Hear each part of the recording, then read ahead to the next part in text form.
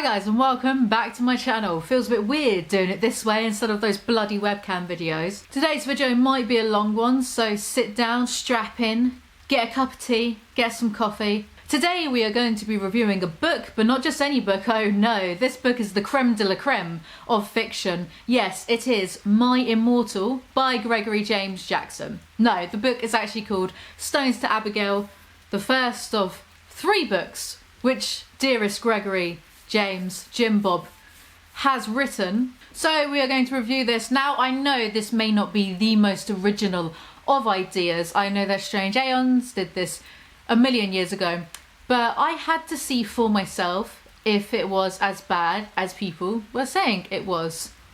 It doesn't disappoint, so do make sure you enjoy today's video. For as long as I remember, I've enjoyed seeing how people move around and talk to each other like they're all animals at the zoo.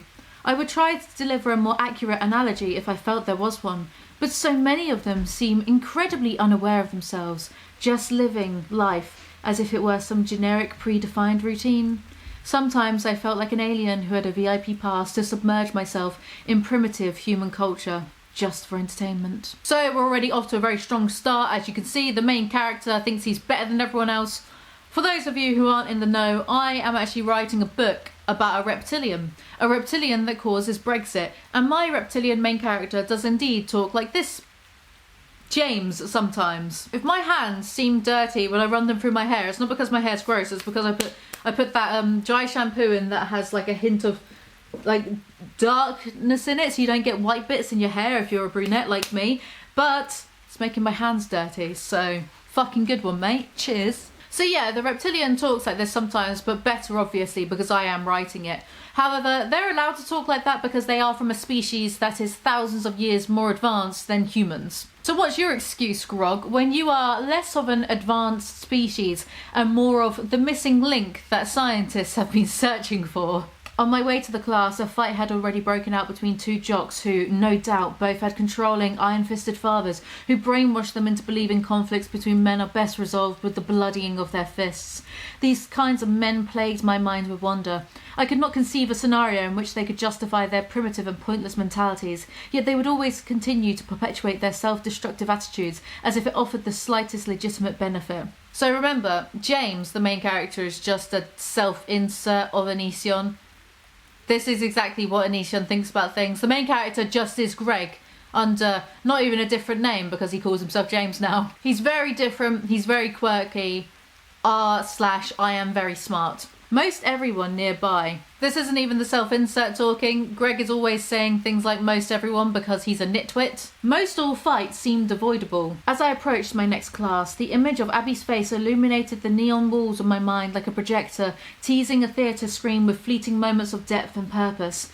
Ever since I met her, she had occupied a part of my consciousness. Whenever I wasn't near her, I missed her to an unrealistic extent. You could call my longing sad, especially considering we had barely talked. She just had a strange effect on me. One no doubt similar to a willful addiction. You know how in previous videos I've criticised Onision for obsessing over girls that he might have kissed 10 years ago in high school? This self-insert drivel is proof of what I was banging on about previously. He was just another moron, placed on this earth to live his life completely unexamined, a pawn that had no awareness of its own role, let alone that it was just another tiny component within a massive, unstoppable, twisted game. I know it sounds morbid and condescending, but my attitude was just something that naturally developed the more I studied human behaviour. Onision, I mean James, has galaxy brain levels of IQ. The rest of you might not get it. You're not really on his level. You probably can't understand how deep and interesting and intelligent he is. I can practically hear Onision sucking his own dick as I read this. Onision would have his ribs removed if it meant that he could deep throat himself harder. This book is so edgy and so I'm smarter than you, and we're only 5 pages in. I would rather catch the coronavirus than read any more of this, but we shall continue for the sake of this video. But before we do go on, I want you to imagine something. Imagine getting a hard copy of this. Imagine you're a tree and you've been hanging around, you know, because trees, they're rooted to the ground, so they can only hang around one place. You've been knocking around for 200 years, and then you get cut down, turned into paper, and made into this garbage. Imagine the audacity. I sighed, knowing I was bound to be paired up with Alex, a guy I had specifically asked to be seated away from, ever since he peed in a jar literally right next to me under our desk, acting like he was so cool for publicly exposing himself while simultaneously urinating. I know it's a self-insert, but he's meant to be, what, 16, 17 in this, I'm not going to call it a book. I'm not going to insult books like that. The Ramblings of a Madman would probably be better. But say the characters are about 16. What 16 says things like publicly exposing himself? With a cocky grin, Jason stood up and in a comedic fashion smelled his armpit. Wow, I didn't know I smelled that bad. Now, okay, it's been a long time since I was a teenager, but do they really act like this? Mrs. Stanley continued, if there's anyone else who has an issue, please take it up with my 1-800 number, which is... She put her hand up to the air, signalling the students to react, but only a couple kids replied aloud with her catchphrase, 1-800 boo-hoo, they mumbled. No one has said this ever. No one in the history of ever. No one has said this. The realism of this shitpost is off the charts. By the way, I just decided we're now calling this mess a shitpost because I refuse to believe that he's writing any of this with sincerity. I refuse to believe it. Let me live in blissful ignorance. So Abby, the character that James, Gregory, whoever is obsessing over, gives Grog James a note. On my way to my next class, I opened the note. I didn't understand why, but it read Niseone. Oh God, she's trying to spell out Anision, like a shaman summoning a devil spirit. The Grudge sees Abby and her boyfriend kiss, and we're treated to this next passage. I felt like after a life of numbness I was finally about to truly feel warmth for the first time, only to have it all taken away in an instant, leaving me hopeless in the shadows, alone once again. Honestly, this is more emo than Twilight. Oh yeah, I said it. I went there. So you can tell this book is fiction because in this book, the Grease actually has a friend called Davis, and the friend spends the entire time sucking Grease off. No, you're not. You're one of the coolest guys I know, Davis replied. I continued my silence as he offered words of encouragement. Okie dokie. Well, you're awesome and should be super happy. So if you want to talk, I'm your buddy. So I'm here to talk. That dialogue, Stephen King is quaking. That night my mum was literally just serving lentil beans she prepared in her crock pot for the billionth time. A fair exaggeration, but still, it was excessive to say the least. Well, I was literally used in this context. Don't like it. Don't know if it's correct or not, I just don't like it. If I want to be really nitpicky, don't like it. Not good. After the rerun of lentil soup, I washed the dishes per my mum's orders and headed to the shower. I sat on the floor of the tub thinking about Abby, barely feeling the water as it hit my chest. Definitely fiction, we know that the grease doesn't wash. The note is actually a code for Abby's number. Who could have seen that coming?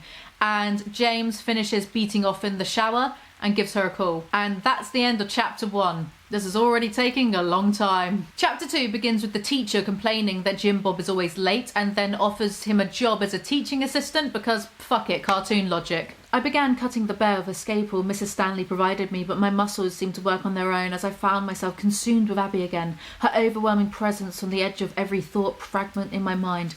Jimmy, your character sounds like a serial killer. Is that the vibe you're going for? Is that the narrative voice you want? Ted Bundy? Abby doesn't turn up to art class, so Jimmy gets all mopey Edward Cullen about it. I wasn't going to skate to school this time out of fear it would rust my skates and hinder my ability to skate fast, if even at all. 3 skates in 1 sentence, and they said it couldn't be done. Also, there's something to be said about the fact that this Gary Stu-esque main character is who Greg thinks he is in real life. So, does Greg skate? Does he think skating's cool?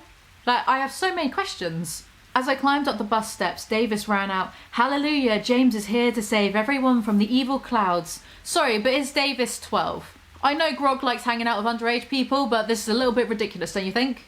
James then gets his ass beaten by a jock for some forced drama. He does nothing to defend himself or hit back, and I only mention that because of this next passage. As my nose began to bleed, one of the boys my sisters was friends with, Matthew, grabbed me and pulled me out of the fight. He was twice my size, but was also on Jason's football team, so naturally he did nothing to help me win.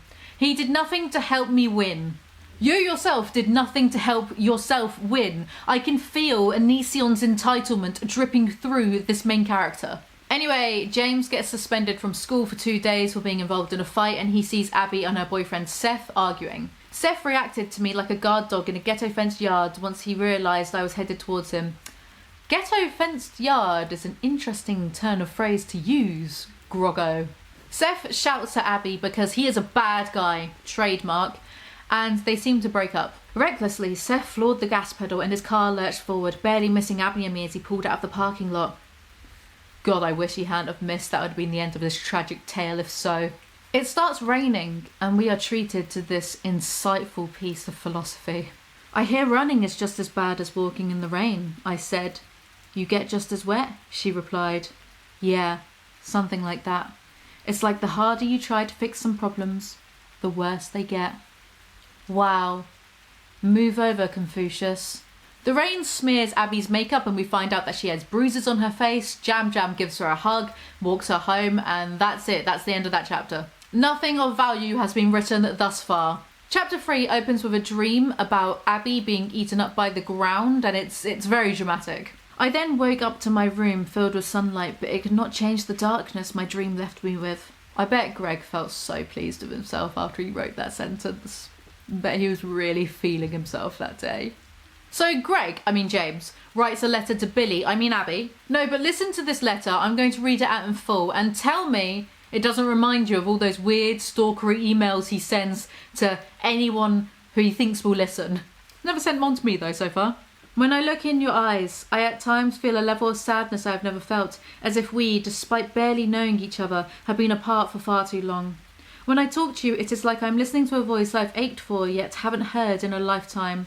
Every other experience I have with you seems familiar, but at the same time, it hurts. Like you would feel if you begged for something and only received it when you had already given up hope. These feelings are all so strange and evolving at a rate that scares me, as they are for someone I am only just now truly getting to know. Even with my brief presence in your life, I've picked up on so much suffering and almost feel powerless to create any change. There are so many wounds, so many scars, so much I only know about enough to fear. I'm trying to understand. Abby, you have more pain in your life than I can imagine. I hear it in your voice, I see it in your eyes and in the way you move. I just want to see you smile without there being an ocean wall of tears behind your eyes. I want to hear everything you have to say. I want to find I want to find a way to heal the damage done until you can forget it ever existed. Abby rings him and asks to meet up, but then she ghosts him and that's it. That's the end of that chapter. What chapter are we on now? That's the end of chapter 3. Literally nothing has happened. Chapter 4 opens. Abby isn't in her art class yet again. Does no one care about these teenagers getting a proper education? Opening the door, I could see Abby wasn't inside. Instead, there were just pieces of my bear, soon to pieces of her bear, sitting on the desk. Maybe I was reading too far into what it meant. I could really only hope that there was something left to us that I could sew back together.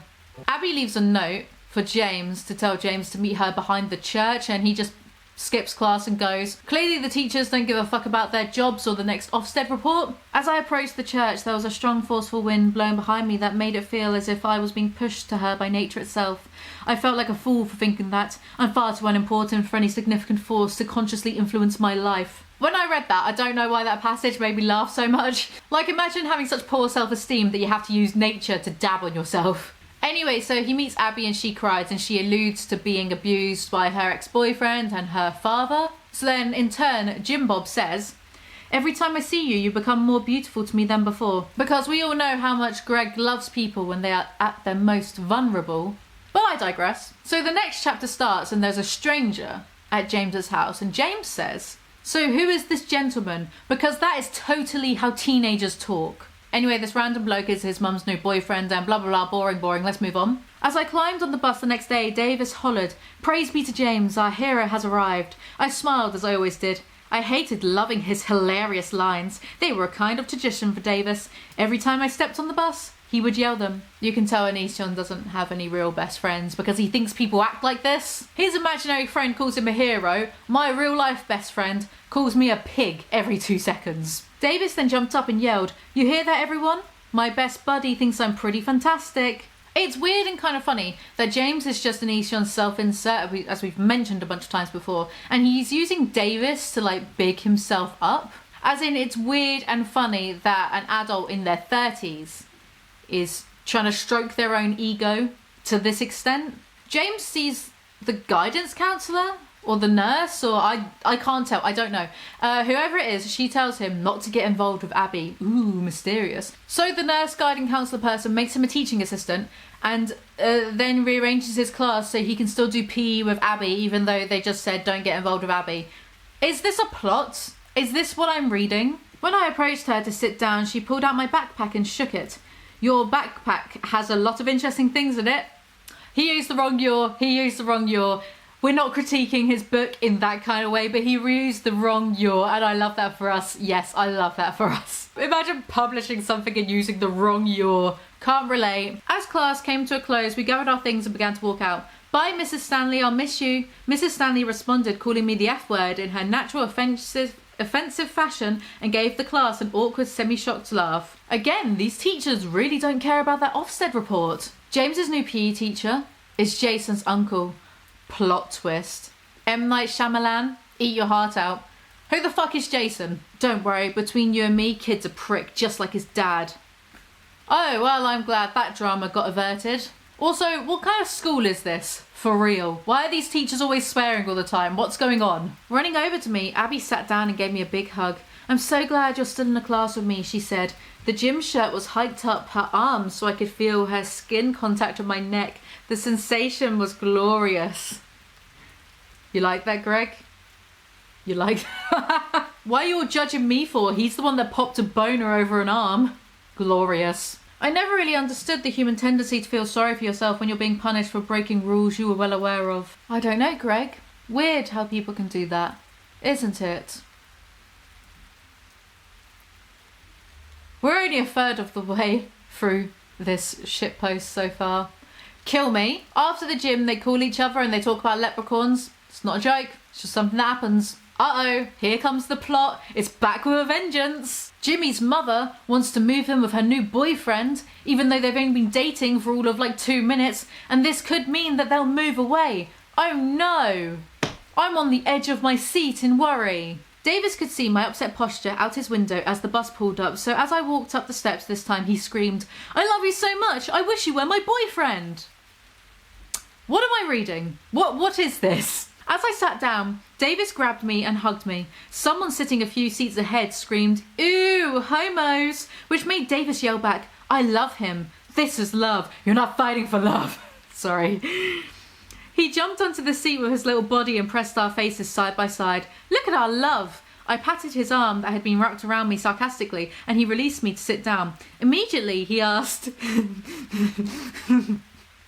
So what's up, buddy? How can I turn that frown upside down? Poopy, poo, poop.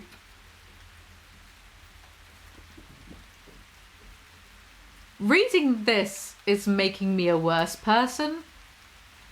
And I can't go on. I just can't. But I must. So James tells Abby about this new drama, and Abby is all, oh my god, I'll come with you, I'll come live with you, even though they've been dating for like a week, but okay, sure, pop off, queen. Get your man, honey. This is Twilight, the even worse version. She giggled excitedly and immediately jumped on me while simultaneously wrapping her legs around me, happily kissing every part of my face but my lips. I said, whoa, laughing and thinking in the back of my mind about how surprisingly easy she was to carry. Firstly, vom. Secondly, why do I feel like that last line is subtle shade? If you know, you know. You barely pay attention to any other girls, even when they talk to you. You rarely even look at them most of the time. I laughed and replied, I do that intentionally. You know? She asked why, and I continued, because I don't want to risk you thinking for a second you're not the most important person to me. She replied in an amused tone, even when I'm not around. I added, when you're not around, I like to pretend you still are. So in a way, there's no such thing as being without you. Yeah, he's gonna kill her and wear her spleen as a hat. Davis was sitting next to me on the bus. He was talking about his Lego collection and how he loved matching colours in a sequence within the structures he assembled. He said it made him feel like there was some balance and order to his life in a weird way. While I listened to Davis, my thoughts partially remained on Abby. She continued to fill my mind with hope no matter where I was or what I was doing. Okay, number one, I'm very aware that Lego is for adults as well, blah, blah, blah, blah. Yeah, I get it. But isn't it funny how I just said, Davis is like a child. Now they're talking about him and his little Lego collection. No, just me that finds it funny? Okay, I'll shut up, thanks. Number 2, James, Gregory, who the fuck ever, Jimmy, is obsessed with Abby, even though she has no personality whatsoever. The only personality trait she has is being damaged. Okay, Shreg. I see you. I see right through you. So a school shooting happens, and the shooter is Abby's ex, Seth, because of course, he's that one-dimensional. So James is hiding on the school bus with Davis, but then he remembers about Abby and demands that the driver lets him off. The driver yelled, "You got a death wish, that's your choice, but I'm getting everyone else to safety." Yeah, a grown adult just let a teenager head to the site of a school shooting. Yes, much realism. Sprinting off in the direction of what I had already accepted as potentially my final destination, Abby remains at the forefront of my mind. Considering he's running to his potential death, there's no actual, emotion. In this scene, it feels very clinical. In Greg's book, there's a lot of telling instead of showing. Saying that the character feels scared but not showing it, so the scenes don't really come to life. But we're not here to actually critique his work, we're just here to have fun and giggle. Seth was dressed in a long white coat with a pure white outfit underneath. This was all clearly premeditated. Like he wanted to proclaim how much blood he had shed, not just around him but on his body as well. He got what he wanted. He was drenched from collar to shoe in the blood of his fellow students. Number 1, he sounds like a Final Fantasy villain. Number 2, how can you tell his outfit used to be pure white if he's drenched in blood? That is a comical amount of blood, by the way. Jason, i.e. not James, the protagonist, ends up saving the day and tackles Seth, and James finds Abby and they hug or whatever. Everything seemed like it had happened over a period of 40 minutes, but it was in fact a small fraction of that. That seems oddly specific. 40 minutes. It's the little things about this that made me laugh, and I don't know why. I hope some of you are getting where I'm coming from as well. Don't know, 40 minutes is just very, very specific. But again, it was a small fraction of that, so... Abby refused to be more than a foot away from me for a single moment. We were both so incredibly relieved to still have each other, as if we were vital parts of the same system, one not being able to maintain the stability without the ensured safety of the other. I feel the need to point out right now that this is genuinely how codependent Onision expects his other halves, his partners in real life, to be with him. Abby then stays with James, sleeps in his bed and stuff, because James's mum doesn't care and her dad doesn't care. Great role models. All the adults are just really, really well balanced in this book. Shitpost, forgive me, sorry. Soz Shakespeare. Through our time away from school, we shared many moments of sadness, reflecting on the faces we would never see again. James's character so far literally hasn't given a toss about anyone other than Davis and Abby, so don't act as though you have human emotions now. A spokesperson for the president turns up to the school, gives a speech, and then the gym teacher, I think, gives a speech as well, but from a video call. Fuck it, why not? By the way, all of the characters sound the same. There's no distinctive voice from any of them. None of them are individual. They all sound weirdly clinical and detached and mental at the same time. And when I say they all sound the same, I mean they all just sound like Greg in real life. It's weird, it's kind of boring, it's very samey. Wrapping her hands around my neck, Abby got up on her tiptoes as pulled herself towards me. That's not right. She gave me the softest kiss I had ever felt. A surge of electricity shot between us. Told you it's Twilight, I fucking told you it's Twilight, and you all doubted me. I told you it's Twilight, but worse. Also, are you trying to imply that your incel self-insert has had more kisses other than this one? Because, please. Right, Abby's father starts screaming at her, and her father continued to run to throw objects lying outside at his own house. I actually like this. By like this, I mean I just found it funny, but I did actually like it. So congratulations, Onision, well done. I don't know if your intent was to make people laugh. The thought of someone being so mad that they just throw stuff at their own house. That's straight up my alley. That is straight up my alley of just eccentricities. I can imagine that. I like the idea of it. Again, seeing as it's meant to be a serious scene, I don't imagine the intent was to make one laugh. It reminds me of, there's a book by Fyodor Dostoevsky called The Idiot, and Madame Epanchin the matriarch of the Apanchin family. She's like mental, but like all right kind of mental, just like an eccentric woman. She's always just shouting and being ridiculous and being like, someone hand me that chair, and then grabbing it herself. And The Idiot's one of my favourite books. And I don't know if it's meant to be funny, but it makes me laugh. Maybe I'll do a book review on it one day, who knows. It's well better than this. Right, anyway, yeah, that's the only compliment you'll ever receive from me, Anision. Well done, I like that line because it made me laugh. Okay? Okay, let's get back to the review. So Abby's dad ends up hitting James with a bottle, and then he dies and the story ends. No, unfortunately, that's not what happens. A policeman intervenes. Breaking the silence, Abby said, "You're the most loving and selfless person I've ever known." The fact that we know that this is just Greg saying this to himself through the medium of literature is too much to handle, okay? Greg just looks at himself in the mirror later that night whilst wanking and flexing, and is like to himself in the mirror, "You are the most beautiful, the most handsome, the smartest person I've ever seen." And then Kai, you hear Kai be like, "Honey, did you say something?" And he's like, "No, it was just the TV." Self-love and egoism is in danger of growing stale. I'm taking it to strange new places. Then the president comes into the classroom, because why the fuck not? At this point, why the fuck not? The president looked directly at me and said, "James Patrick, the boy who nearly saved the day. What is your question?" I replied, "You know who I am?" And of course the president knows who Greg is, because this is Greg's book and he can do what the fuck he wants, alright? Why the fuck not? Alright everyone, let's play some badminton, the sub said, pronouncing everything as it was spelled. Raymond responded, "Don't you mean badminton?" The teacher replied, "I didn't, Rayman, is that okay with you?" Now angered, he responded, "It's Raymond." What? Do Americans actually think it's badminton? What? What? Okay, so James's mum's boyfriend is a cuck because he's going to pay for all of James's food and bills whilst his mum goes to live with him, the boyfriend, and they're taking James's sister. So James and Abby are just going to live at his rent-free, have everything paid for them by his mum's boyfriend, cuck.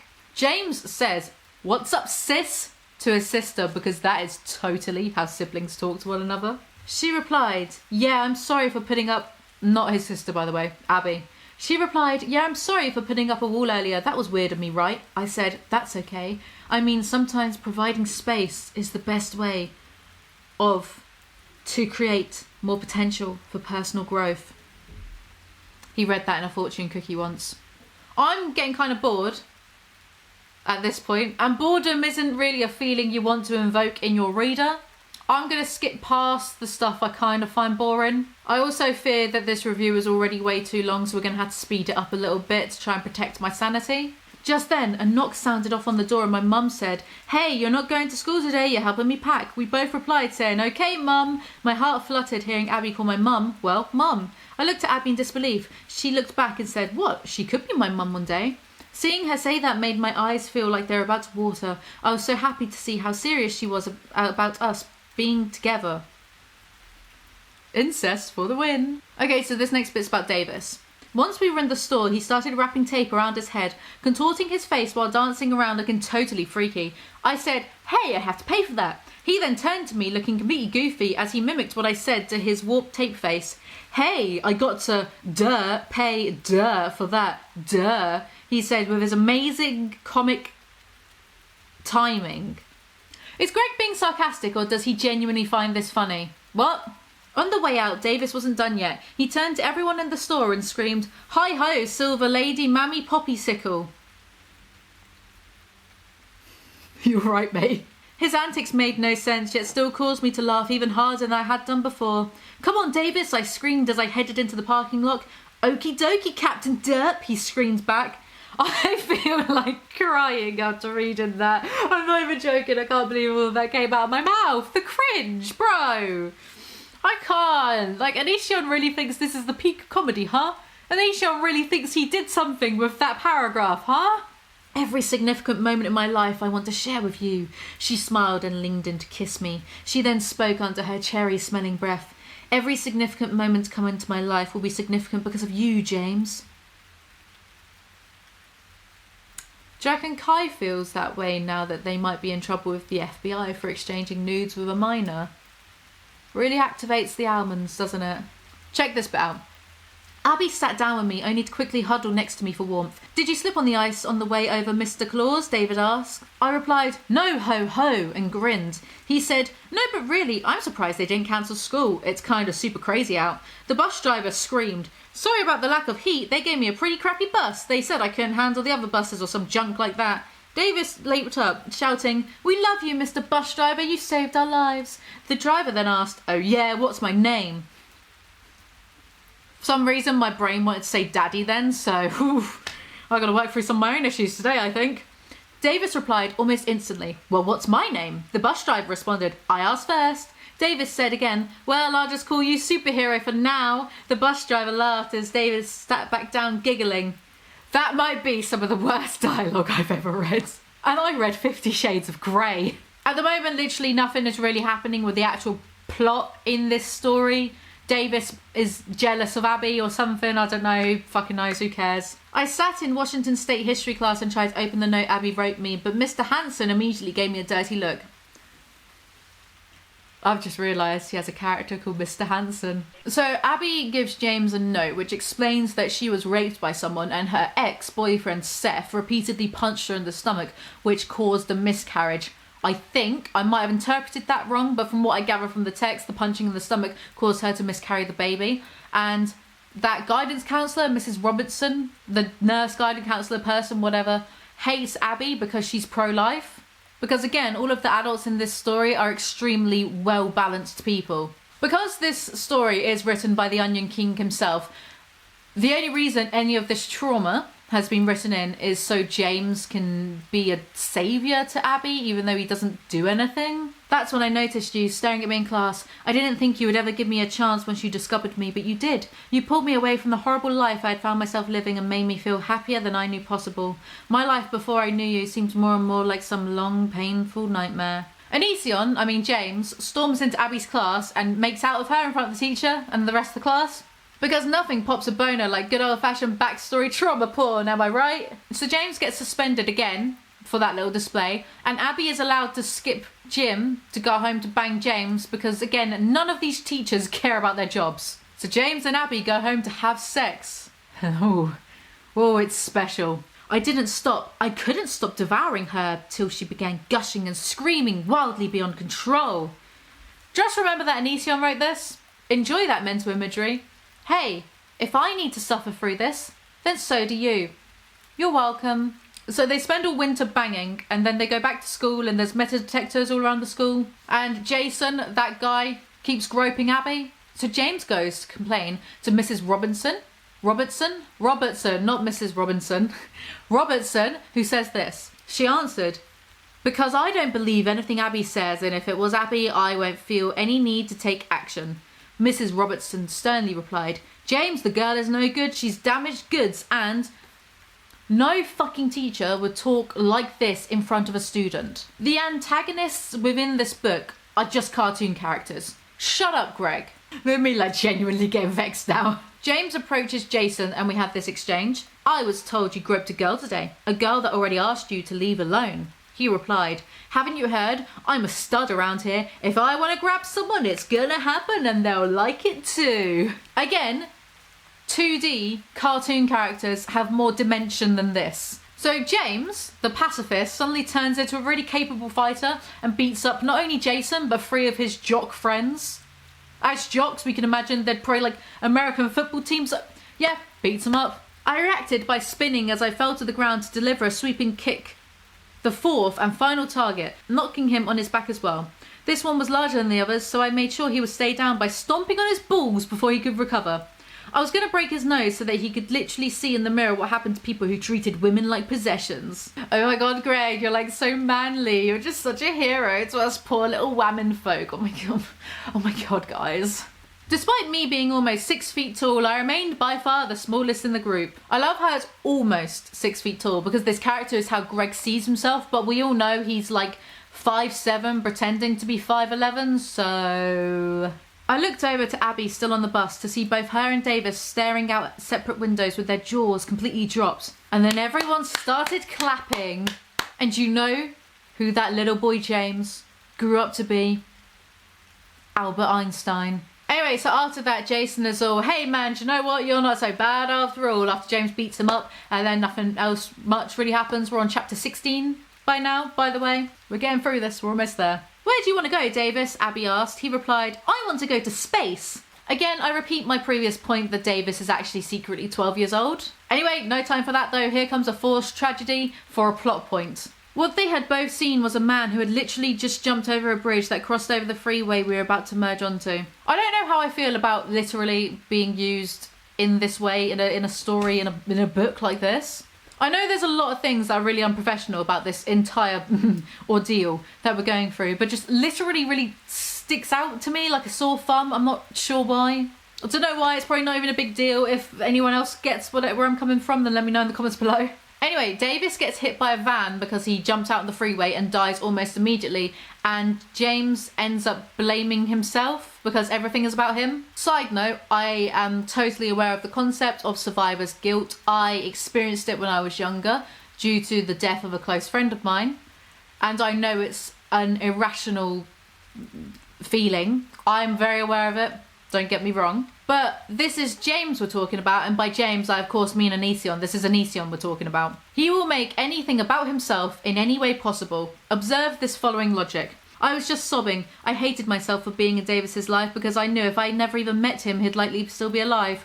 I always thought he was bound for amazing things. I kept reminding myself of the reality that he would have had those things had I never been born. How could I not blame myself? I had never hated myself more than I did in that moment. Now this is quite rare. This is galaxy brain level mental gymnastics. A round of applause for Onision please, because being this objectively self-centered is a talent. If mental gymnastics were an Olympic sport, Greg would own a gold medal. Alright, so the next part is Davis's funeral, and Davis's mum makes a speech. And when I read this, I actually shouted fucking hell at my laptop. I'm not joking, not clickbait. They're reading and I went fucking hell. Observe. She continued, when I was able to spend quality time with my son, he often spoke of his friend James. James, as some of you know, was there when Davis passed. He would always say how much he liked James and told me how handsome he thought he was. He said just being around James made him feel like he was cool and part of something important. Even in death, Davis only exists to fuel James's ego. It's what Davis would have always wanted, I guess. I know James is angry at himself for what happened. I screamed at him when he showed up at my doorstep crying. Knowing Davis was with him, I held him responsible. But after talking to the emergency responders, after learning about exactly what happened, I realised James is actually the reason Davis is lying in this casket before us, instead of only ashes in an urn. He risked his life to pull Davis off of the highway. That act of selflessness made me better understand why Davis looked up to James.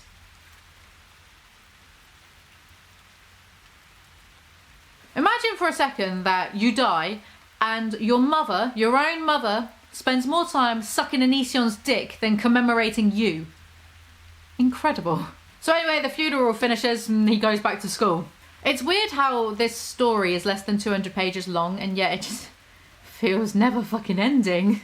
Add in the never ending story there. Me talking to myself whilst editing. When my TA period began, Mrs. Robertson paid me a visit. She walked over to me grading papers and asked, how have you liked working with Mr. Hanson? I replied saying, I like it just fine. So they want him to run for school president for God fucking knows what reason. I feel like that is the theme of this story. God fucking knows why. Mr. Hanson said, you're a good kid. One of the best, I think. I wouldn't say it if it wasn't true. Sounds like, you know, in every crime show there's that detective who's actually an alcoholic because they saw too much shit on the job and they come into work and they're hungover and like their boss is always like, you know, I'd fire you if you weren't the best goddamn detective I've ever seen. That's like, well, that was that. The police come to the school to talk to Abby. She didn't just deserve my support, she relied on it. We both needed to stand by each other through it all. Like two pillars leaning against only the other. If one of us fell, we would find ourselves both shattered to pieces on the floor. Ah yes, codependency. The foundation for every happy and healthy relationship. Anyway, the guidance counsellor thinks that Abby told Seth to shoot up the school because the guidance counsellor is unhealthily obsessed with Abby and none of the other teachers have noticed this at all. Abby tries to explain to James how she felt. When I was depressed and cutting, I told Seth in multiple letters that I wished everyone would just disappear, but that's Instantly, like a muscle response, I stood up, turning her remaining words into a silent panic, and I walked into the bathroom, slamming the door behind me. Oh no, a teenager wanting the entire world to disappear. I've never heard of such hate. Honestly, this book is so dramatic, and what a pathetic and dramatic reaction from the character James. Honestly, if someone even said that to me now, that they want the world to disappear, I'll just be like, lol, same. So James ends up having an angry shower and most likely beats off. This is such an accurate representation of Onision's real life. And then he decides that Abby wasn't responsible for the school shooting, because of course she fucking wasn't. The guy who had the gun was responsible for the school shoot. Doesn't matter. It's fiction. But the angst itself was introduced and resolved within the space of 2 pages. What a waste of fucking time. This entire shitpost is a waste of my time. But here I am, continuing on. We're almost at the end. Turns out everyone heard Mrs. Robertson shouting that Abby was the reason behind the shooting, and now everyone at the school hates her. Someone chucks paint on her. But then the principal has this really weird overreaction to this. He looked over at me, still wiping Abby off. He was so upset he was for a moment, and at a complete loss of words. He just stood there staring at us through the door with his mouth completely open. As I turned back to Abby, I could hear him scream, "Oh my god, why?" He was walking towards us, looking at the ground. There was a trail of black paint leading to his office. Fuck knows. Why is a good question. Anyway, the principal just keeps screaming at everyone because he wants to give himself like a stress and rage-induced heart attack so he can finally be free of this story. The principal says to everyone that it's not Abby's fault and asks to have a meeting with Mrs. Robertson. And then James's teacher says to James, "I hope they fire her." I was speechless. I thought he got along with her just fine. He could see my disbelief, so he explained, "Mrs. Robertson is one of the most manipulative, judgmental and possibly insane women I've ever met. I'm only telling you this because I've never heard Principal Lehman that angry before, and I'm pretty sure that means she's getting canned." Lovely. I'm sorry, but I have actually genuinely read fan fiction better than this drivel. 50 Shades of Grey is famously a fan fiction of Twilight, and it has more substance than any of this nonsense. So again, like nothing happens, no major conflict, and James begins waxing lyrical about Abby's paint-stricken shirt. I feel like at this point, most bad things that happen won't really hurt us unless we let them. She set down the plates and hugged me. I said, "You turn bad things into beauty, Abby." I pointed at the shirt. "It's like the moment that paint hit you, it became perfect." Jane Austen has nothing on this level of romanticism. Uh-oh, the vague plot is back, and this time it burnt down the school in a vengeance. Yep, that's right, crazy Mrs. Robertson decides to burn down the school.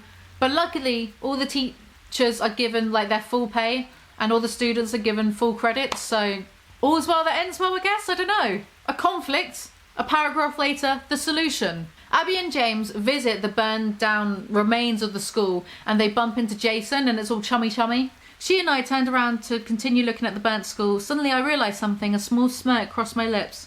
Well, I guess that means I won't be running for school president. That's it.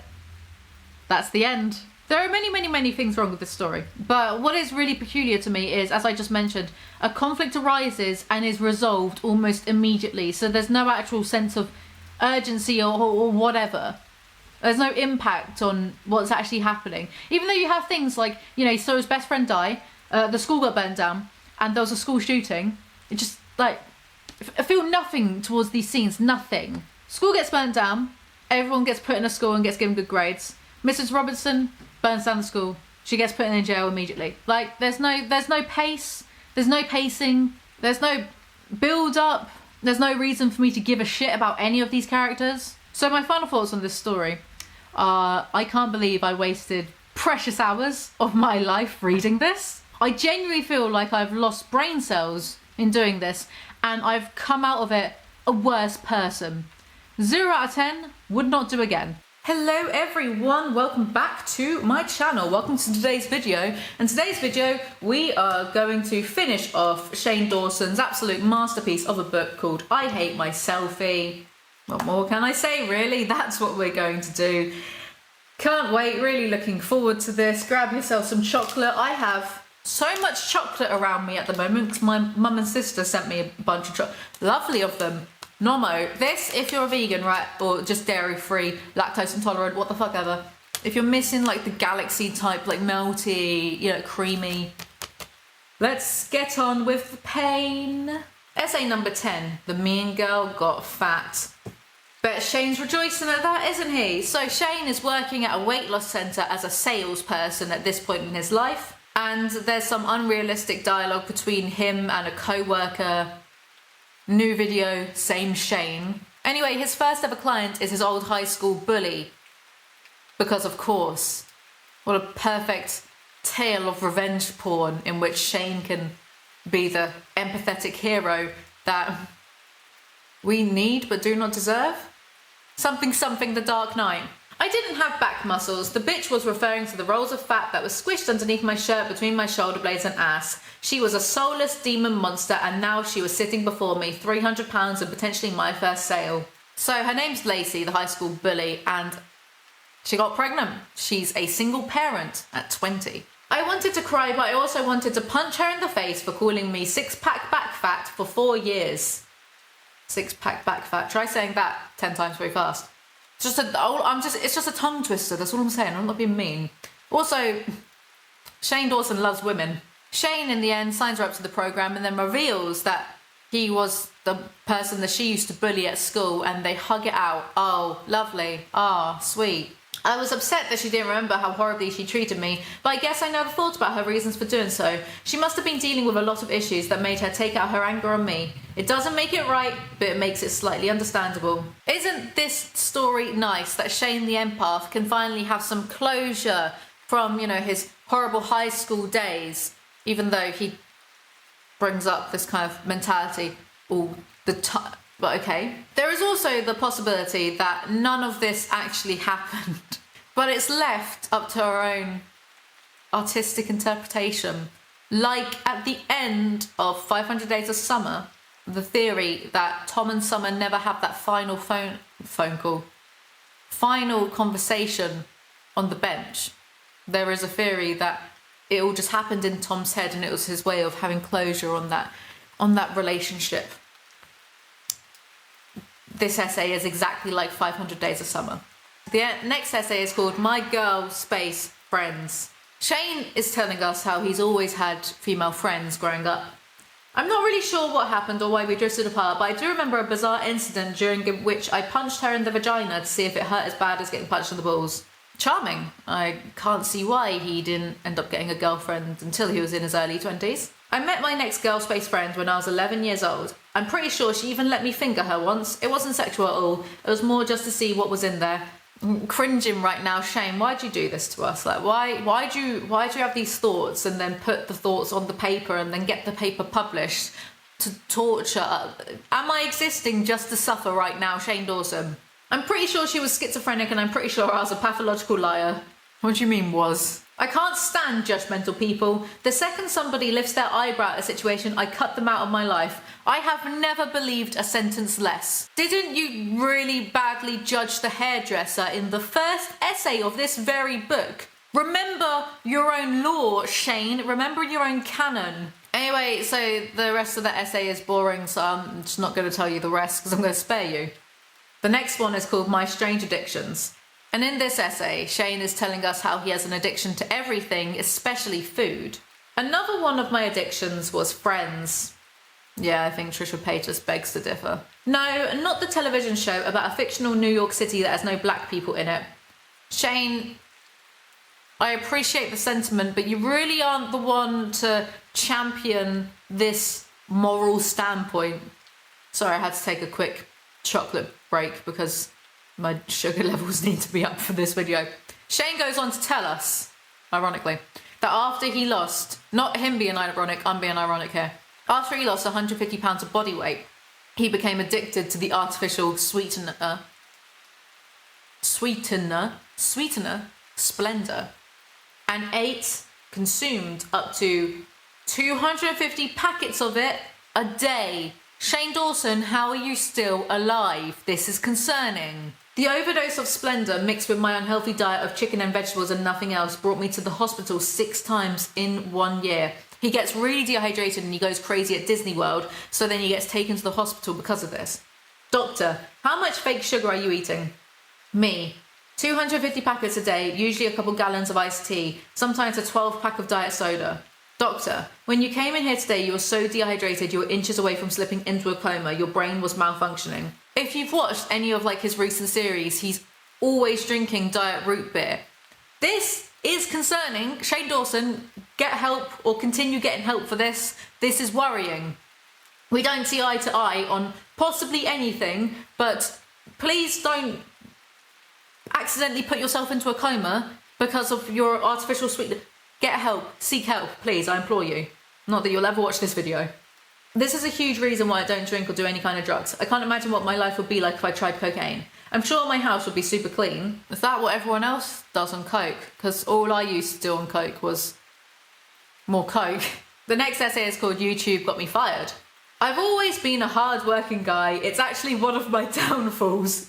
I love the humble bragging. Somebody please get this man a Netflix series. Won't someone please think of the Netflix viewers? Shane's trying to do some get-rich-quick schemes, and it's vaguely relatable actually because me and my friends used to do similar when we were kids. I was going to be a success and I was going to do it the American way. Make a bunch of shitty products and force my neighbours to buy them because they felt bad for me. One was a frozen ice cream pop that was made from fat-free yogurt. I said that like an American then. Fat-free yogurt and peanut butter. It literally ripped off my taste buds and made my tongue bleed for 2 hours. Once, me and my friend, we'd watched Willy Wonka and the Chocolate Factory one too many times and we became inspired to become chocolatiers at the tender age of 8 years old. And our brilliant plan included just melting down pre-existing bars of Cadbury dairy milk into like little chocolate molds and trying to sell them. It didn't work, so we just ended up eating them ourselves, but they kind of tasted a little bit crappier because it's just melted down chocolate remolded, so it loses some of its, so we just ate subpar versions of the original chocolate bars that we'd paid for and made no profit on. Anyway, Shane makes friendship bracelets and sells one to an old lady after being really sweet with her, and that's a nice story, but oh wait, he then fucking ruins it. This is Shane Dawson we're talking about, so here we go. Now, I'm not gonna lie, I was playing with her emotions. I knew that she was lonely. You are a little shit, Shane Dawson. I don't take back the stuff I said just now about please look after yourself, but you're a little shit nonetheless. Shane starts going on about his job as a professional weight loss salesperson, and it's quite funny because he says he was an 18-year-old boy who had no idea how to help people with their physiological problems and had no nutritional knowledge whatsoever. And yet he was in charge of dictating to people something quite personalised, losing weight, and yet he was 18 and had no knowledge. He says he was given 5 days of nutritional training and then that's it. Like, why is everything so half-assed all of the time throughout the world? Why? I was the gay-looking husband and they were my unattractive, annoying significant others. What was that about not being judgmental, an essay or so back? It's kind of like no one bothers to proofread YouTuber books ever. It's like a YouTuber can just shit on some pages and be like, smear it around for a bit and then go, yeah, that'll do, fuck it, sell it to Barnes & Noble, we'll make £1 million in profit. Anyway, Shane realises that his job is a facade and it makes money out of vulnerable people, yet he becomes their most successful salesperson in the entire county or country. I don't know how America works. I'd have bigwigs come up to me at conventions and ask, how do you do it? How do you sell so much? And my response was simple. I care. Written without a whit of irony, I assume. I can't keep making sarcastic remarks, Shane, about you being so empathetic because my audience will tire of it. God knows I'm already tired of it. And yeah, you make it so easy. I masturbated at work. A lot. I'm not going to give anyone context here. I'm just going to say that line to fill the void in the room. Anyway, Shane gets fired for vlogging at work one time, but they also fire all of the employees who featured in the vlog. I know this was back in 2009, but this feels a little bit overboard to me. Interesting. The next essay is called Astral Projection. And the title of this sounded promising, but I say in my script, I'm sure the content won't live up to it. Shane's grandmother had her fridge within arms-grabbing distance, and I'm pretty sure she peed into a big gulp cup. Why is everyone in Shane's family just Shane, but I'm assuming with slightly variations in haircuts? Anyway, Shane has a dream that his deceased grandmother tells him he's destined for greatness because, of course, feels vaguely biblical, doesn't it?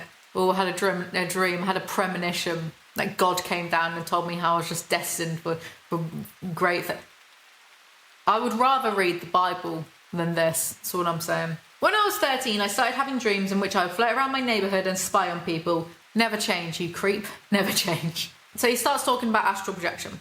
That's, as the title of this essay suggests, he talks about astral projection. And you know me by now. If you're a watcher of my channel, you know that usually I would be all over this shit. I'd be I'd be lapping it up. But it's Shane, so he's probably just making it all up. So I don't know, I don't care. Actually, whole video can be condensed down to me just going, so he tries astral projecting and then he sees some sort of like sleep paralysis demon and he gets into an anime fight like some Jujutsu Kaisen. Am I reading a Shane Dawson book or am I reading one of Onision's failed books? I ran my spirit body into him and tackled him to the ground. It turned into a long, violent battle between me and this cold, dark mass. Then I suddenly woke up. And it was all a dream. So I feel like either the essays were getting shorter or my patience was just wearing really thin, because it feels like we're smashing through these, which is great for me. The next one is called Just a Pretty Face. Shane is complaining that his face was pretty when he was a teenager. I'm still shocked and slightly offended that I was never molested. I have had enough of this book. It's too edgy, 5 me. So basically, Shane is his own mother or something.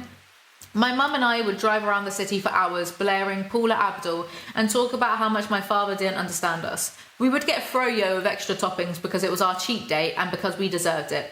I even remember going to a lingerie shop with her to find her something for her anniversary. She wanted something sassy yet functional and nothing that screamed, I'm willing to try anal. Shane, please stop talking about your own mum this way, please, I beg. If my mum had died, I think I would have been able to take her place pretty easily. I mean, having sex with my father would have been weird. Do you know what? I'll give him this. Sometimes, am I going to say that? I can't believe I'm going to say this. I'm going to lay my reputation on the line by saying this. There is a tendency on the internet to be a little bit too reactionary, a little bit too pearl clutchy about like certain things.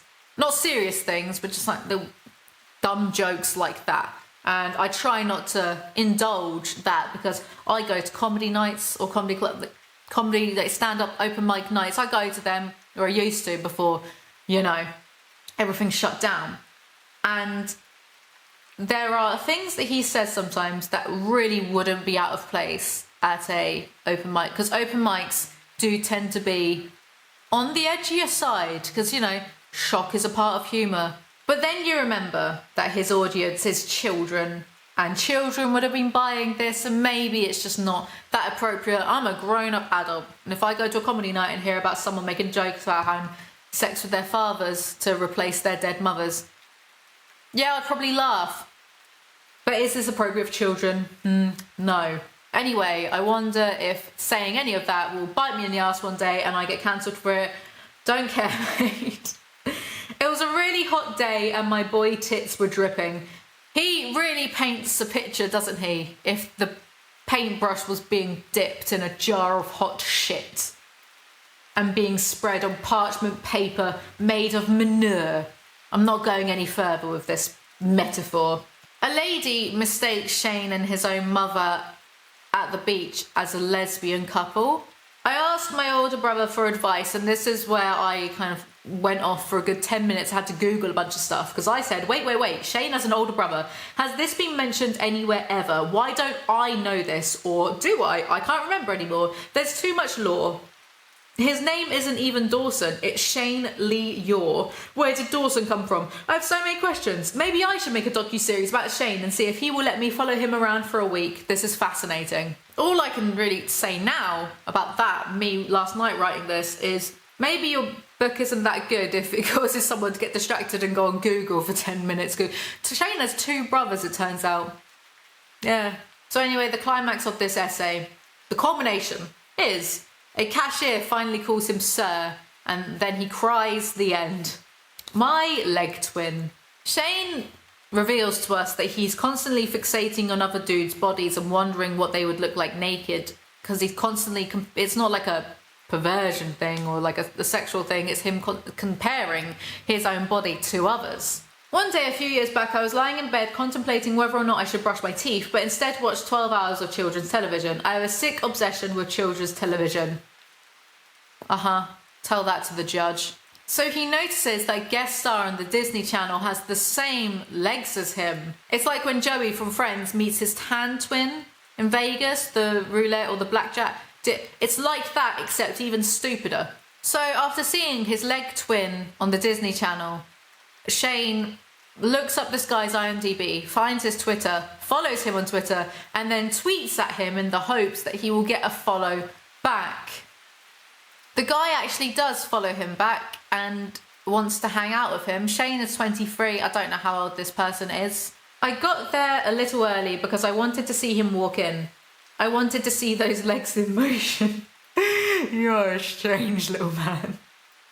I hopped out of my car and I walked up to him. I was hoping that maybe he would look at my legs and notice that we were leg twins, so I even tried to mimic his walk so he would get some kind of leg deja vu. How is this a real book? That is kind of funny though, like it's weird enough that it is funny. This leg twin turns out to be a fan of Shane's, that's why he wanted to, meet up with him. Not because he thought they might have the same legs, but because he's a follower, he's a fan.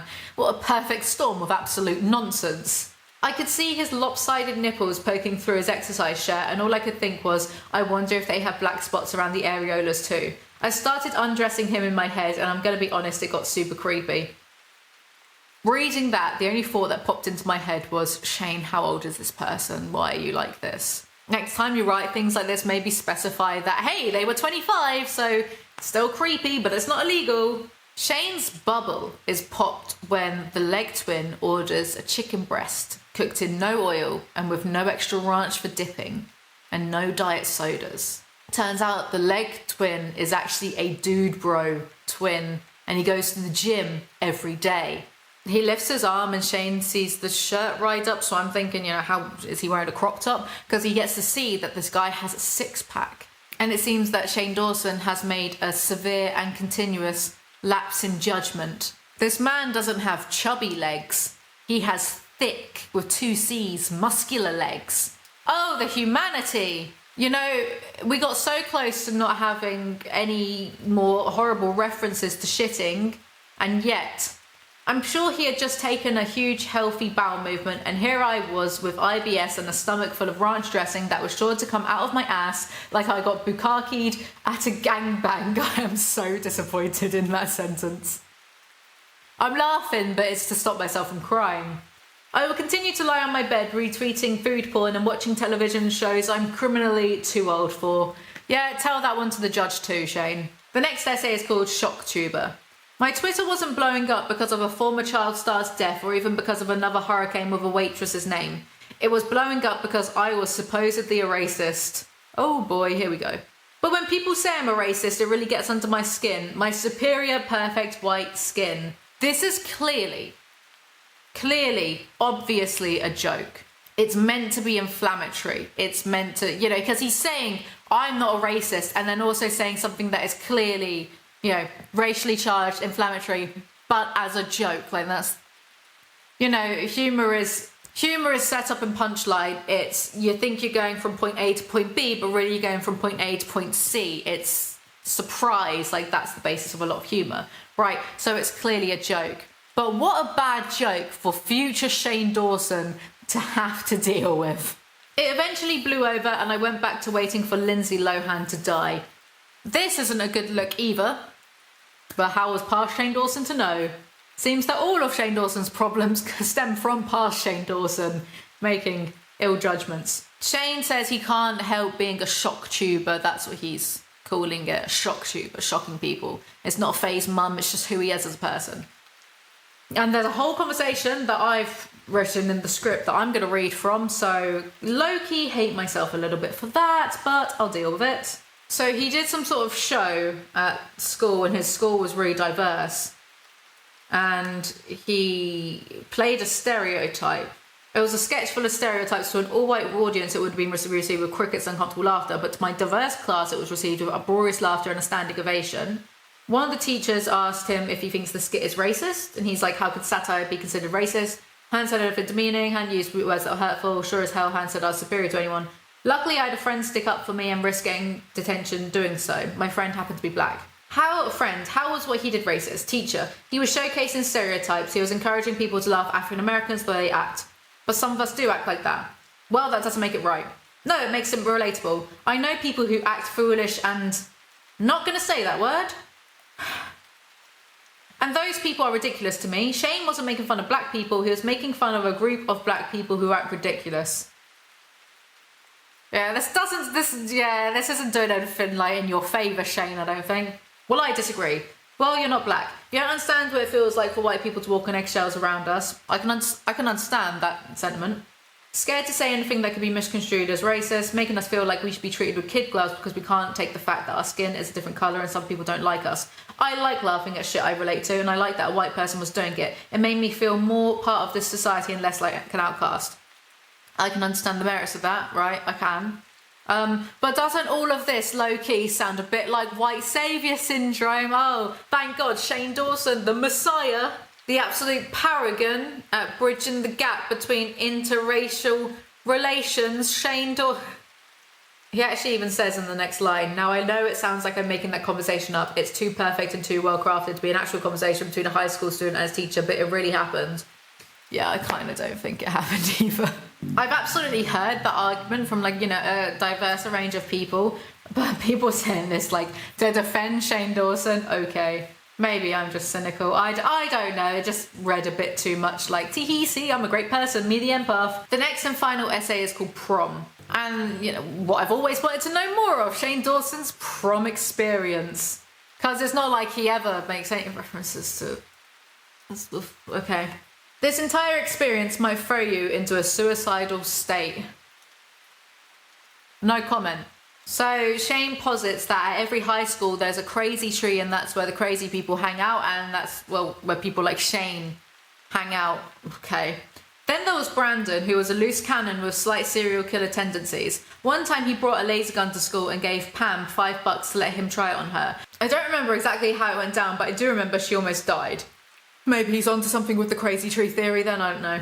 Finally, there was my lesbian friend and future prom date Kelly. Did I mention she was a lesbian? Yeah, we'll get to that later. Kelly had lots of stickers on her backpack that said aliens over people. She was a true freak, which is why we had so much in common, and I'm feeling personally attacked right now. So Kelly invites Shane to prom because her dad will pay for all of it, including the Denny's meal. So I hopped in my never-before-washed car and headed over to my date's house. I picked up that wrist flower thing on the way there and then accidentally sat in it. To say it was destroyed would be an understatement. I did to that wrist flower thing what God did to the dinosaurs, extinct. Maybe I'm just getting dumber the more I read this, but when I read that for the first time it genuinely made me laugh, so thanks, Shane. Good one. Maybe I was having bubble guts from all the sheet cake and refried beans I'd had the night before. And he ruins it as Shane giveth and Shane taketh away in a boiling vat of shit. Kelly, his friend, looks beautiful in her dress, so Shane says, you look amazing. You look like a child prostitute, but happy about it. One of their friends gets her period at the Denny's whilst in the white dress. And prom's in an hour. What's Shane to do? They get to the prom and Shane just stands at a table eating the food. And a drunk teacher comes along and has a realistic conversation with him that I'm going to read from again, apparently. What are you doing over here? Raising my risk of type 2 diabetes? You don't already have that? I know, I'm an underachiever. You should be out there dancing. Me? Dance? I'd rather die while masturbating and be found by my mother. That was specific. I think about it a lot. Every time I masturbate, I think, this could be it. Maybe I should leave a note. You do realise I'm your teacher, right? You do realise you're drunk, right? Touché. So, where's your She ditched me to hang out with her lesbian friends. Wow, that's almost so sad it's hilarious. Yeah, I'm hysterically laughing on the inside. I have to keep shoving nutter butters in my mouth to keep the laughter from coming out. High school doesn't mean shit. Excuse me? Everyone thinks it's so important. Being popular, going on dates, getting voted prom king, none of it matters. After high school, nobody gives a shit. You go to college as a total loser, nobody, no matter how cool you were in high school. Then after you graduate college, you're totally fucked. You make a lot of sense when you're drunk. Hey, 10 years from now, you're going to be cooler than any of these kids. Mark my words, you got something special. Thanks. Are you trying to have sex with me? No, not yet. Maybe in 10 years when you aren't a total loser. Understandable. Hey, you want to dance? Because of course, the teacher thinks that Shane is so special, like his deceased grandmother came to him in a dream. Like just this is God speaking through these characters to tell Shane that he's so special and he's going to touch so many lives before it all goes tits up a few years after. Shane is like a Mary Sue in his own story. Or would it be a Gary Stu? He's a Gary Stu in his own stories. But that's it. We did it. And there's some acknowledgements. I want to thank my audience who supported me since my first video to my Shane Dawson TV YouTube channel in 2008. Who's going to go back in time and tell him? But we did it. Together, you and I, we got through that. That was nice. It was nice until someone, either in my comment section or maybe even Rachel, said to me that he has another book. He has a second book. So, yeah, fuck it. I've got nothing better to do. So I had another video planned for today that I tried to film earlier, but then I don't want to get sued. So I'm trying to wait for the person to email me back to see if it's okay, because I don't want to be sued. Like, if the video ever comes out, it will be self-explanatory, but if it doesn't, then whatever. I just wasted a little bit of time and some money. It's fine. So I got recommended by Rachel Oates ages ago to read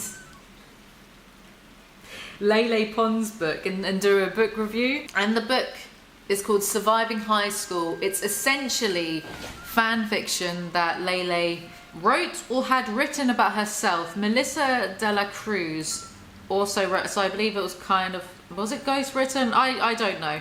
So anyway, I bought this with my own money. I think it was about eight quid. So I wasted my own money on this, and I was fully up for and prepared to do a video doing a book review of this, and I cannot make it past 5 pages.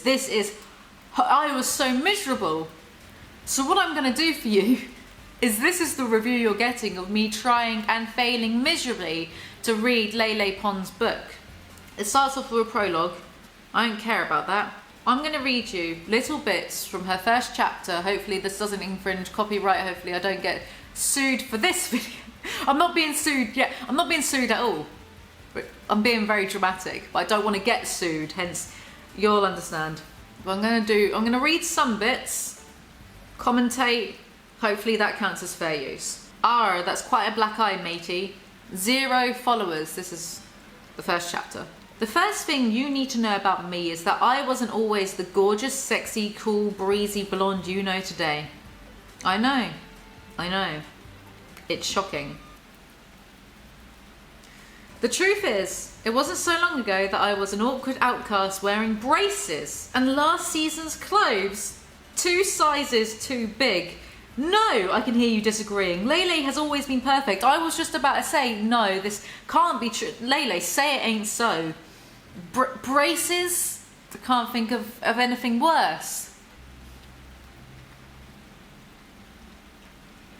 I'm already miserable. We're 1 paragraph into this. I was just thinking in my head, I wear braces, but I was thinking, well, they're Invisalign, so it's not really the same fucking thing, is it? Elise, get a grip. This isn't about you, me. This is about Lele Pons and how she wore clothes that are too big for her. Well, you're right. Have always been perfect, but that's another story for another time. Please, I want to hit myself in the head with this laptop. Let me take you back to the dark days. You can see that once upon a time, my struggle was deep and my struggle was real. Oh my God, is this going to infringe copyright? Is this going to break copyright? Me literally just reading. Oh yeah, this was a bit I fucking hated. I'm 16 and it's my first day at Miami High. The hallways are long and the student body is ... intimidating. See, my last school, St. Anne's School for Girls, was small. You might even say cozy. Intimate. What are you, one of those real estate agents? Oh right, and Catholic. I come from a small Catholic school and a sheltered Catholic family. Until today, all I've known are the sweet, familiar faces of the same 20 kids I grew up with, plus everything that's ever happened on the Disney Channel. Hashtag TBT Zenon, the sequel. Hashtag never forget. She used hashtags. Ironically or unironically, at the moment, does it even matter? My parents, Anna and Louis Pons, decided abruptly and unjustly that I should move to a bigger school so I could meet more people, broaden my horizons, blah blah blah, before I go to college. Didn't anyone tell them you can get into college from any old high school just as long as you have a dope internet presence? Welcome to the 21st century, mum and dad. Please take a seat. I hate this. I hate it so much. If it was like, I feel like knowing the type of internet character Lele Pons is, she's kind of sincere when she's saying this stuff, even though it reads like satire, but I don't think half these people, by these people I mean like those types of YouTubers, I don't think they understand what satire means. Okay, I didn't mean that. Sometimes I let sassiness get the better of me. Obviously college is a good and important thing, but is it for me? I'm super eager to become an actress and would get so impatient I had to put that off for an extra 4 years, so I don't know. I'm ready to put on a show for the world. I'm ready to see life by the horns and make jazz hands. I could probably bludgeon myself to death before an ambulance came.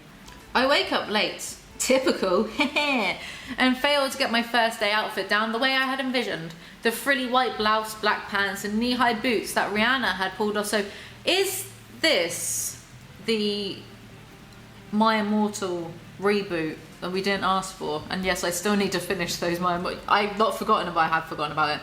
I'll do it. Rihanna had pulled off so effortlessly, had me looking less like a pop star and more like a pirate. But I figure, hey, YOLO, right? When was this written? And head out to Hot Guy High in disguise as Captain Jack Sparrow. I know YOLO is dated, but come on, you only live once. Heh. They wrote heh. First things first, my schedule. A lady who looks like an old potato with glasses and unevenly applied lipstick hands it to me at the front desk. That's rather mean, isn't it? Like, what did this lady do to you? You've just met her and you're already judging her, calling her an old potato, like Mr. Potato Head. It's not on, really. Welcome to Miami High, she says, like she would rather kill herself than even open her mouth to speak these words. Well, I can't blame her. You, within 5 seconds of meeting her, has judged her. If she gets this kind of like judgment all the time from students, that I can't blame her to not want to work there. She smells like strawberry candy and glitter. Do you know what would be better than this fan fiction of Lady? I want to hear more about the potato lady. I want to know more about her life and how she deals with these bratty kids. She smells like strawberry candy and clothes. It's a little too much to handle first thing in the morning to be quite, in italics, honest. Alright, I don't care about this stuff. I stand out like a sore thumb, and yes, I get the looks. You know what I'm talking about. Those evil stares kids love to give that say, who, ooh, who the F is she? So like this is edgy. This book is edgy enough that she says this lady wants to kill herself, but not so edgy you can say the word fuck. Right, got it. Lele's remembering that her audience is 8-year-olds? Question mark? During second period world history, a kid with a backward baseball cap calls out, "Hey, why'd you talk so weird?" When I explain to him that I have a Venezuelan accent, he calls back, "I don't know, it sounds like you just don't know how to talk." You mean say. Wait, no, I can't read. You mean speak, I say. Huh? You mean to tell me that I don't know how to speak grammatically? I mean, it's speak, not talk. In this context, teenagers don't talk like this. Nay, real people don't talk like this. Oh my god, what a freak, the boy mutters to a cluster of equally jaded, pimple-faced boys who nod their head and laugh. Well, I thought this was Hot Guy High. After third period comes lunch. Now, reader, I don't know how long it's been since the last time you were in public school cafeteria, but let me tell you, it is one of the single most frightening places in the world. Literally, high school cafeterias deserve their own season of American Horror Story. The thing with mentioning modern pop culture references and books is, in 50 years' time, if anyone's still reading this, it'll be very dated. They might not know what American Horror Story is, even though it seems relatable at the time. 50 years, not so much. It dates no one cares. No one cares. The thought just occurred to me that I could just turn off the camera and not do this video and go to bed. Not go to bed. I could make some avocado toast. Reader, please let me have the honour of describing the diverse array of atrocities within the Miami High cafeteria. Lunch ladies. Mean, scowling women who seem to hate their lives and hate us just for being who we are. Annoying, yes. One with a name tag that reads Irish yells at me for not having my money ready in time, then yells at me more for not having my money transferred onto a one card, which apparently is like a debit card specifically for gross high school cafeterias. Your life is so difficult. This reads like an Onision book, I'm a constant victim thing. Hairnets. The lunch ladies wear hairnets that get sweaty and oily and make me think of nets used to catch fish. I can't look at their heads without imagining fish out of water, flapping around desperately for their lives. Appetite equals gone. Well, if they weren't wearing the hairnets, then the sweaty oily hair would fall into your meatballs and then your appetite would be gone, wouldn't it? A lawsuit probably. I just can't get over it. I can't get it out of my head. I'm upset. If I can never explain what I'm upset about, it's going to be... no one's going to care in a week's time.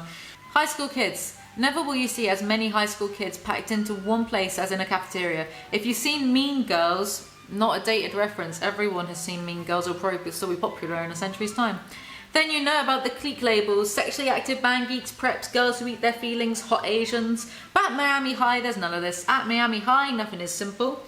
Everyone is clumped together, each clique infringing on the personal space of the one next to it. So you can't tell where the jocks end and then nerds begin. School administration won't ever be able to abolish cliques, but they can force them to sit together, and this nightmare is the result.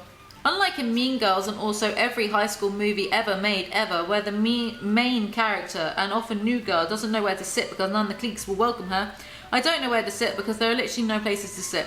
Even if a clique were to welcome me, I would have to sit on someone's lap. Dear God, this place is a zoo. Okay, so she throws her food away, goes outside, because she might accidentally stab someone out of fear and confusion. And then there's two cliches in one go. But of course, a watch pot never boils and there's no rest for the weary. One sentence, two cliches. Marvel, actually. Literacy, marvel. Very professional woman in a blue blazer and patent leather heels and a Hillary Clinton type haircut. Clicks by clutching a walkie-talkie. Oh, clicks by, not clicks by clutching. I don't know if it's my fault or her fault. I'm dying. This book is killing me. The main character is one of those main characters that just always sounds really funny and snippy, and we're on their side. Excuse me, why are we outside? She sounds vengeful and thirsty, like she wants to suck my blood. I don't know where you are. I'm outside because I couldn't breathe in there. That doesn't matter, you know the rules. No students allowed outside the cafeteria during lunch hour. Oh, see, this is my first day. I didn't know. Well, now you know. Get back in there so I don't have to write you up. Write me up? Like in jail? I really don't want to go back in. Listen, I don't know how they did things at your old high school. I'm just trying to sound like any LA person. But we don't make exceptions for Miami High students. If I treated you like a princess, I'd have to treat everyone like a princess. You're just going to have to eat inside like everyone else. Because I want fresh air, I'm asking to be treated like a princess. Please don't take an attitude with me. I haven't written up anyone today and I don't want to start now. Good Lord. Guess I'll start a rebellion. No need to be so dramatic. Stop by the main desk after school to pick up an off-campus form. Have your parents sign it and you'll receive off-campus privileges during lunch. You don't have to be in the cafeteria, but you can't be on campus. It's for safety reasons. Thank you. I'm so glad that I didn't have to turn this into something dramatic. I just don't know why I care. Anyway, she talks to someone else. I don't care. Fourth period is gym. Coach Washington is this boxy-shaped woman. Lele Pons, why do you dislike women? Can you be mean about someone's appearance without putting them in the position of being the bad person first? Surely they should be bad first, and then if you're going to do that, maybe like the twits, Mr. and Mrs. Twit. No? I don't know what I'm talking about. Boxy-shaped woman with a bowl haircut and two silver teeth. Oh, and she's missing the pinky finger on her left hand. Anyway, so she's getting changed. She's not used to getting changed in front of other girls because she's, I don't know, Catholic school and maybe Carrie. Hey new girl, she smirks. I think my grandma has that same bra. Congratulations on knowing so much about your grandma's underwear, I say right back without blinking. Thinking, same thing. Out on the field, Coach Washington takes role and I learned that Bright Eyes, the girl that just insulted her, actually goes by the name Yvette Amparo. Washington pronounces my name like Lily and I just absolutely have to correct her. That's the second thing you need to know about me. I can really lose it when bitches call me Lily. Some dimwits even call me Lele or Lily. Does no one know how to read? It's Lele, like Lele. Or you can stand under my umbrella, Ella, except if you add some L's. You can stand under my umbrella, Ella, Lele. That's how you remember it whenever you're struggling. Le, like hair. I tried to explain this to Coach Washington, but she loses patience quickly and moves on. And that was when I stopped reading it and gave up with that video idea of ever doing a complete book review on Lele Pond's book, Surviving High School. Let's just get on with it. We're looking at Jim Chapman's book. Jim Chapman was originally a vlogger in the UK type vlog squad with Zoella, Tanya Burt, Naomi Smart, Marcus Butler, Alfie Days. Ringing any bells here? Yes, one of those. So he's done something a bit different. It's a kind of semi-autobiographical, semi-factual book. Well, you'd assume that autobiographies are inherently factual. It's a Jim Chapman's guide to life. 147 things. The best guide to life book that I've ever read, not written, because I don't do that, was Bart Simpson's Guide to Life.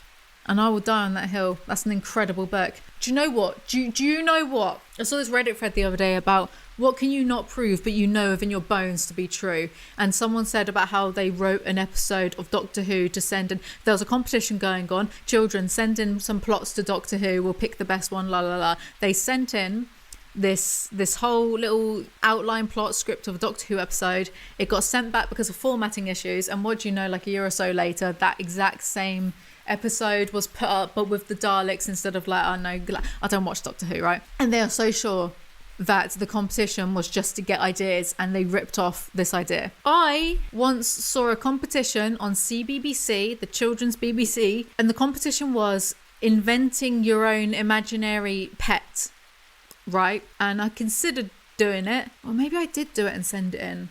I don't know.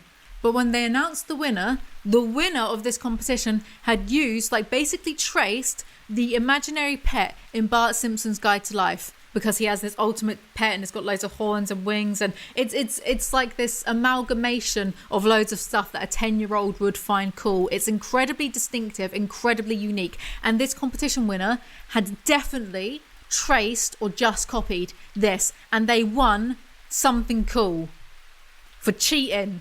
Never live life honestly. That's when I knew being honest just doesn't actually pay off. Always do what you can to get ahead in the rat race of life. I'm in a fighting mood with myself at being so stupid for this microphone issue. So I've reviewed this book because I'm just really intrigued as to what Jim Chapman has to say about black holes. Maybe I'm cynical. There's something about Jim Chapman I just don't really vibe with. I'm not his target audience because I'm not a teenager. So there's that, I suppose. But I've always found his "hi best friends," you know, like being in your late 20s and saying "hi best friends" to a bunch of teenagers, probably predominantly female.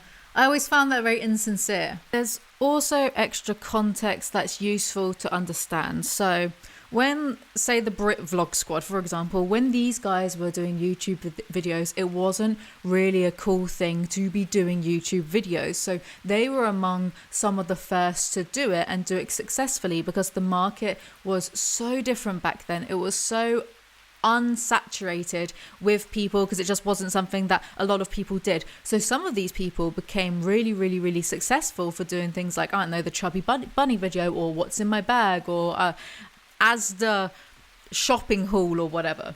They became phenomenally successful. Traditional media starts to pay attention, starts to invite them to movie premieres, etc., etc. Slowly over time, it becomes this cool thing, and now it's the beast that we see it is today with TikTok stars, etc., etc. TikTok stars now being the new.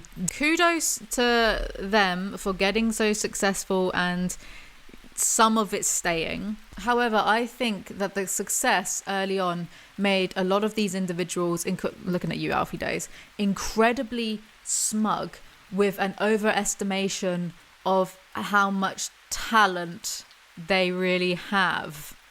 Having talent is one thing, that's all well and good. It means nothing without discipline and a hard-working ethic.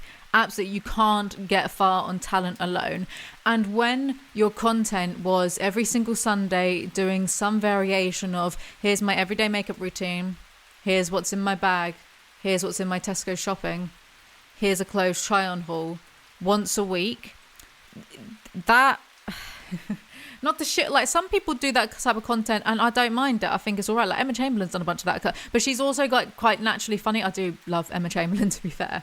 But when these people only had to do that once a week and they were getting millions of views and they became successful very young, it's not the same type of work ethic that one has to have with YouTube today, unless you're incredibly lucky and blessed by the algorithm. Because nowadays with social media, you kind of have to be grinding and you have to be making sure that your videos are of a certain quality, because guess what? There are now thousands of other people on these same platforms doing similar to you and doing better if you do not work harder. Do you know what I mean?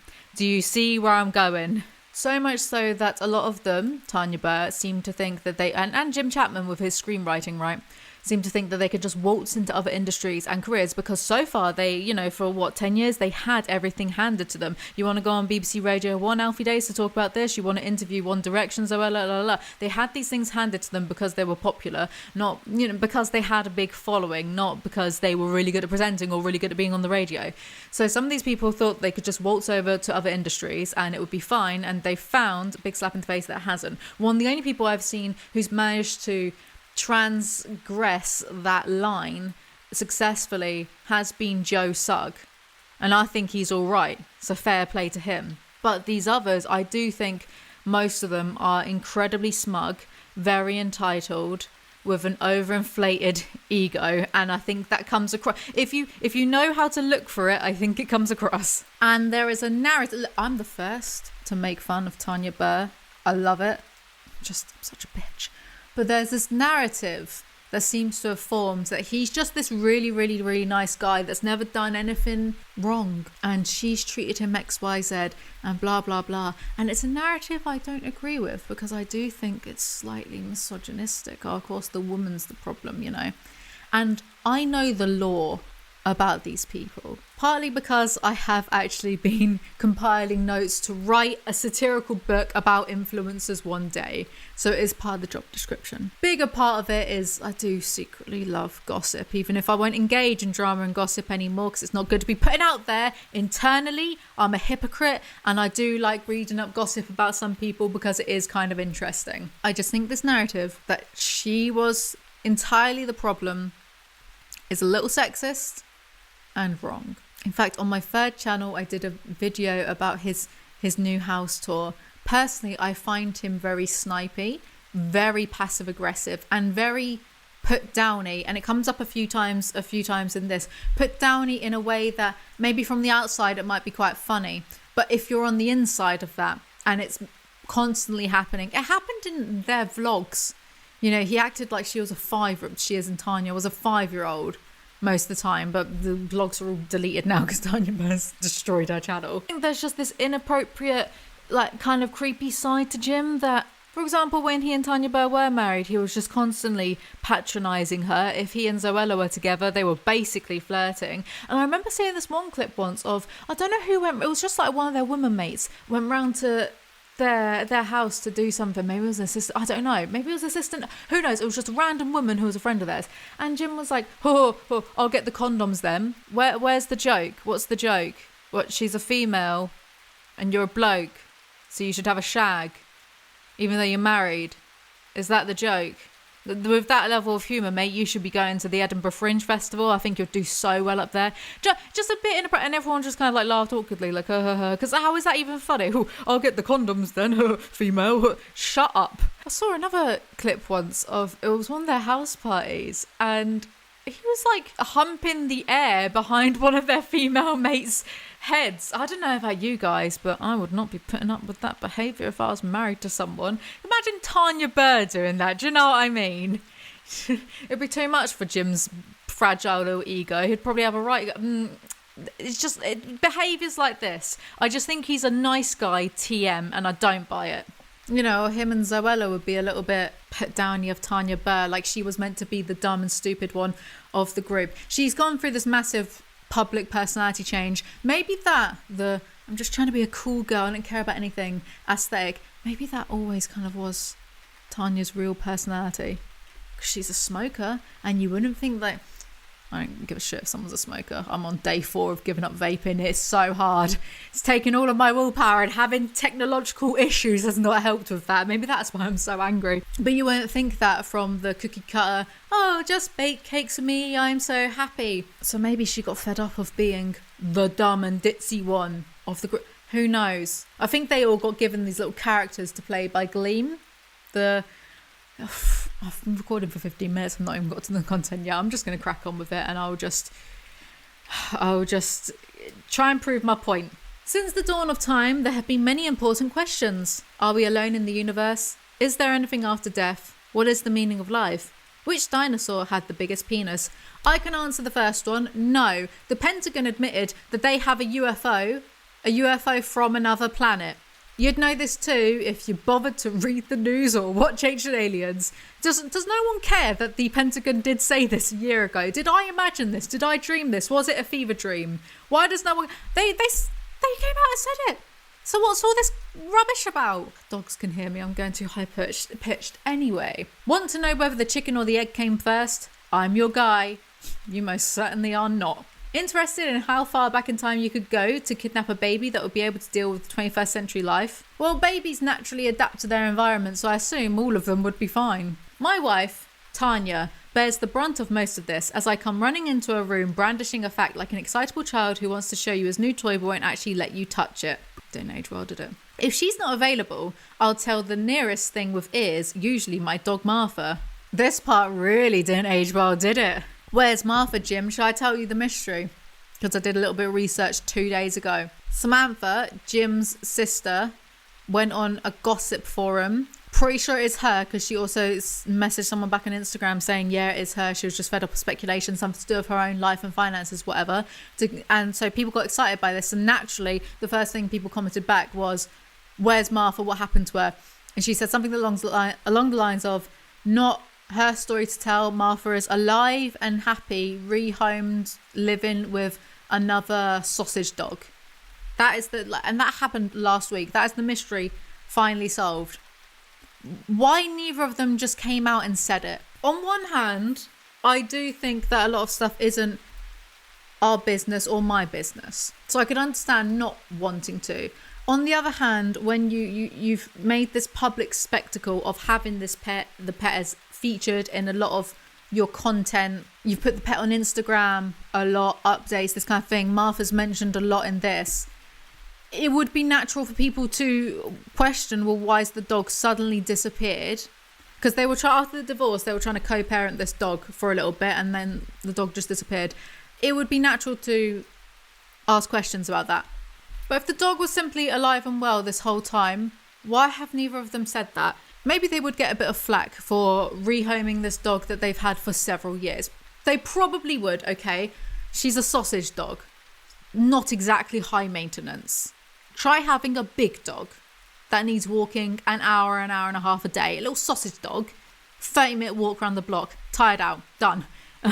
Yeah, not exactly that high maintenance. But I would rather get flack for rehoming a dog. At least the dog is happy, having a nice, healthy life somewhere. I'd rather have that than constantly have to block comments calling me a dog killer. Because that's what people assumed. People just assumed that something of that nature and caliber had happened. I'd rather be known as someone who was being a bit irresponsible than someone who ended an animal's life. But that's just me. And for a moment, I'll feel very smug, safe in the knowledge that I am, without a doubt, the smartest human to have ever existed.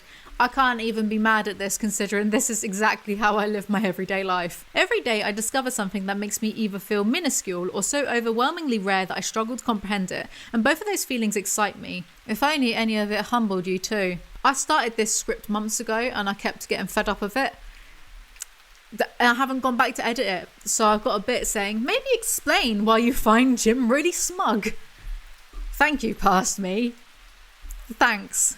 The using his current wife to attack his ex-wife but pretends to be above it all, he does do this, right? Because the current wife got fed up of the hate from Tanya's fans, even though they weren't signing off. I'm Tanya's fan and I hate you. It's not nice to... God, this is a whole conversation that could go on for about 20 minutes, but I've got this whole video to do.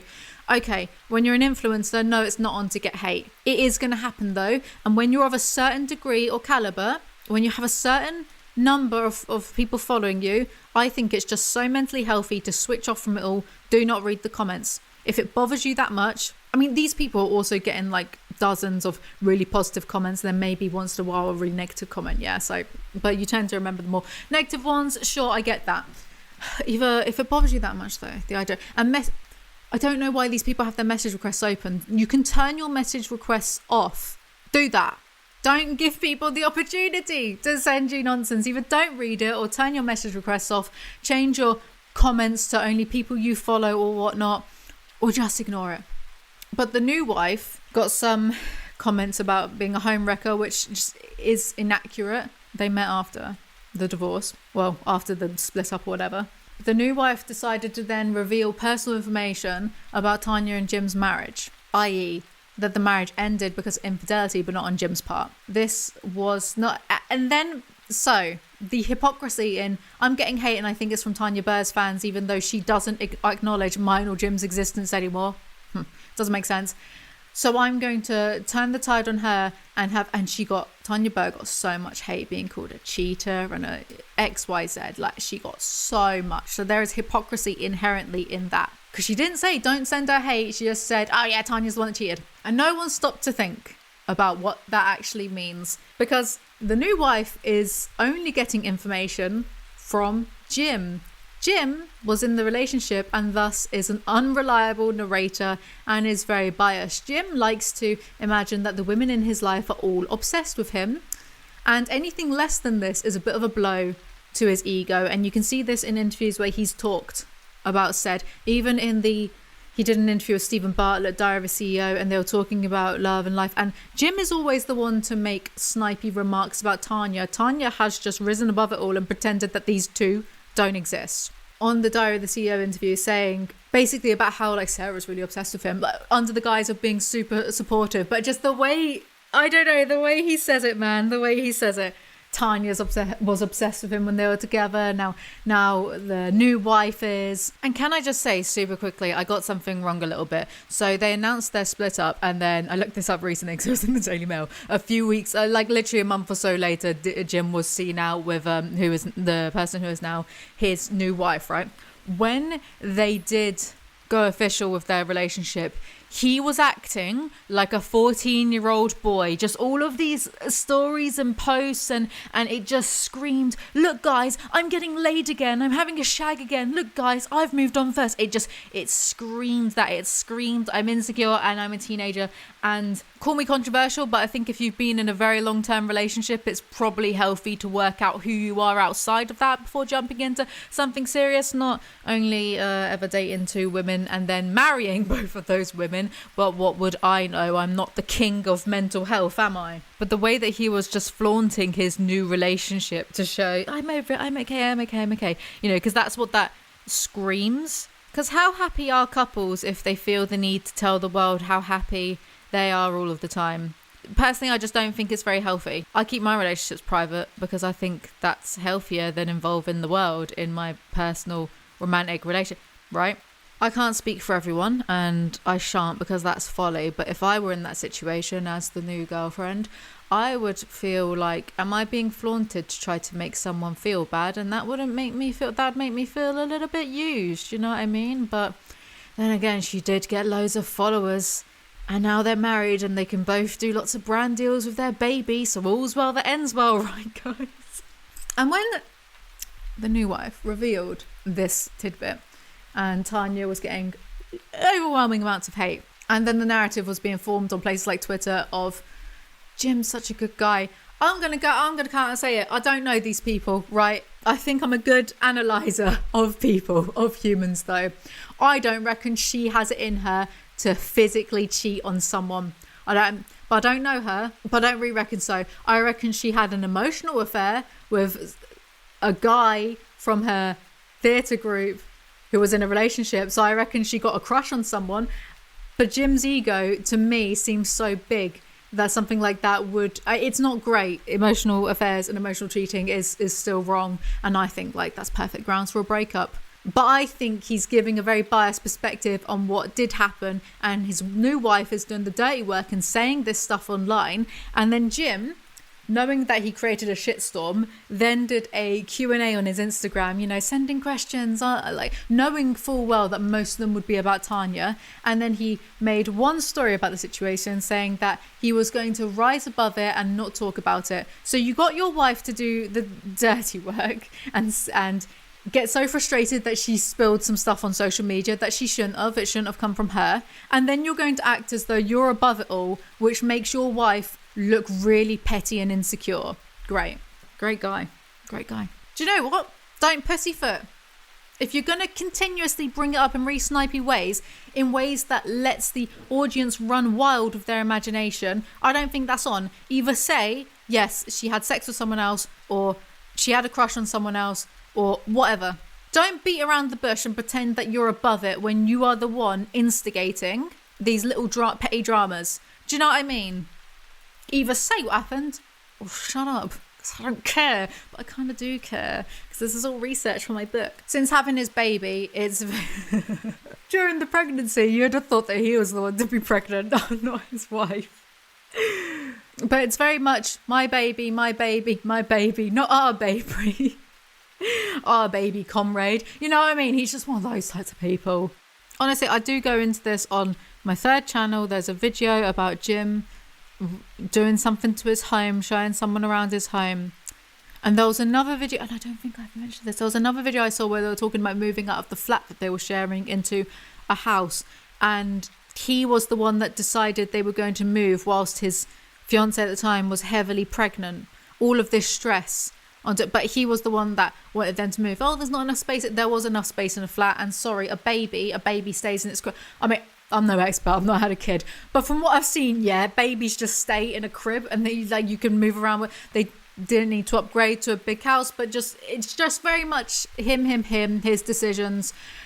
This is what I've analysed under the guise of being a super nice, hi best friends guy. I just don't believe it. Maybe I'm cynical. But to be this version of you that lives right here and right now, you are just about the most unlikely thing in the entire universe, and that should be celebrated. I wonder if he'd keep up that optimism if he saw me, the most unlikely thing in the universe, doing this YouTuber book review, the most likely thing in my universe. I wonder if he'd want to celebrate me doing a video like this. I also know, because the people who found me via social media often tell me, that for lots of us, very often, it feels a bit too much. Every generation thinks it's the first to experience the hot mess of adolescence and adulthood, but for those of us who've come of age in the glare of the internet, we really have had to deal with an intensity to certain experiences that no previous generation has. I love my job, and I love the new ways of communicating, creating and connecting the technology provides. But it would be silly to ignore the stories, the studies and the research into how our constantly switched on world is impacting us. Mate, you are right. I agree with you. You're also terminally online. The day that Tanya Burr announced her pregnancy, Jim Chapman quickly put up a picture of his own toddler too.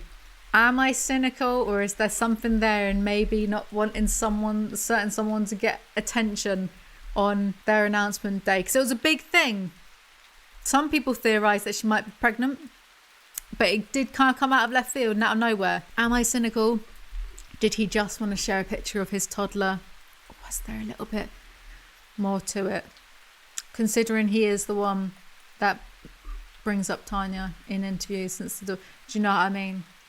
Do you know? Do you feel me? Like, log off, mate. Just wait a day. There is enough internet space for the both of you. I promise. Her getting attention doesn't take away from your attention. Kind of does, because she is bigger than him, but still. One of my favourite facts is that canned food was invented in 1810, but nobody thought of inventing the can opener until 1858, which means that for nearly 50 years, people must have been bashing cans against rocks and hoping for the best. I adore this book already. It sets out to be a book of, look at all these facts I know. I am too smart. S-M-R-T, I mean S-M-A-R-T. But a quick Google tells me that A, people didn't bash cans against rocks. They used a hammer and a chisel. Convenient. And B, the first cans were actually too thick for our more modern methods of using can openers. They were also a niche item on the market, produced at a rate of 6 cans an hour, made from iron. They got replaced by thinner steel cans eventually, but to begin with, there was less of a need to have a can opener invented because they weren't a popular item on the market to buy. It took me a whopping 2 seconds to Google this info and educate you more than Jim has already. I should be the one writing a book like this. Me. I actually have already thought of writing a book called The A to Z of Everything I Hate, and just having it crammed full of factual and entertaining info on why I dislike everything from black holes to the wind to everything. I have considered it, but then I couldn't be bothered. Moving on. Doing what I do means that I've met a lot of people, some of whom know me via my job, some of whom haven't got a bloody clue who I am. And almost without exception, the humans that live today are among the most intelligent, interested, funny, and surprising people you could ever hope to come across. What does that even mean? Every generation probably thought that, right? I think the rise of flat earthers has otherwise done it. I have a YouTube channel, as well as the other usual suspects when it comes to social media. I'm a presenter. I do a bit of modelling here and there. I write for magazines, and you might hear my voice on the radio once in a while. Been a while, innit?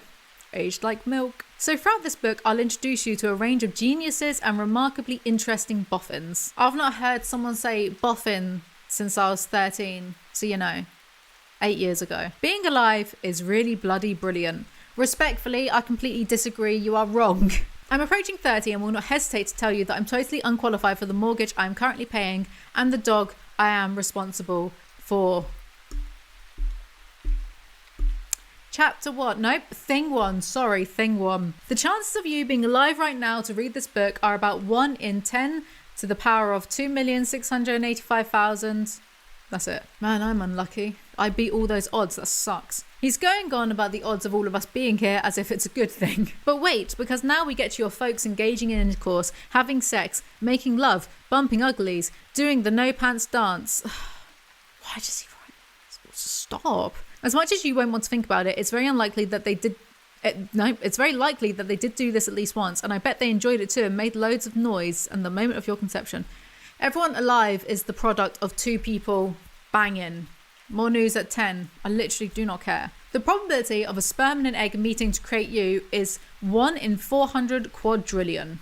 Again, I have the worst luck. You are rarer than a hen with teeth eating a 4-leaf clover with a snowflake on it. What an interesting diagram. The book is full of those. If you're still not convinced that you are a miracle, picture this. In the observable universe, there are 10 billion galaxies, or possibly 2 trillion as of the end of 2016. I mean, who's counting?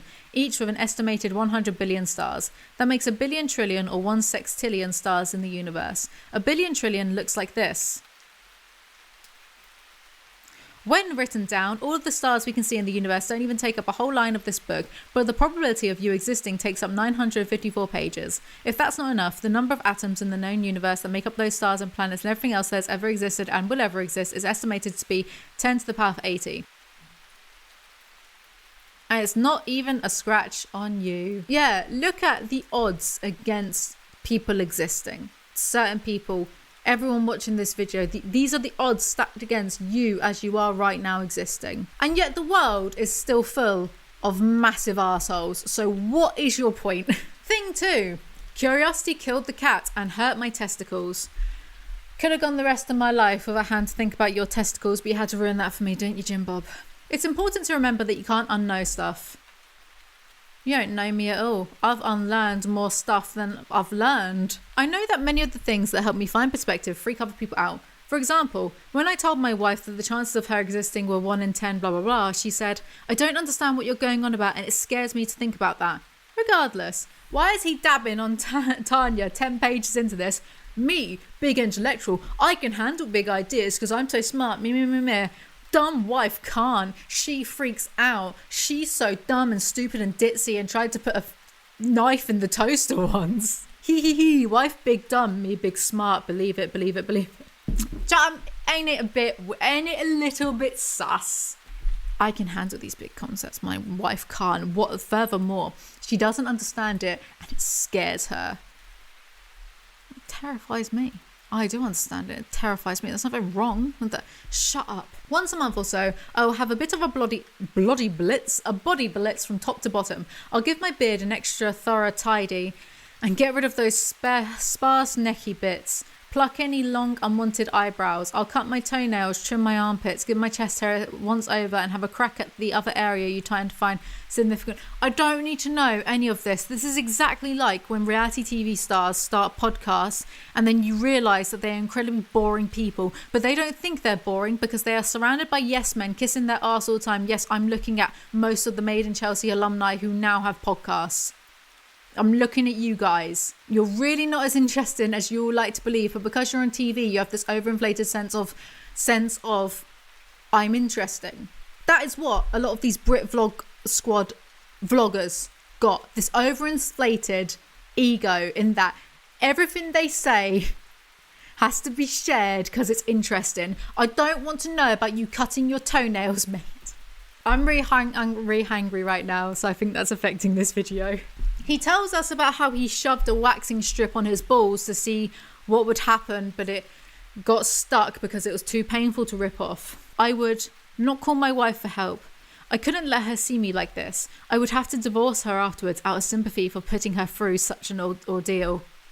By this point, I can honestly say that any semblance of human personality had burnt away and I was the purest expression of my animal self. See, I liked this sentence.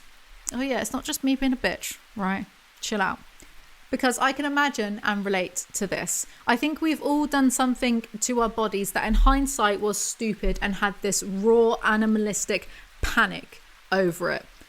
Like, oh yeah, once I did something stupid and I somehow got a hairbrush actually stuck in my hair. It was one of those hairbrushes where it's just cylindrical and the bristles are encompassing it, you know, in a circular you know what I mean?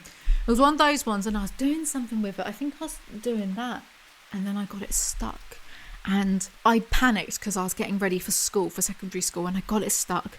And instead of, I don't know if my mum was home, instead of telling someone who was at home, I just went to school and I was trying to yank it out, but it was proper stuck and I couldn't. And then I saw one of my mum's mates and showed her and she was just trying to rip it out.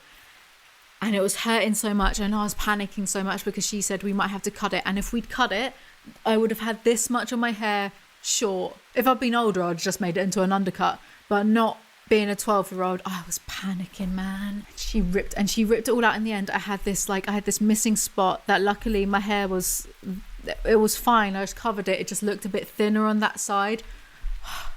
Well done, Jim Bob. You've managed to write a sentence I don't dislike and it only took us 15 pages. And that might sound facetious, but I've read through 50 Shades of Grey on this channel. I didn't like any of those sentences. So these are odds that I do like. How did we get here? Before we go any further, I'm going to give a brief history of the entire universe up to now. You're not Stephen Hawking, mate. Calm down. He tells us about the sun and how it's going to destroy everything one day. Boo-hoo, who cares? This place sucks anyway.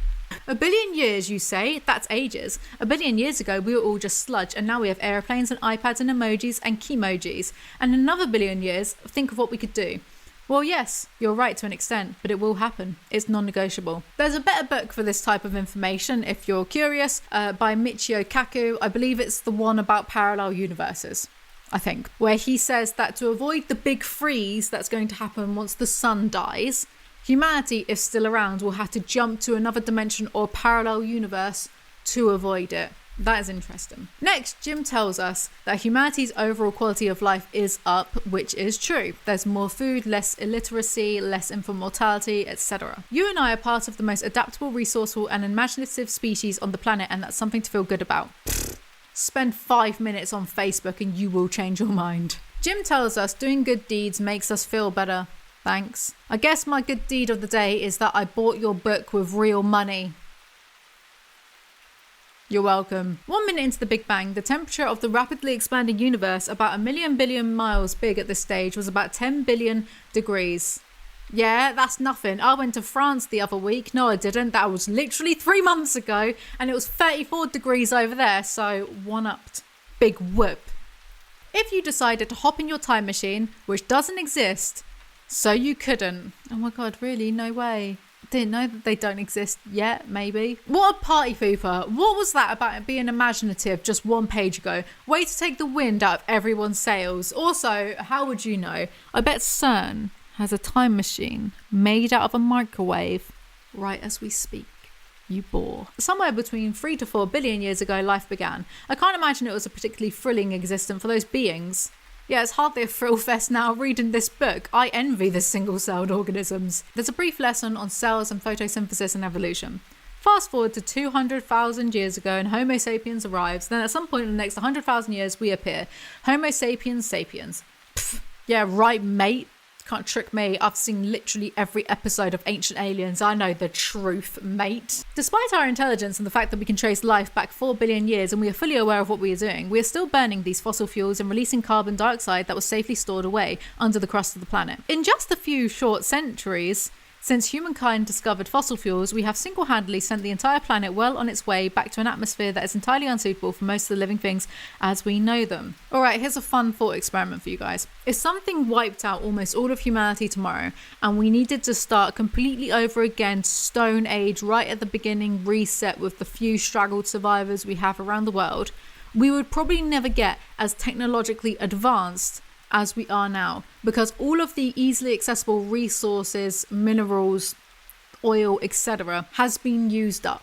The surface level stuff that we only had to dig about this much to, that's all used up because we now have to dig deeper and deeper. We have to frack, etc. We have to mine really deep to get to the good stuff, right? That's what we have to do now.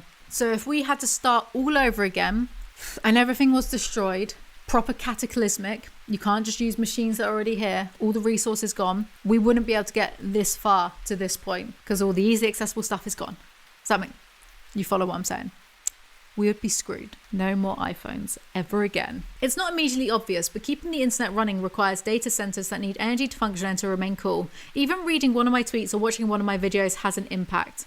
So what you're saying is we should completely ignore your internet presence to avoid harming the planet. Easy. Done. Thank me later, Earth. At the risk of getting all preachy, which is something I always want to avoid, even though I'm passionate about this topic, what we have is finite, and what we do has an impact.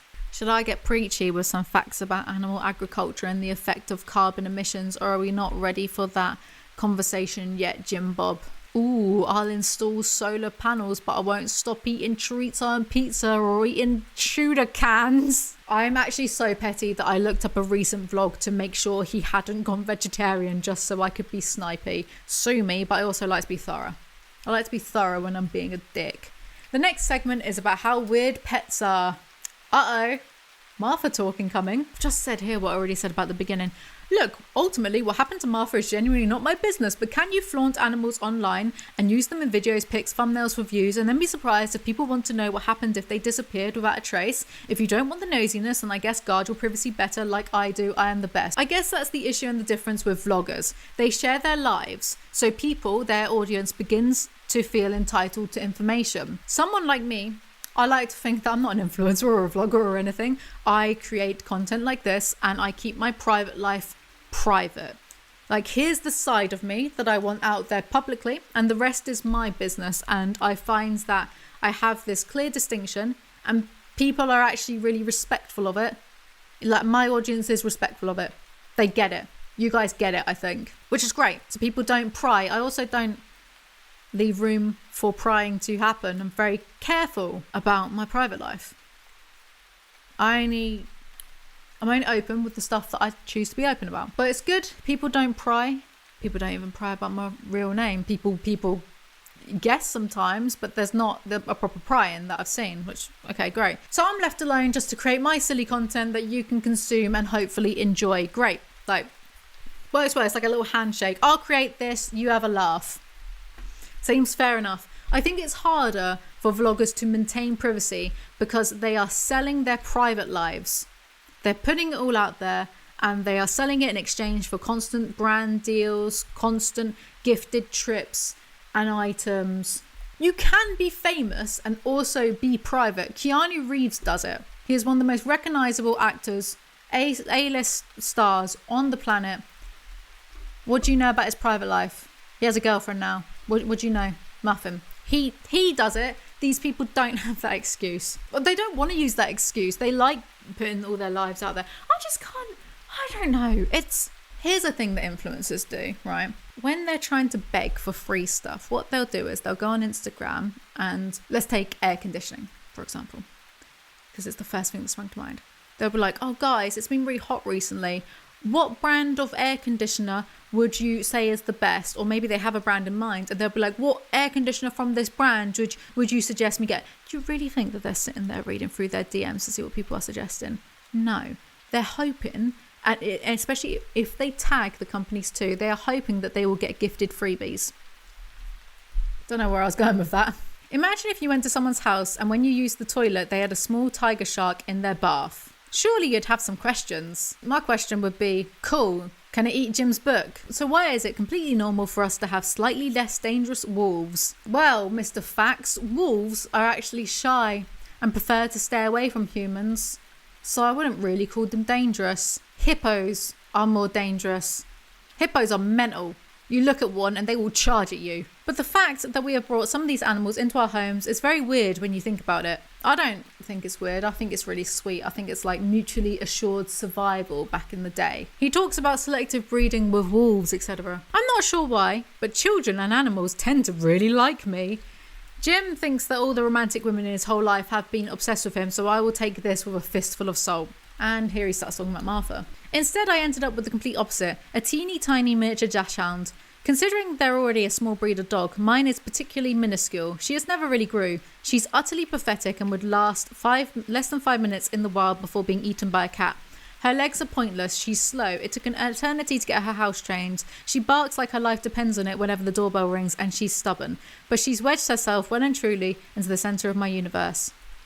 Awkward, innit? Here's another thing. I think that Tanya gets all of the blame for Martha disappearing, which is fueled by Jim's new wife, Sarah. Because she was once asked again on Instagram, this mind for useless information. I say this repeatedly. I can remember, like, I don't need the notes for this bit because I just remember it's just here. But I'm listening to this. What am I listening to? Don't remember what I'm listening to at the moment.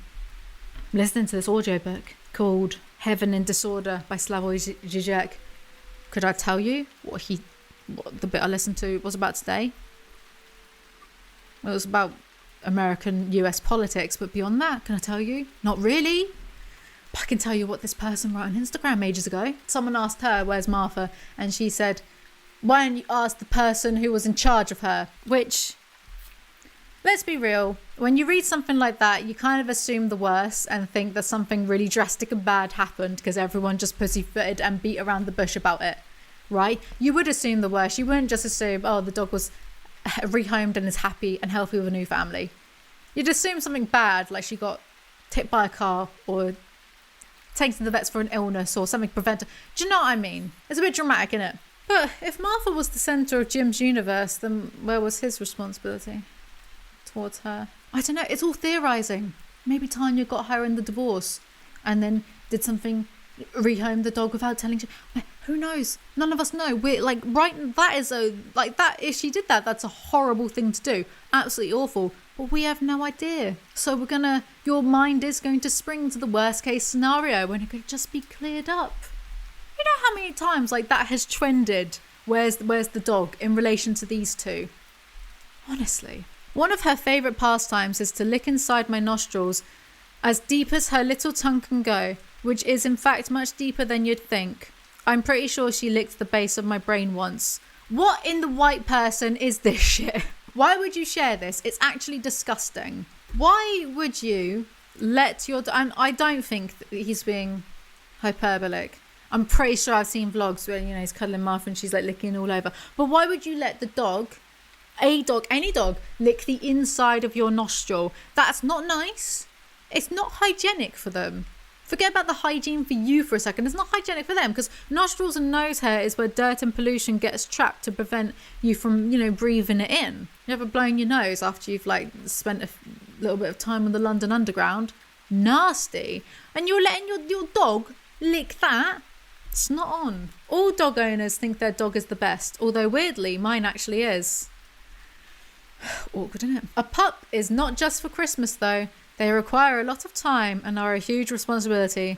They can be expensive to keep, but when you get in after a long day and you see how unconditionally excited they are to see you, it's totally worth it. Oh God. It feels too easy. It feels mean. It feels cruel. Oh, the universe is so cruel and twisted. Then again, seeing I'm hypothesizing about things that have nothing to do with me because it's natural. Because neither of them will just say it and end the speculation. If Tanya rehomed the dog without Jim's knowledge or consent because legally maybe she got the dog in the divorce, right? He would be well within his rights to reveal that publicly. Because if he really wants people to go and like give her grief and does it subtly through manipulating his own wife to reveal information when she's feeling overwhelmed and flustered because the influencer life isn't one that she was accustomed to. I don't know why I sound like Russell Brand when I do that. But if he really wanted people to go mental about it, he would nudge the wife in the right direction. Because people would. Because that would be a horrible thing to do if she did it without his knowledge or prior consent. But then if he did consent to it, what, both of them were just irresponsible? They've had this dog for a few years and because it became the tiniest bit of inconvenience, who knows? We don't. I'm starving. Next, Jim wonders why we all wear clothes. Well, Jim Bob, we can't protect ourselves from the environment anymore, that's why. I can quite happily walk around my house totally starkers because in the absence of society, I know that I have no standards to keep up. Can you stop writing stuff like this? I don't want the imagery of you walking around starkers, mate. Also, a common behaviour that occurs during courtship in a lot of animal kingdom is refusal. If you've ever watched a wildlife program, you'll know exactly what this is. One animal, usually the male, tries to impress the other, usually the female, by fighting off any rivals or displaying something big or colourful. When the female has picked her mate, she will display herself to let him know that the game is afoot. But she will often stop displaying as he approaches in a kind of "you got to do better than that, stud" manoeuvre to test his commitment. If he really thinks the juice is worth the squeeze, he will persist, and the female is more likely to know that he means business. This is refusal in practice. For us, it seems to be that our clothing is both alluring and refusing. By wearing certain things, we can accentuate our best bits and appear more attractive. We can show our social standing by wearing a nice watch or designer labels, but our clothes are also a barrier to the good stuff. Only when both parties are satisfied that they have made a good choice or that they are drunk enough to make that choice irrelevant do the clothes come off and the real fun begins. Also, by this point, embarrassment is much less of an issue because you're in it together. The euphemisms that he makes for sex makes me want to stay celibate. Yeah, sorry, Mr. Aleezy Yeezy. Jim Chapman has put me off sex for life. He's going on about fashion. If you can tell, I don't really care that much about fashion. Well, if it says All Saints on it, I'll buy it. Truth be told, I'm over that too. I went for a little phase of that, now I just don't give a shit. Let's continue, shall we? I'm very passionate about the fashion industry. So when I gush about it, occasionally the response I get is that it's vacuous and doesn't actually mean anything real. But I couldn't disagree more. Granted, from time to time you may come across a small number of fashion wankers. These are easily recognised as people who take it all far too seriously, will judge you for wearing anything that costs less than a small house in Manchester, whose day has often been an utter disaster based upon their skinny decaf macchiato with almond milk tasting like the used cashew milk, who good, huh? Who usually enjoy a double air kiss with the required mwah noises. Why are you making fun of yourself, Jim Bob? Carl Sagan, how dare you speak his name? By extension, it's incredible how little of human history has involved the things that now utterly shape our lives. There's debate as to the exact dates, but most people agree that the length of time there have been what is known as anatomically modern humans is about 200,000 years. Fake news, mate. Aliens created humans millions of years ago. Get over it. Educate yourself. Watch the History Channel, but only after midnight when the pyramids start flying around in space. It's important to keep in mind, whenever the modern world feels full on, that everything we do involves us trying to solve new problems with old brains. Brains that have spent a huge amount of time becoming good at overcoming issues in an environment we no longer find ourselves in. When life gets on top of us, we have a tendency to think that the issue lies with our brains, that it's our minds that are in the wrong. Actually, we're giving it a bloody good go with hardware that is out of date. He is actually right. Good for him. Broken clocks and all that. The next chapter is called The Human Brain. I can't wait to see what insights Jimmy Bob has on this. Blah, blah, blah. We all get distracted. That is true. At this point in the script, this was the first time in over 2 months I'd come back to writing this because I kept getting distracted by doing other and seemingly better things. It's probably been about a month or so since I even wrote that bit. When you start taxing your noggin, is it possible to get the ick from a book? It's also worth keeping in mind that this stuff isn't just about concentration and mood. In fact, our relationships with our various screens might be contributing to the general increases in anxiety being reported. Shocked Pikachu face. 10 out of 10 acting. Oscar worthy. Humans weren't made to live in the concrete jungle. We aren't really made to do anything, number one. And number two, evolution has pushed us to this point and will push us further. Joe Rogan moment. Humans are the sex organs of the machine world. Have you ever heard of that quote? I'm going to repeat it 100 times over the next 1,000 podcasts. Sorry. We aren't built for the long-term modern-day stresses of being overworked or not having enough money to pay the mortgage. Ooh, la-dee-da, Mr. Fancy Man with his fancy mortgage. Not as relatable as you'd like to think you are, Jim Bob. This book was only written 5 years ago. What the hell went wrong in this time? How is getting a mortgage impossible now? And that's me saying that. National treasure, worldwide heartthrob, incredibly successful, easy, mortgage out of reach. It's madness, isn't it? It's getting more expensive to get the education they need to end up with the job they want, and all the while they are bombarded with advertising and social media posts of the perfect life they feel pressured to be living. I agree, but it is somewhat ironic for an influencer to talk about social media postings of perfect lives, even when some social media influencers try to post their imperfect lives to show that you don't have to be perfect. It's still perfectly imperfect, you know what I mean? Such a cynic. The term being shit scared or shitting oneself when terrified didn't come about because of how easily it rolls off the tongue. Next time you watch a wildlife show, keep an eye on the zebra's bottom when the lion starts chasing it. If you're lucky, you might see a little bit of poop escape.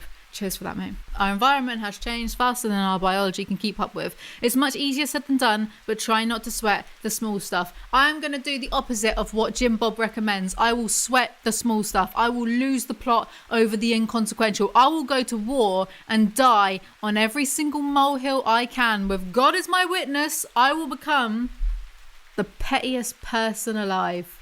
I'm certainly not The Rock. You're not? Why the hell am I reading this then? When that's not possible because I'm travelling, I'll take 15 minutes in the morning to jump around my hotel room like a lunatic, doing burpees and press-ups and more burpees. Unrelated, but does anyone else hate the word burpees? It sounds like less of an exercise and more of what a mum says to a child who's drank too much soda. Jim then goes on about how he has to eat regularly, like every few hours, not every single hour, every few hours, or else he will be hangry. You want everyone to leave you alone, but you haven't reached the point where you feel so hangry that you're comfortable with being blatantly rude to people. Now your relationships with those around you are being put to the test, and you've probably started to make a few snide comments or bitchy remarks. If you haven't, others are certainly making them about you. That's my secret, Captain. I'm always hangry. Of course, post-hanger, one always realises what an utter knob they've been and begins to apologise profusely. My wife has actually learned to see the signs even before I'm aware of where I sit on the hanger scale and will source food for me. It's very sweet of her and it keeps my embarrassing mood swings to a minimum, but it's completely in her own self-interest. I don't blame her. On the rare occasion when she falls off the wagon, her hangry rage is directed at me, I see my life flash before my eyes. Not the arsehole, divorce immediately. Professor Richard Wiseman, a scientist and author who literally wrote the book on sleep called Night School, reckons that a healthy night's sleep boils down to a few simple steps, not sets. These include not looking at a screen for 90 minutes before you want to go to sleep. 90 minutes? Are you insane? No one can do that. If I can't look at a screen before bed, what am I going to read on? Read from a book? Not having that. No. Thing 16. My wife is brilliant to chat to when she's asleep. Can't wait. This is going to be a real snooze fest. Ha ha ha ha ha. Me. Honey, can you stop grinding your teeth, please? Who else but Tanya? She's a grinder. MC Grinder. She's a grinder, and the noise that comes from her face when she clenches her jaw makes me cringe in a way that little else can. Tan, you'd be grinding your teeth too if you were watching the same film as me. Me, what film are you watching? Tan. Prunes. Me. Prunes? To my knowledge, Prunes is not a movie, but when having a conversation with a sleep talker, you are very much a secondary member of the chat and it's best to just go with the flow. But you know what prunes do to you, right? Prunes give her wind. We joke about it whenever she eats them. It's very patronising, and also I just didn't really need to know that about Tanya Burr. If I ever meet her, I'll be sure to steer clear of offering her a prune. Unrelated. Who even eats prunes? Raisins. Do you eat prunes or raisins? Not having that either. I think they're well-ranked, little wrinkly, nasty. Don't dry up fruit. Do you know what the worst is? Not oatmeal raisin cookies. When you want to get a flapjack, yeah? But there's like sultanas and stuff in it. No, not having this. Tan, are you the doctor? Yes, I'm the doctor. What can I do for you? I'm obviously not the... No, really? God, I didn't know that Jim Chapman wasn't a doctor. Oof. Egg on my face. But I've learned that it's usually best to humour her on occasions such as this. Very long pause.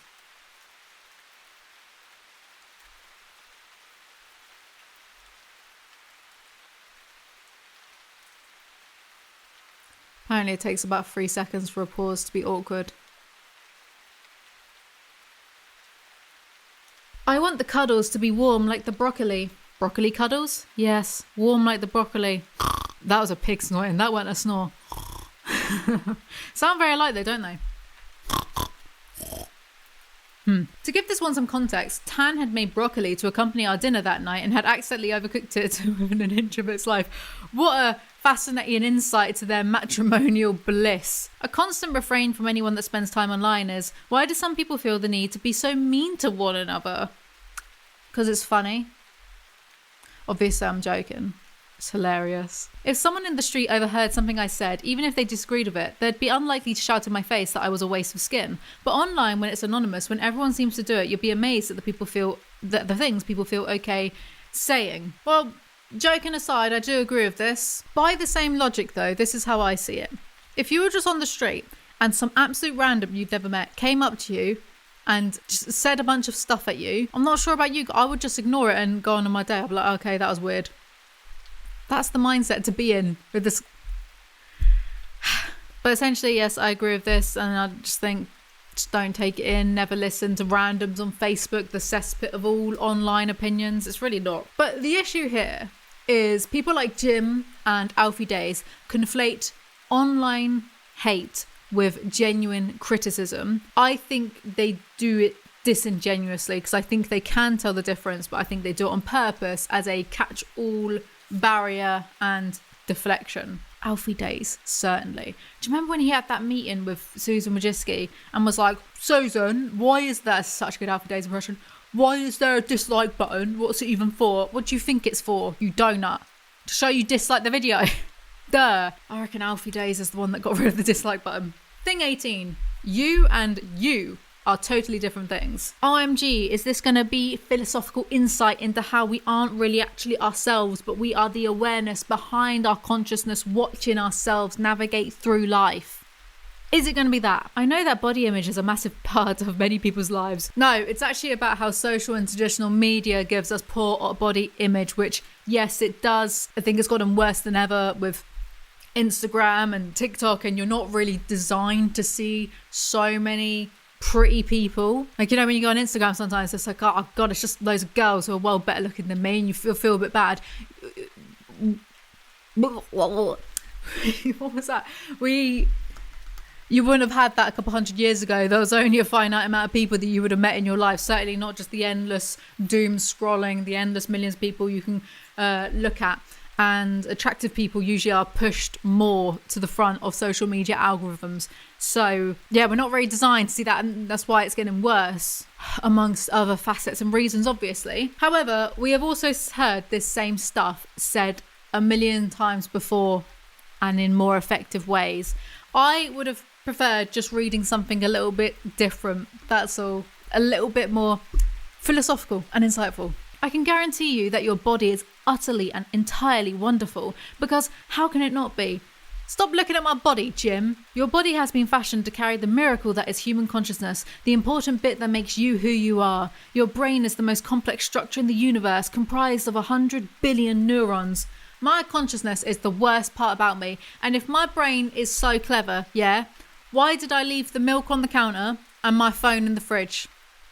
Riddle me this, Jim Bob. Riddle me this. top 10 biggest mysteries of all time. He talks about personal family issues that he had growing up regarding his biological father. I was aware of a little bit of this, but he goes into a little bit of detail. And Jim has a very mature perspective upon the abuse that he faced. He also talks about his stepfather, who was more of a real father to him than his bio dad, succumbing to cancer. It's very bittersweet. It was quite touching, actually. It was very mature. By far, the best piece of advice I have ever been given came in the form of a scruffy little note written by my wife and torn out of a cheap notebook. It consists of 14 words, and I'm not exaggerating when I say that it changed my life. She wrote it for me in 2014, and I still have it face up in the drawer that I use most often in my office, so that whenever I go to get a pen or a charging cable, it's there, looking at me in the face, reminding me to kick ass. This is what it says verbatim. I wonder if it's still in his drawer in his new house with his new wife, and every time the new wife sees it, she gets the urge to spill more dirty secrets about Jim's former marriage on Instagram. I wonder. For your reference, the dream. That's awesome. I didn't make a note of what this note said, so I guess you'll just never know. For your reference, the dream has bubble writing, something about following your dreams, for the D and R, followed by a regular capital EAM. I imagine Tan was worried that she won't manage to fit it all on the page if she continued with the size of the bubble letters, so abandoned ship after the first two. The big is all in bubble writing, but seeing as it only consists of 3 letters, space was, I guess, less of an issue. In defense of shoddy penmanship, my excellent wife isn't known for her artistic prowess, nor her handwriting, but the point is not how it was written, it's how she knew to write those words exactly. If the point isn't how it was written, why have you just spent a whole paragraph dunking on her? She was trying to do a nice thing, stop it. He says a bunch of relatable things about having YouTube as a career, relatable to me, that is, not to you. I don't know why. I don't know why I'm like this. But along with this can come the fear that, although I'm putting my heart and soul into it, and although I love it to pieces, it simply won't last in its current form, and I must keep pushing forward so as to not be left behind. I always keep pushing forward until all of my enemies are destroyed. That is where my wife comes in. She has been on the internet for a year or so longer than me, and she just doesn't have the same concerns I do in that. No, that's not what it says at all. I'm just making it up. She doesn't have concerns in the same way that I do. While I sometimes find myself terrified that it's all falling apart, she's aiming higher but single-handedly kicking the world's arse. Oh God. I wish I could show past that in the future. If you've seen clips of Tanya Burr acting, you know that it's not the best, and I think at this point maybe she'd just done a few bit parts, like she was this cheese girl. If you know, you know, she was this cheese counter girl, right? And I believe at the time he was saying things like she's taking Hollywood by storm, she's doing so well.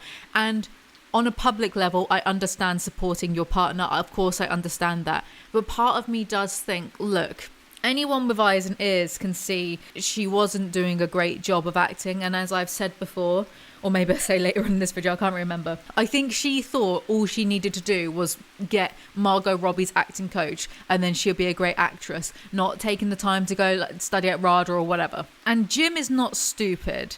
I would just love to be a fly on the wall in these people's minds, because I would love to know if he really thought that she was going to do well with acting, because she's not really got stage presence.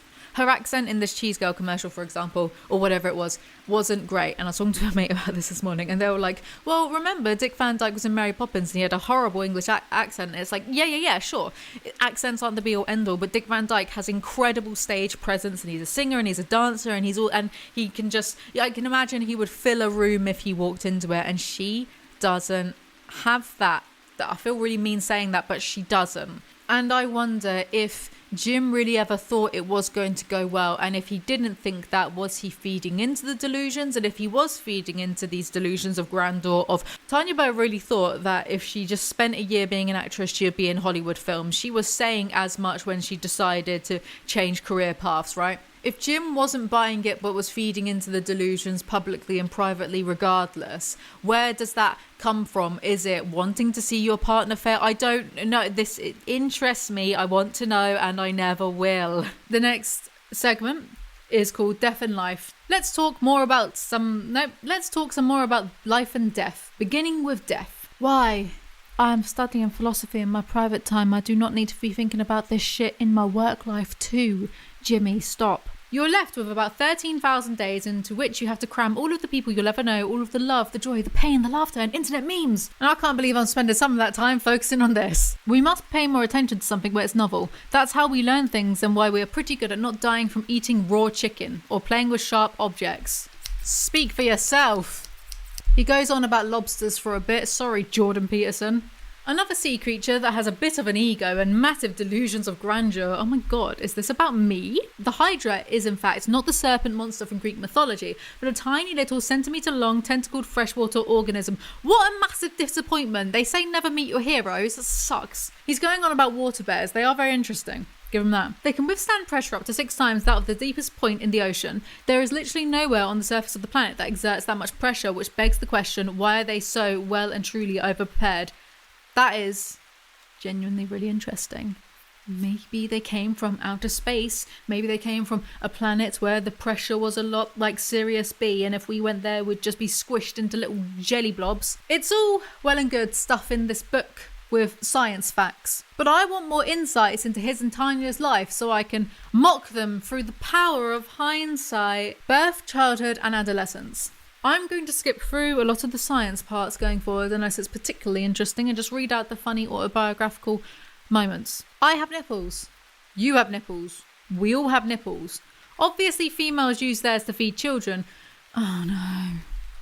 But if you stick an infant on either of mine as hard as they suck, nothing is going to come out. Maybe a little bit of blood if they really go for it, but certainly not milk. Jim, no, stop. My nipples are completely pointless. Have some more confidence, mate, body positivity and all that.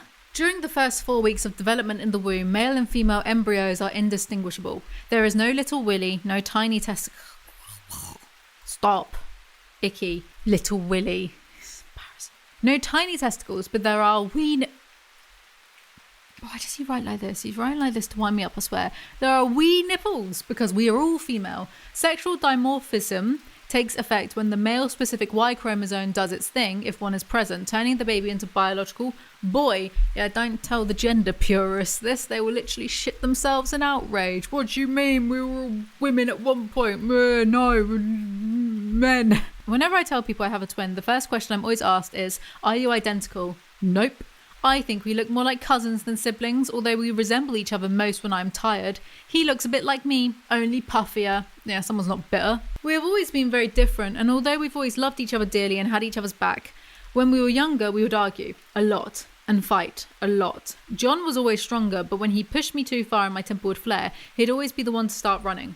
Apart from that one time when I had him pinned down and was threatening to dribble in his mouth until I accidentally pulled the trigger and the spit tumbled from my lips and slowly dripped into the inside of his cheek, where it became indistinguishable from his own saliva before I could suck it back up. On that occasion, I was the one running. In fairness, he still owes me a major dead arm for that. You know, there are some things that you don't really need to share, right, Jim? And then, this is a fun one, I had to be circumcised at the age of 15. Just looking to see where I asked. It all got a little much, and I have to say I didn't handle the news that the doctor wanted to remove part of my penis as well as I could have. My British stiff upper lip failed me and I may have shown a little weakness. Pfft, that's it, British citizenship revoked. You know what I was trying to say. Give over. My mum had to step in and give me some perspective. I distinctly remember her saying, listen Jim, in a few years you'll look back at all of this and laugh. You'll have great teeth, you'll be walking upright, your nipples will be fine and your willy will be unstoppable. Did she actually use these words, Jim, or are you just saying that? I have a BSc, I don't know what that is, because I'm un-uni educated in psychosocial sciences, basically psychology, from the University of East Anglia, and half a master's degree in psychology from the University of East London. It's important to point out that there is actually no such award as half a master's. What I mean to say is that I was doing my MA part-time over 2 years in Self 1 while working at the Levi's store in Chapelfield Shopping Centre, Norwich, to pay for it. That's a lot of information. Didn't ask. Oh my... What? That was an overreaction to what just happened. A bit embarrassed. When this YouTube thing I was doing on the weekend started to show real promise, I enjoyed that much more than psychology, so I just never went back to studying. And you know what? I think this is a crying shame. So many YouTubers do this and then tell their audience, don't worry about education, you don't need it, doesn't matter, like life can go in many, many different ways. And I agree, but Jim has had the money and the time to finish his degree, especially if it was only 2 years. Only 2 years, come on. My college course is 2 years. YouTube isn't going to last forever unless you can be versatile and get into related industries, different avenues, or if you make so much money like PewDiePie has that it just doesn't matter if it does go away tomorrow because you've got a net worth of like 100 million. Jim wrote this years ago, and what's happened since then? Years ago, this is only 5 years ago, his online career has dwindled and his screenwriting career is... I don't want to be rude because it's... Me not wanting to be rude. I'm getting so soft in my old age. Do you know what, actually? I mean, if he didn't finish this and he wants to go into screenwriting, if you have the money and that's what you want to do, then why wouldn't you go, like, just go and do a degree in it as well? Because it's not, I suppose it's not just about the education side of things. In some industries like media, it's useful having the education, but it's also really useful to have on-set experiences because you can be an A-star student, but if you're an arsehole on set, no one is going to want to work with you, right? So you're probably not going to get any work because your reputation has to matter in those types of industries, right? But at the same time, because I did media at college and then I didn't go on to university because couldn't be arsed, mate, too good for that, no. I just didn't want to go, that's all. But some of my mates went on to university to study media, and I'm talking about media specifically because like he basically does media and I'm doing media kind of now, just digital form. And my mates went to university and they made lots of contacts there. It was almost like this great place for networking, and a lot of them have gone on.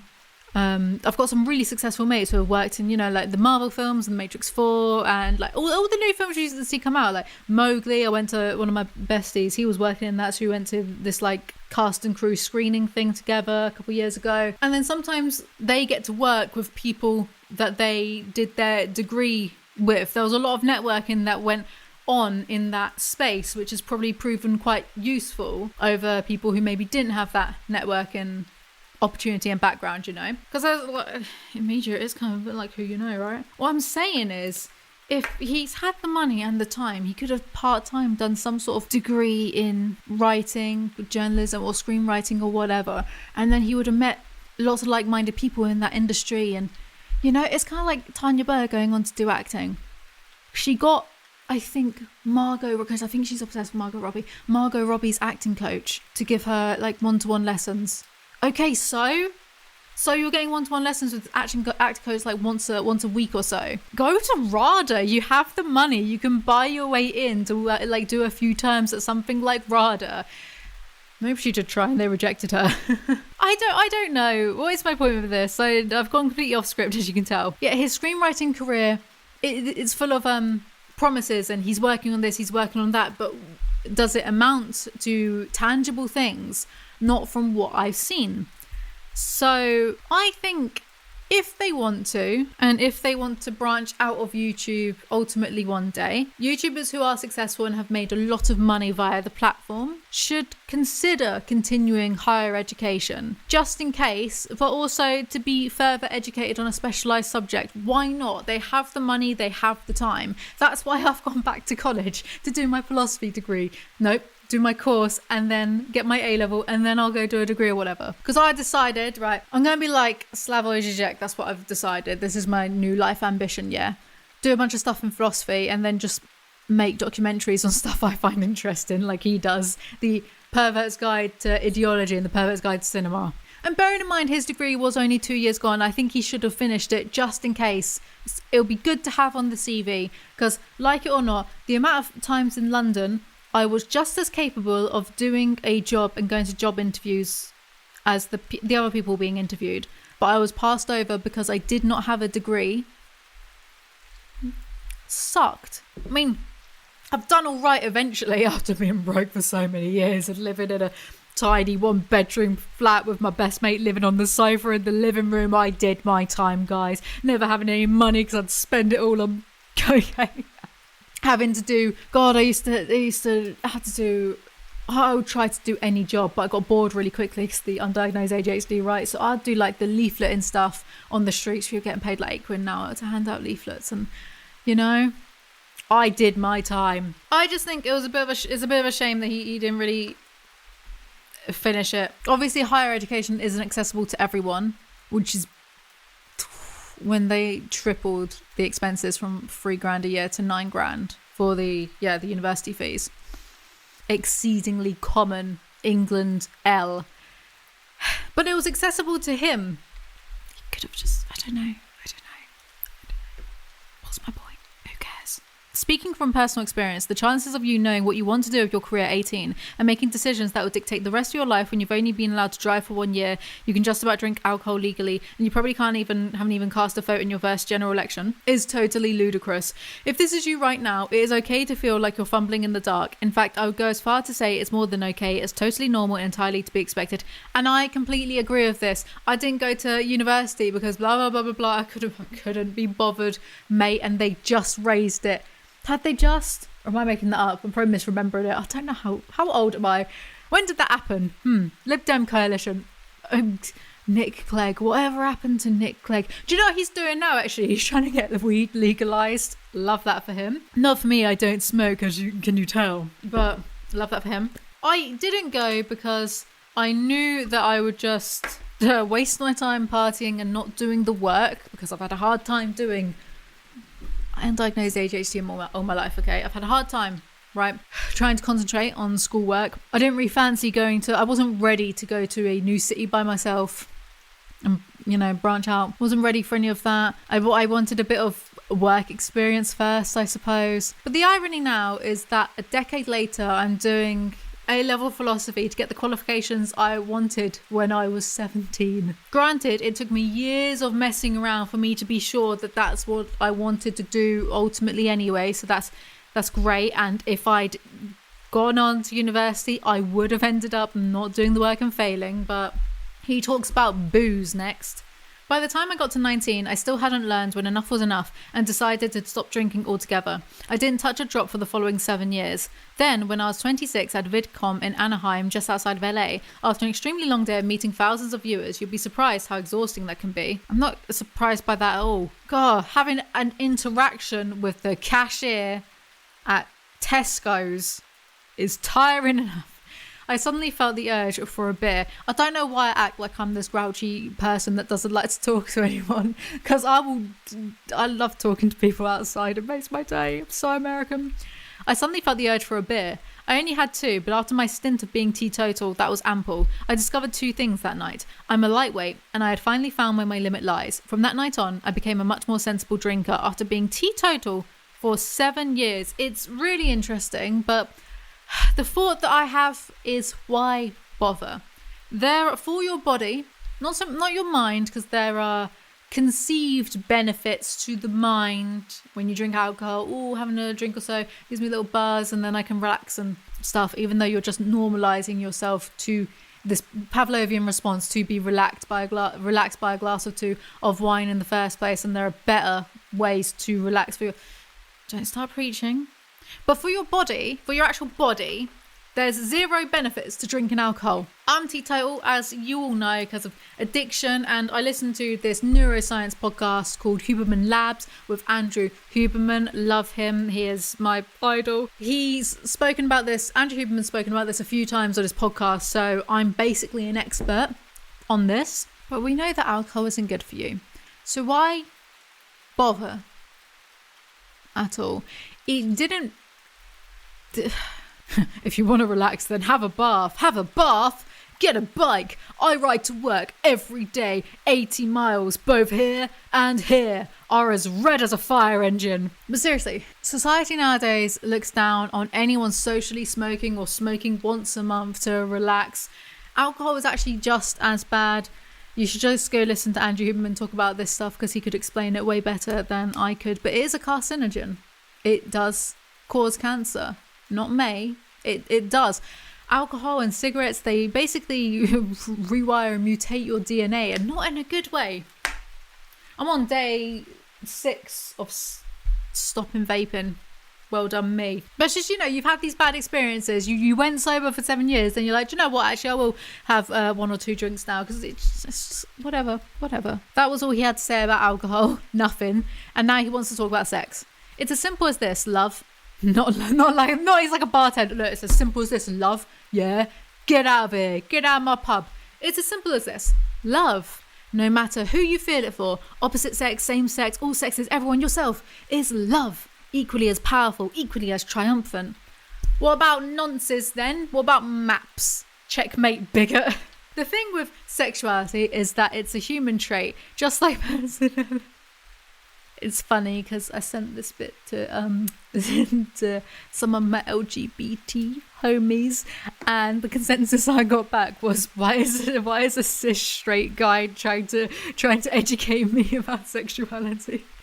Just like, oh no, I didn't get this bit right. The thing with sexuality is that it's a human trait, just like personality or height or skin tone, and as such, it's not just black and white, on or off, gay or straight. It's a continuum, and continuum's difficult to measure. I got confused by this because height and skin tone very much are, and this isn't a pun, black and white. Height, you can't change your height when you're fully grown. Skin tone, can't change that. I could change this artificially. I wouldn't know what it looked like, but you can't actually change your skin tone. So he says sexuality, it's like, I'm actually very confused. So it's a trait. Like height or skin tone, personality can change. It can change with head traumas. It can just change with experience and new things, whatever. Height and skin tone, it's a trait, like height or skin tone. And as such, it's not just black or white, on and off, gay or straight. A continuum is a continuous sequence, i.e. fluid, gender fluid, sexuality fluid, whatever. I just don't think these examples, maybe I'm just being stupid and I'm not really getting it and I'm not seeing the forest for the trees. I just don't think these examples put together really work properly. It's a human trait. As such, it's not just black or white, on or off. But height very much is black or white. Bored of that now, continuing. People differ in every possible minutiae of every possible distinction. I disagree. I think that 80% of all people ever are joyless robots. This section lasted for 3 pages and amounted to homophobia equals bad. Wow, Jim Chapman ended prejudice. That'll show everyone. I am being facetious. Of course, it's nice to show that you are an ally, and I'm sure it's very appreciated amongst people. But this book is full of sciencey facts. So, to back up what you're saying, why not mention all the animals that have been found in nature that experience homosexual relationships, or amphibians that can change gender? Clownfish, clownfish, they can change gender. Because in Finding Nemo, I think the blokes can there's something weird. What is that thing about Finding Nemo? It's something, Finding Nemo. Gender swapping abilities of the clownfish. Clownfish have the incredible ability to change genders based on their social environment, and by explaining how this change happens, we're going to see why Finding Nemo isn't as wholesome as you think. This is from a site called thefocus.news. We all know what happens in Finding Nemo. We do not need a recap. All clownfish, Amphiprioninae, also known as anemone fish,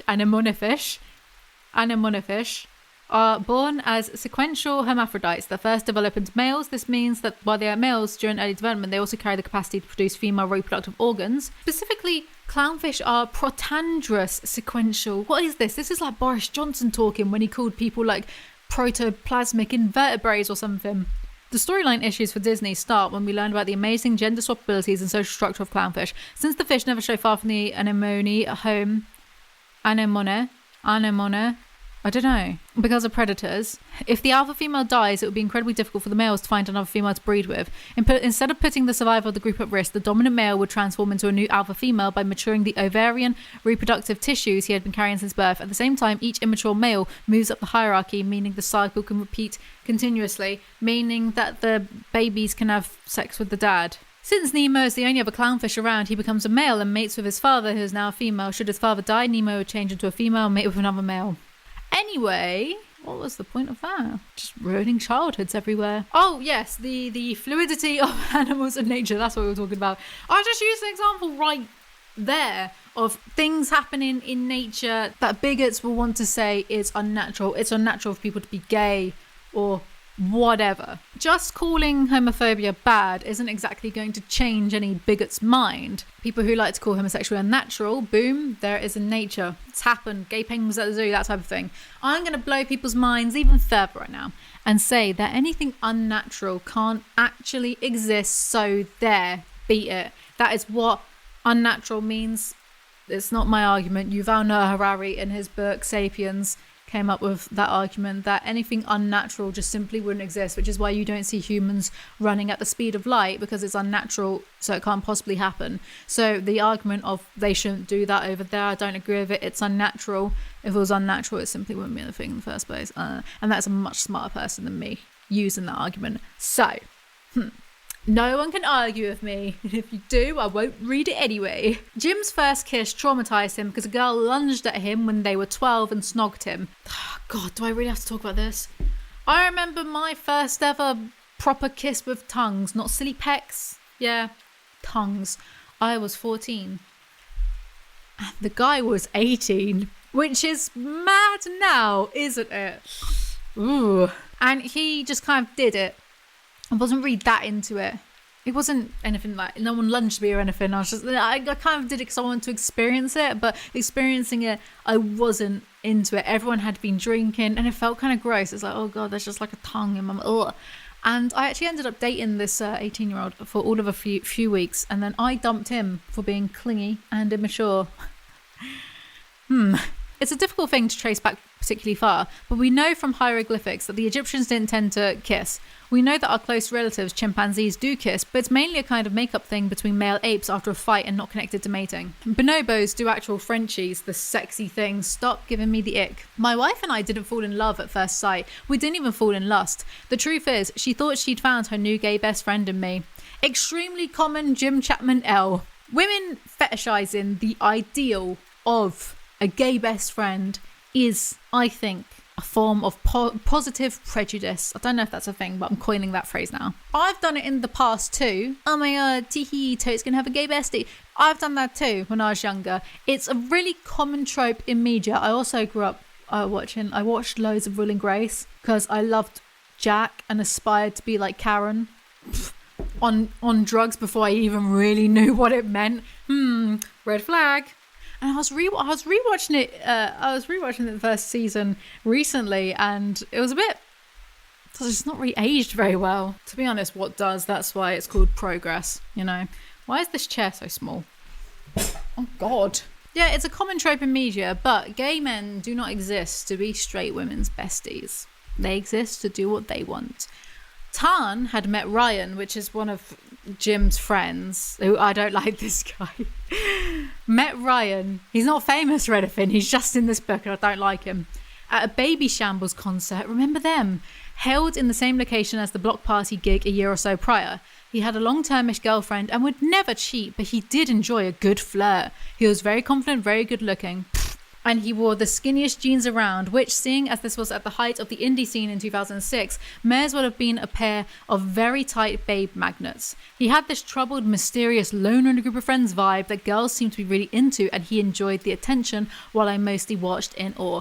And I have no idea who Ryan is, but I'm going to dunk on him and say I guarantee, I would bet this glass of water that he cheated a few times. Because listen to this next bit, yeah? Well sus. During the gig where Tan and Ryan met, Ryan invited her and Kate, still, I'm not saying Tan anymore, still Tanya's best friend to this day, to a house party that he, myself and the other 5 boys were hosting a few days later at their grotty, damp carpeted, why does the inside of your house smell like humid yeast house? Of course, when the night of the party arrived, Tanya and Kate had to get a bus from the village they lived in, and Tanya was so keen to meet the boy she'd been obsessing over that they were the first guests to arrive. Way to play it cool, Tanya. So he would never cheat, but he invited these 2 random girls he met at a gig to a house party where his girlfriend is as well. And why has Jim been patronising to Tanya? Way to play it cool, Tan. Is he just jealous that she fancied someone 15 years ago? I could see that Tanya's little heart was broken.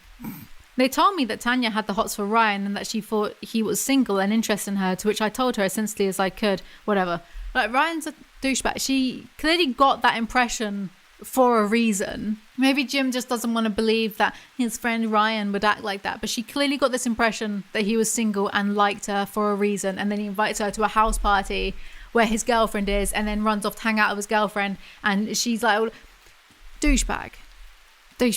And Jim, if you can't see that, that is just men defending the sussy behaviour of other men, innit? The whole time I just thought that Tanya was the most stunning creature I'd ever seen. I remember thinking that Tanya had very nice teeth. I have a thing for good teeth, and I loved the way her mouth moved when she smiled. So you loved her smile then, Jim? Why not just say that, you future serial killer? I can hear the bathtub full of lye bubbling for his next victim as we speak. For legal reasons, that was a joke. Unless... The next day, Ryan and I had work. We were both feeling a little fragile, but I would not shut up about the girl I'd met the night before. I told him the story about how she fancied him and how I had been her shoulder to cry on, and wouldn't it be weird if I were to pursue her after that, to which he laughed. Zero remorse for leading the hopeless Tanya Burr on. I don't know who Ryan is, but he is now the primary antagonist of this book, and I will find him and destroy him. We texted and called each other a lot. She would swing by to see me at work or meet me on campus, and I would wait in Starbucks for her to finish on many occasions. I was very inexperienced with girls, so I would text her things like, I like you, can we go on a date soon, please? Aww. I had no idea that wasn't the done thing. Apparently you were supposed to play it really cool and leave it 2 days before getting in touch and then be really mysterious and unavailable when you did. Ironically, Jim's way, just being honest, is very healthy, and the norm is pathetically dishonest and time-wasty and just annoying. There's being way too keen, of course, but to just show excitement that you'd like to hang out with a person and get to know them better, if the vibe's right, that's quite exciting. Like, no messing around, you know? I'm a very hard man to please, and my standards are extremely high. By now, if you've read much of this book, you must have realised that I'm interested in the scientific method. Not that I'm qualified in science, just that I'm thoughtful, can be quite pensive and methodical. I tend to analyse and think hard before making decisions. I always want to know how things work or why things do what they do, but Tanya came charging for all of that like a bull in a china shop, clumsy and quirky and jam-packed full of charm, and I fell in love with her within a month or two, which I think is fast. She fell in love with me first, though. She told me so via text message. I think I've already said this is just how he talks about the primary women in his love life. Tanya's obsessed with him. Sarah's obsessed with him. The baby's probably obsessed with him too. It's almost like this odd one-upmanship. She fell in love with me first though, but it's not a competition, mate. It should be a nice thing. No, she fell in love with me. Shut up. Now he's writing a letter to some girl that he had a crush on one time 15 years ago. Snore. I appreciate now that your boyfriend, who was also 17, but actually looked 17 whilst I looked 14, was a much better catch than me, and that you strung me along because you liked the attention. That was totally normal on your part, but I had never had much attention before, and I may have got carried away. I told my big sisters that you're my girlfriend. They both still hate you for breaking their little brother's heart, by the way. Get a life. Get over it. That was like 10 years ago. Either way, I'm sorry for being such a needy weirdo. Rare Jim Chapman's self-awareness. Let's be honest. I've got a headache, let's be honest. People can talk about love all they want, but the nitty-gritty of the sex bit is really strange. It's such a deep-seated drive in all of us that we rarely stop to think of it. Ha, what about people who are asexual? Ha, not inclusive, are ya? But trust me, it's mental. Just for a minute. Well, she was wearing a top cut so I could see the shape of the glandular and fatty tissue of her chest, which is generally thought to be very attractive and which caused my external intromittent organ, which by the way happens to also serve as a urinal duct, to fill with blood. I am very smart, the human body, the next segment. Of course, this is a very fleeting visit to the massive concept, and if you do decide to do a little digging yourself, you'll more likely discover the wonders of RNA, amino acids, chemical evolution, and metabolic pathways. It's all a lot to take in, so I shall leave you with this thought. If indeed life was not a random chance, and molecules do self-organise and self-assemble, regardless of how tiny the probability, with the sheer number of Earth-like planets out there in the universe, maybe the chances of life existing elsewhere aren't all that low. Ooh, pretty controversial moment. Aliens might exist. No way. So annoying.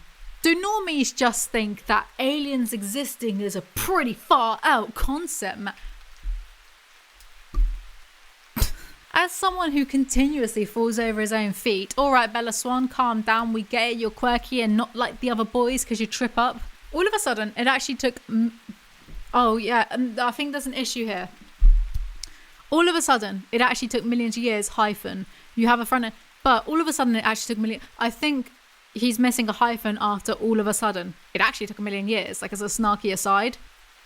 Just thought I'd note that. Thing 54. We all like big butts and we cannot lie. No. Butts are brilliant. Stay away from mine. Butts are brilliant. Have you noticed how the human rump is larger and more bulbous than that of most other animals? Each cheek is made up of two fairly large muscles, the gluteus maximus and gluteus medius. or maximum and medium, as well as a generous helping of fat that makes them super comfy to sit on. These muscles and fat are what gives our buxom bottoms their shape, but the anatomy alone doesn't explain why we need such voluptuous, this is killing me, rear ends. Surely we could have those fat deposits in our feet to make sitting less necessary, or spread out over our entire bodies for better insulation, or we could have altogether smaller gluteus muscles to save on the energy it costs to run them. The reason our bodies are so bootylicious is because we walk upright, and it's our derriere that helps make this so. I'm convinced he only wrote this paragraph to wind me up 5 years after the fact. Humans are not your typical predator. And while the horse is having a lie down to gather its energy, good old Blorf the Padfoot, that's the name of our big-butted hero, he's really good at tracking by the way, has been following its trail at a steady jog. Once he catches up to the exhausted and defensive animal, he quickly dispatches it, dismembers it, and carries it home for the tribe to eat. The horse gets eaten and Blorf is a champion. In reality, Blorf would have most likely had accomplices, but I couldn't think of any more prehistoric names, so I just kept to the lone wolf, Blorf. Ah yes, that famous prehistoric name, Blorf. Your anus is a sphincter, but sphincters are not anuses. A sphincter is characterised as a ring-like muscle. They can contract or relax to open, close, restrict or enable bodily passages. At this point, I'm quite confused by the target audience of this book, because he and the British vlog squad, I think it's very fair to say that they had young teenage fans, let's be real, primarily girls from what I've seen. That was the demographic that seemed to enjoy Zalfie, Tanya, Jim, etc. But there's all this factual talk of sphincters, as if teenagers aren't going to giggle about it. It's a bit adult. Maybe there's a huge overlap in people who enjoy Zalfie and people who also enjoy scientific facts about the human body. Maybe I'm wrong. Maybe he did a survey beforehand. Who knows? He says bits and bobs a lot in this book. It's like British beauty vloggers who always pop products on their face. I can't believe I'm only on thing 58 and I've been working on this book for months. Send help. I like to think that I have a relatively high ouchy threshold. This follows my point about the target audience thing. He also has this habit of talking like a 3-year-old, adult concepts, 3-year-oldish, like childish language. I don't get it. I don't get it. And by adult concepts, I don't just mean, he's talking about adult things, but the terminology that he uses in the explanations, it's quite mature. I don't get it. I know for sure I'm not the target audience, but I'd like to know who is. I can be hedonistic. Imagine Jim Chapman chucking back ecstasy pills and having a gangbang. It's not entirely awful either. People have worse vision than that, hyphen. It's happened again. I think there should have been a hyphen after either and before people. It's not entirely awful either, hyphen. People have worse vision than that, hyphen. Because otherwise it just sounds a bit awkward, sounds clunky, it sounds rushed together. So I think there's an editing issue here. And do you know what? Maybe the science from this book was all copy and pasted from Wikipedia, but there is a lot more effort put into this than Shane Dawson's books, so I'll give Jim that. He gives a horrible account of his laser eye surgery that I shan't repeat. Apparently it sounds worse than the procedure actually is, but eye touching makes me squirm. My friend Claire has a sister 4 years her junior called Gemma. One day, Claire and Gemma's mum, Susan, chopped Gemma's finger off.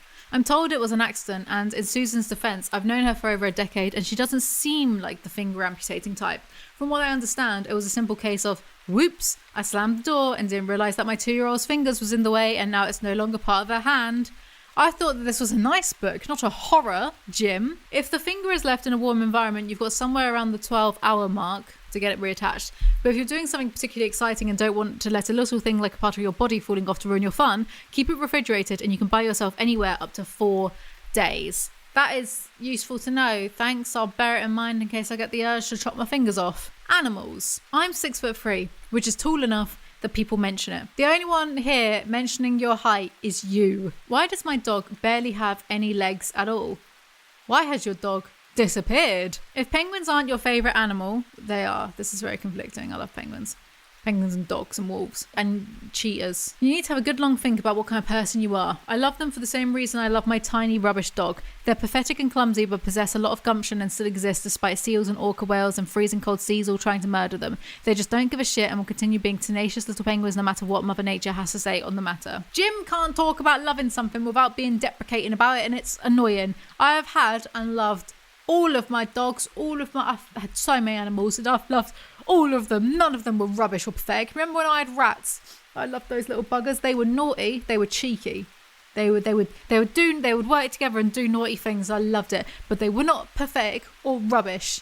Even though they were domesticated. Obviously, I didn't pick any off like the London Underground one day and take it home. Domesticated rats, they can't survive in the wild. They're basically like little puppies. They're quite different from wild rats. Very, very intelligent. So yeah, if they were put in the wild, they would probably get eaten straight away and they would have been scared and stuff, but they were not rubbish or pathetic. I loved them. I bet he doesn't say, I love my baby, even though she doesn't do anything and sleeps all the time. Maybe he does. I don't know. But I doubt it, because Mumsnet would have an absolute field day. Oh, who am I kidding? He's not relevant enough for Mumsnet. Never mind. That's very mean of me. It's octopuses. So says the Oxford English Dictionary, the final arbiter of such a thing. Octopedes is also acceptable, but I've never heard it used in real life. Therefore, next time I say octopuses, don't be a smart ass and tell me that actually it's octopi in a smug tone of voice, because you'll be making a mockery of the English language and a complete tit out of yourself. This is what Rachel Oates told me as well, so I'm inclined to believe it. They are, it goes without saying, awesome. So I will now be spending 6 pages talking about them. If you don't like dinosaurs, you can skip to page 210. However, be warned that we probably can't be friends anymore. Oh no, what a shame. I'm knocked out of the running of being one of Jim Chapman's besties. Boo-hoo. When asked what your favourite dinosaur is, if your answer is anything other than the Velociraptor, you're dead to me. You're a normie. My favourite dinosaur is Jeff Goldblum. Not because he's old, just because he was also in Jurassic Park. Dinosaurs are mad, innit? Thanks for sharing that thought, Elise. Troodon was a relatively small bird-like dinosaur that measured in at about 3 feet tall, but it was a genius. I mean, it could do long division or anything. Troodons are actually my favourite dinosaurs because they might have possibly evolved into reptilians. Seriously, look it up. It's a thing. When I say it's a thing, I don't mean educate yourself, sheeple, and not like that type of thing. Not like going on truthism.net to find out the truth about the Illuminati. Scientists theorise that because of its large brain size, and because I think it was bipedal, it might have eventually, given a couple 100 million years of evolution, gone on to become upright, walking, talking, big breath, like us.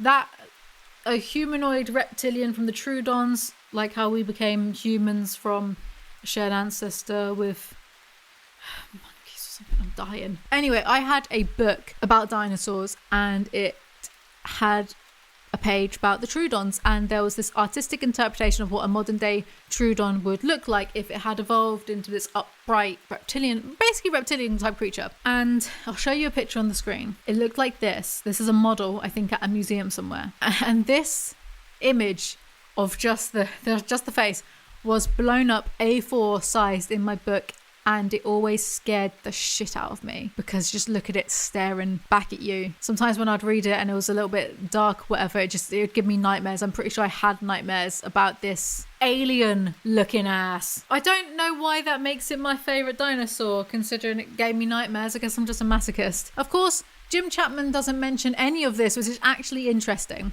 because he is in the Illuminati and doesn't want any of you to discover the truth. Imagine if the British Vlog Squad actually were in the Illuminati. It was just like a new wave, a new gen of trying to get their subliminal brainwashing advertising out.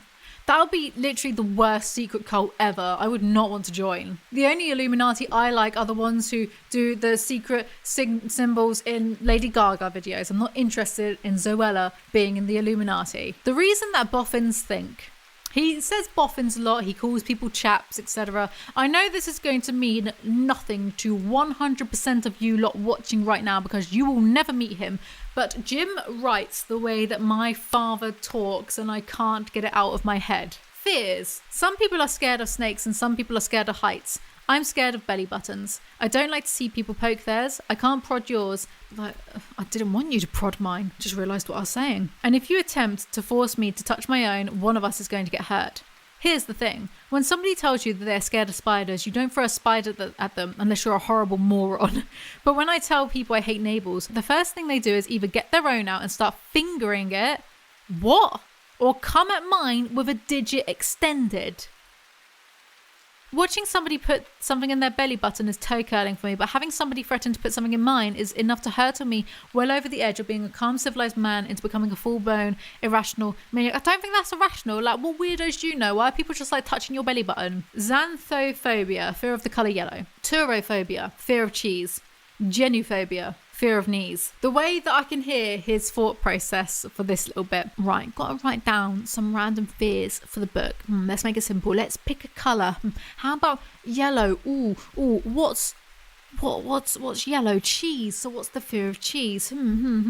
What next? Oh, what rhymes with cheese? Knees. So what's the fear of knees? These are writing themselves. Thing 81.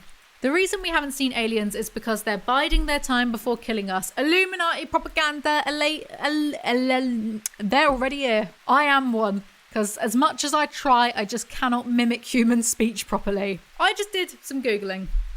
I already mentioned this stuff at Martha, didn't I? I don't know if I've already said this. I've forgotten from all of 2 days ago. Random reminder that Jim and his new wife exploit their child by posting so much content about her to try to scrounge freebies or hashtag gifteds without her consent about having her childhood public and monetized because she's a 1-year-old who can't possibly understand what her parents are doing. I'm really tired, so I don't want to get fully into it. That's my controversial opinion. I don't think people should be able to exploit their babies or children for money and views, because the kids can't have a say and they'll grow up and maybe it's like Pandora's box. You can't close it once it's open. So if they grow up to be 16, they're like, actually, I don't like that so much of my life and childhood was on the internet. You can't take that back. You can't. So it's better to play it safe. Plus, look, my generation, we were always told, don't tell people on the internet your real name. Don't share your location. Be careful about who you talk to, because there's nonsense everywhere. And Jim's several years older than me, actually. So he should know even better about like all the not great people. There was a whole thing recently. Eleanor, some mumfluencer who keeps uploading content about her child doing things that should be innocent, like eating a banana. But as a lot of women know, if you eat a banana outside, some men are going to sexualize that. As a lot of women already know that, right? And the comments that are on this, that this person gets on their Instagram, it's just really weird. And there's men, and the mum's not doing anything about it, even though there's clearly men out there online right now being attracted to your 3-year-old kid. Ban it all. Ban babies from being online. Like, what does a baby want to do with Instagram anyway? It's not for their benefit. Like, Instagram means nothing to a child, you know? Anyway, I don't want to get fully into it. It's a convo for another time. Anyway, Jim believes in ghosts because a room in his house when he was younger was haunted, he believes. I used to be convinced, as I've said before, that my kitchen was haunted with aliens in my back garden. So, and certain points of my old house, it felt a little bit off. At one point, and for a very long time, in the absence of anyone else present, we felt a person sit on the edge of the bed.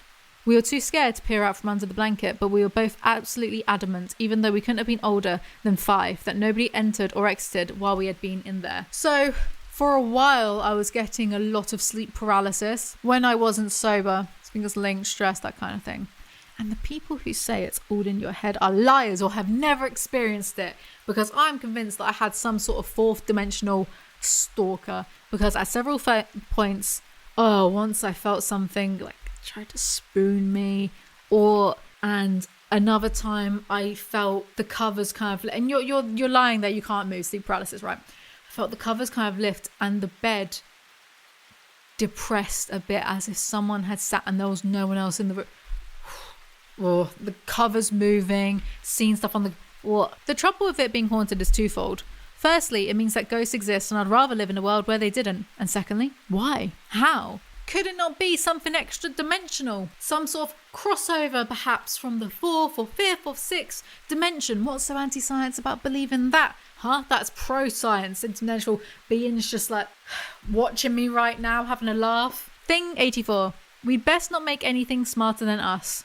Can't wait for this. Our brains are super duper complicated. Speak for yourself. On the off chance that your Greek is a little rusty, Anthropocene derives from anthropos, which means human. It's our fault. Jim acting as though he doesn't Google the meaning of Greek words. Jim is anti-artificial intelligence, so he is in good company with me. Why are my friends so stupid? Why do I get messages like this? Look at this message I just got.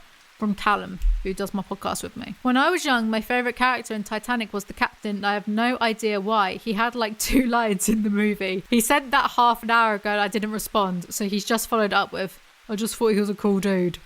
That literally thanks for nothing. That is negative information. I have lost brain cells reading that. Next is swimming. His thoughts on swimming. My friends, and this includes my wife. I'd hope so. I'd hope your wife is your mate. Oh, didn't age well. Sorry, read the room. Have a tendency to lead me into the deep end, like a sheepdog herding its quarry, where they'll prod me until I sink. Once they're satisfied that I've gone down deep enough, they will drag me back to the surface, give me a second to catch my breath, and burp. He will burp, not the friends will just like burp at him. They just all belch.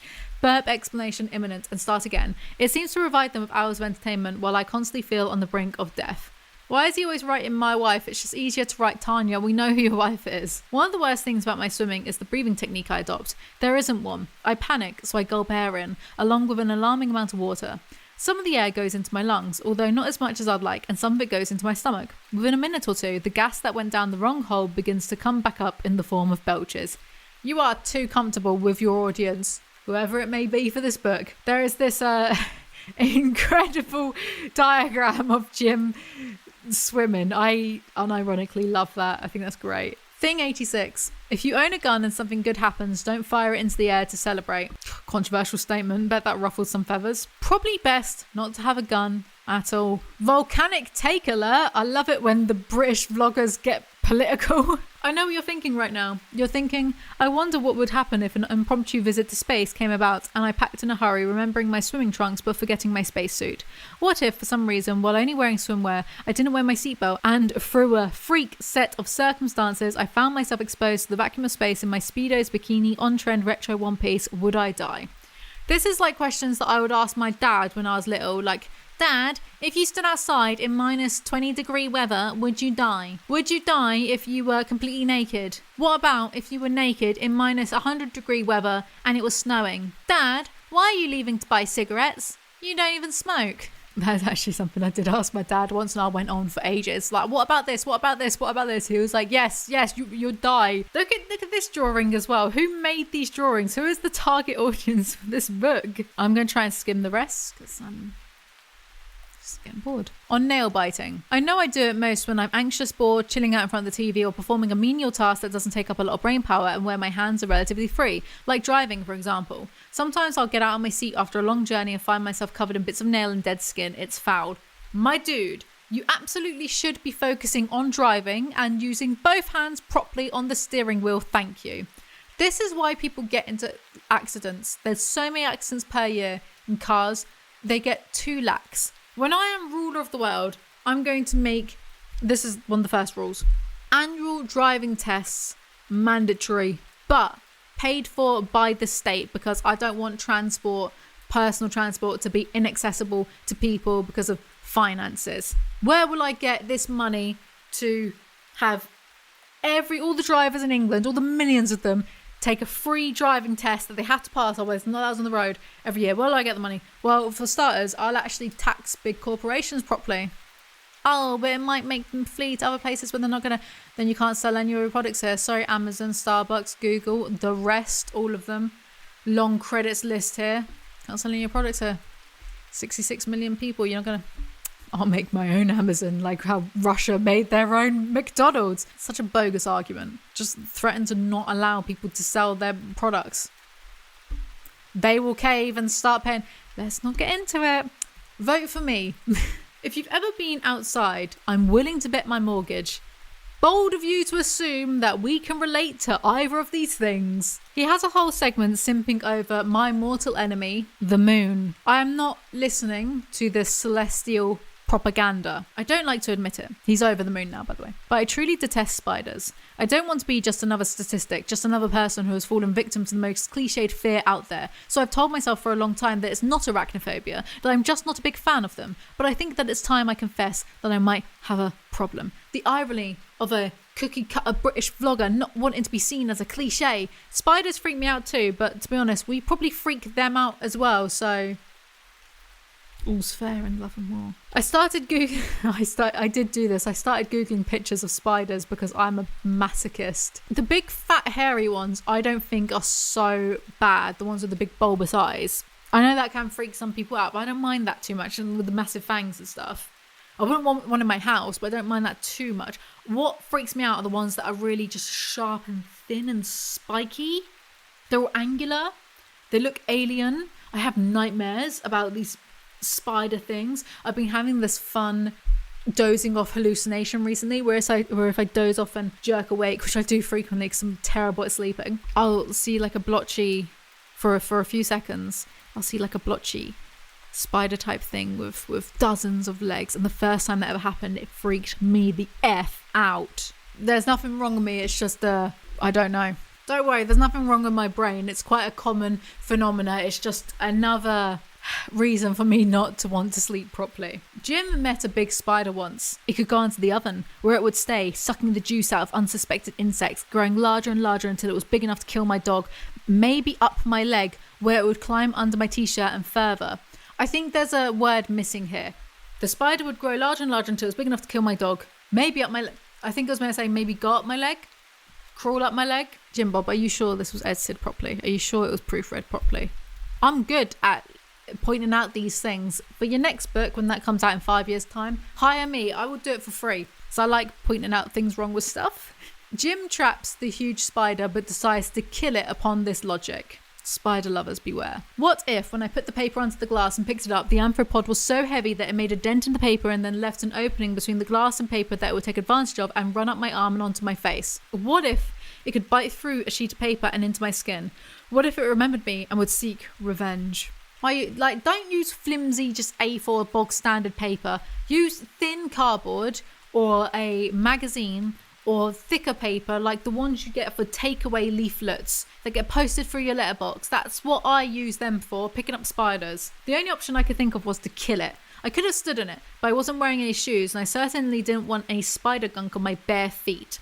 The amount of times he has actually also mentioned his feet in his book, not saying anything peculiar, but just referencing the fact that feet exist and he has feet.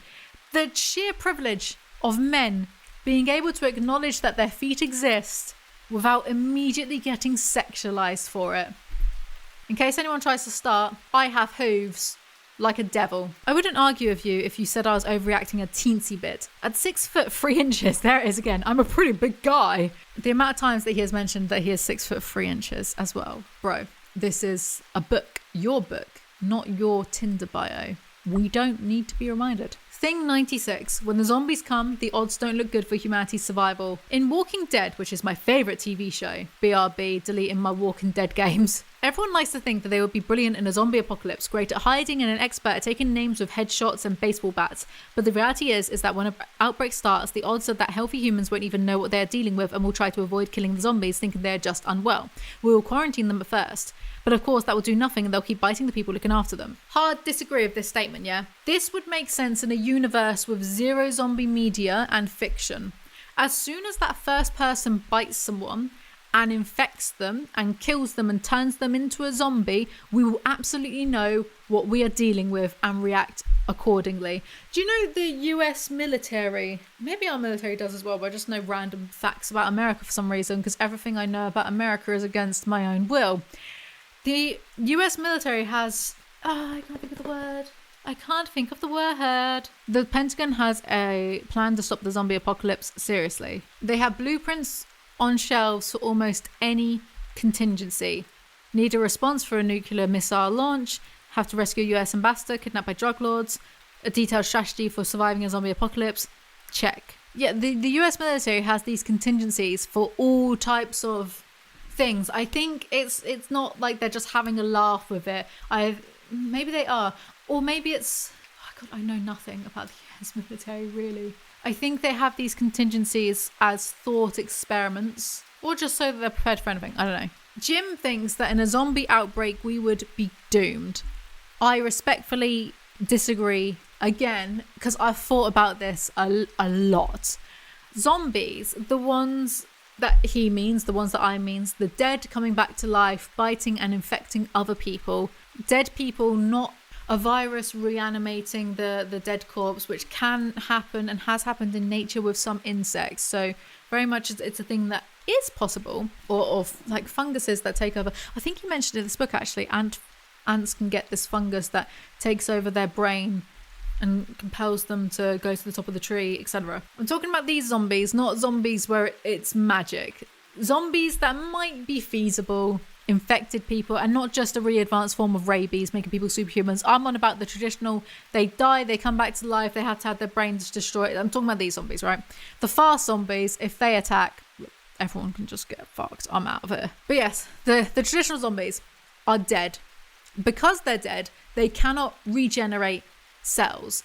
Every small cut and bump and bruise that you get on a daily basis would add up on a zombie quickly and incapacitate them eventually. They cannot heal any of these little cuts or scrapes or whatnot. If zombies can only die by having the brain destroyed, well, zombies are dead, right? The blood's not running through their body, even though how they animated, but whatever. Once the brain starts to decompose, it turns to mush, it liquidates, really, fairly quickly. And if that didn't happen, maggots and birds would make quick work, especially maggots. They will start eating all the, and once the bodies start to really decompose, they would be unable to walk, unable to keep themselves warm, because how are they going to regulate their own temperatures?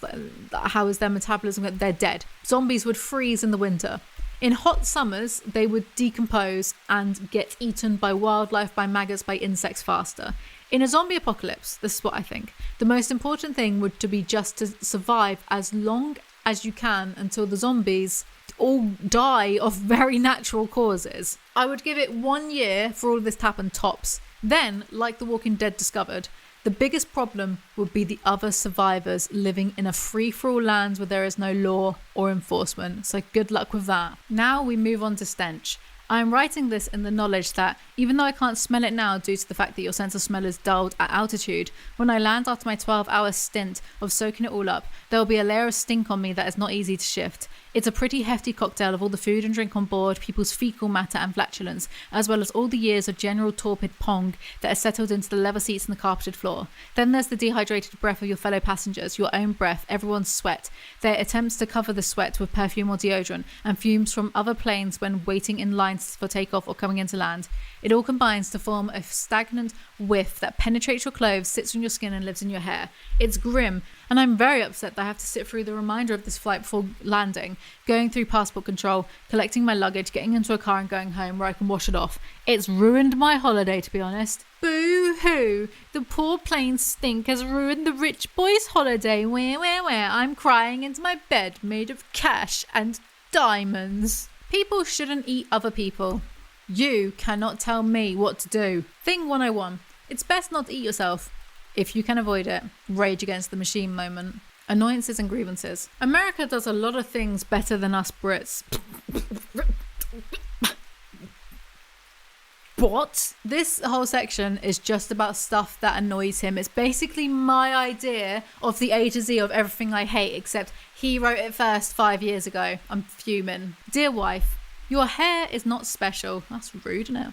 Like everyone else's hair, it does not dissolve in water. Therefore, I would greatly appreciate it if every once in a while you would empty out the sink trap in the shower. As much as I love you, I will not hesitate to file for divorce if I have to plunge my hands into the plug hole to extract your grotty, discarded clumps of cold, dank, matted locks, congealed with old conditioner and mildew. One more time. Love you to the moon and back, Jim.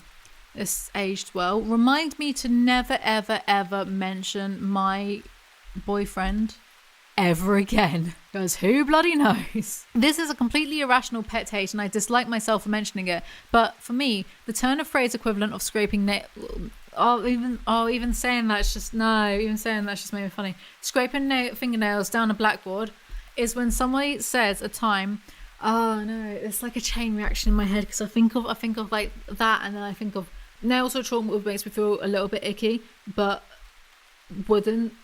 I can't actually even talk properly. Like magnums and that wooden lollipop. I'm going to be like this for ages now. It just messes with I hate them. Like them scraping against your teeth as you try to like bite the ice. No. It's when someone says a time, followed by one of the qualifiers AM or PM, followed again by another qualifier in the morning or in the evening. Everyone does it and it makes me unreasonably mad. By telling me that it's AM or PM, I know if it's in the morning or in the evening and you're repeating yourself. Save the brain power, save the oxygen, save our friendship, save our time, and just pick one way of informing me about what part of the day you're referring to. This is something that I would say is incredibly petty. Maybe we could be friends after all, Jim. I draw particular attention to that latter liquid. Candle wax is solid at room temperature. It's not until it's exposed to heat that its state alters to liquid. So why on earth did my wife think it appropriate to pour hot wax down the sink? Sinks are usually colder than room temperature. Her disregard for basic physics dumbfounds me. As soon as it hit the plug hole, the wax solidified and blocked the pipe good and proper. Heh, wife dumb, me big smart. This happened, by the way, when they were dating, so when Tanya was 18. Who cares? Leave her alone. Sometimes food looks like one thing but tastes like something else. Case in point, I once ate a little bit of potpourri thinking it was a sweet. If you've never tried potpourri, don't. It tastes like soap. If you've never tried soap and so can't emphasise, don't. It's not worth it. I've tasted soap before. One time, my sister had the very first Grand Theft Auto game, but her and her friends were excluding me. They weren't letting me play it with them. They were 6 years older than me, to be fair, so I was like the annoying little sister. They wouldn't let me play with them on the PS1.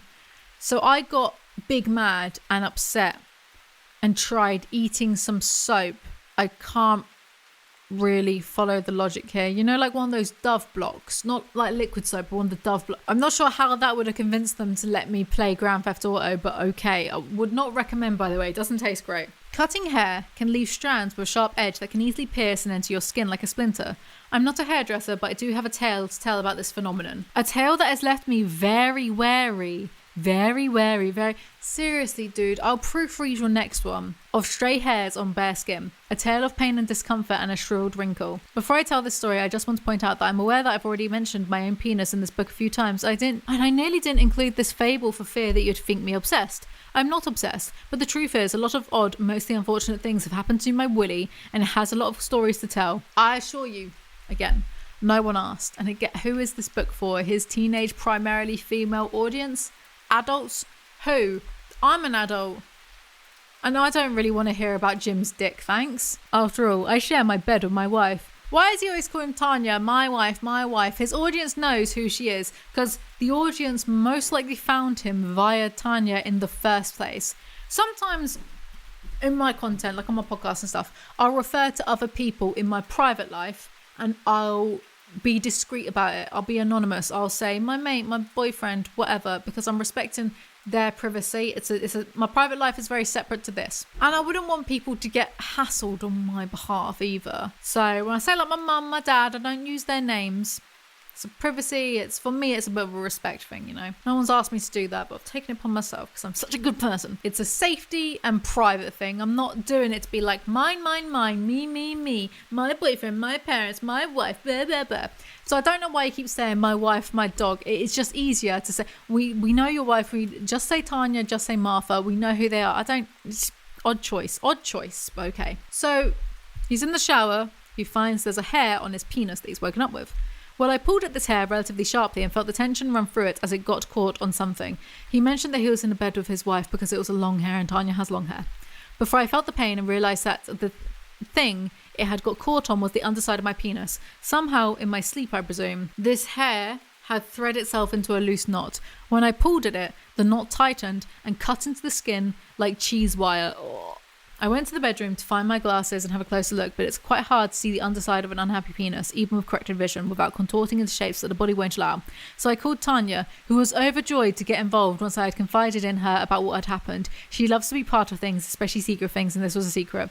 Yeah, I'm sure she was so obsessed with you that she was beside herself with joy to help you unravel your penis from an errant hair. He goes to the doctor to fix it and ends up flashing a child. Apparently that was also my cue to leave, but I was unaware of this and lay there on the bed until he walked back in with a mother, father and small child, who all looked as horrified and shocked as I felt. The doctor said, "Oh, you can go now," and I didn't reply.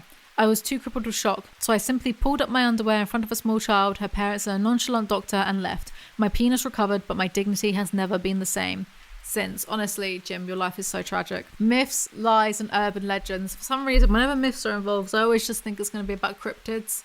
it's not us disappointed. If I were being responsible, I would say something along the lines of, whatever you drop, wherever you drop it, regardless of how long ago you dropped it, don't eat it. If it's watermelon from a flat surface, definitely don't eat it. But I like to live life on the edge, and if I drop something tasty, 9 times out of 10, I will still eat it. I absolutely do. I do not do this, no. And I have a little dog running around and making a mess. My house probably has more bacteria in it than most, but I'm still around, so screw it. You do you and adhere to the 5-second rule if you like. Just don't say I didn't warn you when your tummy explodes. Jim, please stop it. Don't do that anymore. You have a kid now. Don't do that. When you think about it, banging drinks together is such an odd thing to do, but then handshakes are an odd way of saying hello. Why not touch elbows? How much has changed in 5 years? Now, thanks to COVID, touching elbows has actually been super common. I'll do that with my mate all the time rather than a filthy handshake. If you do manage to invent a time machine, I implore you to use it for humanity's greater good, or at least to bring me a baby dinosaur. However, if your decision is to kidnap a newborn, you'll be looking at going back around 50,000 years or less to be sure that you can raise it to modern standards. Of course, then you have the issue of the child's timeline. Had you not been a monster and ripped it from its mother's arms? What if it happened to be one of your ancestors? This is just called the grandfather paradox, actually. And by pilfering it before it had the chance to reproduce, once you get back in your time machine and head home, you never existed in the first place. What if this child would go on to invent something great, like the wheel, and when you arrived home, we were all still living in caves, dragging things uphill? What if this kid carried a gene that would make it immune to some virus that was previously killing humans and never got a chance to pass that immunity on? You would end up killing the entire race, you arse. What if you accidentally stole your own ancestor and then that caused you to not exist? If you didn't exist in the first place, you wouldn't have been able to go back in time, steal your ancestor. So it creates it's the grandfather paradox. Same with the second example. If you do something back in the past that causes us to still live in caves in the present, you couldn't have created your time machine in the first place to do that. So maybe the timeline would protect itself and just not allow you to go back in time and mess with anything anyway, to prevent paradoxes from happening and the universe imploding on itself. Unless we go down the Steins Gate route and you cause a fork in reality. So you end up, when you return to the present, you've actually ended up jumping to a different timeline altogether. So you're not really time traveling, you're timeline traveling, parallel universes and realities. But basically, don't worry about it, mate. This final segment is called Reasons to be Cheerful. This is actually the name of Ed Miliband's podcast. There is literally no original thought anywhere. Even me saying that ain't original thought. Thing 135. We're not as bad as you might think. Spend 5 minutes on Twitter and then tell me that with a straight face. I've tried not to be driven by money or material things, but it's easy to get caught up in the luxuries my job has to offer. However, losing my stepdad in the process of writing this book has really hammered it home. You can't take the money and the stuff you've bought with you when you pass away. Brian invested his time in people and relationships, and in the end, what really matters is that he was loved. He was so loved, in fact, that he had the busiest room in the hospital, full of friends, family, well-wishers, and even extra nurses who had taken a liking to him. In a ward that was all too full of patients who had nobody, Brian had a small army of people, all by his side when he passed. You can't buy that. He's right. What I wanted to do with this book was to give everyone as many different ways as possible to think about life and their own existence, whether that's in time or space, or just seeing that we don't have it all worked out. I hope you enjoyed it. If you did, come and let me know. If you didn't, well, just keep that to yourself in honourable silence, or better still, lie to everyone you meet and tell them it's bloody excellent. See you later. Oops. Acknowledgements. And of course to my beautifully souled, endlessly patient and brutally honest wife Tanya, who has tolerated me throwing random facts at her since very soon after we met, and still, despite that, seems to be quite fond of me. Oh, and a canine shout out to my dog Martha, who sat on my lap for at least 138 of the 147 things. Oh dear.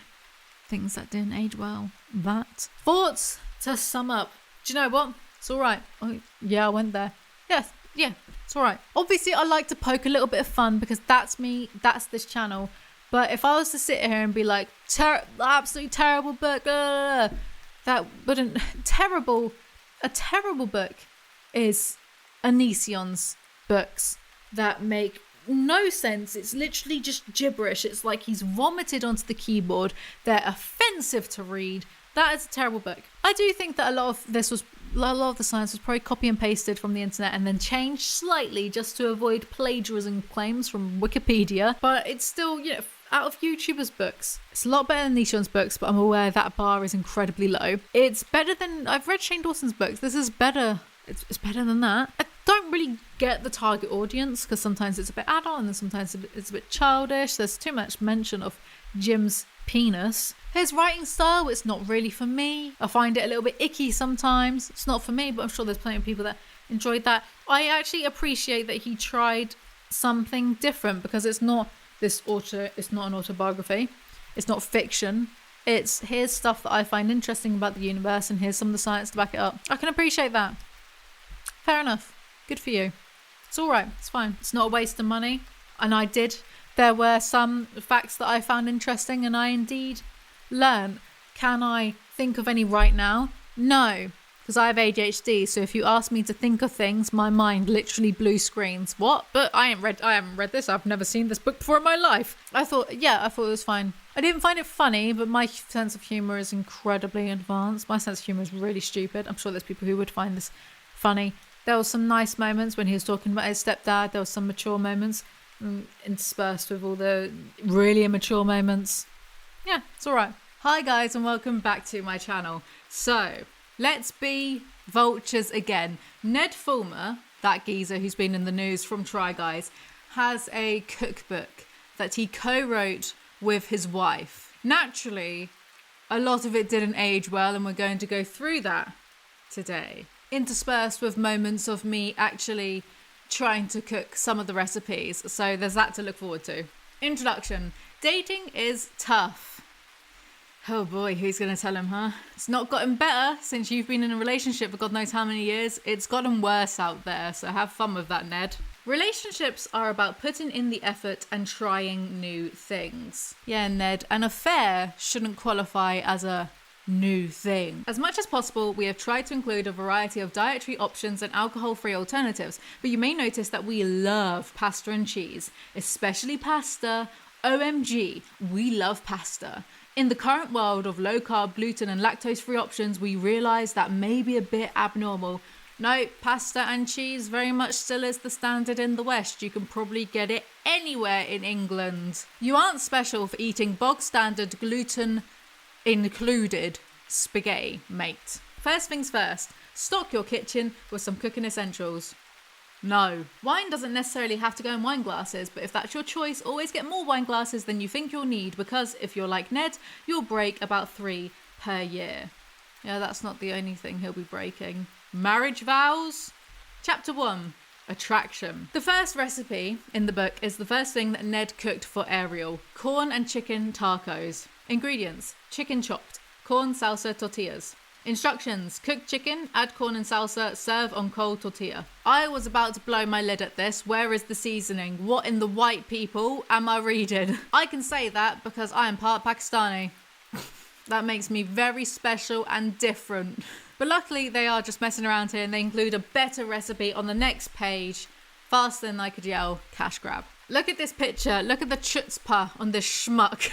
They have a non-alcoholic jalapeno limeade in place of tequila, so I tried to make it. Spicy jalapeno icebreaker margarita, but obviously, as you all know, I don't drink alcohol. Okay, so in a large mixing glass, muddle jalapeno slices with a muddle or a spoon. I found this. You can use that. Muddle jalapeno slices. So, I think this is a jalapeno. Jalapeno slices with a muddle or a spoon. 2 ounces of agave. So that is 59 mils. That's like quite a lot, huh? 59 milliliters of lime juice. That's a shocker. Look at that. That's all the ice we're getting. Hold both ends firmly and shake vigorously for 5 to 10 seconds. If desired, run a lime wedge around the rims of 2 tall glasses and salt the rim.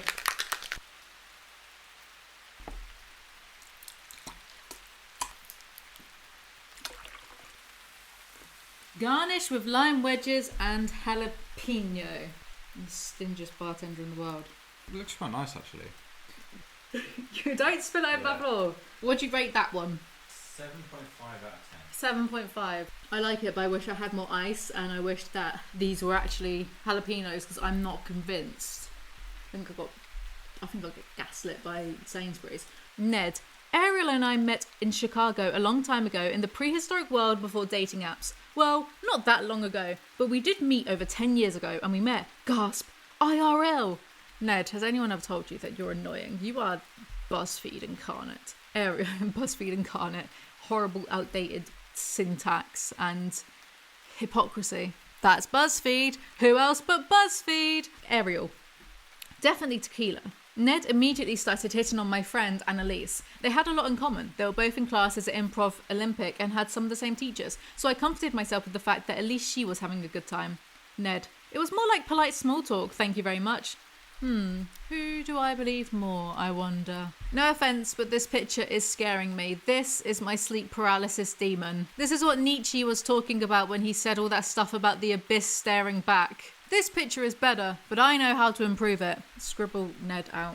Want to know one of our favourite date night activities? Get your mind out of the gutter. It's eating dessert. Ned, I do not want to have intrusive thoughts of you having sex, so stop or I will get a restraining order. This recipe is easily veganised because they use pre-made store-bought pastry, so I tried it.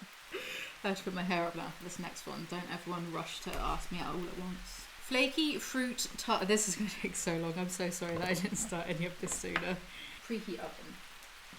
200 Celsius. Sliced fresh peaches. See, there's a stone in the middle. How are you meant to do it? I don't get it. This is too much effort already. 3 tablespoons light brown sugar. Pinch of salt. Oh, I should have saved that salt from earlier. 1/4 teaspoon cinnamon. Oh, this smells good. Why don't I put it in this? About that big. Cut it into a large circle, but it seems a bit of a waste, right? And it's already in it's already in this square. So what if I just make the tart a square thing instead? Maybe if I just curl the edges in a little bit. Oh my god, I'm so bored already. I am so bored. This is so bored. Where's my headphones? I need to listen to a podcast. This is so boring. Look at that. This is hard work. Oh, I'm actually a bit upset now. Mine are so thick. It just said cut them into sliced fresh peaches. Pull the edges of the pastry over the peaches to create a decorative crust.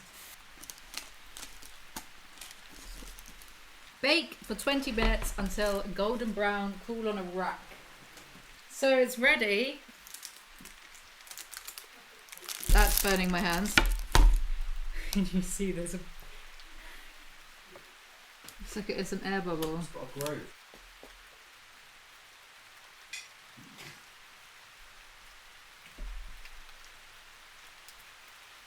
The peaches are definitely too thick. The pastry is really nice as well. It is nice. I think I'll give it a 7. On Ned's first fancy date with Ariel, he orders spaghetti with a £1 meatball, and he goes on and on about how huge it is. It's as big as his head, how he had leftovers for days. And if you look in this picture, you filthy, cheating liar. That is not head size, that is fist sized. One of my mammoth sized fists, that is, not your puny, childish hands. I could eat that in one go and get dessert. No one should trust your word on anything ever again. And I was so mad about this, I was going to prove it, put my money where my mouth is. But cooking all the stuff that I did cook for this video was such a hassle that I didn't want to do anymore, so I didn't. But a pound of meat, I think that's about 450 grams. I could do that. Maybe I will for a future video. Easy peasy. Questions for a first date. What is the thing you love most about yourself? Is this a first date or the Spanish Inquisition? Imagine being British and trying to answer this question sincerely. Well, I love my crippling alcoholism, my passive aggressiveness, my tolerance for queuing. This book is too American for me. What do you do all day? What an aggressive line of questioning. What do you do all day, Ned, besides cheat on your wife? Do you have any pet peeves about other people? Yeah, you. Ideas for how to meet people. The dating landscape changes all the time. Well, you're going to find out about that, aren't you? The pandemic has made casual dating an uncertain and often dangerous endeavour. But a year ago, it seemed like you couldn't go to a bar without checking Tinder or Bumble first. Don't get us wrong. Dating apps are a great way to meet people. How would either of them know this? They've been together for a decade. Or did Ned just out himself? Why are they speaking as though they're such authorities on dating apps? Take your eyes off of your phone. Oh, my phone's all the way over there. No. Hope that was worth it. Advice for finding lasting love from a couple that's been married for like ever. Ooh. Understand your own needs and be upfront with them. Do you need a lot of space in a relationship? A lot of affection? How do you deal with conflict? Are there deal breakers that you can't tolerate, like cheating or smoking? That is rich, isn't it? Look for partnership in addition to romance. Take it from a couple that has been happily married for longer than YouTube has been around. Romance can ebb and flow when life gets hectic, but a solid partnership based on respect, trust, communication, this is hurting my heart, support and fun is what you can build up both as individuals and lead to a happier, more satisfying life. In my head, I just sounded like Boris Johnson then. There's a video on his Instagram congratulating students who are about to take tests, and he's like, "Hello everyone, to everyone doing their GCSE today." And it's so unnecessary, and all the comments are like, GCSE, and that lives rent-free in my head. After we ate cereal, there would always be a little bit of milk left over. Ned always liked to drink his, but Ariel found that a little icky. One morning after Ned drank his leftover milk, Ariel asked him if he would drink hers, a funny game that she would play with her dad and her sister. For her family, the answer would always be a resounding, ew, no. But for Ned, it was a, okay, to which Ariel replied, ew, what? I wasn't serious, but it was too late. Ned had already quaffed her leftovers. It's still a story Ariel likes telling to this day, because Ned had left such a lasting, if somewhat gross, impression. So you're telling me that Ned enjoys sloppy seconds? Fitting. Chapter 2. Don't know what the title is. Pfft. Ned. The weekend eventually was a success because everyone got to know Ariel and Ariel got to see a more nuanced view of my friends. Ariel. It's certainly an unforgettable first impression, but I did learn that you are fiercely loyal to those who you're close with. Maybe not. Smashed roast potatoes recipe. I did this one. I weren't impressed, but I think I boiled them for too long. And despite what I say in this clip, I did eat them afterwards and they were fine. I think it was my fault it went wrong. You win this round, Ned Fulmer. Smashed roast potatoes. These are addictive. Seriously, take this as a warning. 2 pounds of baby yellow potatoes, and it doesn't say if you have to I'm not peeling them, actually. They're smashed roast potatoes. I'm not doing it. It doesn't specify peel them. I'm not doing it. Piss off. Boiled potatoes. Do I have to wash the potatoes? Boiled potatoes, salted. So this got to boil. Bottom of a clean coffee mug.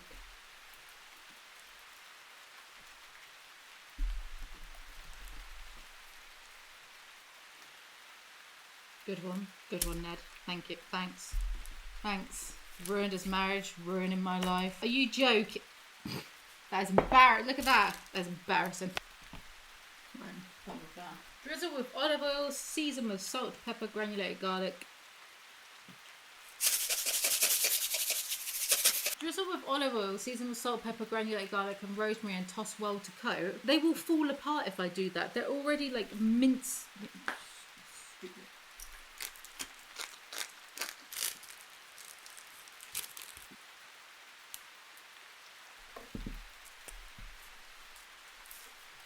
Roasted potatoes crispy.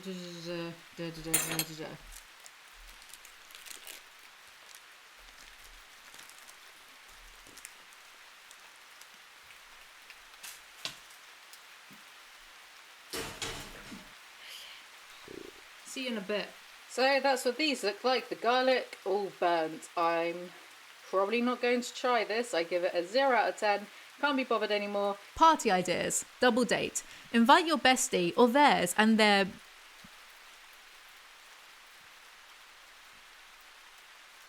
beau. I think it's pronounced beau.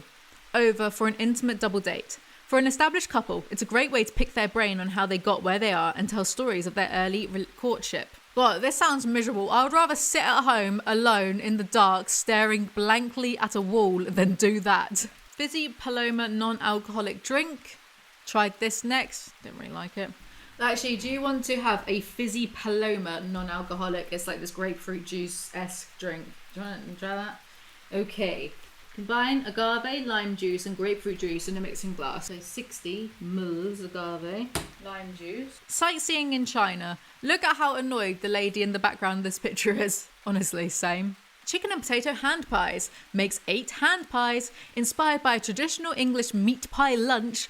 What the fuck is a hand pie. Do you mean a pastry, you uncultured swines? They had a cobbler in the book and I never bothered doing that. Moving swiftly on. What to bring to a party. Ned's personal standby in those early days and still now is a bottle of alcohol. You can never go wrong with a bottle of kinda good red or white. Well, I can't have any of that because of the aforementioned raging alcoholism, so thanks for nothing, Ned. So much for inclusivity. This book, there's a lot of stuff about cooking and hanging out with people and bringing people food that you've made and whatever, and I feel like I'm getting an insight into the lives of real human beings, the hidden lives of real humans. I never did stuff like this when I lived in London because my life was working 6 days a week. Yeah, 6 days a week. Not being paid living wage or London wage. So hardly going out for meals or cooking properly because all my money went on ridiculous rent and then bills and then spending my meager leftover cash on, binging cocaine.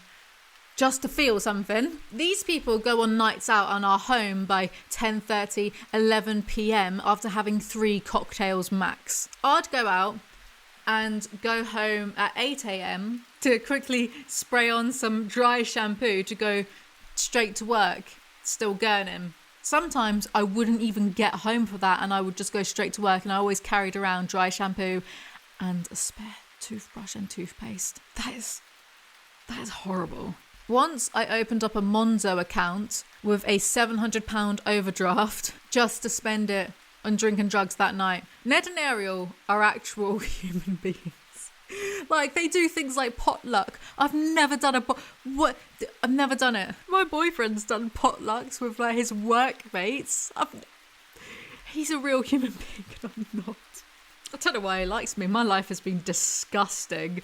I feel like with Ned and Ariel, I wouldn't know how to interact with them. It's like a different species. I feel like I'm at the zoo, but I'm the one trapped in the cage. Why are my eyes watering? Ned, I entered the party and it is wild. Bottles were flowing. We were in our early 20s. I bet there was 2 bottles of WKD. Crying. Oh my God. Mum, don't listen to this next bit. There was this horrible alcohol called Aftershock, and one time I mixed some of that with a bottle of Diet Coke, one of the 500ml ones, took it into school to drink during math class. By that point my math teacher knew I was a lost cause. The boy next to me knew what I was doing, and the math teacher was like, has anyone got any medicine? Like, what's that medicinal smell? Because Aftershock was that disgusting. I think it was the licorice flavour as well. Rank, so rank. And the boy next to me looked at me and laughed. So I was always just doing quirky and wacky things like that, like cutting myself an emo fringe in the middle of class or bringing out a tiny. I'm not an actual human being. These people are. This book is so unrelatable to me, but I kind of love it. It's like they're a periscope into actual people's lives. Not me, a little gremlin wrapped in human skin. Chapter 3. Why are you mad? How long have you got? You might also get wound up sometimes when things aren't going quite the way you expected, or you find yourself thinking your partner isn't who you thought they were. These feelings are a little more difficult to deal with because there isn't a specific problem to deal with. Rather, it's a general feeling of disappointment. For example, when she was in her 20s, Ariel had a boyfriend who was routinely rude to servers, but it was never so obvious on a day-to-day basis that she felt she could bring it up to him. I like how there's this quite pedestrian example of how a previous boyfriend was a bit of a knobhead, which now pales in comparison to Ned cheating on his wife and children with a co-worker for over a year. The grass ain't always greener. Sometimes the grass is dead. At the end of the day, don't be afraid to walk away if the relationship isn't working or you'll find yourself compromising on your core beliefs. Oh God. Lime and spicy arugula. As I went from that deep relationship chat to, salad, are just the solution to help you get through a difficult conversation. For us personally, a little bit of gin never helps, so it's time to deal with our issues head on. Refreshing and offbeat, this drink helps us see things from a different perspective. Great advice, get drunk to deal with your issues. Fantastic, thank you, Ned. If you really want to see something from a different perspective, take LSD, you mundane, normal people. I mean, I've not done straight hallucinogens because I I think I would have gone into full-blown psychosis and never come out of it. But I've heard from people whose brains are like mentally well, hallucinogens can help. See, I don't need hallucinogens to be able to see things from people's perspective. I just got a big imagination, so I don't agree with anyone else ever, but I can understand how people get to the decisions they make, because I'm just that big-brained. I'm just that empathetic and I'm not an empath. Maybe I am. Anyway, they had a vegan dish in the book and I didn't bother to make that because it was pasta. I'm not that fussed about pasta, you know. I like spaghetti bolognese. I make a really good spaghetti meat-free bolognese, obviously. I make a really good one with my mum's special recipe. But pasta, a lot of the time, I have to really be in the mood, because otherwise it's like pasta, hear me out, hot take. Pasta is just bread, but a different version. Because bread, flour, yeast, other stuff, pasta, flour, sometimes eggs, but a lot of store-bought pasta, the dry one anyway, the dry pastas, are all naturally vegan because they're made with like durum wheat and that's it. So you're basically just eating a different type of bread, hot bread. I would rather have a baguette than have, I don't know, tagliatelle. Fight me on this. But I do like spaghetti, but then you can't eat spaghetti or linguine without getting like loads of stuff on your chin. Well, maybe you guys can, but I am clearly a child. Anyway, while we don't recommend having a difficult discussion after a night of drinking, sometimes a cocktail can cool us off just enough to hear what the other person is saying. Ned will offer to mix some drinks if we have something difficult to talk about. Maybe because he's feeling guilty? ?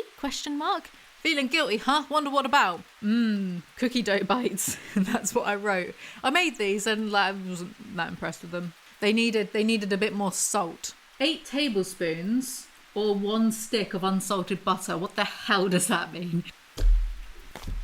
Oh, that's quite a lot of butter actually. I didn't realise. 64 grams. This granulated sugar probably has like bits of coffee in it. Vanilla extract. 2 teaspoons. It's quite a lot actually. Use a wooden spoon. Don't tell me what to do. Anyway, all couples argue. It's an important part of a healthy relationship to voice your feelings and hear your partners in return. That's why I argue with everyone, because I am the pinnacle of health. What really matters is the way you argue. Conflicts don't have to be emotionally distressing or difficult. Here are our tips for how to have healthy fights with your partner and use disagreements to strengthen your relationship. Why should I take any of this relationship advice on board from a man who so thoroughly nuked his own marriage? For Ned, this recipe actually started out as a personal, scientific experiment to cook the perfect ribeye. Ariel doesn't eat beef, but she did promise that when Ned was eating the best steak of his life, she would take a bite just to experience it with him. Wow, imagine compromising your morals for a bloke, and then he goes and cheats on you anyway. Couldn't be me. Ariel would devour, then use their amazing bread to sop up the sauce. You may have noticed that Ariel loves bread and pasta.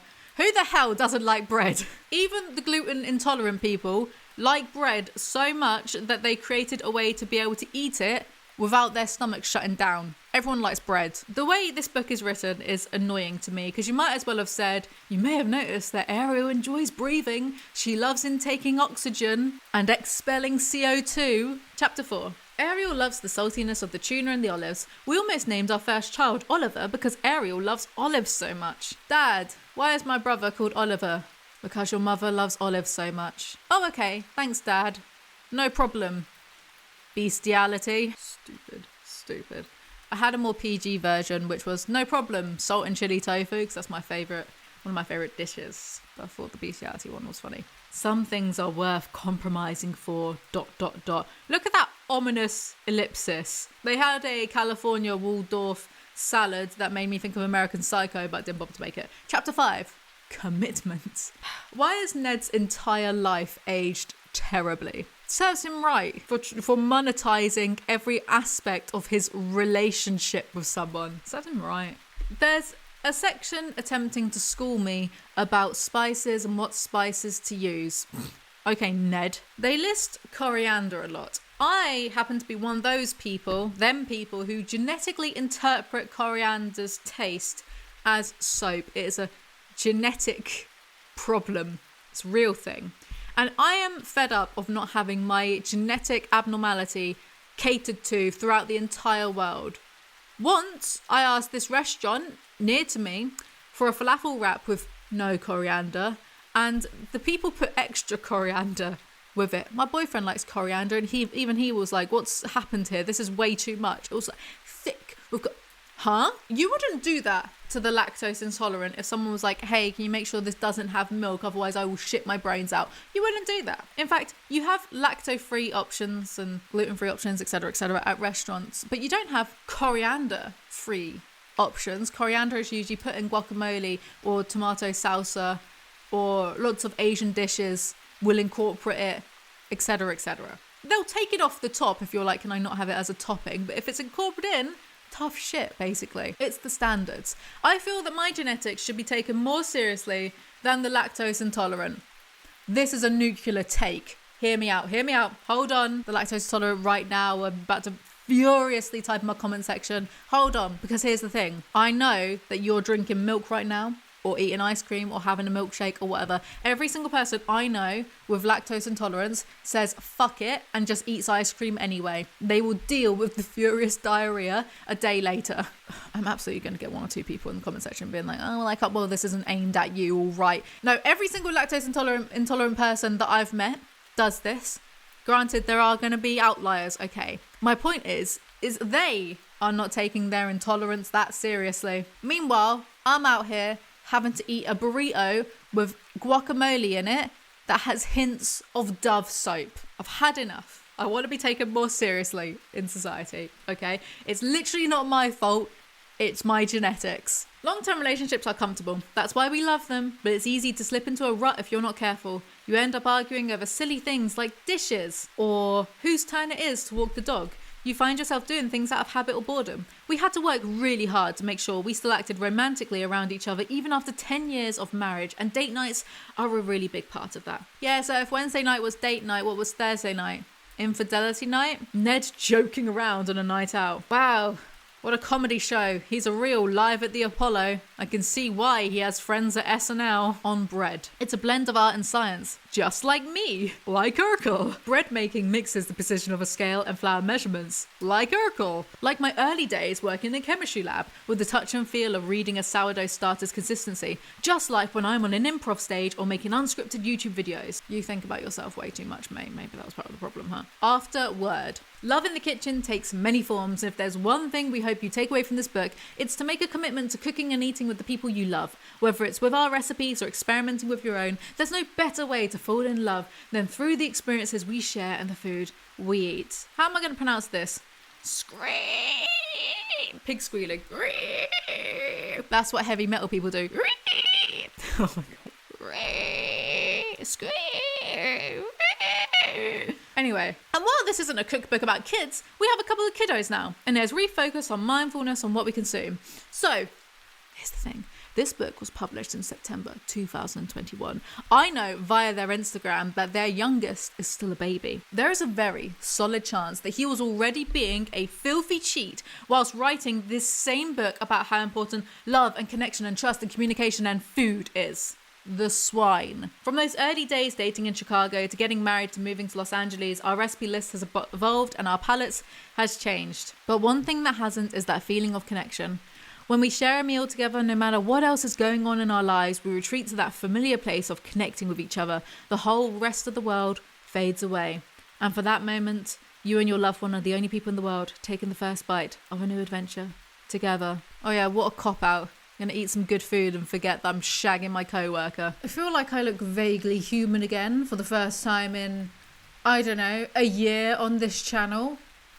All I needed was a bucket of foundation and eyelashes. I feel like a clown right now. Hi guys, welcome back to my channel. So, for today's video, Rachel Oates forced me to look at Miranda Sings' children's self-help book. I wasn't a Miranda Sings type of girl. I was, if it's not obvious, a Filthy Frank type of girl, okay? This book is called Self-Health, and it's a parody. I like parody. I just made a mockumentary. It's a parody of a documentary, right? So you'd think this would be up my street, but not really, because it is for kids. It was published by Simon & Schuster Children. So before we get into the video, right, I have to say, this book is for children. People are going to try to say that it's clearly not for children. It clearly is for children. It was marketed as for children as well. No, but if you actually disagree, then please think about it critically. Miranda Sings is for children. Her show on Netflix was also for children. Children went to go see her stage show, and children can mean anything from the ages of, like, I don't know, 3 to 12, and then teens is 13 to... You know that. My foundation is so ghostly, it's actually comical. I need to get new foundation. Look at that. That's outrageous. If all of the content she produced was consumed by kids, done for kids, etc., why would this book not be for kids too? Why would it suddenly be a parody self-help book, parody child self-help book, but for adults, when adults clearly isn't her target demographic? Think critically. Like, why would she do she wouldn't. It's for children. Let's get into this. So it's written as Miranda Sings would write it. You know, spelling mistakes, it's meant done on purpose. I'd like to dedicate this book to the most important person in my life. Myself. Okay, me. Relatable. Disclaimer. This book has a lot of cutouts and activities where you draw in the book, so you need to get a backup book. Go buy another... That's some good marketing. Go buy another one right now so you can cut this one up and draw in it and have an extra one that is perfect.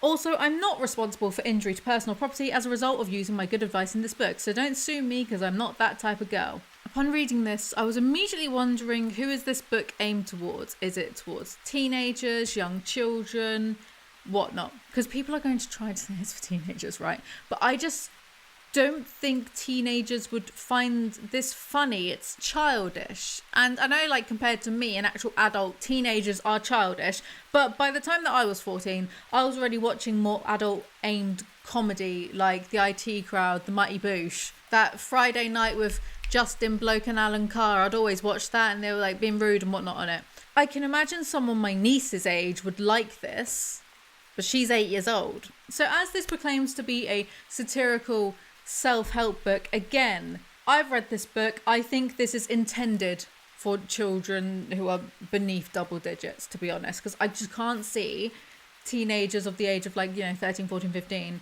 finding this funny. Because around about that age, from what I remember anyway, my experience might not be ubiquitous. People can disagree all they like with me. I don't care.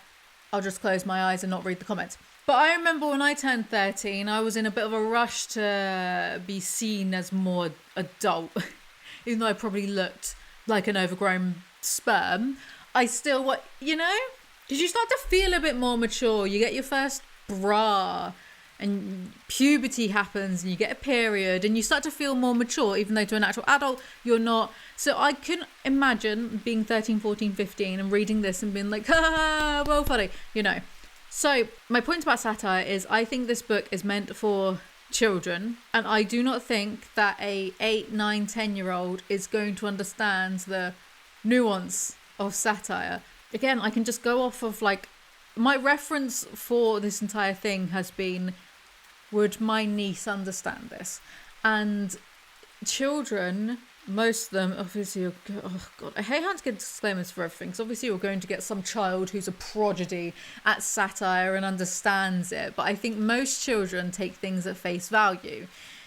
So I just don't think they would understand the satirical elements of this. Let's continue.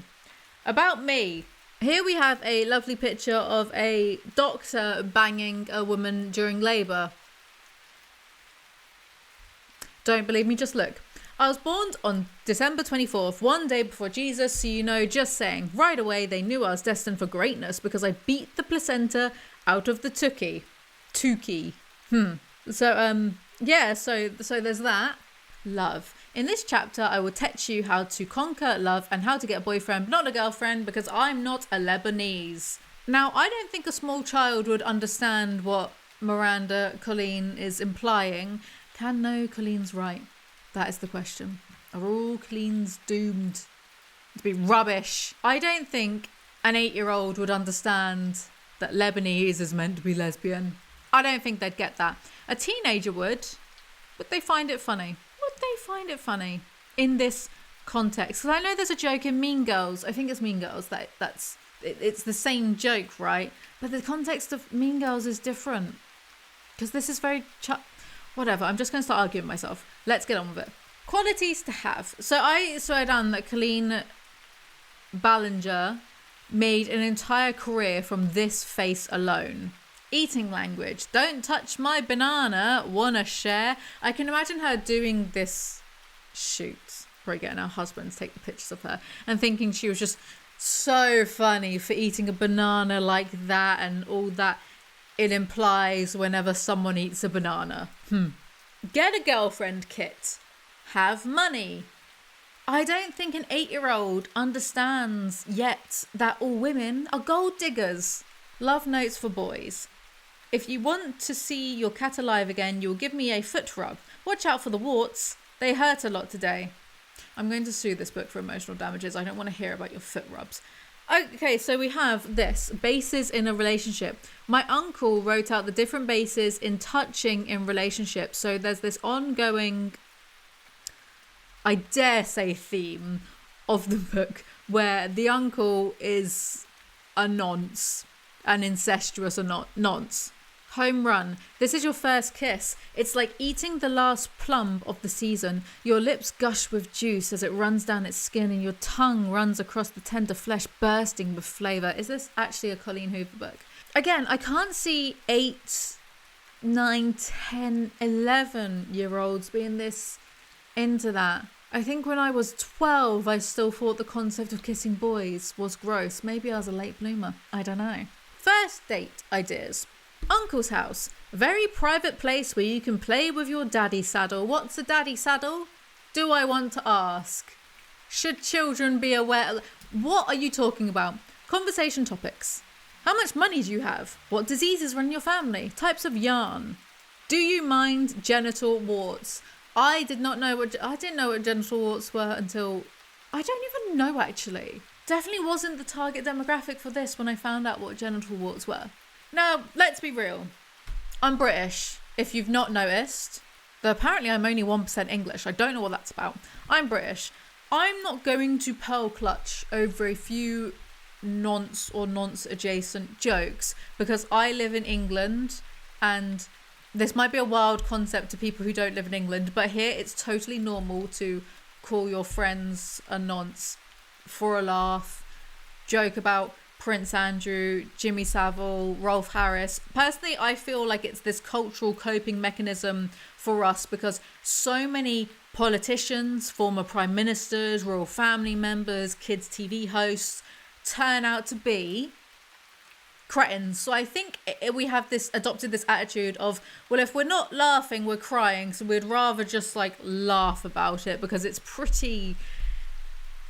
when you actually think about it, it is actually pretty mental. The amount of people who just turn out to be allegedly nonces. If you don't believe me, right? If you're American, you don't believe me, just listen to Jack Mate's Happy Hour because Jack and Stevie are always doing it, right? It's a thing. I'm not making it up. It might not be to every British person. I'm not saying to be British, you have to find this stuff funny, but it's definitely an established thing, right? However, there is a distinction between calling an adult friend or whatnot a nonce and then making fun of children being assaulted. There is a difference. And the distinction is, if you call an adult friend a nonce, the joke is that nonces are bad.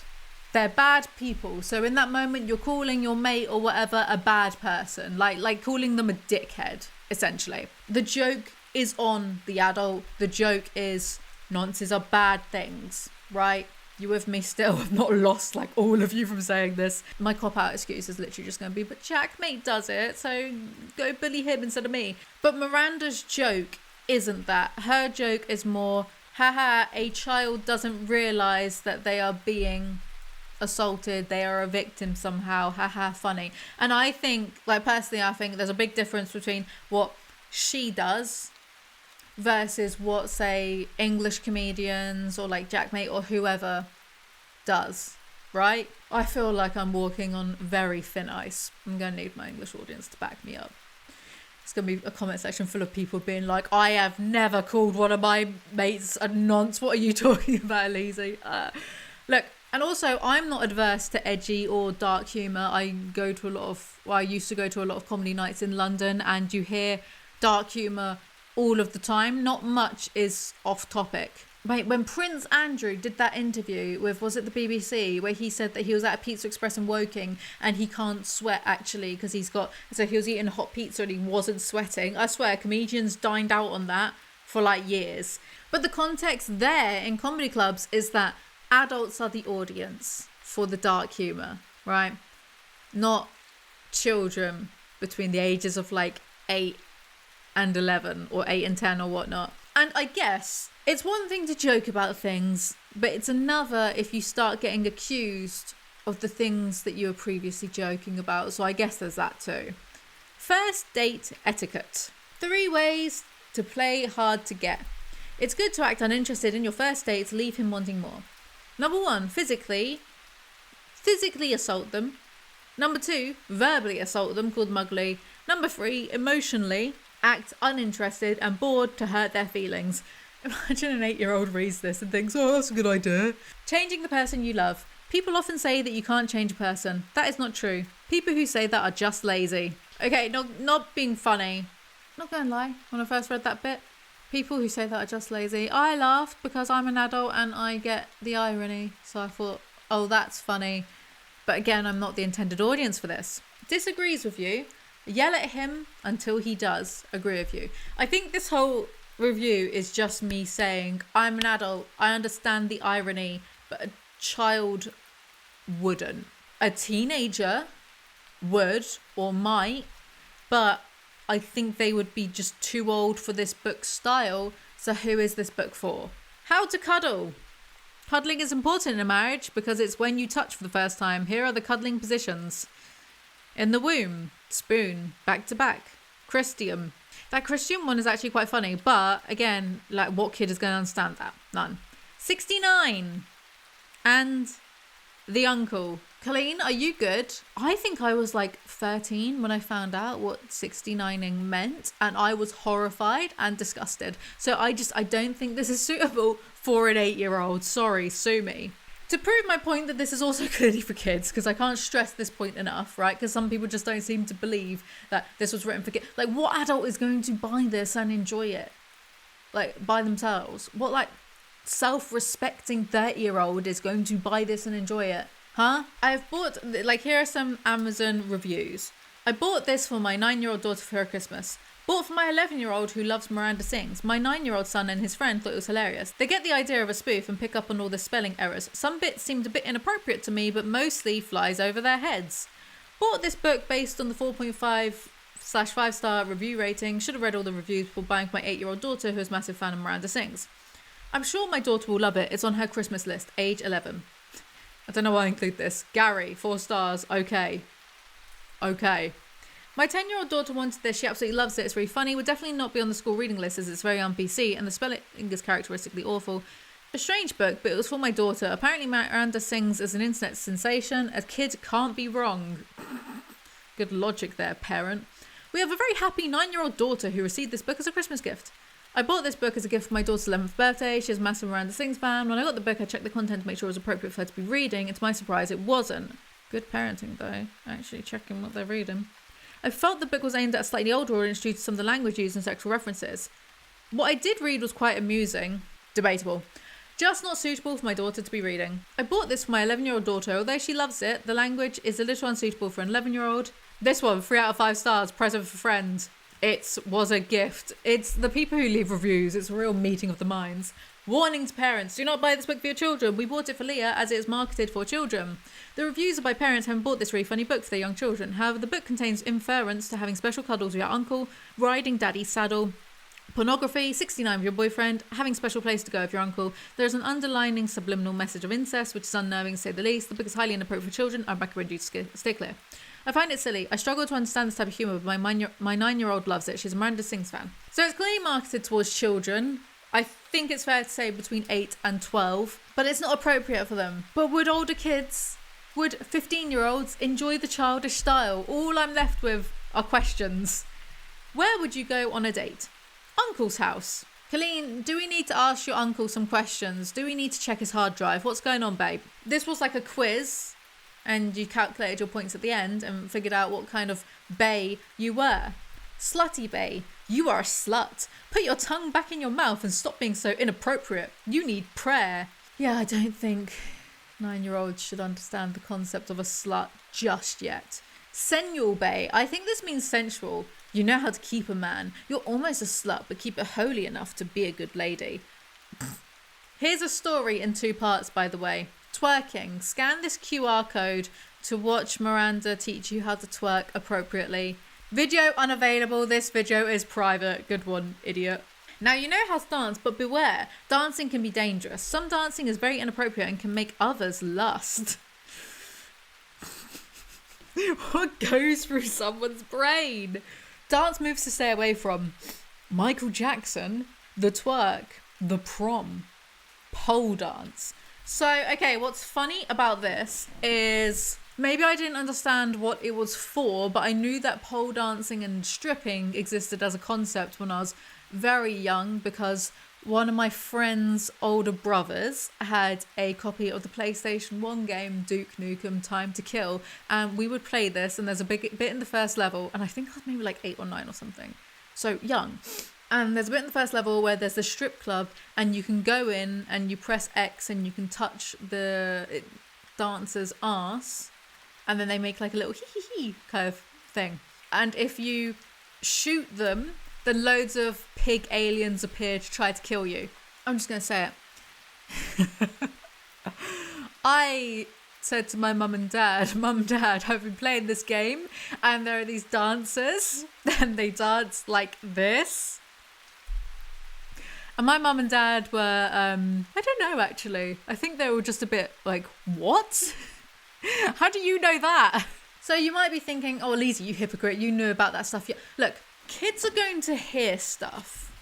Right. Okay, so like the context of Duke Nukem is it's a game for older teenagers anyway. It's not a game for 8-year-olds, right? Like my parents wouldn't buy me that game for me. We had to play it because my friend's older brother had a copy. Meanwhile, Miranda, Colleen, has the pole dance thing in a book for kids. I guess as a child, I certainly was innocent, but I don't think I was like extremely naive to the world. I knew about the concept of drugs because me and my friend would like try to sniff Pritt sticks, which you can't do, by the way. They're kid friendly. We tried to like huff them when we were like 10 years old because we were stupid. And then we both later on turned out to be really into drugs, but that's a different story for a different time. You know, I had an older sister and my friends were mainly boys and they had older brothers. So you'd hear things and concepts. You wouldn't entirely understand them, but you would be aware that they existed. And I would try to watch films that were rated like 12 years and over or 15 or 18 or whatever. I'd try to unsuccessfully. There's a different, like you're going to get some kids that are very naive, and then you're going to get some kids like me who try to learn about these adult concepts before their time. And I think that's fine that I was like a little bit curious about the world so early on. I think that's fine. What I can't come to terms with is Colleen being like 30 years old and writing this, intending it for children. Because that would be like, I've told you guys I want to write my parody eroticas and I've started, right? Imagine if I wrote like a parody erotica, but it's for... No, you just wouldn't do... As an adult trying to be responsible, I wouldn't do that. Like none of my content is for children. I don't market any of what I do as for kids. So like that's what my mind can't kind of come to terms with, because I think it's natural that some kids are going to be a little bit curious or find out about things like sex and drugs and rock and roll sooner than other kids. I'm going to talk myself round in circles. We need to get on with it. Drawing is another good talent to have. I know this is meant to infer that he has a big penis, but it just looks like a snake biting someone's ass. How to draw a hot dog. So this entire book was a choice. My uncle talks about headshots. As Miranda's manager, I know the importance and technique of getting good headshots. Lighting and costume are good, but capturing attitude and avant-garde moments can be the difference between an okay headshot and getting the role. It's also important to keep your headshots current. That's why I take lots of pictures of Miranda every day. Interesting. Shoes are the windows to the soul. Slut shoes. And hungry because ha ha ha, it's so funny to dab on the most vulnerable people in society. But this book is just like unrelentingly miserable. It was miserable for me to get to. Okay, now, porn. What you want to read in every single child's book. Porn. There are lots of different kinds of porn. The picture below shows a few examples. Skin, Satan juice, tookie, chesticle cracks, creases. Other. Are you good, Colleen? Are you okay? How not to be porn. Very important lesson for the kids to learn. I didn't even know that porn existed until I was like, I don't know actually. I definitely didn't know it existed when I was a little kid. When I was like 8, I had no idea that porn existed, but let's teach the kids how to not be porn. That's smart. Button to the top, loose shirt, pull up pants, cover your ankles. Do not be porn. I have no idea what's going on. I know that this is some sort of bit in her live shows, which again, kids went to, but okay. Anti-porn unicorn. I noticed you looking at my unicorn on the last page. His name is Anti-Porn Unicorn. He helps me get rid of the porn in the world by poking it with his horn. And you can be an anti-porn unicorn too. Just cut out the horn on the next page and tape it to your head like this. Interesting. Social media platforms. Blapchat, parody of Snapchat. For pictures that need to disappear. Poo, panties, strangers. Challenges for social media. It doesn't matter what the challenge is, it will get views. So eat a spider, burn off your hairs, take a slushy bath, something respectable like that. People like watching you throw up. Almost dying is better. Please don't tell children to almost die for views because children are dumb and will do that. Be sure to tweet with hashtags. And these are Miranda Sings tweets. I don't know if they're real, but I ruined my panties. I don't know about you guys, when I think of panties, I think of, women's underwear. So I ruined my panties takes on a different meaning if you don't immediately think of trousers. Sticky parts are on my skin today, not my fault. I love a sturdy crock. This book is for children. Hashtags are used to explain your picture, also to brag. So hashtag mad at my uncle. And also hashtag Coney 2012. And does everyone else remember that? Remember how Coney 2012 was like everywhere, constantly, non-stop, and then just one day everyone collectively forgot all about it? What was that about? It's like a fever dream. Blind, as in vine, is a place where you scream a lot, say bad words, or be racist. I choose to scream. What do you choose? Circle 1. Scream, bad words, or be racist. Okay, sure. Hate mail. I think these are actually real comments because they do sound like real. I'm not sure. But regardless, here are the comments that she's included in this book. Well, now my ears have AIDS. The entire video I was wondering how she was covering her monster-sized penis. Beep you, Madonna. Is this botch beeping for real? Nasty, get the beep away from this, kids. You look like some R-word assaulter.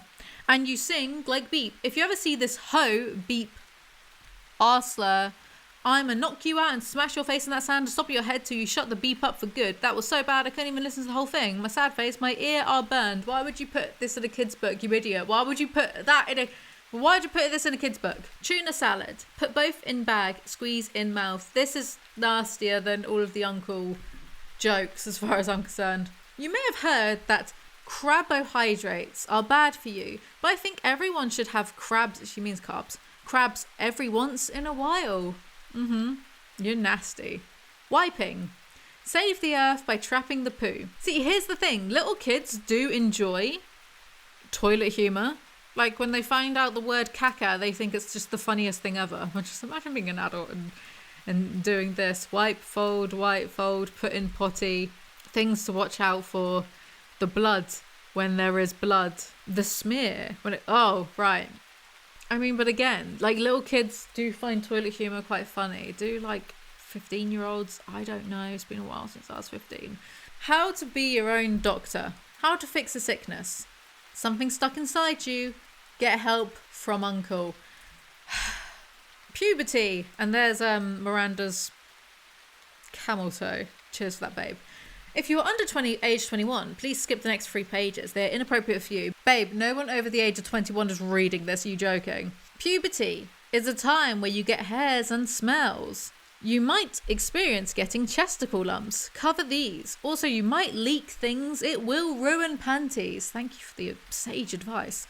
Monthly lady time. As a girl, you will sometimes get leaky after puberty and you have to clean it, or you could get an infection or ruin panties.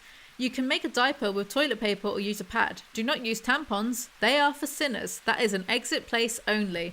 I'm not sure it's a great idea to tell little kids that tampons are for sinners. I understand the religious satire because I'm an adult and not stupid, but I think it might go over a 9-year-old's head, I think.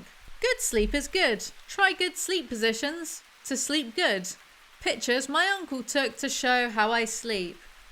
See, the joke isn't nonces are bad, so I'm going to call you a nonce because it's a bad thing. The joke is, ha ha ha, this little kid is getting creeped upon.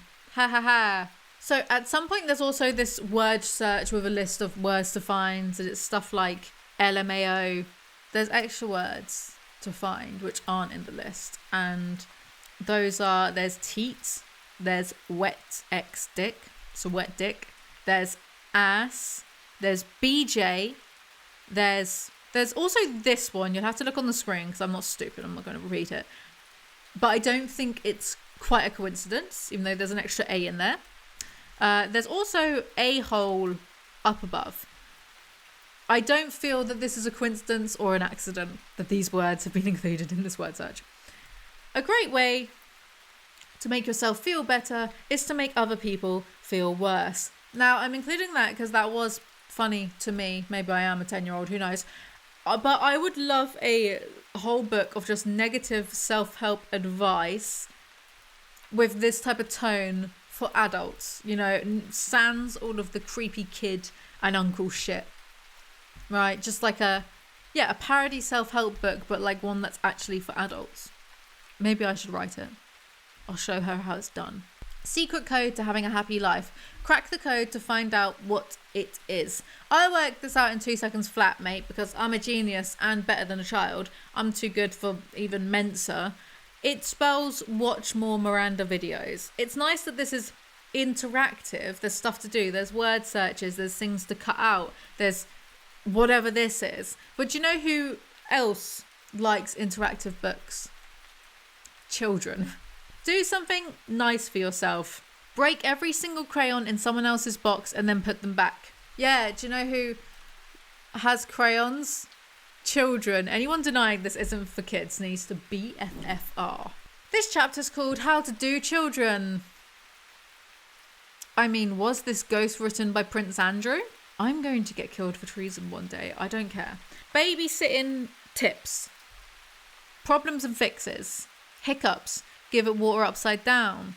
Crying baby, put something in its mouth. Baby eats something he shouldn't, pretend you didn't see. Annoying baby, leave. Escaping baby, tie it to something. Aimed at adults, this would be fine. It would just be considered slightly dark humour. But aimed at kids, no, I think it's dumb. Holding your baby. Here are some good positions to hold your baby with. No hands, backpack, it pooped.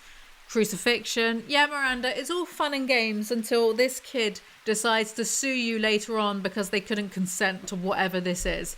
We could be looking at the future Nevermind album Baby right here. Things a toddler can do for you. Foot massage. I want to sue Miranda myself for emotional damages on behalf of me and that kid for including like that.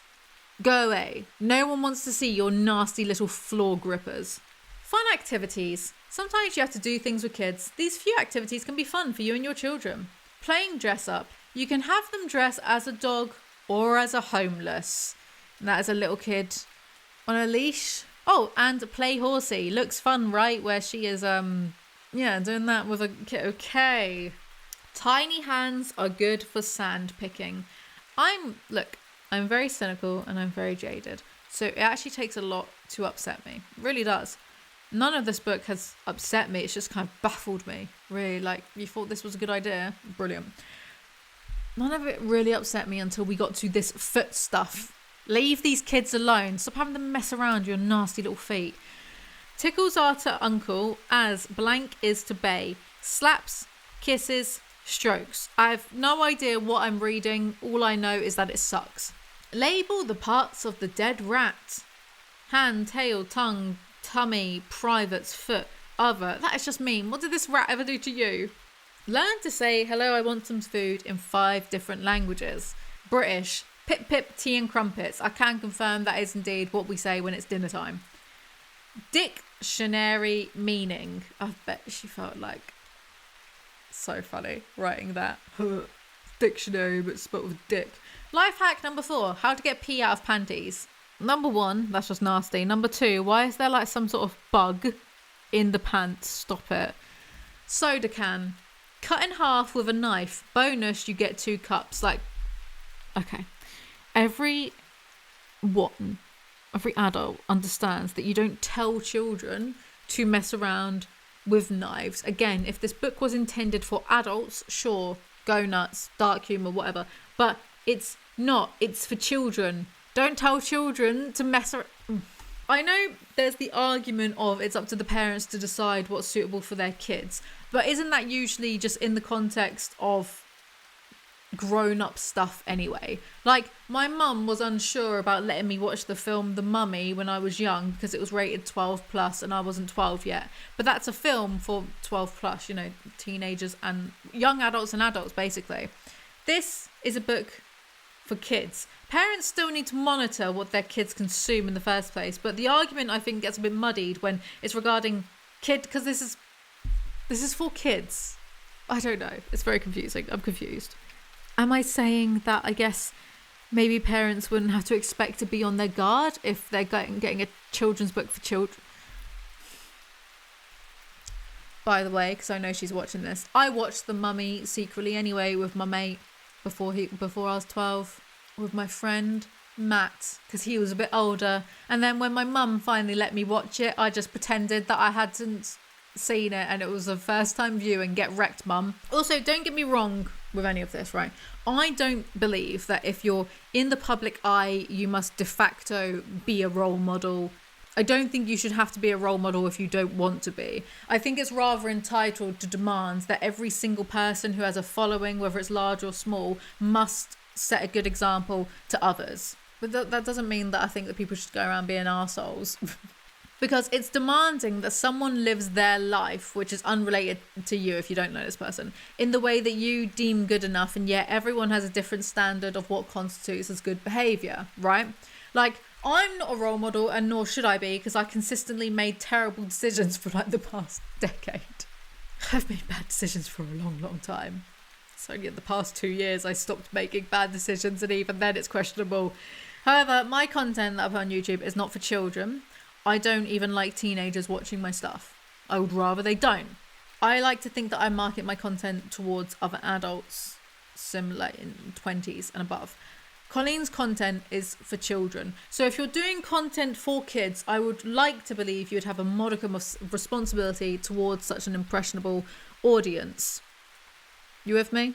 Or you could just tell children to play with hammers. Tomato, tomato. Other uses for household items. Q-tip match. How am I, the ex-cokehead, more responsible than this, like, children's entertainer? How? Everyone knows that you don't tell children, yeah, play with fire. Get more out of your bathroom. I just include this because it's literal toilet humour. And, you know, my 8-year-old niece finds toilet humour funny. She discovered the word caca from classmates, yeah, and she laughs like crazy over it. But I can't see a teenager finding this funny, because I don't know about you guys, but when I was 13, I wanted to act grown up and be more grown up. Teens, in my experience, don't really like being referred to as children or kids, even though they kind of still are. So throughout this book, my frame of reference has been, would I let my 8-year-old niece read this book? Is it appropriate? And even though she'd find the stupid childish humour funny because it's clearly geared and marketed towards her with the stupid childish humour, all of this other stuff, like play with knives and hammers and fire, it's not appropriate. Oh, my uncle, you know, might be creeping up. Not appropriate. How to make a lamp. Roll paper into cone, light a candle, put cone over candle. Honestly, all of the incestuous uncle jokes haven't shocked me because, as I said at the beginning, I'm British. Turns out that like most of our kids' TV presenters end up being nonsense anyway. I think she's just being like an idiot, to be honest. I think she's trying to be.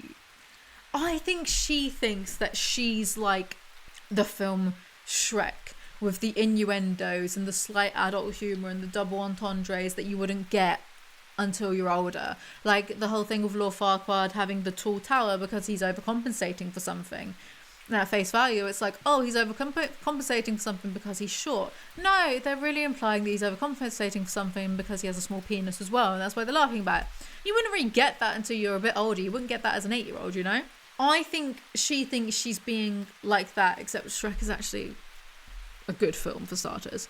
Even though the incestuous uncle jokes aren't appropriate in the slightest for a kid's book, I do think that a lot of it would go over a child's head, which is not me saying, oh, it's fine, put it in because the kids won't notice it. That's not me saying that at all. I think it's me saying at the very least, at least some children won't notice it, though some children will, and it'll make them feel a bit funny.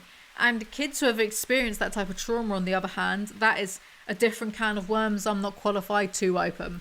However, repeatedly, so like, you know, those jokes, which you might not get till you're a bit older, are one thing, and I don't think they should be in this book in the first place. That's not what I'm saying.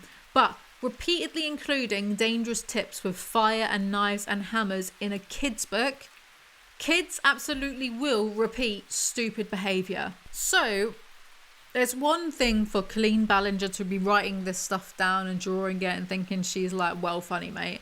But it's another thing for the publishers of Simon & Schuster Children to see this book and think, yeah, looks good, mate. What were they thinking other than just, how much money can we make from this person?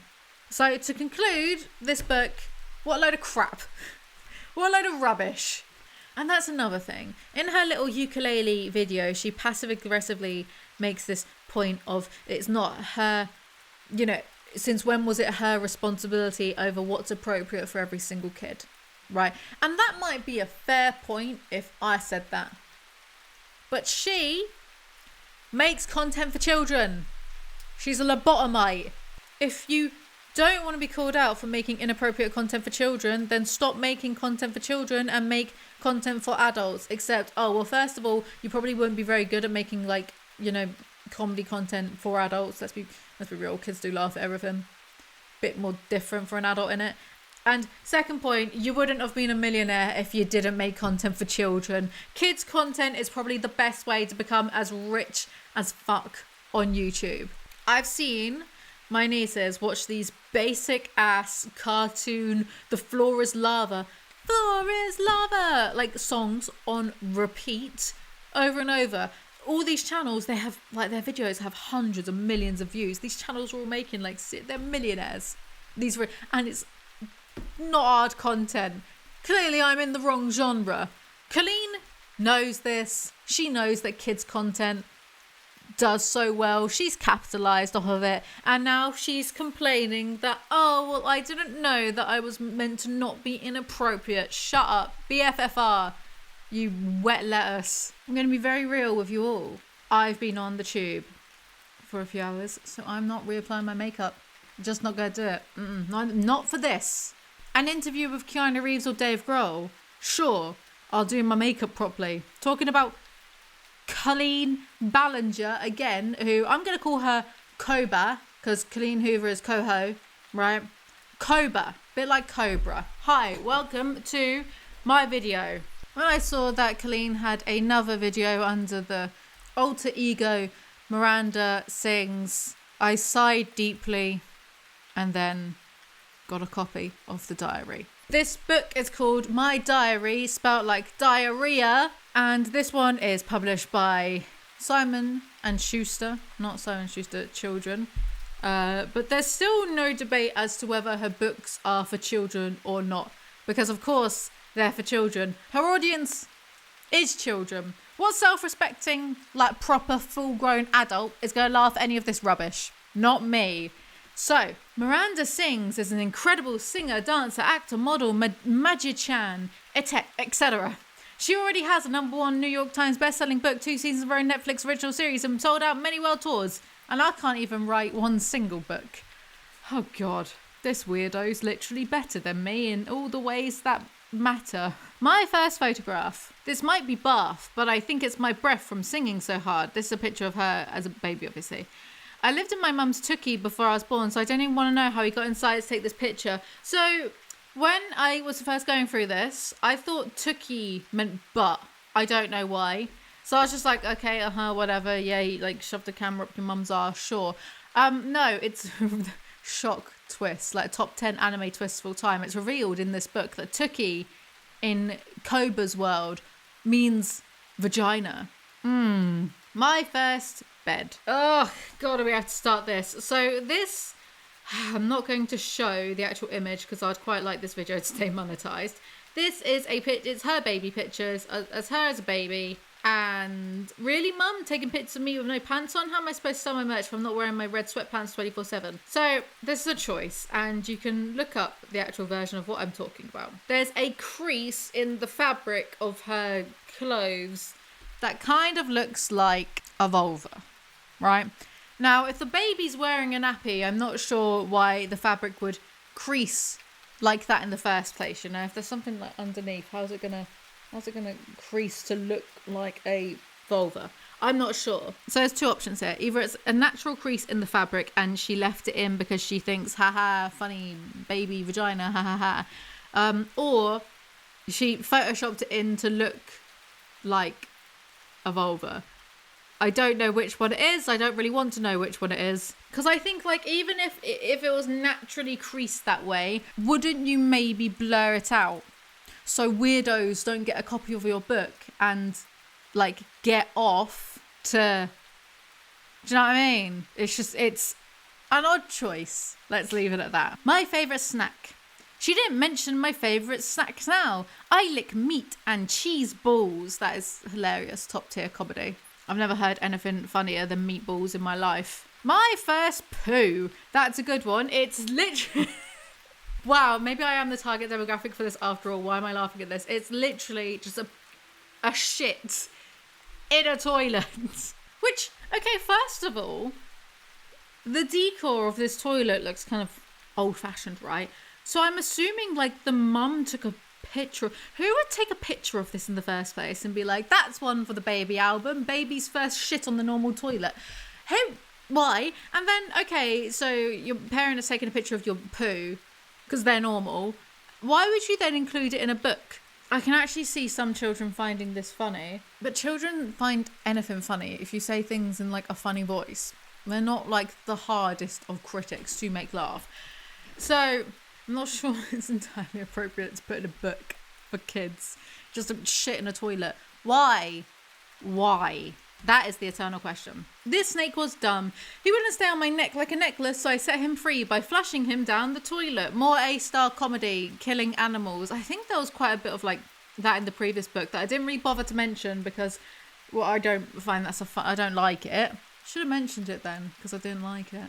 Sometimes when I'm reading, like, this schlock, yeah, I just get this overwhelming, like, oh, I can't even be bothered to formulate a sentence because this is stupid. And that's how I felt doing the other one and subsequently doing this. So I've included this because she photoshops her own pictures to make the eyebrows more like, because that's kind of like the face she does, right? Like the stupid, that face. I've seen it too much in the past week and it's annoying me. So she's photoshopped these pictures of herself. So I kind of thought, well, maybe she did photoshop the crease onto the baby picture before because she's been photoshopping all of these pictures and messing around and stuff like that. So if she's already been messing around with some pictures, it's not out of the realm of possibility that in her warped mind, she would think, do you know what'd be really funny? If I photoshop something onto my baby picture to make it look like my genitals are out on display. That would be A-star comedy. My sweet Miranda, today we need to work on something called manners. Please finish each sentence with something kind. For example, may I please have a hug? Please stop talking. Thank you for literally nothing. I'm sorry you're so annoying. I love me. Oh no, this might as well have just been written by me. Uncle Jim is a great photographer. That dumb doll was annoying though. I want fish sticks. The uncle is back. The uncle's back, but there isn't as much obvious in your face nonsense as there was in the first one. Miranda is choking a cat. What is it with you and hurting animals, bro? I didn't know this until I watched Rachel Oates' first video on the first book the other day about Miranda telling that story about how she got her dog put down because she abused her dog. So I despise everything about her now. Do you know what it reminds me of? It reminds me of very recently this Australian influencer revealed on her podcast that she killed her cats by swinging them around when she was 9 years old, and then she was all like shocked Pikachu face when she got dropped by several brands for revealing this on a podcast. And it's this weird phenomena with podcasts, yeah, where if you put a microphone in front of someone, usually toxic men, they will just keep talking and talking and talking, just revealing all these secrets. And I think it's part narcissism, part believing that you're so fucking interesting people would want to hear about the time you killed. That is something people should hear about so they know to stay away from you. But like, some people will really be like, oh, I went to the shops and ate a sandwich. It won't be interesting, but they are so narcissistic they believe that everything they say is gold. The Made in Chelsea lot. There's like this reality TV to shit podcast pipeline, rich me calling people other people's podcast shit. My podcast ain't amazing. I'm aware of that. Because reality TV stars get their bums licked 24/7 by just like their teams, people around them. So they would think that everything they say is so interesting because they're on reality TV. But most of them, like, you listen to their crap. Anyway, this Miranda choking a cat and then her revealing that she got her dog put down on purpose because she was abusing it, and the dog bit her, rightfully so, because she was abusing the dog, and then she was laughing about it. It makes me feel like, how are you people so comfortable with the internet that you're just going to say this stuff? Because I like animals, don't eat them for starters. If I'd done something like that to an animal, you wouldn't be able to fucking waterboard it out of me. You just wouldn't. And yet these people are just willingly giving that stuff away. Like, oh, tee, one time I shot an endangered bear in the face. What is going on? I despise all of these people. I hate them. Just be normal. Is it so hard to be normal? Anyway, yeah, all of her hurting animal jokes really aged poorly considering she actually did get her dog killed. So, do one. Cobra. Mummy and Miranda equals lots of love. You're a pervert. You're right. I'm so sorry, sweetie. I love you. That is rich, innit? Also, how come my sister... So, peak comedy in this book is spelling come, C-O-M-E, the other way, the naughty way, in a book for children. Dear Diary, I found a dead bird today. I took its feathers to play with. It was fun. Again, a lot of fixation on dead animals or killing animals in Miranda's book, which, even without the aforementioned dog killing incident, I would find this interesting to note regardless, because I never liked it in films when I was younger, when hurting animals was like the butt of a joke. You know, maybe a cat's going crazy and then they like swing the cat and there were a lot of films like that, right? Where animals were getting hurt, and I never found it funny. I never liked it. So I'm a bit sensitive to it. Maybe because I'm not a tiny sociopath. Maybe because I was always secretly inside a level 100 vegan. Who knows? But I just find it distasteful. Anyway, that boy with the popsicles come over to my house. Hilarious. Dear Diary, today is a great day. I decided I'm going to drop out of homeschool and focus on my modelling career. I'm so excited. My uncle said the first step is to make myself look like a model.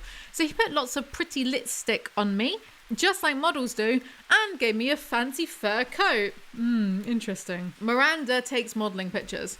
I call this pose clenching it in. Clenching what? What are you talking about? Go away. Wednesday youth group. Hey teens, you know what's cooler than doing drugs? Our Heavenly Father. Come get addicted to your new best friend. Jesus is dope. Jesus could turn water into wine, so Jesus is definitely part of the problem. Also, P.S. this book makes me want to be on drugs again. So it was more fun than this shit. Review by Lazy Easy. Do you know what would make this book better? Drugs. I told Mum and Uncle Jim that you didn't make me famous yet. Mum said, have patience, but she knows nothing. Uncle Jim was shocked. He said, you blessed me with so many talents that you obviously want me to be famous. Why hasn't it happened yet? So she's writing to God. Uncle Jim is going to be my manager. Now for sure I'm going to get famous. So, like, yeah, the uncle is still prevalent in a lot of this, but there's no weird pedo jokes. So what happened? Did she get told off for doing it?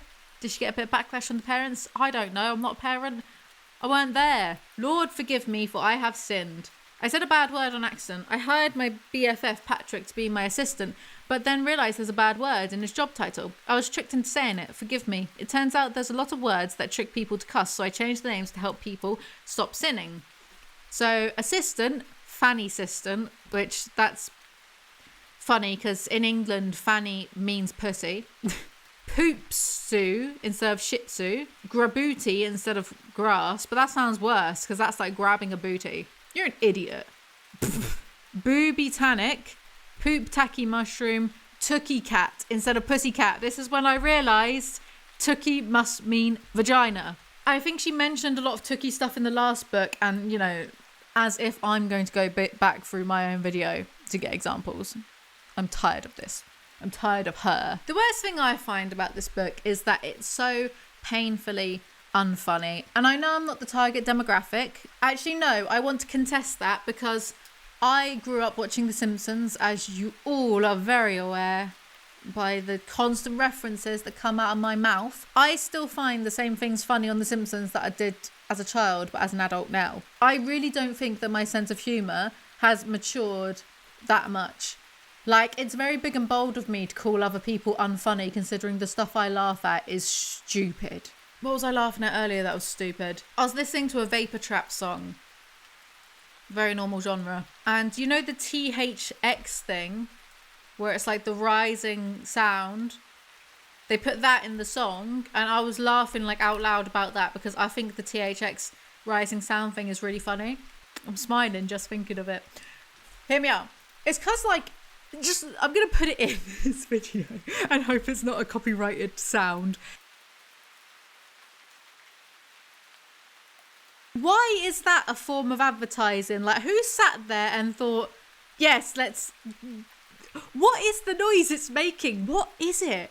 What's going on? I find it funny. I'm stupid, right? So I should actually be the perfect demographic for this book because I have like the mental age as a child, I think. But it's not funny. I don't find it funny. Therefore, Miranda, your book is objectively unfunny because I said so. Now it's time for Miranda's teenage years. Dear Diary, age 13, this is the worst day of my life. I almost died. I was so upset, blah, blah, blah. My tummy was hurting and it was because I added too much ketchup to Mum's cheeseball tuna casserole, so I went to the bathroom to get it out. All of a sudden there was blood in the potty. I started screaming, I've been shot. My mum came in and said it's just a period, and she got hers when she was 13 too. She did this to me. She gave me this disease. I will never forgive her for this. My tummy hurts. My diaper itches. I'm running away from home. Bye.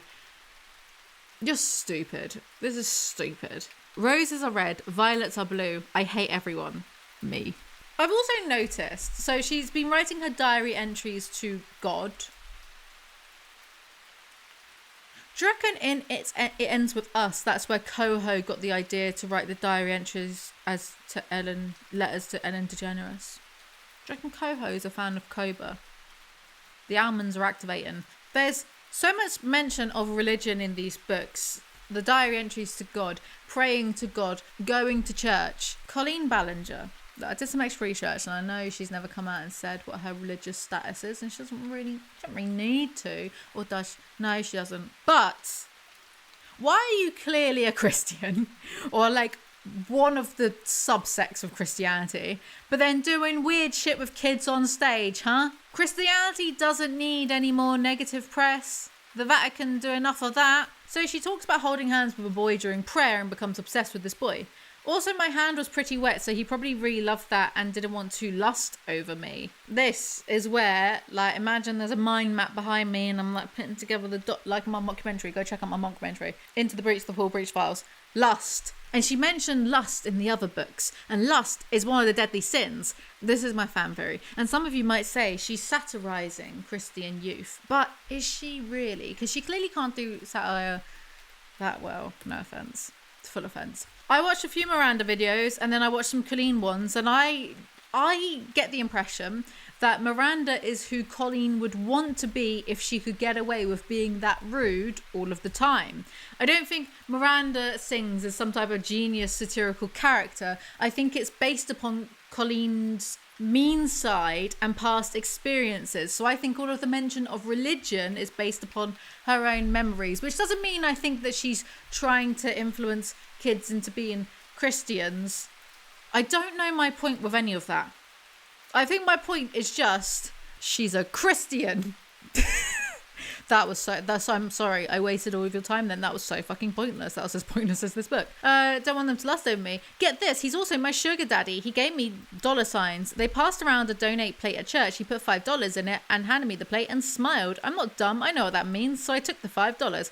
I don't think kids should be aware of the concept of sugar daddies just yet, mate. Dear diary, my relationship with Michael is going really good. Every day this week I went to his house when he was at school to get to know him better. I've learned that he likes the Spice Girls, Cheetos, and the Oregon Trail? Maybe?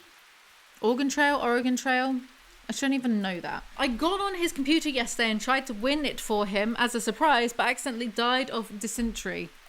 I literally no idea what's going on other than she's stalking a boy. He must know I'm coming every day. Not a coincidence, is it? Anyway, I just wanted to say, even though I'm hotter and more famous than you, I think this can work, even though I'm way out of your league. I just don't think it's a character that much. I just don't. Okay, so Michael is playing hard to get, and it's really annoying. I get that this is just his way of flirting, but it's going to be hard for our relationship to grow if he keeps running away from me. We don't really like boys making these types of jokes anymore, so is it okay for a woman to also make these types of jokes? I don't know. I mean, I think you can joke about probably almost anything as long as you're smart about it, and this book isn't smart because it's not highbrow. And at this point I was just getting really bored of this book. So here's Miranda in London, in the West End. Somehow I end up on stage with a cast of naked boys singing. It was traumatizing. I spent the whole show trying to cover up their privates. If anyone ever saw this, it would ruin my career. Porn. Hilarious. Kids shouldn't love the word porn yet. Gotta go. Uncle Jim is clipping his toenails and I like to watch. I am so proud of myself for not finding shit like that funny when I was 9 years old. Not for me. I'm so titted off. What? Anus. You remind me of me. I know that looks like a nice comment, but don't let it fool you. It's from anus. I remind you of anus? That's not even the best part of the butt. Rude. What the heck?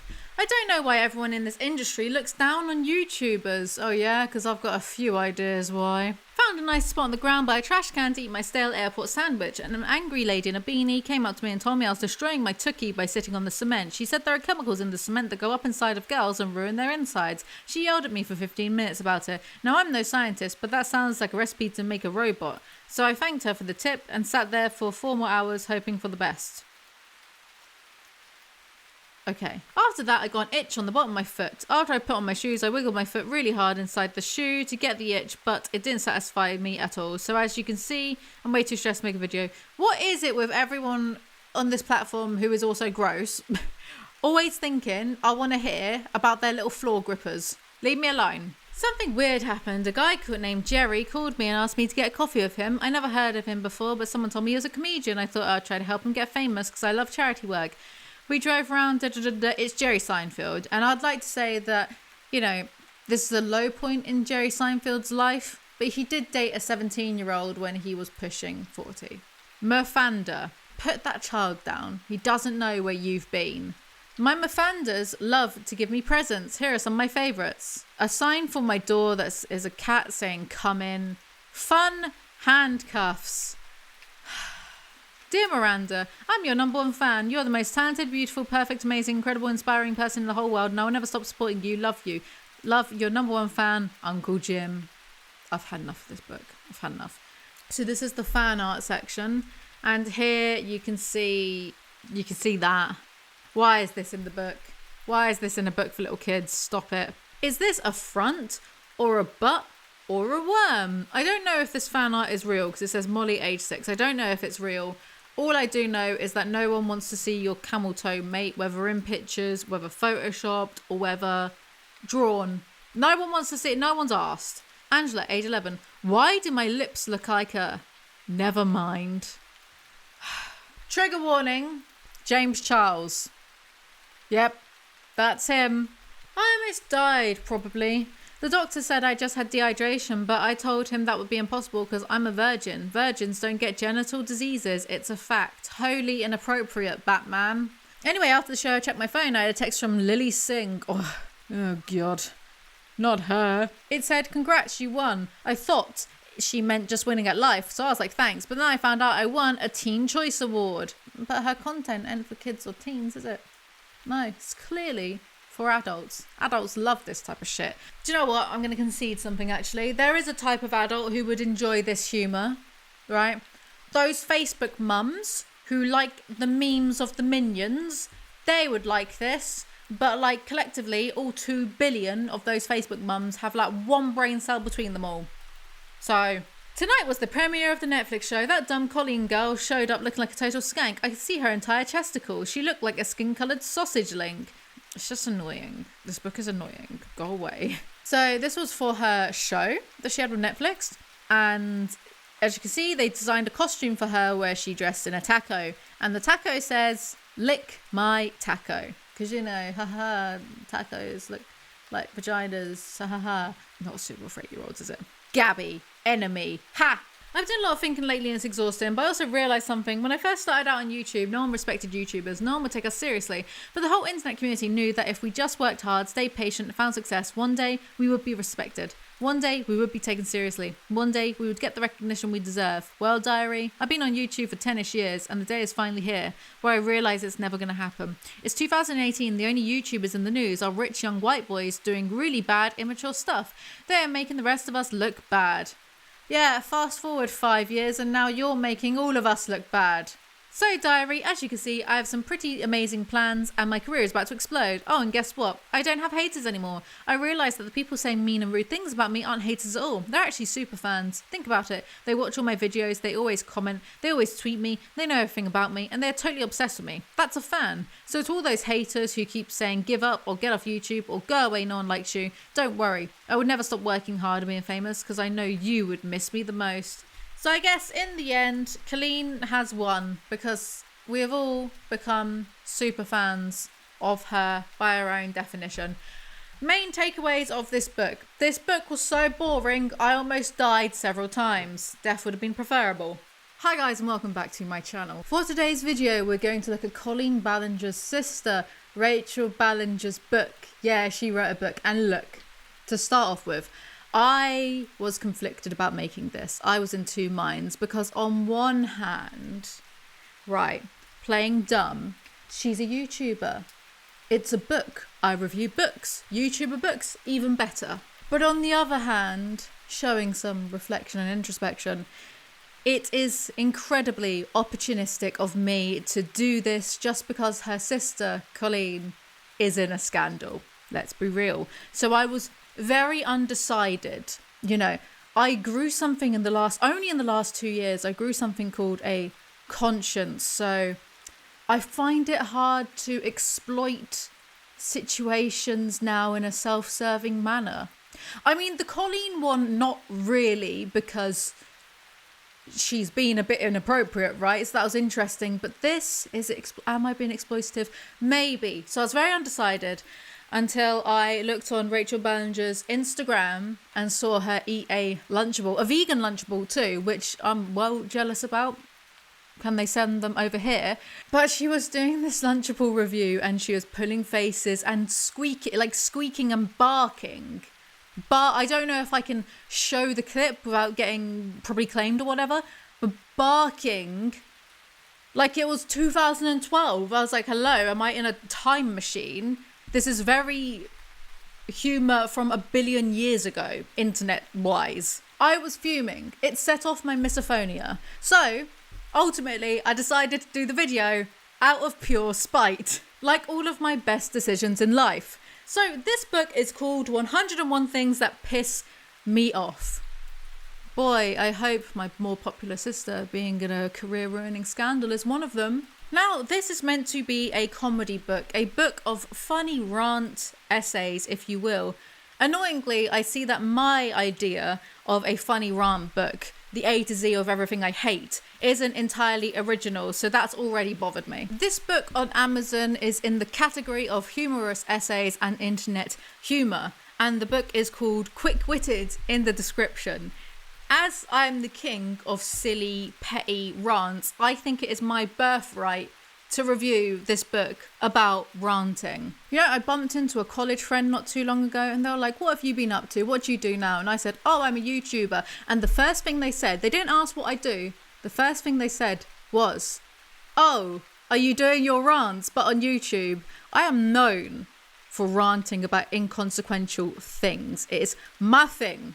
Heavily inspired by George Carlin and Bill Hicks, but still, it is my thing. Introduction. Have you ever gotten so angry that your fists curled, all of your muscles tightened, and every word out of your mouth was a scream? Then someone tells you to calm down because it's not that big of a deal. Screw that person. I hate that person.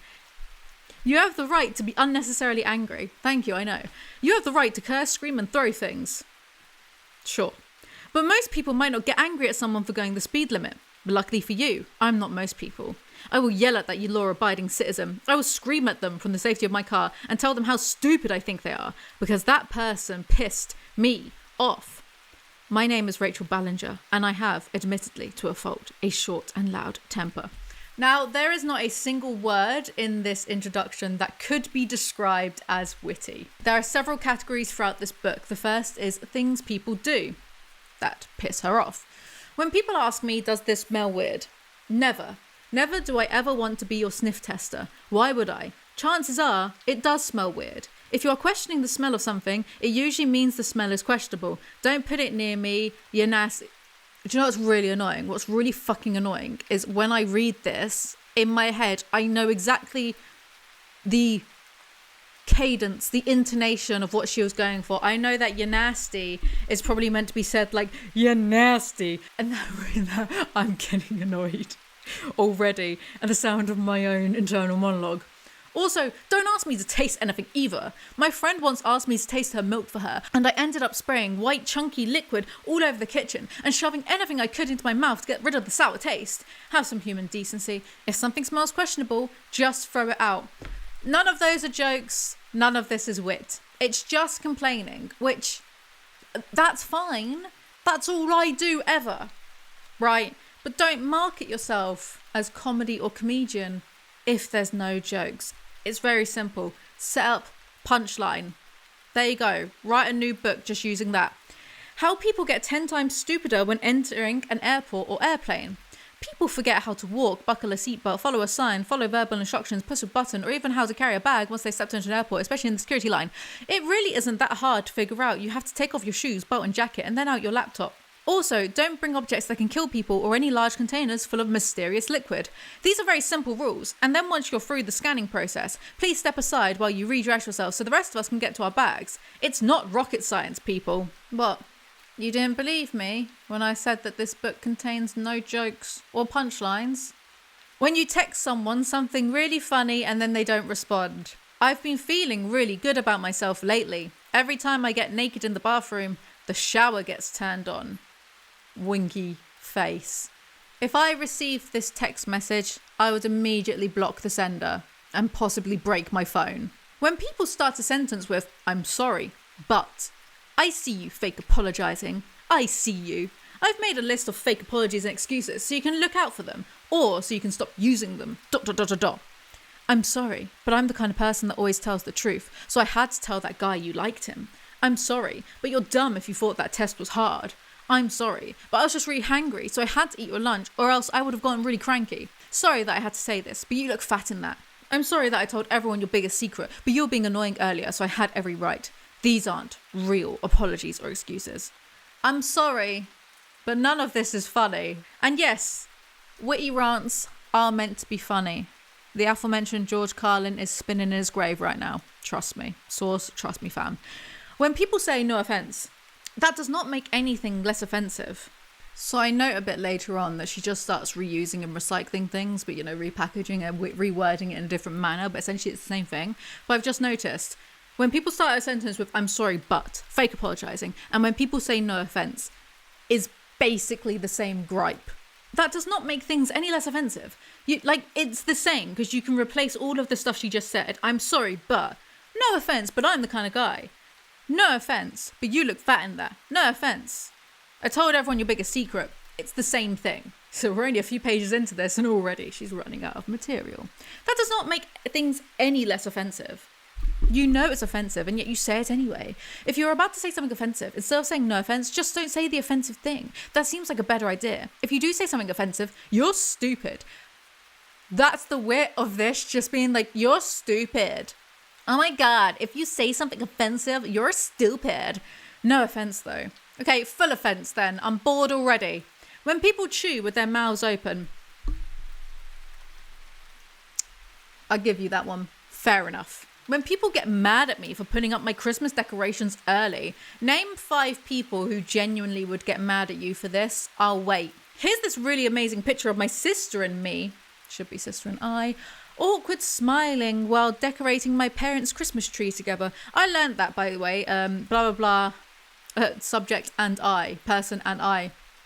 From Darren Shan, of all people. Darren Shan's book, because Darren Shan, the character, learns it in one of the later books from an English teacher. And if you like Darren Shan, Darren Shan Saga, I did interview him a few months ago on my podcast channel. So check out my podcast channel and check out my mockumentary and check out my merch. That's all. 9 times out of 10, I swear, don't quote me on that, Colleen Ballinger is barefooted. Colleen, if God wanted us to walk around with naked feet, he wouldn't have invented socks. Put some on. No one wants to see your floor grippers. When people let their pride get in the way of things. For example, let's say there are 4 friends. 3 are comfortable in the amount of money they have, and 1 is lacking in the financial department. Nothing to be ashamed of. We've all been there. Let's call that one friend Banana. Banana is peak fruit-based comedy. I'm getting Onision flashbacks. Now imagine all 4 friends are hanging out and one of the wealthier friends comes up with a fun activity for all of them to do, but it costs a little more than the average adventure. The 3 financially stable friends all get super excited, but Banana says, now I'm getting Onision flashbacks just reading this.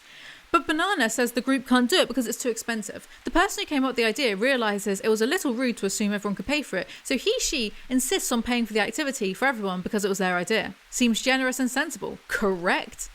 Don't you ever talk down to me again. But then Banana still says no because they have too much pride to accept handouts from people. Therefore, none of the friends can go on the most epic adventure. Epic adventure. This is so 2010.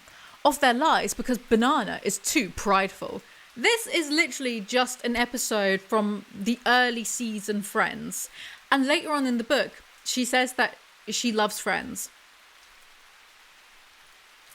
Is this where you're getting the content from, my dude?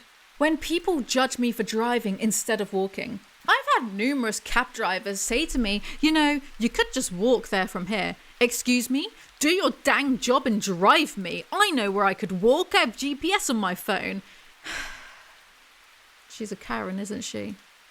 I bet waiters sneeze in your soup. Cars move faster than humans. That's just science. I'm a person that likes to go fast and get things done quickly. Therefore, 9 times out of 10, I'm going to choose taking a vehicle over using my legs. I know a half mile will only take me 10 minutes to walk, but it will save a car less than 1 minute. Nope. But it will take a car less than 1 minute. That's 9 minutes saved. 9 minutes can make or break a lot of things. What if you're 9 minutes late to your plane? It's already taken off and you're stuck at the airport. Well, you need to be like 2 hours early to your flights, don't you? Shut up. You're stupid. Very witty. What if you were 9 minutes late to the hospital and missed the birth of your first child? Nope. No. Missed the birth of you, first child. Does no one proofread these things?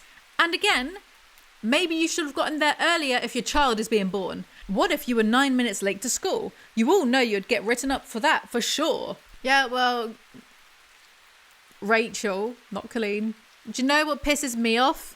Air pollution. Car fumes. When people use the argument, not Adam and Steve. Fair enough, I agree with that too. See, it's not all bad, is it? There's some common ground. You have to squint to see it, but it's there. When people think that Pepsi is the same as Coca-Cola, I didn't ask for Pepsi, I asked for Coca-Cola. They are not the same thing. They don't taste the same. It's okay that you don't have Coke, just don't assume that Pepsi is a substitute. That is true, they don't taste the same. Pepsi is better, Pepsi is sweeter. See, at this point, none of this is what I would like to call witty. But you know, I'm willing to be wrong. I don't mind that. That's how you learn, right? The blurb on this book says that these essays are based off of a YouTube series Rachel does. You know what pisses me off? So I checked some of them out. Oh. See, suddenly it all makes sense, doesn't it? She's one of those, if I talk loudly, it's funny types of person.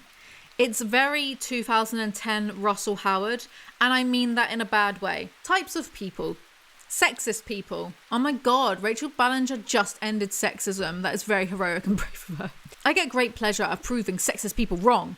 One time, a man told me that men naturally have a better sense of direction. I scoffed. He then tried to prove me wrong by asking which way was north. I pointed one way, he pointed another. We got out a compass and I took a celebratory drink of a cold beer. Win.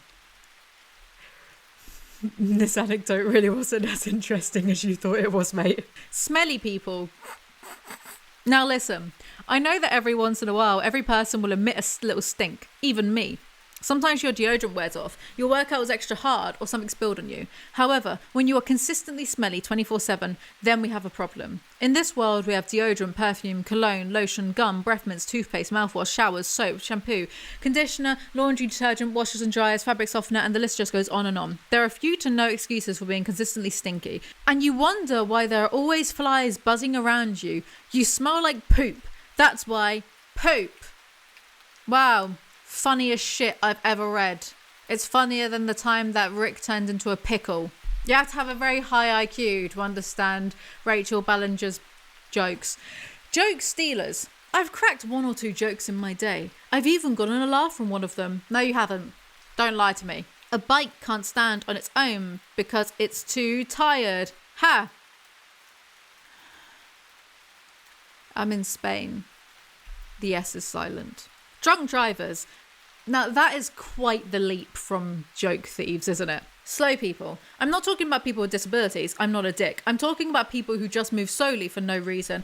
I actually agree with this. People who choose to walk around slowly can eat my dust. I will see you in hell eventually. Might take a while though. Certain social norms. How society has declared that all farts are gross. I understand that if a fart smells, the smell is always a bad smell. None of us have ever smelled a good smelling fart.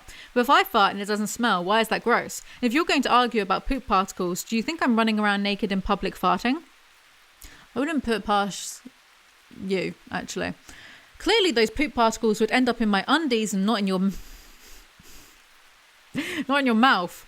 Just let me fart my odorless farts in peace. If you don't, then my stomach will start hurting and I'll have to wiggle around making really weird faces while I try to figure out a position that will allow my fart to come out silently. Wow, you really are your sister's sister, huh? That society doesn't accept cereal as a proper dinner. I call bullshit on that one. What self-respecting human gives a shit about whether society will frown upon you for eating Cocoa Pops for dinner? Do what you want. Who cares? You're basically already dead. I want to fart on that person's eyeball. That society says I can't pick a wedgie in public. Because guess what? I'm gonna pick it anyway. Why should I walk around with my underwear shoved up under my butt crack? That's uncomfortable. And I'm gonna pick that bundle right out of there no matter where I am, and it's gonna feel so good. Trust me, no one else cares as much about your crack as you think they do. And that's beyond the point, because you can unpick a wedgie like subtly. But this person is not subtle in the slightest. Like, she would probably draw attention to it. She'd be like, hey everyone, just gonna shove my hand down my ass and pick my pants out of it. Anyone got like, she's If you don't believe me, this is Rachel summed up in one picture. I don't know how a picture set off my misophonia, but you did it. Well done. Congrats. You want a cookie. That peeing in the shower is frowned upon. By who? Everyone does it occasionally. Objects/things. Pockets on girl jeans.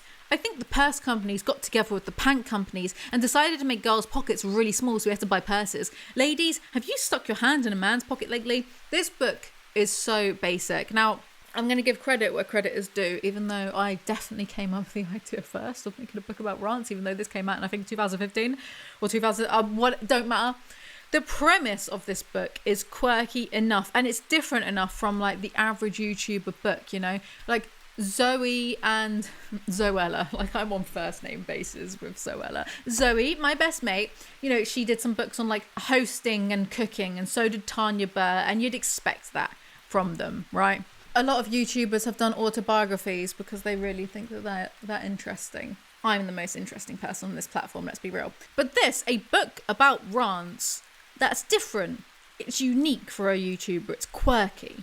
How many people would write about things that annoy them? Because it's inherently negative, right? And most people want to write about things that are positive because they're all delusional. Life is a cosmic joke. The issue I have with this book is that this list is just so basic and easy that anyone could have written this if they put their mind to it. Oh, I hate pockets on girls' jeans. Oh yeah, I never heard that one before. What next? Hear me out, guys. Hear me out. I know this might be like a unique thing to say, but I don't think pineapple should be on pizza. Or what's the deal with airplane food? Am I right, fellow humans? Snore. Coleslaw. I'll just never understand it. Why would I eat that? See? Basic. It's actually, at this point, I think that she gave up thinking of things organically and then just started rummaging through her fridge for ideas, because we get a few more food-based things in a moment. Hotel hallway carpet. Why are hotel hallways lined with thick carpeting? Why would you install the toughest flooring to roll a suitcase over in an area where you're expecting to have high suitcase traffic? Maybe to be durable against said high suitcase traffic, to be durable against the hundreds of people walking on it every single day, and also to deaden the noise from said people walking. Are you dense?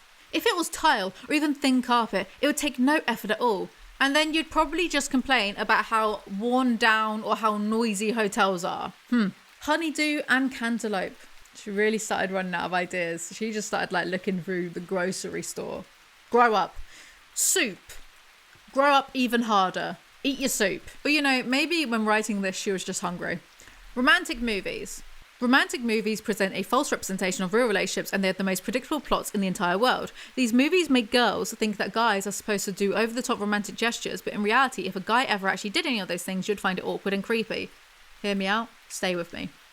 Have you ever had a guy on guitar try to sing you a love song? It's so awkward. Where are you supposed to look? You can't make eye contact, but you seem rude if you're not looking at him. It's mortifying and not sexy. Maybe you should keep that same energy for your sister. Pointless pets. Why do people own fish? What's the point? You can't pet them, and they don't have personalities. Well, they might have personalities, but they just reset every 3 seconds. Firstly, it's 7 seconds. Secondly, the 7-second thing is a myth. Can you not do anything right? Google is your friend. I'm bored. Same. And now she just... It's the police. They're here for Colleen. Now she just starts to repeat herself. So number 58, you know what pisses me off? Sleep. Number 63, you know what pisses me off? Naps. If you're really running out of content this much, I think you should have complained about less things and lengthened the essays. Don't do 101 things. I mean, this book is only 170 odd pages, so it's not a long book in the first place, but maybe choose like 20 things that you could write good solid essays on instead of 101 things that you can be sort of lazy and repeat rubbish, you know? And look, why is it always the most inept YouTubers who get given these amazing opportunities, huh? No one's going to be knocking at my door to give me a book deal for the A to Z of everything I hate, but I know that I could do better than this. Extraordinary claims require extraordinary evidence, and I'm going to give you none of it. Source, trust me, bro. Childhood cancer. Now, I get your point, of course, but this feels very, very, very out of place in between all of the I hate melon and hotel carpets rubbish. And also, this is meant to be a witty, light-hearted comedy book, not an oh my god, life is unrelenting and miserable book. And then directly after childhood cancer is gross words. We all know the list of gross words: moist, crevice, penetrate, slurp, soggy, crusty, erect. You're going to give people emotional whiplash if you mention something horrific one moment and then the next moment something as inane as, ew, I hate the word moist. Oh my god, so quirky. She hates that. I've never heard of anyone else hating the word moist. Unique. Wow, I'm literally such a bitch. Retail stickers. Why on earth do retailers put these massive indestructible stickers on merchandise that they are trying to sell at half price? Oh great, that kitchen thingy. You know, if you just type a word into Google and then type synonyms, you'll be able to figure out a better word than thingy. How about that kitchen device thingy? It's marked down. But at what price? The price of you having to sit and scratch the markdown sticker off for 30 minutes. That sticker might be scratching off, but so is the skin on your fingers. Do you not know that you can just like get a towel or a cloth and then soak it, right? And then say there's a sticker here, you get the towel or cloth, cover it for like carefully, so you soak the sticker, and then when you rub it, it'll come off a lot easier. Have you ever heard of Google? Everything else. That hitting a fly doesn't kill it. It just kind of pushes it around a little bit. And then you have to deal with the fact that you touched a fly that is born in feces and it's flying around bugging the living shit out of you. Wash your hands. When I eat all of my food, we really are scraping the barrel at this point, and we're only on number 74. Poop splash. Just wash. Getting ready for bed. The noise of opening a soda can. How is it the loudest noise on planet Earth? There is no discreet way to do it. Opening a soda can in a room full of people, no matter how loud that room is, everyone will hear it. I refuse to believe that anyone has ever given a shit about this beyond 1 second. It's hardly the type of thing that will keep you up at 3 a.m, is it? The fact that I still need quarters to do my laundry. Ha ha ha, so relatable. You have millions of subscribers. Buy a washing machine. Get Colleen to buy you one for Christmas. Reality show recaps. Why do reality shows need to recap the last 2 minutes of what just happened before the commercial break? Do they really think we forgot everything that happened during the 30 seconds it took for them to advertise car insurance? Do they really have that little faith in us? In England, we only, in a lot of reality shows, well, by a lot, I only mean Made in Chelsea, you get a short recap at the beginning of the episode for like a minute or so. So if I was American and I was getting recaps every like 10 minutes, I would be a little offended by the insinuation. How microwave ovens make so much noise. This is the exact same gripe as the soda can one. Rachel really ran out of ideas after number 10. The fact that I can't edit my tweets. If Facebook has the ability, Twitter should have it too. It doesn't make sense. Why does a social media site all about words not let you edit them? I'm tired of tweeting things that have a typo, then having to take the tweets down and retweet them with the typo fixed. It's not fun. Not because of the work involved, but because my entire Twitter and notification feed becomes filled with kids saying, I saw that, I screenshotted that typo. You had a typo in the first one you posted. Why'd you repost this? Saw that. I saw you do that, Rachel. This complaint is just this one from earlier but repackaged, number 27, when people point out my typos. Whenever I make a typo in a tweet, the only responses I get are from people correcting that typo. My initial reaction is to block those people for being evil spawns of Satan, but I've learned that I should go to their pages and see what kind of people they are first. And what I've discovered is that most of these punks can't tweet a single tweet without there being 12 typos involved. And they point out my one typo for every 100 tweets. Nah, bro, don't play me like that. My hatred for hypocrites is a topic for another book. You may not like hypocrites, but I don't like people being lazy when they're given amazing opportunities like their own book deal. This is just lazy. If you can't think of 101 things, and also, sorry, you can't think of 101 things that piss you off about life, then you're a filthy casual. I could think of 1,000 things that piss me off. I get pissed off at least like 600 times a minute. Don't write an entire book on a subject that you are clearly a beginner at. I've been angry since the moment I was born. Don't you play me. The fact that Subway messes up my sandwich. With the way Subway is set up, it seems impossible for them to mess up, except it happens all the time. They've even given me the wrong sandwich altogether. How does that happen? I went through the entire line ordering my sandwich to perfection, then they wrapped it up and handed it to me. When I opened it up, it was a completely different sandwich. Sorcery. This has never ever happened to me, so I don't believe you. Yeah, you watch them make the sandwich. If they're messing up, why don't you say something? Do you know what pisses me off? This book. Now, at this point, I was wondering how this obvious cash grab got high ratings on Amazon, so I checked out the reviews. 4 out of 5 stars was okay. It was a good book. The premise is unique to Rachel. No, it is not. I just didn't enjoy it as much as I thought I would. That solves the mystery then. Of course, the people that bought and enjoyed this book don't understand how a rating system works. A book that is just okay is not worth 4 stars. It's 3 stars at a push if you're feeling generous. And then there was this review. 1 out of 5 stars. Someone is stealing books on my Kindle. Someone is ordering books on my lost Kindle. It's called Lynn's second Kindle. Poor Lynn. I hope you caught the culprit. When typos ruin a joke, she had another one about autocorrect misspelling correct words like fuck into duck, for example. Typos really play on your minds, don't they, Rachel? Because they've been mentioned at least like in 4 separate mini essays at this point. I'm not someone that rejects typos. No, I embrace them. I don't fix them. I don't have the time to be constantly looking backwards, checking for errors, looking at my mistakes. I only ever move forward until all my enemies are destroyed. How much work it is to be healthy. Eating healthy usually means you have to make meals yourself, and it's not going to be easy. You also have to decide what kind of healthy you are going to be. A muscle nut that only wants protein? A vegan? A healthy vegan? What the hell is that? I only live on Greg's vegan sausage rolls, mate. Meet me at my level. How my fingertips feel after I cut my fingernails. I'm not talking about how my fingernails feel. I'm talking about the tips of my fingers, the part that haven't touched anything in a while because my fingernails were so long that they've blocked everything from touching the skin. I don't think I've mentioned this so far, actually.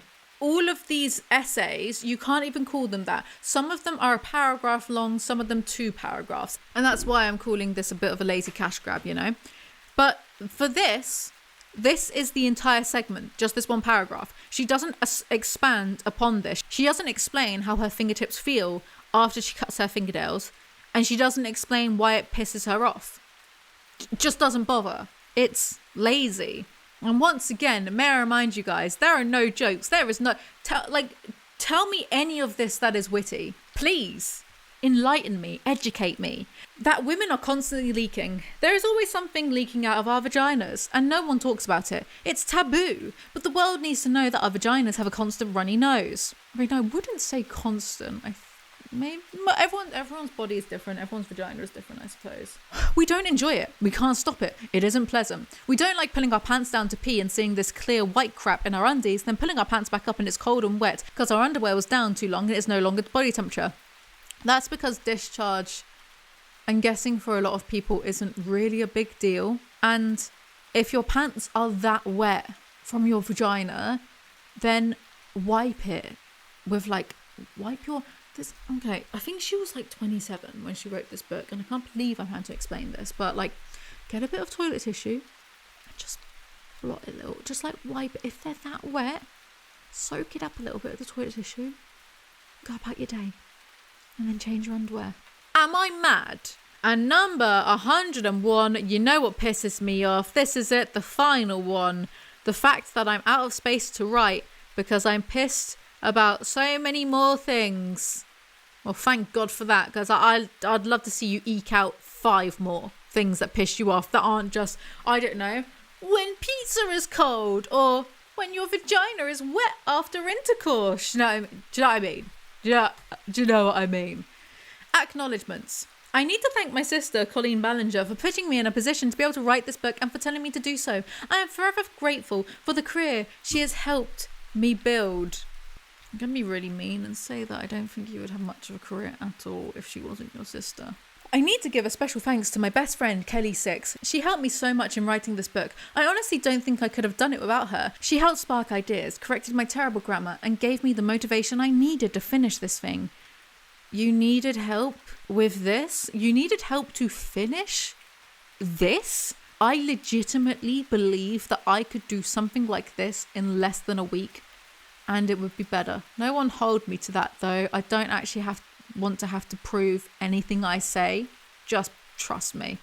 Colleen Ballinger, a Los Angeles-based YouTuber, began her career on YouTube with her internet-famous catchphrase, "You know what pisses me off." She quickly caught the attention of a wide variety of viewers and developed a devoted fan base. Thanks to Colleen, all strung together with her quick-witted humour. Rachel is known for her ability to use satire to pinpoint everyday truths and ironies about being a young adult in the modern world. Where? Show me. Show me where there was satire utilised once within this entire book. Behave. You want satire, true crime satire, check out my mockumentary that I made.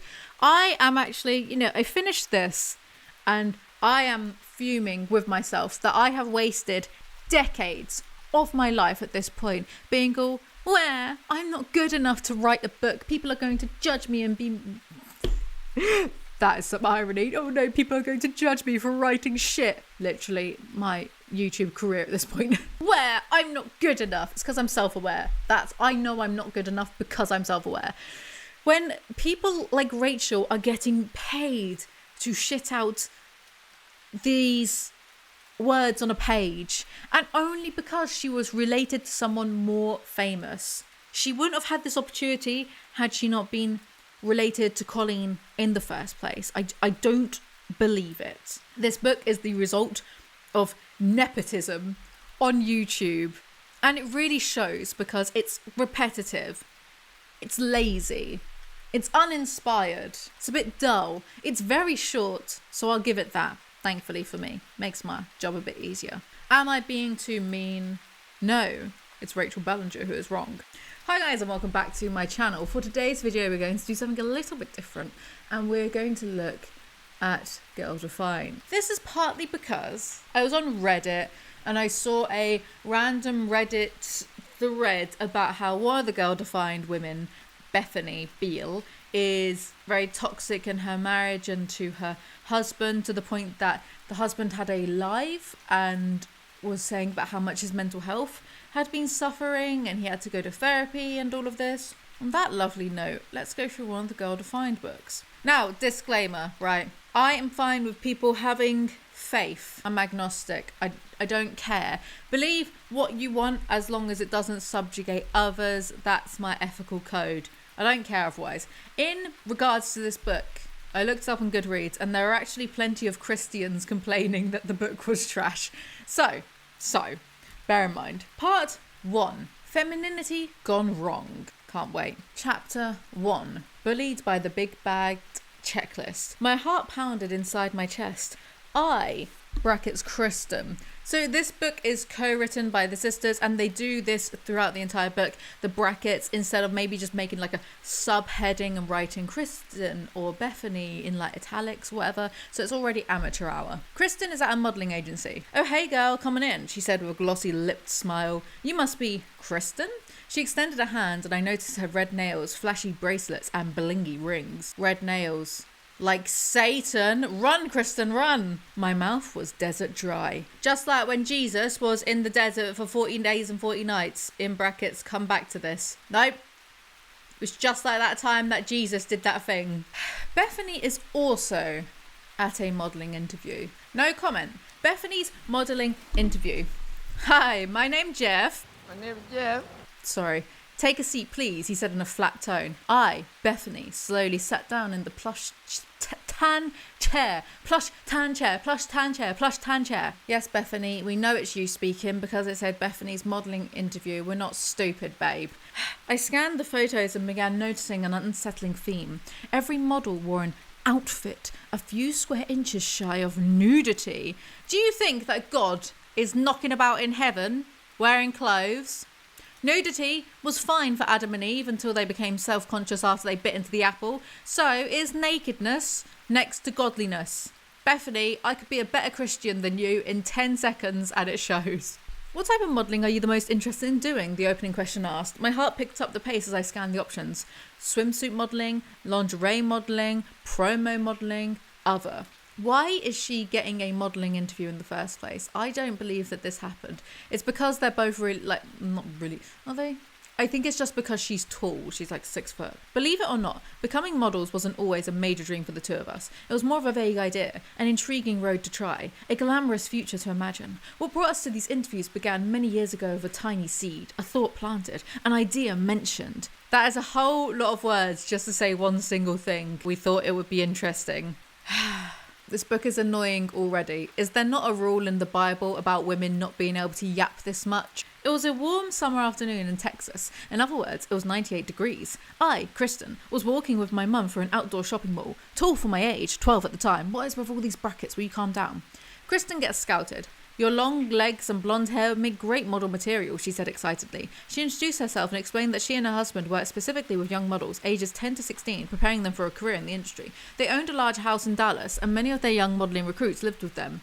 That doesn't sound okay. They don't do it, but it plants the seed. From the time we were little girls until now, our culture has been feeding us messages of what womanhood is all about. So throughout this book, I consistently feel like they are almost going to get close to the point, but end up missing it entirely each time. One year, our culture strongly encourages us to get married at a certain age. Then 5 years later, the age has changed. One year, we are considered successful if we graduate with an undergrad degree. Then several years later, we need a master's degree to be deemed truly successful. Then live how you want to live, and to hell with anyone who says otherwise. Do what you want, except for murder. In short, absolutely not. No way. Our culture's version of womanhood is a far, and we mean far, cry from the God who designed us to be. And there we go. It's giving life and the universe is scary, and I don't know what I'll do, so I'll just let someone else decide it all for me. The reason we wrote this book is to give you a radically better vision for what true womanhood is all about. The only hope we have as women is to stop defining ourselves according to other people's standards and start defining it according to God's word. In order to become all God created you to be, you have to gain a vision for what true God-defined femininity is all about. Ladies, your Bible was written by a bunch of old crusty, dusty men. Do you really think that's going to be the best representation of womanhood? Ideals from a bunch of old dead dudes? Or do they think that the Bible was actually written by God? Because I'm very sure there are some people who think that God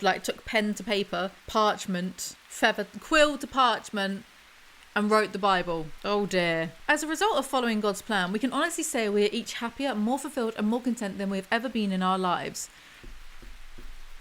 Bethany, isn't your husband completely miserable because of you? Throughout the pages of this book, you'll discover why God created the female gender. I can't wait to hear all the science. Chapter 1, Study Guide. Oh, so there's study guides as well, so you can study along in your own time with this book. It's very interactive, I'll give it that. Stop defining your femininity according to the culture and start defining it according to God's word.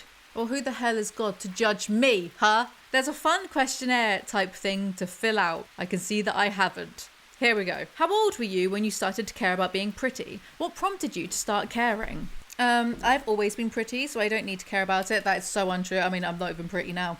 I'm just joking with you guys. When I was younger, I used to look like Severus Snape, and now I just look like Noel Fielding in a wig. Every woman has a big bad checklist. Check all the boxes that apply to you. I've sought to find my identity and worth through being perfectly skinny, having a pretty face, maintaining a successful career, keeping a boyfriend, getting married, being independent, owning nice things, wearing the latest trends, travelling to nice places, being athletic, accomplishing, gathering many friends. Other. I selected other. This is how I have sought to find my identity and worth through. Finally beating the tyranny of outer space by destroying the moon via nukes. I am not joking. The OGs of this channel know that I hate the moon. Despise it. Who is it? Bossing us around, affecting the tides, turning people into werewolves. Had enough. What are your biggest insecurities right now? Losing brain cells from reading this. What do you think will bring you lasting worth and satisfaction? The sex toy sponsor that I put on this video. Name 3 things you are hoping to learn by reading this book. First you get the sugar, then you get the power, then you get the women. How to get the sugar, the power, and then the women. To start things off, take a moment right now to pray and ask God to help you get the most out of this book. Dear God, please invest $1 billion into Aleezy Yeezy ideas. Chapter 2. This chapter opens with Marilyn Monroe's biography and how despite all of her fame and success, she wasn't happy. Yeah, well, Bethany, despite all of your praying, you aren't that happy either, are you? I'd rather be rich and miserable than stuck in your loveless marriage and miserable. It's okay. It's okay. It's okay. I'm not being too mean. They're the fundamentalists. They're creationists. They're those types of... They probably think the earth is 6,000 years old, so it's okay. It's okay. It's okay. I'm not going too far. Where did Marilyn's life take its first wrong turn? It most likely happened where many of us take our first wrong turn. It all started the moment she allowed the culture to define her womanhood. And do you know what? They almost have something here. Something about how if you allow the external to define you, then you're setting yourself up for failure. You have to be comfortable within yourself to learn to be happy. That's what I think. The moment the culture's ideas filled her checklist, the moment God's design for femininity was dismissed from her vocabulary. Wait, no, she went wrong because she didn't allow the most external idea ever to define her, aka God. Unlike Marilyn, the two of us grew up in a Christian family with involved parents. Softball, basketball, swimming, piano, guitar, gymnastics, Awana, ballet. We did it all. Alright, brag. And our parents, along with our 6 siblings, Michael, Stephen, Alyssa, Timothy, Rebecca and Susanna were right there cheering us on. Being homeschooled also brought our large family closer together. Homeschooling is hilarious to me because the arrogance of parents to assume they can adequately cover all of their children's educational needs is full. I could never be that arrogant, but I aspire to be. I didn't realise your parents were also physicists. Oh wait, Bethany and Kristen. As we entered our teen years and began venturing farther from the nest of home, our parents became cautious about the friends we hung out with. They intentionally got us involved in church activities so we'd be surrounded by godly influences.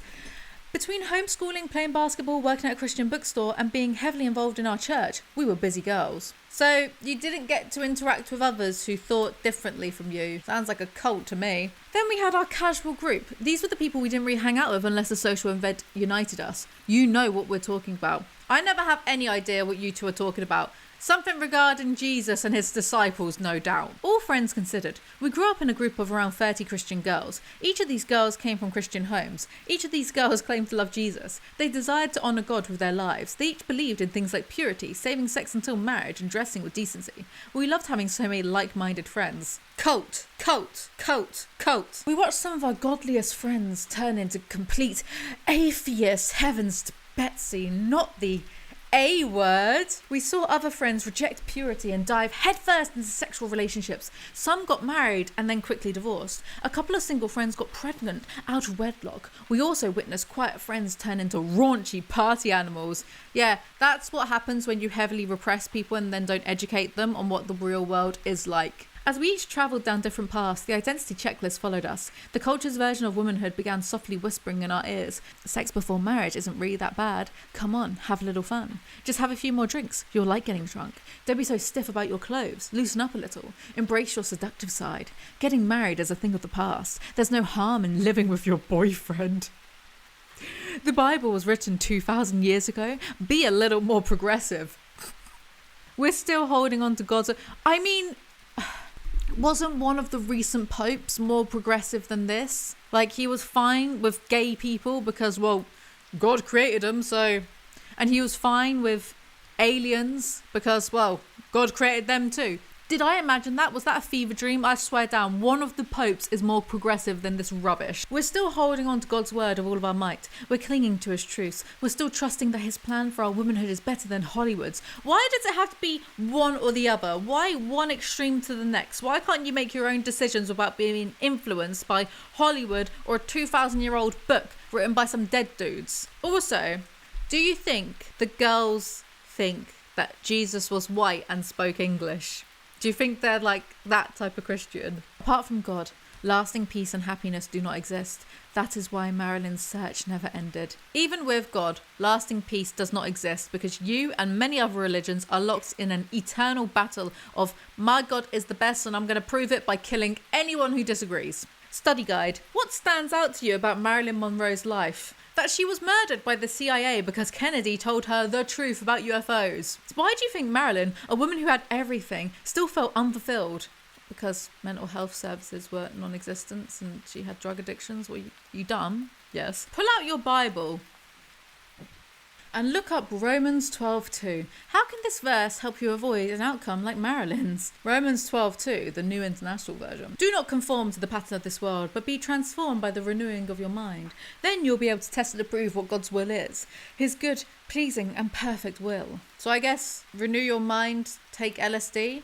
Chapter 3. I, Kristen, recognise Katie Jones. I wouldn't have said it out loud, but I was jealous of her. I wanted to have what she had. The confidence, the independence, the beauty, the sexy body. I described her in the same way a guy says he's the man, only I said she's the woman. Kristen, do you fancy Katie? Fast forward 10 years to now. Katie is still very independent. She still appears confident. She's still on top of all the fashion trends. To the public eye, she looks put together. But behind the scenes, she's falling apart. This is a bit rude to put in a book about someone that you know, isn't it? According to Thing 1 and Thing 2, there are 3 pillars of counterfeit femininity. Number 1, liberation. Now imagine what happened when Brandon asked me, do you think you could be happy as a wife and a mother? Would you be willing to give up some of your ministry projects in the future if you needed to? Wow. Not a cool question. I spun around in my swivel chair, looked him in the eyes and said in my feistiest tone, I really can't imagine my life without my ministry and book projects. I hope that whoever I marry will be supportive of my unique gifts and talents. Somehow, Bethany having goals outside of marriage and kids is seen as a bad thing. Bethany, how did you manage to devolve in front of our very eyes? In my heart, I'd come to believe that my worth was found in my accomplishments outside my home and family. I thought, being a wife and mother is okay, but real women are doing more. They're getting jobs, running big ministries.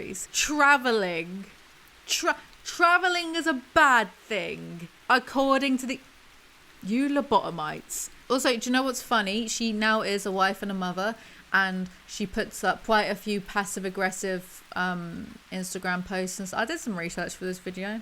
I didn't go into things blind. Yeah, she has put up a lot of passive-aggressive things about being a wife and a mother. So not all you thought it was cracked up to be, huh, Bethany? Funny that. Pillar 2 is independence. This is a sign of counterfeit femininity. Independence. This is pathetic. I took pride in my ability to fend for myself. I was a capable woman. Yes, being able to take care of yourself and not be a burden unto others is bad. The more I embrace that mindset, the more my marriage... what are you going to do if it's the apocalypse? What are you ladies going to do? Pray? I'm going to be out there fighting. I'll do boxing now. I'm going to be a raider if it's the apocalypse. Like, the rest of you guys are effed, right? I will be the king of the post-apocalyptic wasteland whilst these two girls are busy praying. The more I embrace that mindset, the more my marriage spun in circles. It seem to me like traditionalists, right? So are they growing their own food? Are they doing all of that like crap, milking their own cows? I don't think so. Commit to the bit, ladies. The more I embraced that mindset, the more my marriage spun in circles. Having a self-sufficient attitude left me with a weak and strained relationship. It left me feeling defensive towards Zach. It left me with a chip on my shoulder and a desire to prove myself. Pursuing independence was stressful and unfulfilling. This is Kristen, because Kristen is the one who's married at the time of this writing this, whereas Bethany is not. But you know that you can do both, right? You can do things independently and also work as a team. You know, jobs, look for that on your CV, yeah? That you can work well independently and you're also a team player. If Girl Defined cracks up tomorrow and she can't work in her family's business, what's she going to do? Probably make her husband do everything. Make me ill. However, this lifestyle is not what God intended for us as women. It is very presumptuous of you, a woman, to know what God intends for anyone. Thousands of years ago, and I'm sure you would have been in trouble for that. In fact, in the good old days of Jesus' time, you wouldn't even be able to read or write. So why don't you do us all a favour and go be illiterate somewhere else? I'm so mean. Pillar 3 is sexual freedom. Fast forward a few years to when the two of us were in our early 20s standing at a soda fountain in a local restaurant. What is a soda fountain? Is it literally like a water fountain but with Coca-Cola instead? Oh, what? One of those? That's just a drinks machine. Pfft. God, America, you're always like raising my hopes and then dashing me with reality. A fountain with Coke coming out of it would be awesome. A local restaurant, a totally random lady walked up to us. Excuse me, I just had to come up and tell you girls how much I love your height. Are you models? Oh, you're so sweet, Bethany replied. But no, we aren't models. What a shame, she said, shaking her head. Well, let me offer you two girls some advice. Don't let those bodies go to waste. Seriously, use it and own it. Okay, thanks, I replied, glancing at Kristen. The pressure to use our sexual freedom had hit us again. No, you are just in America, aka the land of unsolicited opinions. Said by me, a British person, giving unsolicited opinions. The third pillar, sexual freedom, pushes women towards one thing, proving their worth with their bodies. Counterfeit femininity says that real women are sexy, hot, free, edgy and wild. No, true feminism says dress how you want and in what makes you feel comfortable and only do things that make you feel comfortable. You don't have to be shagging around to prove some sort of... You don't have to like be a prude sounds mean, but you don't have to be repressed to prove do what you're comfortable with. That's it. Except for murders. See, like, with these people, they're so extreme because it's either like one side fully or the other. Where's the nuance? Where's the middle ground? Where's the fence sitting? Where's the enlightened centrism? Huh? Personally, neither of us liked the results that counterfeit femininity produced in our lives. It never satisfied us or delivered what it had promised. Women all across the world are experiencing the same thing. They've built their lives on the foundation of counterfeit femininity and are unhappy with the results. By All across the world, do you guys just mean America? Considering there are many places where women are second-class citizens, are controlled, are coerced, are repressed. Maybe if you guys actually did some travelling, you'd broaden your perspectives. Who are the Katie Joneses in your life? In what ways do you compare yourself to them? When you see women's magazines displayed in a store, what thoughts run through your mind? Write down 4 ways magazine images have affected your view of womanhood. 4 ways. Well, with magazines like Take, Break, Chat and That's Life, I'm always surprised to see the women so happy with headlines on top like, "He burnt my house down and stole my children. My husband had sex with our cat." That's always a bit surprising. The women on the front, they always look so happy. Weird. Chapter 4. Bethany and I were both in our early 20s and desperately curious. The seed that had taken root in our hearts as young girls was finally coming to bloom. We wanted to explore the modelling world. Kristen starts whinging about how she couldn't do modelling without sacrificing her morals, so her work dried up. Oh, boo-hoo. Am I meant to feel bad for you? You were living at home, not working a full-time job, trying to pursue a dream. Do you realise how out of touch you are? In my early 20s, I was already moved out, living in London, working to keep a roof over my head, broke all the time. Thousands of young adults don't have the privilege of living with parents and not working properly or contributing to the household. Go cry someone else. With our dreams of modelling finally put to rest, it was time to seriously consider God's purpose and plan for our lives. So, not time to get a real job then. There's a boring analogy about hiking and picking bad paths. Choosing to do this book was like picking a path full of spikes and bears. We couldn't do everything according to what mummy and daddy said. Our beliefs had to guide us. We had to own our choices. Make your own choices by following a 2,000-year-old book. Okay, right. And again, I'm fine with people being religious. I am friends with many different types of people following different faiths, whether it be Christianity, Islam, Judaism. I've got all sorts of people in my life. Edgy atheists. I don't mind, because all the people that I know are just normal people about it. They're not demanding that you do this, that and the other and blah, blah, blah. One of my best friends is a girl and a Christian. I might send this to her and see what she thinks. I think she's going to think it's a little rubbish too. We each asked, "God, how do you want me to use my femininity for your glory?" Imagine God turns around and says, "Start an OnlyFans study guide." Have you ever stopped to think about the path your life is on? No. If you stay on your current path, where will you end up 5 years down the road? Probably a lobotomite from reading all this crap. We challenge you to take some time over the next 7 days to pray about your current path as well as your future plans. Dear God, please let me win the Euro Millions so I no longer need to debase myself by reading this nonsense for money anymore. After much prayer, we each realised God had given us a passion for ministering to women. What passions and gifts has God given to you? Sadomasochism, clearly. Chapter 5. Gender. You are oh so magnificent. Oh boy. Imagine walking into a clothing store and the sales clerk approaches you and says, "Welcome to our store, sir," or "ma'am." Shocked, you raise your eyebrows and say, I'm a ma'am, not a sir." "Oh, pardon me," he says apologetically. "I just didn't want to assume. Better safe than sorry these days." Okay, so this just wouldn't happen, would it? If they didn't want to assume your gender, they would simply say, "Welcome to our store," full stop. That's it. What imaginary hill are you trying to die on? Because it's not based in reality. The taxpayer-funded preschool, Abbigale, has decided that gender-specific language and actions are damaging to children and society. Instead of referring to children as boys and girls or using pronouns such as him and her, staff members refer to everyone as friends. Wow. So actually, I find this incredibly offensive. Never ever assume that I am your friend. I hate everyone equally. Gender neutral bathrooms. I'm going to blow both the girls' minds right now. You know your bathroom at home that you share with your husband and children? It's gender neutral. Instead of promoting our beautiful and unique design as women, we're told it's really not that special.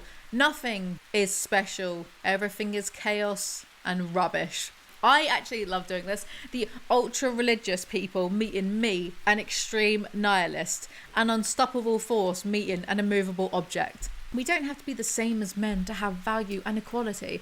It's so funny how close they are to actually getting it, because you're right. We should have the same value and equality as men. They get so close to actually being sort of feminist, but then they get scared and fall back onto God and God's will. Women don't know how to be women anymore. Marriages are in shambles. Relationships are spiraling downward. Homes are more like hotels. Kitchens are more like drive-thrus. What are you talking about? So they start talking about the story of Adam and Eve. And I get the impression that they really think that God made a man out of dirt. Do they not?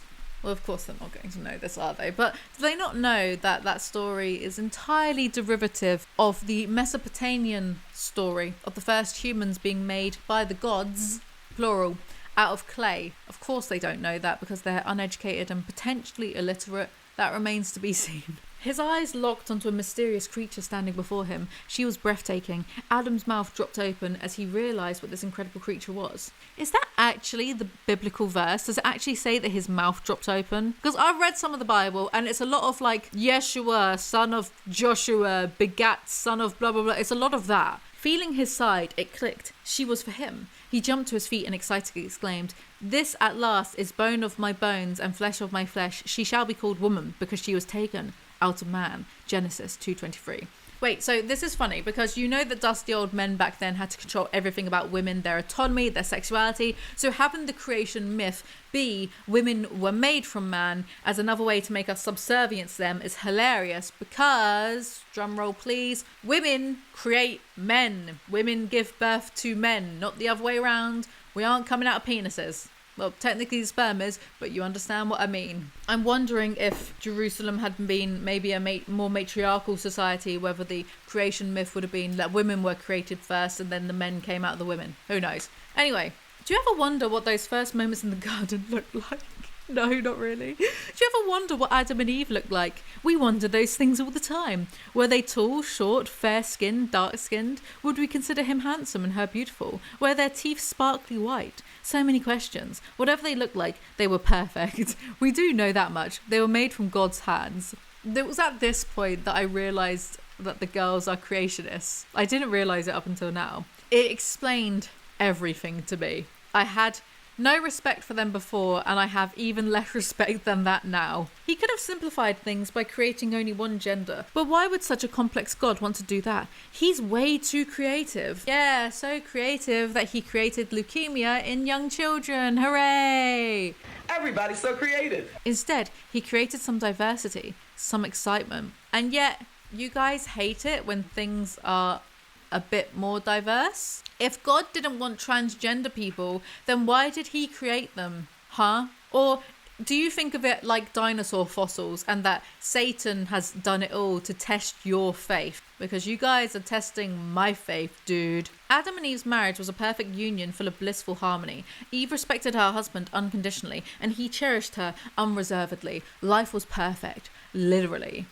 You know when these types of people harking back to this good old days that never really existed? Well, they're re-referencing as the time where girls were married off by the age of 14 and their husbands would beat them. I, Kristen, really enjoyed dancing. Dancing is a mating ritual put here on earth by Satan, you sinner. Both are equally valuable to God. In fact, when God created the human race, do you know what he said? Let us make man in our image, after our likeness. So God created man in his own image. In the image of God he created him. Male and female he created them. Genesis 1:26-27. Bam! Case closed. Yes, every single compelling argument throughout history has ended with bam! Case closed. I despise this book. Bam! Case closed. You are being intellectually deficient. These girls are every single boomer who loses an argument on Facebook and says, end of. Also, sorry, how boring is your religion? Man created in God's image, so God is just some bloke up there, sitting around. How mundane. Your God has nothing on my boy Anubis. The book of Genesis proves that the school in Sweden has it all wrong. Saying the book of Genesis proves anything wrong is hilarious. Do you know what? I'm really censoring my script because I put in a lot of swear words and a lot of just downright insults. You're welcome. By that same logic, my special secret book of commencement proves both of you wrong because it both says that you have little beans for brains And no, you're not allowed to see my book, it's private, like that Mormon one. Fast forward to today, and we're still reaping the consequences of Adam and Eve's sin. I can't believe that I didn't know that they are creationists, because even Jordan Peterson, who is incredibly religious, says that those stories are metaphors and not literal. You pair of donuts. Study guide. Who or what is influencing your worldview about gender? On a scale of 1 to 10, how much are each of the following areas influencing you? TV shows, music, secular books, Christian books, movies, school, work, co-workers. Funny how science isn't on there. Chapter 6. There are 3 pillars of biblical womanhood. Number 1 is helping others. Check out how short and sweet the dictionary defines the word helper. Someone who helps another person with a job or task. Ladies, that's our title in a nutshell. We are designed to find purpose in not only helping our husbands or future husbands, we also have to help accept Satan into our lives as our true Lord and Saviour. That is exactly what God had in mind when he created Eve. He was creating her to be absolutely and utterly indispensable. He was creating her as Adam's opposite. He was creating her to help Adam bring glory to God. Ultimately, Adam's role as the leader and Eve's role as the helper have the same underlying purpose. It's all about serving and pointing others to Christ. So 2 things here. If God is so glorious and perfect, then why does he need to create 2 measly humans to help bring him to glory? And number 2, how was Adam and Eve's roles to point people to Christ when other people, including Christ, did not exist yet? What are you talking about? Where is your heart in all of this? Do you want to fully accept the title helper? Do you want to bring God glory by helping others succeed? No. Pillar 2, producing life. As the result of the fall, not every woman is physically capable of carrying and birthing a child. Yes, because Eve ate the apple once, some women are now infertile. Look, I'm not the biggest fan of censorship, right? I think that it can go too far. Sue me. Some people would want to censor me because I swear a little bit. You know what I mean? But I do have to kind of point out that it's funny that conspiracy theorists, take your pick, right, are banned from YouTube. But then there's this misinformation / anti-science rubbish that's allowed to run amok. Because saying that because someone ate an apple once and got expelled from the Garden of Eden, that is why some women can't conceive children, that's just anti-science rubbish. That's just not true, is it? So why is it some people are banned from spreading misinformation, but other people aren't banned? I'm genuinely curious here. I'm not trying to be loaded or point fingers and be like, well, like all of it's okay or none of it's okay. I'm not trying to do that. I want to know, where is the line? Because surely religious freedom isn't above the rules of YouTube, is it? I mean, you even mention reptilians and the little like Wikipedia thing comes up onto YouTube, like real facts about the origins of the reptilian story, as an example, right? What if I had a religion that told me to be a pandemic conspiracy theorist? I would still end up getting banned, wouldn't I? For peddling lies and misinformation. So why is this blatant nonsense? Where's the line? I'm just saying. I'm just asking. And before any of you wonder or ask or conjecture, I only care about conspiracy theories about aliens and ancient aliens. That's it, really. The rest of them, I don't care because they're just miserable, aren't they? Oh, the world is being ran by evil demon people. It's just like not interesting to me. I'd rather imagine that, I don't know, aliens secretly live on Mars. It's more fun. Psalm 113:9 says, he gives the childless woman a household, making her the joyful mother of children. Hallelujah. HCSB, I don't know what that is. Is that some sort of like TV station? God gives the childless woman spiritual children through the lives she impacts. God gives us different gifts and callings. The gift of marriage is not given to every woman, nor is the gift of bearing children. It is not a given that every woman will marry or that married women will be able to bear children. What is a given is that all women are called to be spiritually fruitful. The Lord wants all women, including single and childless women and women past childbearing age, to have a household and be the joyful mother of children. I said that I don't hate this part, but then I read the Lord wants all women. So actually I do hate this part. But the reason I initially didn't hate this part is because there's too many toxic men out there with podcasts who view women who want kids but are infertile as lesser for it. Or they make out that they're not worth being with if they can't bear children themselves and God forbid they'd want to adopt, yeah? I was choosing to read that as inclusive and I said don't take it away from me, but I'm taking it away from me now because it said the Lord wants all women. So that includes the women who want to be child-free. Oh no, they're selfish. No, shut up. When we as women choose to produce life, spiritual or physical, we imitate our Saviour, Jesus Christ. He chose to give up his life. How's that imitating? He didn't have kids, did he? Or did he? Mary Magdalene, who knows? So we as sinners could have eternal life. In the same way, when we give our time, service and mentorship, we produce life as well. So I changed my mind 3 times whilst writing this. Initially I said, I was expecting to hate this bit because I thought it would be you have to pop out kids 24/7 or your life as a woman is worthless, but really I don't mind it. They've used a word like choose and spiritual life, which I'm choosing to believe is inclusive to adoptive kids. Compared to the other parts, I don't mind this at all. Then I changed my mind. Oh, apparently one of the sisters, Kristen, is infertile. That's definitely what's influenced this line of thinking, but it's still a nicer message to put out in a world of toxic men only valuing women by if they can incubate kids and if they will let them cheat on them repeatedly. And then the third time I changed my mind is when I found out that they think child-free by choice people are evil. So never mind everything I just said, shut up. Pillar 3, nurturing relationships. Recently our mum told us she was meeting up with a friend at a coffee shop. Typically when either of us thinks of a coffee date with one of our girlfriends, we imagine a good 2 to 3 hour talk. Not our mum. Her coffee dates typically last from 6 to 8 hours. She knows how to communicate like a pro. That sounds exhausting. Just look around and you'll quickly see the results of this relational bent. Have you ever noticed how women often travel in packs or at least in pairs to restrooms? Why is that? Because we like being together no matter where we are. It's such a female thing. Can you image men doing that? Never. No, I can't image men doing that. Also, women travel in packs because it's safer. You dummies. Women can meet for the first time and before you know it, they are pulling out tissues and crying together. I have literally never done that in my life. Ever. The 18th century American poet William Ross Wallace wrote a famous poem titled "The hand that rocks the cradle is the hand that ruled the world." Yeah, that is absolutely nothing compared to the hit 21st century poem "Dear Putin, if I was your mother." Study guide. What do you think is the distinct purpose of being a woman? Well, if Sex and the City have taught me anything, buying shoes. Nurture a relationship. Send one encouraging note, text or email to someone today. You don't know me at all, do you? Chapter 7. So, Kristen is infertile and since this book she has adopted. But apparently Bethany, I hear all of this from Rachel by the way, Bethany in videos has kind of like slyly rubbed it in her, like Kristen's face, that Bethany has natural born kids as opposed to Kristen's adopted kids, which that's lovely. Nothing beats that good old-fashioned Christian love, huh? Being a wife is so much more than planning nice dinners, keeping the house in order, running errands and doing laundry. Yes, those things are important, but it's so much more than that. It's about getting on your knees every morning and becoming the biggest prayer warrior for the leader of your family. So being a Christian wife isn't about doing physically useful things like laundry, but it's really about mumbling into the air and doing nothing. Here, family, here's a bunch of nothing. Enjoy. Eat this nothing I prepared for you. Sounds great, to be honest. I'm a Christian wife every day, it turns out. The nothing part, not the kneeling part.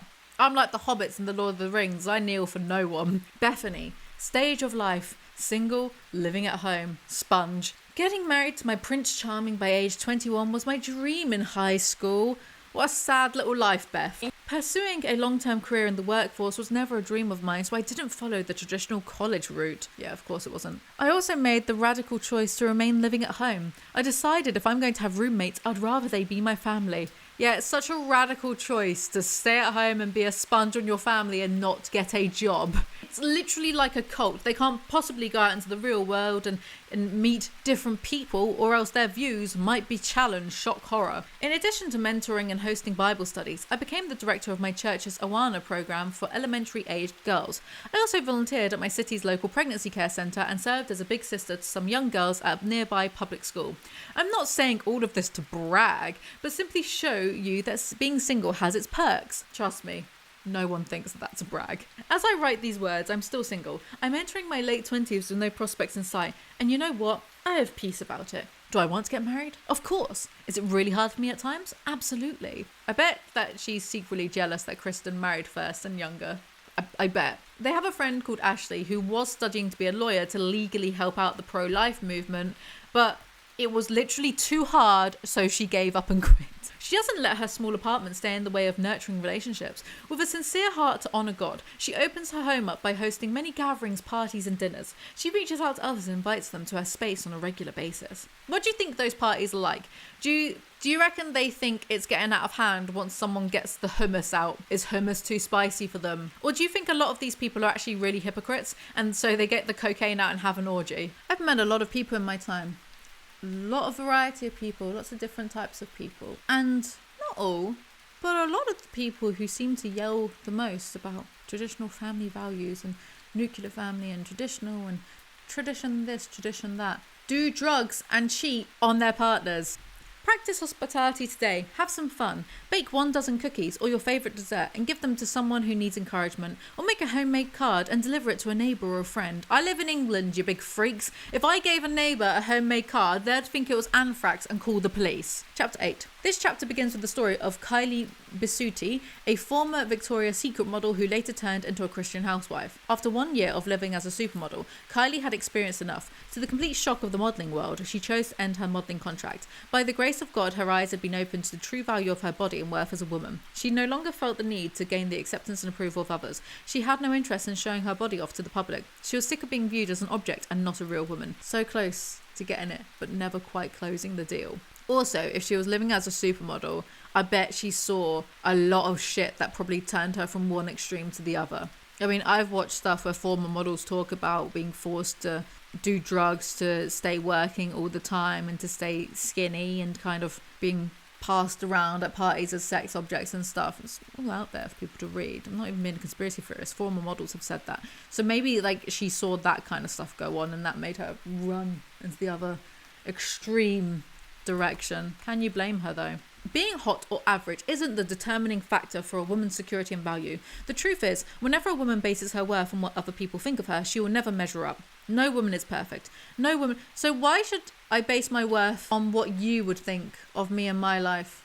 It goes both ways, babes. No woman can ever adequately live up to the ideas and opinions of every person she comes in contact with. No woman can wake up every day looking runway ready. It's unrealistic and impossible. They're so close. Humans have a history of placing a high importance on physical beauty, although the definition of what is beautiful varies from culture to culture. In America, the emphasis on appearance has become an intimidating beast. Beauty no longer feels like a gift from God, but rather a living nightmare. The absurd expectations our culture puts on women are depressing and create an impossible reality.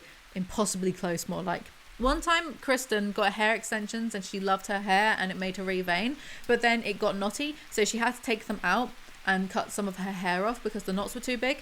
And somehow this is an interesting enough story to relay on us. It's a real life lesson about not being vain. What a sheltered little life, Kristen. Lesson number 2.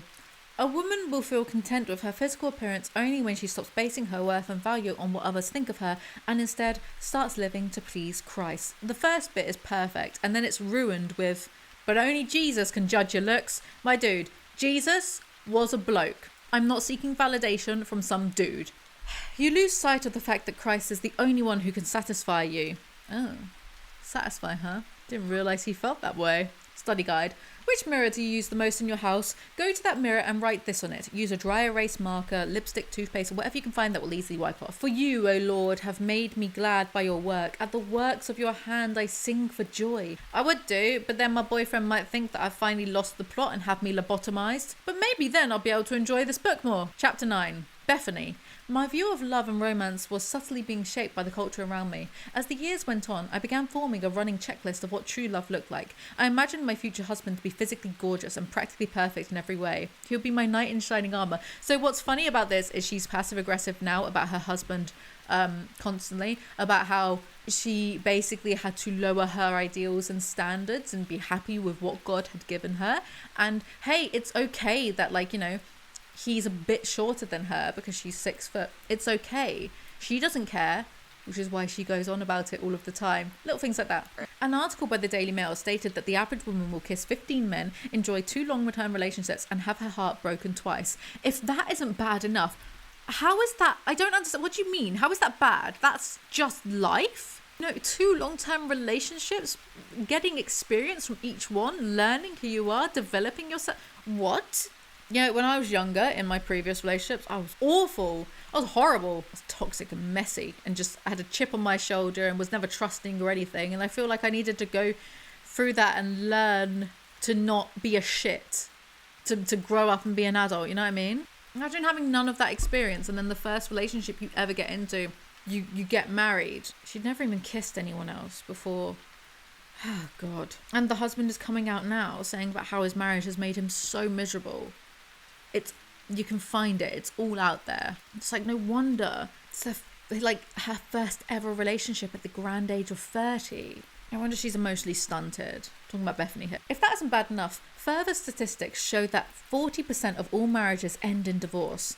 Gotta be really ironic when Beth's husband divorces her, huh? Did you pick agape? If so, nice job. The Greek word agape is mentioned 259 times in the New Testament. If the Bible repeats something 259 times, we should pay attention. Yeah, and if I start banging my head against the wall repeatedly because of this book, people should pay attention to that too. We must allow God to define our view of love. Must we? Was he showing love when he was blowing up Sodom and Gomorrah?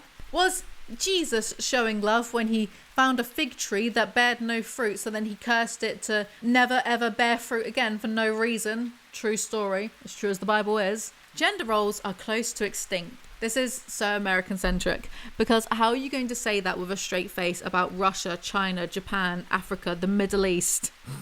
Maybe if you'd bother to travel in general, or travel outside your bubbles, you'd see there's an entire world that exists out there. Yeah, some people in the West are abandoning gender norms. Why not? Good for them. Live how you want, just don't do murders. But most people actually aren't. Most people are not abandoning gender norms or identities or whatnot. Most people are still doing the marriage, kids, heterosexual stuff. I say that as if I'm not heterosexual, like what the straights are doing. Most people are like still doing that. This is rubbish that conservatives exaggerate to fearmonger as if someone being, I don't know, gender fluid has anything to do with them in the first place. Like, grow up and mind your business. Why? Because God created us to be women for a reason. Okay, so if God created everything for a reason, then why did he create some people to be gay or trans? Since the man is created to be the leader, this clues us in on who should be the initiator and pursuer in the relationship. Since the woman is created to be the helper, this clues us in on who should be the responder. You know that Bethany totally wears the pants in her marriage, right? These women would not be able to be on YouTube if it wasn't for progressivism and feminism. And surely in God's eyes, Bethany shouldn't be spending her time running Girl Defined. She should be focusing on raising her kids and doing her miserable marriage and having a bad sex life, right? And I say the bad sex life thing because Rachel did a video on Bethany's course about intercourse, and it's full of misinformation too. You'll just have to go watch her video. But it's like, Babes is having a bad sex life. I thought self-consciousness is what ultimately got Adam and Eve kicked out of the Garden of Eden. Why isn't Bethany more self-conscious? It might do her some good. And I say self-consciousness because Eve bit into the apple and then she realised for the first time that she was naked and she felt self-conscious, and so they covered themselves up, and then God was like, why are you covering yourself up? What's going on? And they were like, well, we can see properly now for the first time because we ate the forbidden fruit from the tree of knowledge. And then God was like, you bitches, you're out of here. Why do I know any of that? If we want better results from our romantic relationships, we need a better course of action. Instead of using our feminine strength to dominate, let's channel our influence in a direction that will actually encourage men to be men. Again, isn't Bethany always being passive-aggressive about how her husband isn't as manly as she would have liked, or taller than her and stuff? It's unlikely that you will regret having been too pure. I pray you will join me in the fight for purity. May your romantic relationships be marked by God's character and design for marriage. Love, Bethany. Again, aren't you now doing a sex course to desperately learn the sex education you lacked growing up, and desperately trying to put a little bit of spice in your flaccid sex life? This is so bitchy and mean. Here, Bethany, if you want a bit more like spice in your sex life, top tip, use this. Disclaimer, please don't actually put chili anywhere near your bits. Zach and I fight for our marriage by setting up boundaries and guardrails of protection. Here are some of the things I do to safeguard my heart. For example, I never flirt with other men, even on social media sites. That's fine, good, yeah. Don't do that, duh. This is a slippery slope that never leads in a good direction. I am intentionally never alone with one man in a car, room. Didn't that geezer, the old bloke, Mike Pence, do the same? Although this might sound extreme, my goal is to create a large buffer between me and the first step of compromise. So all I'm hearing when people have to do this, literally be away from the opposite sex, all I'm hearing is that you can't trust yourself to be alone with any crusty old man in case you want to hump him, which is wild. Chapter 10. No, I can't be asked anymore. I'm sorry. Goodbye. It got too repetitive. It's just worship God, don't have a career, don't do anything for yourself, worship God, be a helper to man, be subservient. Like, that's it. I was done with it. I skimmed through the rest. Jesus Christ, the King of the universe. King of the universe, not just Earth, the universe. That is very presumptuous. What about all the aliens out there who don't know that Jesus Christ specifically existed? Huh? By the way, now that America has realized that, yeah, aliens exist, what about all the aliens out there who haven't heard of the word of the Lord Jesus Christ, the salvation, right? Are they just doomed to go to hell because of something they weren't aware of in the first place? Puh. Can we get an amen from all the sisters out there? We're talking directly to you, girl. Yep, sisters in Christ all the way. We may not be related by birth, but we are related through the blood of Christ. Then I want a DNA test. This book defeated me. I couldn't put up with it. I couldn't do it. Even 50 Shades of Grey didn't manage to do that. I still managed to read that page by page, even though I had to break it up into 2 separate videos. I still managed it. But this book defeated me. This rubbish, this nonsense. For today's video, I thought we could look at Sam and Nia's autobiography. I forget what it's called. I'm not looking it up. It's here on the screen somewhere. Rachel did a video on it recently and it reminded me that it actually existed, so I thought, why not, I'll do it as well. I didn't expect to have I didn't think I would have as much to say as what I have said, or I'm about to say. I can't English. Let's just get on with it. Most names have been changed to protect the identity of the guilty. We're about to find out that Samuel's name isn't actually Sam. It's probably like Ezekiel. Ezekiel's a good name. So is Elijah. I like Eli. Biblical name's quite fun. Seth's a good one. Anyway, they've dedicated this book to their children. Their book about Sam's infidelity. It's the foreword is by someone called Bo. Oh, that's their pastor. Glad I cleared that up. Didn't know who it was. I was like, who the heck is Bo? It's their pastor. Anyway, prologue, Netflix, Sam. It's joint POV, this book. Really utilising all of the like crappy writing tropes from crappy writers, aren't we? Bro is yapping to the Ashley Madison documentary director. Years before the email, I had made a promise to myself. If I were ever to speak publicly about my leaked Ashley Madison account again, I would address the lies I told in my public response at the time and provide a fuller picture of my brokenness. Nia's forgiveness, God's redemptive work in our individual lives and our marriage. It's the arrogance for me that God supposedly cares about this chump's marriage. I'm not pulling any punches, am I? Am I too mean? I'm not the one who cheated on my wife with like everything that had a pulse. So I don't think I am the mean one. Actually, 2 things can be true. I am mean, but also Sam is a chump. Bro, God is busy running the multiverse. He doesn't have time for your lukewarm dramas. Quit bugging him and go to therapy. Minnow Films, a production company, are trying to get Sam and Nia to agree to be in the Ashley Madison doc, but Sam doesn't want to because they won't give him more attention than a few snippets. He needs attention, okay? Besides, I added, Jesus is the center of our story and we want it to remain that way. I know many people in this industry can be offended by Jesus. Jesus already died for our sins, dude. He'd need to die all over again just to cover your sins. After a bit of back and forth with the company, Sam is more up for it because he loves all of that sweet, sweet attention. So why don't we start with the breach itself, Fiona suggested. How you as a couple confronted that and worked through it. It was an insane flip of being on the most incredible high of success. What? It was an insane flip of being on the most incredible high of success of my entire life. Okay, clumsy. Maybe it's just me, clumsy, whatever. But it's funny how he says my success rather than ours. And by funny, I mean narcissism. Nia and I spent the next 2 hours laughing and crying as we shared how God miraculously transformed our marriage through a YouTube channel in a series of otherworldly twists and turns. I'm going to get real tired of this, aren't I? Part 1. These are the chapter titles. Dawn of Deliverance, 1.5 years before full confession. What is this title? Why is there a countdown to his cheating confession like it's an advent calendar? Chapter 1. On the news. Sam. Be sober-minded, be watchful. Your adversary, the devil, prowls around like a roaring lion, seeking someone to devour. 1 Peter 5:8. Yeah, the devil made him cheat for reasons. Sam is at work at the ER. Firstly, why, my dude? Won't it be in God's will to just let sick people die? Who are you to think you know better than God's plan? when he's spotted on the news for his and Nia's viral lip-syncing video. After the brief spectacle of watching their co-worker's name come out of the mouths of some of the most famous people in America, the staff returned to their lives as though nothing unusual had happened. Little did they know, however, that I was undergoing a profound inner metamorphosis. Man discovers he's not the centre of other people's worlds. The usual cloud of discontentment for my job that hovered over me for the past 2 years was receding right before their eyes. I felt a huge pull between my professional duties as a registered nurse and the realisation that my long-forgotten dream of becoming famous was suddenly becoming a reality. Yeah, screw those sick people, am I right? Could this be my way out of nursing? I wondered. I had to tell Nia, is my life going to be exciting? After all, I'm reading a lot of me's and I's considering you share your life with someone. Then, an impactful conversation I had with a youth pastor during that period resurfaced in my memory. Without a father figure to make you feel seen and heard, my youth pastor explained, you probably missed out on approval as a child.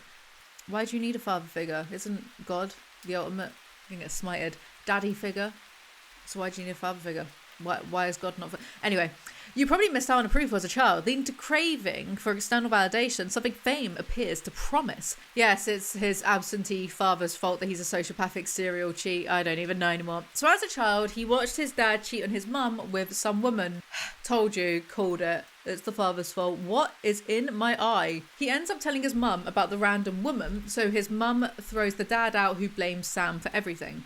During my 20-minute drive home from the hospital, an hour after seeing my face on live television, a comment left on our video repeatedly echoed in my mind. Very entertaining, it read. Sam, you were in the wrong profession. The comment confirmed what I'd been telling myself for years. I was meant for something different. This guy thinks so much of himself as someone who isn't even funny. No offence, full offence. Chapter 2, Frozen Yogurt, Nia. On a spring afternoon, 3 days after uploading our lip sync video, Sam and I and our 2 children left the house to grab a treat, some frozen yogurt. Ew, yogurt. While walking from our car towards Street Frogs, the Froyo shop. Froyo, not Froyo, Froyo shop. A boy among a group of teenagers crossing our path looked up at us and excitedly hollered, "Hey, aren't y'all that frozen couple?" What? Oh, I don't even understand my own. Right. Frozen yogurt. Because you know, they did the lip sync of the Frozen. Yes, it's very clever. I enjoyed the sudden popularity, but more so, I enjoyed watching Sam get recognition for something creative he had put his heart into. Holy shit, it's all about Sam, isn't it? Also, please calm down. It was just a lip sync. It wasn't a criminally underrated true crime satirical documentary about TikTok menace Paul Breach now, was it? Sam had already made my dreams come true simply by making me feel like I belonged, adoring and loving me in a way no one had ever had. Is this Stockholm Syndrome? Also, they've been together since they were teenagers, so it's like you don't even know what the alternatives are, babe, so like behave. Growing up, I never had the luxury of a doting, let alone committed man in my life.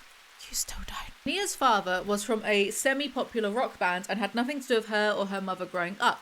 Her mum died young, so her grandparents adopted her, but her granddad cheated, so the grandma became the sole parent. Mum, or Bibo as I'd call her, likely influenced by the circumstance of her daughter's death as well as her husband's infidelity and the substance abuse that plagued our extended family, insisted on keeping me in a private Christian school until high school. She did all she could to shield me from the world, especially from boys. Understandable, and yet doesn't this book kind of prove that sheltering doesn't work? Anyway, along comes Sam, a good Christian boy who doesn't party or lie and is a virgin. As we sat inside the frozen yogurt shop, little paper cups, and oh yeah, the book, it oscillates between present day and flashbacks that don't have that much to do with the present day, especially towards the end. You can really like see how they're trying to milk it for the big old page count of like 240 pages. Oopsie daisy. As we sat inside the frozen yogurt shop, little paper cups and pink spoons in hand, Sam appeared to be trying to play it cool after the stranger in the parking lot noticed us. However, beneath the nonchalance, I knew he was soaring. He gazed off, staring through the window as he bit into his froyo. That just made my teeth hurt. As he'd taken off to another world without us. That's sad. The twinkle in his eye brought joy to my heart. I was desperate for Sam's emotional well-being, not only for his own sake, but because it was crucial for me to receive the love and adoration I desperately needed from him. But how did it make you feel, Nia? I don't care about Sam. What about Nia? Let's put Nia in the chair. Whatever. Comments from viewers who are amazed by Sam and my performance. From Sam's and my. I'm sorry, I can't stop thinking about how Lana Del Rey got married on a swamp. I'm sorry, I can't stop thinking about it. Shrimping on vacation days. She really said, heaven is a swamp on earth with you. Let's go get married in your bayou. I heard that you like alligators, honey. Is that true? Those are my lyrics, don't steal them. Comments from viewers who are amazed by Sam's and my performance continue to pour in by the thousands. Some even accused us of being undercover talent for Disney. I am genuinely missing something here. The problem is me, as always. I went back and watched the lip sync video, and yeah, it's like a decent lip sync. They do it in time, but who can't do that? Who can't? If you put on video games right now, I could do it. I'm not going to because I want copyright, but who can't lip sync? I'm sure some people can't. Am I being offensive? Some people can't lip sync. Okay, some people can't, some people can. But so what? Look at the video. Look at the amount of times Sam looks away from the road and goes hands-free whilst driving his kid around in the back. Get real. Chapter 3, Meet Cutie. Sam. They call each other Cutie a lot. It's kind of gross.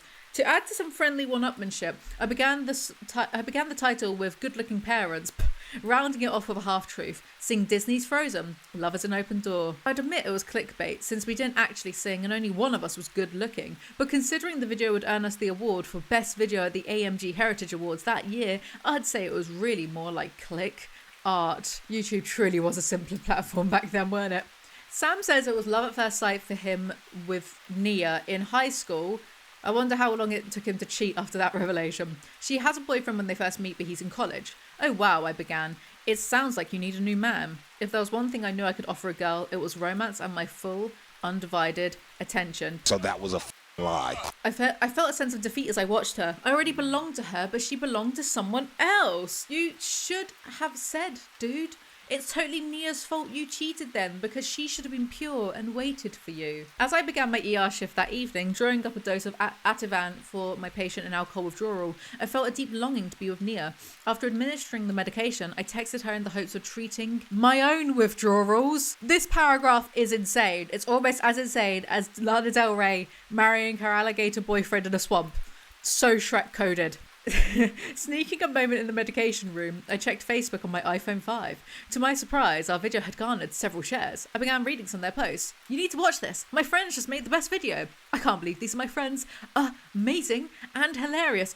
No one. I'm missing something here. I'm missing a trick. No one is this nice to me in real life. I need some more good old Christian friends. I'll clean up my language. I'll convert to Mormonism. Wow, I've watched this 100 times. Must watch. Love you guys. This couple is from my church, and this is just great. I noticed that our friends weren't sharing it merely out of support. It appeared they were taking personal pride in knowing the individuals on the screen, as if Nia and I were suddenly their celebrity friends. Dude, you do think a lot of yourself. Also, I am omitting a lot of swear words in this script. See if you can guess where and when and which.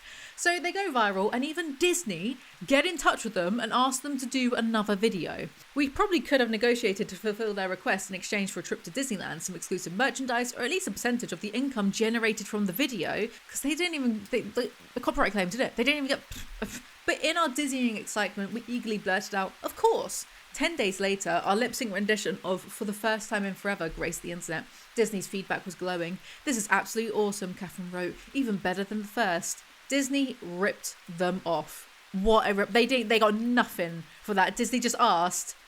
Disney said jump, and they went how high. They got nothing for that. I'd be like, I at least want a pony. Chapter 4, Pulling Curtains, Nia. I have said these things to you, that in me you may have peace. In the world you will have tribulation, but take heart. I have overcome the world. John 16:33. I'm going to start providing my own biblical verses. We can't expect God to do all the work. Joshua 24:7. But we can't expect God to do all the work. So the US goes Sam and Nia Frozen crazy, apparently. More reason not to take them seriously as a world power. The US, that is, not Sam and Nia. I saw that you mentioned our church in the description, Bo said. I thought that was so cool. Yeah, totally, Sam said. Yeah, totally, babe. I definitely see this as a platform for me and Nia to keep doing that. In the description of the video, Sam included, "Our daily goal is to become more like Jesus. If there's one thing I know about Jesus, it's that he really loves Frozen." During our discussions with the producer at The Ellen Show, Sam and I candidly shared that we hope to reflect Jesus for anyone seeing our video. Family of his making, just enjoying life together. We figured that mentioning Jesus would likely ruin our opportunity to be on her show, so instead of skirting around our beliefs, we voiced them loud and clear. The producers ended up offering the spot to a woman who copied our idea, doing lip sync to the same song in the front seat of her car with her daughter. She walked off the set with a $10,000 check. Sam and I called it a win. I mean, it is ironic that they probably dodged a bullet by not appearing on Ellen. Maybe God does work in mysterious ways. I'm not being blasphemous. My best friend is a Christian, and I showed her a bunch of this, and she was like, "This guy's doing what now? Using the Lord to get away with his cheating and infidelities? Good luck to him." That's what she said. So there. I watched on as Sam excitedly revealed his ideas for leveraging our viral video, hanging on to every piece of advice Bo had to offer. Watching Sam's creativity spark back to life was the highlight for me. But how do you feel, Nia? Stand up. Tell me. I was so captivated by his enthusiasm that it was hard to concentrate on his actual words. I felt myself falling in love with him. Bit late for that, innit, considering you've already got a kid and marriage of many years. Basically, Sam has been depressed for a while because adulthood isn't all it's cracked up to be, but don't feel bad for him, because this entire time he has been cheating with like literally billions of women, so don't get manipulated into feeling sympathy for him. There's also flashbacks to their earlier relationship. "We've already decided that we're not having a TV in our room, right?" I asked. "Yes," he said. "Maybe instead of watching TV, we can actually talk." He put "talk" in quotes with his fingers. I giggled. "Hee hee, well, either way, talking or talking, I think it's best." He nodded, his focus surprisingly sharp as he looked into me. Nope, looked at me, not into me. That's a different thing entirely. Having a particular look in his eyes, I braced for a romantic line to come out of his mouth. "Let's put a mirror on the ceiling instead." Damn, I did not know Christians played like that. As he freed me from his grip, I asked, "What other rules should we have?" "We definitely can't ever use the word divorce," he reminded me. "Never," I exclaimed. "That was the last and only time it will ever be said in this house," I playfully demanded. I know it's not the point, but the writing of this book is very Wattpad tier. They decide to go on their vlogging journey together, which, not everything is a journey. Doesn't make you more exciting. What's that advert? How does that advert go with the horses? Was it the Barclays one where it's like, or was it like, what was it? Anyway, I fell deeply in love with the idea. If this vlogging journey meant we could immortalise moments of our babies' lives, then I was all in. Yeah, until they grow up, watch it all back, and realise that their dad is an absolute sociopath. Chapter 5, First Class Sam. Lloyd's TSB. Yeah, but how does it go? Can you sing it for me? They become vloggers and immediately get rewarded. It was really a different time back then. Not having to fight for a review nowadays. Less saturated, alright? It was less saturated. They never knew how good they had it. All of the vloggers back in the day just doing a chubby belly challenge and getting like 5 million views each. They didn't know how good they had it. And you know that they were getting like millions of quid. Well, there was a lot more money back then. Anyway, what am I talking about? Disney gives them a cameo in a music video for Frozen, and then YouTube gives them a free trip to LA to appear in a music video. What favoritism? Where's my free stuff, YouTube? All I could do was thank the Lord and try to savor every moment.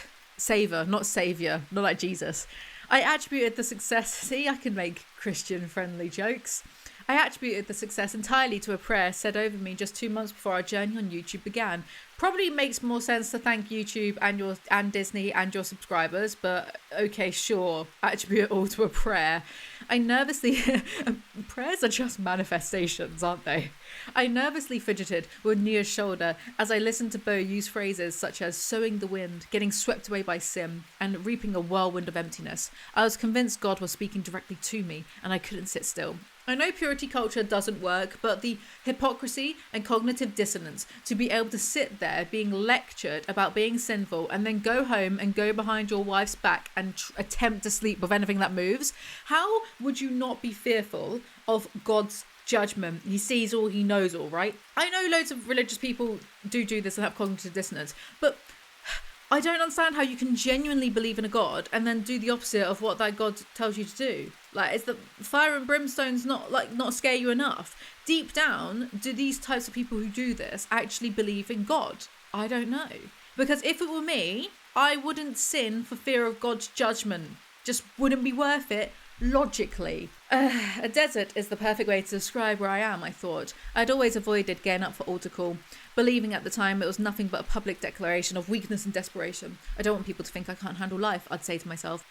Beyond crazy to me, how every chapter is just Sam thinking about himself and Nia thinking solely about Sam. Good God, woman, stand up. So Sam tells the pastor he hates his life, feels like a failure as a husband and a dad, and wants to make a difference in God's kingdom. So the pastor says a warrior-like prayer over him, whatever that means. As I returned to my seat, discreetly drying my eyes with my shoulder, I knew something extraordinary had occurred. I felt an overwhelming sense of gratitude that God had not allowed me to remain seated. So in your fantasy world, you have zero autonomy. God does everything for you.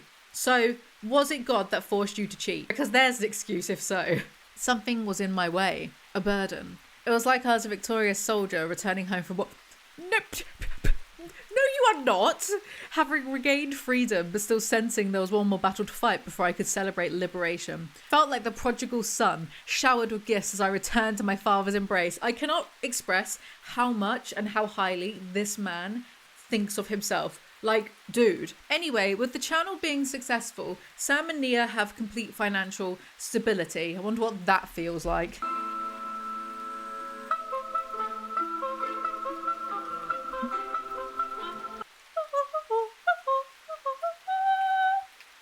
Was that right? I don't know. If that's not ADHD. Growing up, Nia and I knew all too well what it was like to live paycheck to paycheck. That is me with YouTube right now. Big corporations seemed eager to part with their money, handing us checks in the tens of thousands just for 3-minute mentions of their product in one of our family vlogs. God, I wish that was me. Also, at this point, I swear, because there's a bit later on where he's like, we went from 350,000 subscribers to 2 million. So at this point, are they around the 350? Because it turns out, what? Different time period. Also, I did a poll thing on my community tab, in case anyone didn't see. Oh, I feel weird for saying it. I feel like, I don't know, if I was to make another documentary at some point, I put up a Kickstarter to help just offset like a bit of the funds, because I'd still have to pay for like the brunt of it myself, right? Who would be interested in helping out? And obviously with the Kickstarter you get behind the scenes content, so you'd get like snippets of the script. We would do like special like cast videos for, because I've got an idea and I've got like a team assembled, my Avengers, right? We would give like behind the scenes photos and vlogs, and people would have things like early access to watching it unlisted, and like certain tiers would get credited in the credits and stuff. So I'll do like a whole list of like rewards and stuff, but who would actually be, no pressure or like drama if like people aren't interested in that, because that's fine. It's just from my standpoint, like business wise, it kind of makes sense to like make a Kickstarter to help with like some of the costs, because they are, well, it's weird for me, because it's like I don't want to act like I'm begging, you know what I mean? But it's just realistically the Pool Breach documentary cost like a couple thousand to do, and it didn't do that well in return, which is why like I've not done one since then. It's been like a year and a half, and I've got an idea for a new one that's going to be like bigger and better than the Pool Breach one. The main thing that costs money is like people's day rates, like cameras, lighting people's day rate, like it's production, so of course it would cost money. I never thought of doing a Kickstarter for the Pool Breach thing because I'm an idiot and forgot it existed. But then I don't know, I guess it's more so like the people that liked the Pool Breach documentary really liked it, so I don't know if I'm being like annoying or like an out of touch YouTube or like begging for money or anything, because like regardless if I make a Kickstarter or not, I'm still going to make this thing.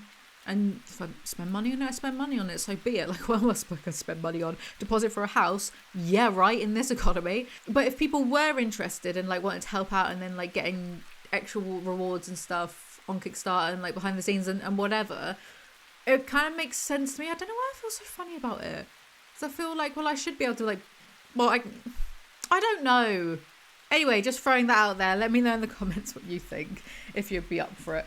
Or whatever, if it's a good idea, if it's not a good idea. Because like, if people don't want to, then that's fine. They don't need to. If people can't, that's fine as well. Because I know on my poll, some people were like, oh, I'd love to help, but like I can't. It's like, that's totally fine. Just watch it when it comes out. With our newfound financial stability, we not only dined at upscale restaurants, but also paid for others' meals and left $100 tips for our servers. Our vacations, once limited to brief car trips, transformed into first-class flights to places all over the country. On one memorable occasion, we gave our first-class tickets to an elderly couple, which meant we took their seats in the back of the plane. This generosity, enabled by our unexpected wealth, became one of the most fulfilling aspects of the financial blessings that appeared to rain from the sky. That's nice. I included it because it's a nice thing. Chapter 6, CPS, Nia. December 31st, 2014, CPS shows up on New Year's Eve as well. I hope they got paid overtime. Basically, some online viewers notified CPS about them. Ow, my freaking ears! I think the trick is it's not actually as high as you think.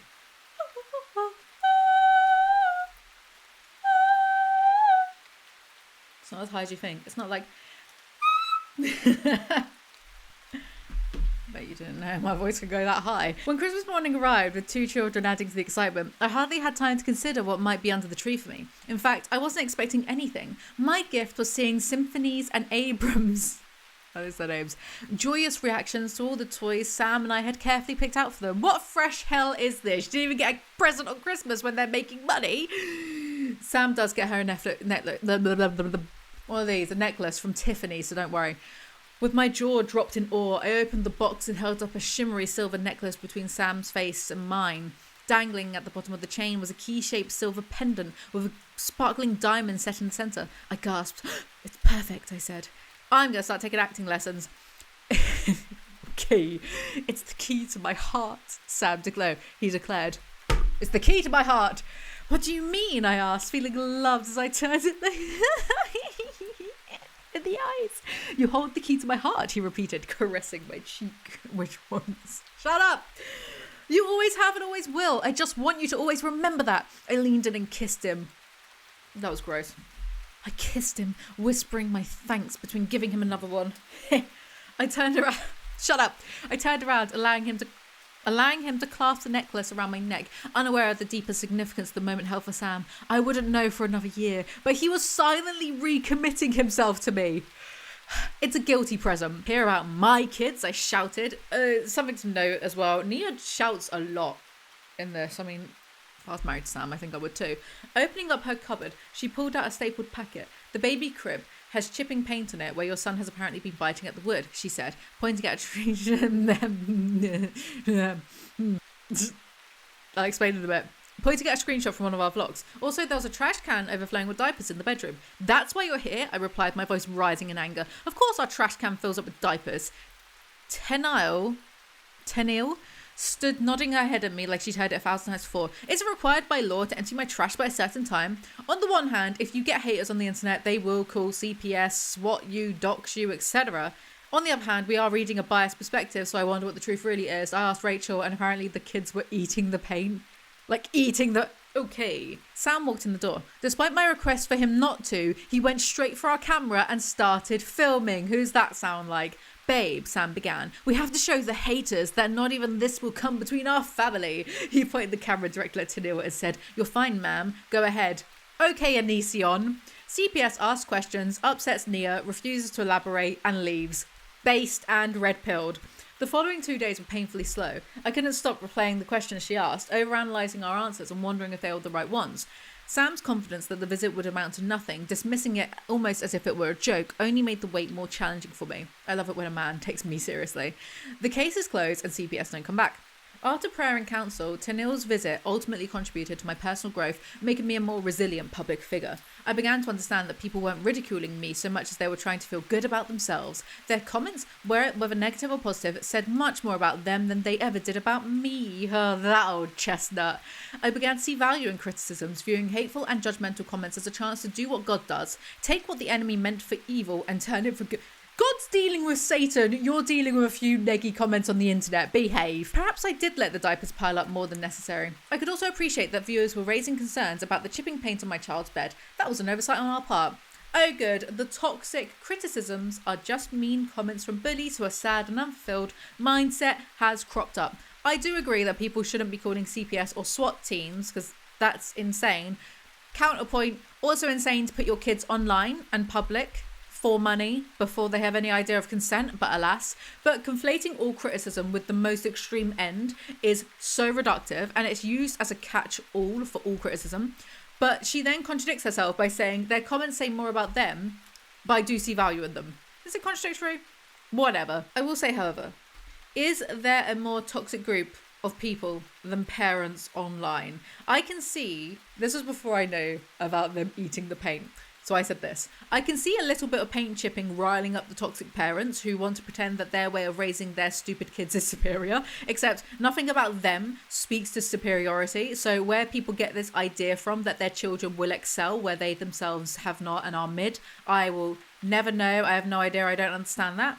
Anyway, Nia thinks this is her most daunting public challenge, and how wrong was she? Part 2, Through the Wilderness, weeks before full confession. Chapter 7, Rings and Results, Sam.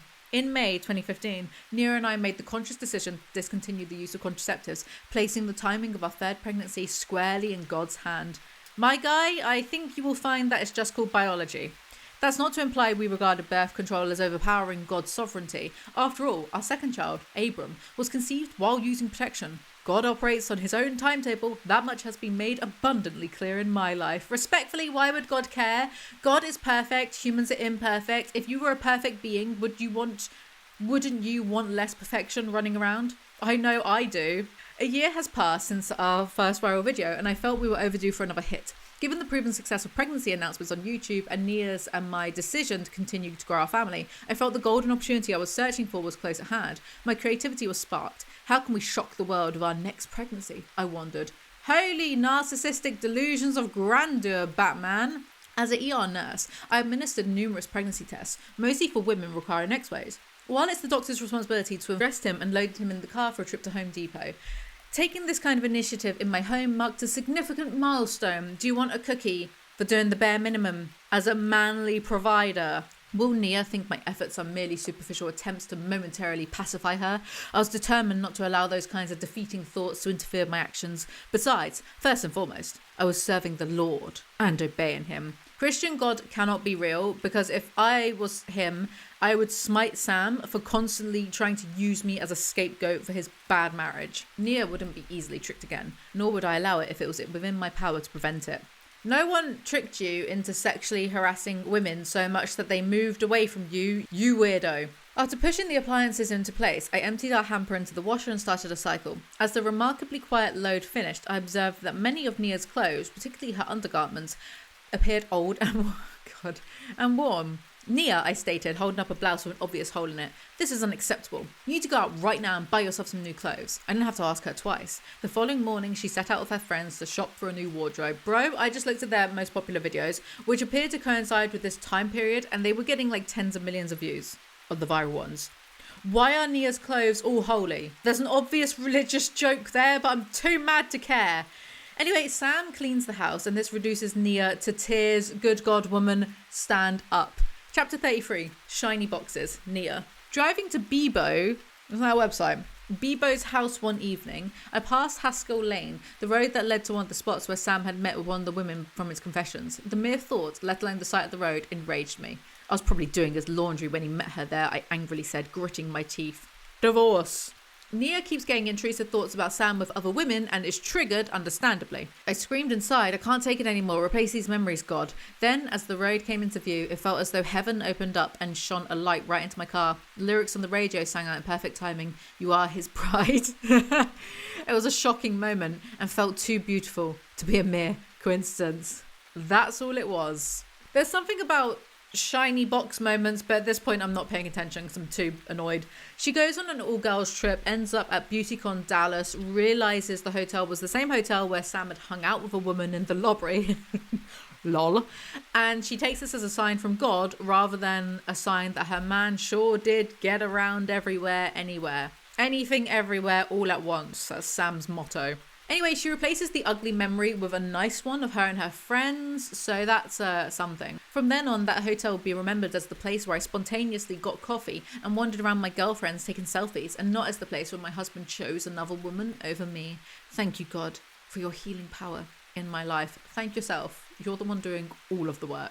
She has fun, but Sam rings her with bad news. Every chapter ends on like a big cliffhanger. Chapter 34, Temptation Test. Sam. I can't take it anymore. I can't. Sam's car breaks down outside the church community group, so he waits for a mechanic. Upon looking up from my phone, I spotted the homeowner, Lisa, a woman in her late 30s who had hosted our community group the night before, emerge from her home dressed in a workout attire. Oh no, I anxiously thought. She began walking towards my location through her freshly cut lawn. I bet you want to see her freshly cut lawn. Shut up. I can't be seen talking to this woman alone. Lol. Lisa invites him in to wait because it's too hot outside, and bloody hell. It's not what I said. My heart pounded. I glanced down her driveway and noticed her husband's car wasn't there. I felt the gravitational pull of my old ways. It could be fun, they whispered. Before they could say another word, I shook it off. Oh, no, thank you, I said. Are you sure? Lisa asked as she made her way back to my car. Yeah, I'm just going to wait in my car and edit some photos, I said. She eyeballed my camera in the passenger seat and asked me about the lenses I preferred. We briefly discussed photography equipment, after which she said, I used to do portrait photography too, you know? Oh, that's cool, I said, aiming to cut our private conversation short. Come inside, she demanded. I bet she didn't demand. I bet she just insisted because it was hot and he was sitting in his car. I'll show you my work and get you some water. I took a deep breath as my heart began to race again. I didn't feel any romantic or physical attraction to this woman, and I didn't sense she had any towards me. However, I knew that situations like these had the potential to cause those type of feelings to develop. Dude, she's from his community church group and is probably just trying to do a nice Christian thing, I suppose. But because she has a vagina, he is immediately thinking inappropriately. Is Sam a danger to women or what? Firstly, incredibly dehumanizing that he can't see women without the lens of sex. Clearly doesn't see women as people he can just be normal around. And secondly, you weird little sex pest, I wouldn't trust him alone with a woman. There, I said it. I feel like that picture of that cartoon of Jesus where it's like, what is it? Wait. The Jesus they hated him meme because he told them the truth. I feel like that right now. I wouldn't trust him around a woman because he would try it on. I really can't, I began. It's just not appropriate since our spouses aren't here. It's not like that, you ding-dong, she quickly rebutted. I took another deep breath. Yeah, I know, I said. But Nia and I are actually in the middle of fighting for our marriage right now. Am I retelling her this? After I recently confessed to her that I was unfaithful to her several years back. I guess so. Oh, she said, dumbfounded and embarrassed. Okay. Going into your house would set us back no matter the intentions, I added. It's just not wise. An awkward silence ensued. That's fine, she said enthusiastically. I'll just go get the photos. As she turned and walked away, the built-up cringe inside me made me sink deeper into my seat. Hurry up, you dumb tow truck, I whimpered. Minutes later, she walked out of her house with a stack of bulky picture frames, apparently having taken them off her walls. This can't be real life, I thought. I pretended to be interested in her lackluster portraits of her children as she awkwardly held up each one to me. Those are good, I remarked, trying not to laugh out of utter embarrassment. Lisa is clearly a normal human being who is obviously thinking, ew, Sam, I don't want to bang you, you weirdo. I just wanted to talk. And then he's rude about her pictures internally and then writes about it in a book years later. You are so weird, it's insane. Anyway, Sam feels accomplished because he didn't go into a woman's house unchaperoned and sexually harass her. Okay. Baby steps, I suppose. Chapter 35, Pestilence, Nia. Nia is bitter at Sam, naturally, for everything. Who was I to continue to hold Sam's sins against him if God had done the complete opposite with his sins? The copium. The copium is actually insane.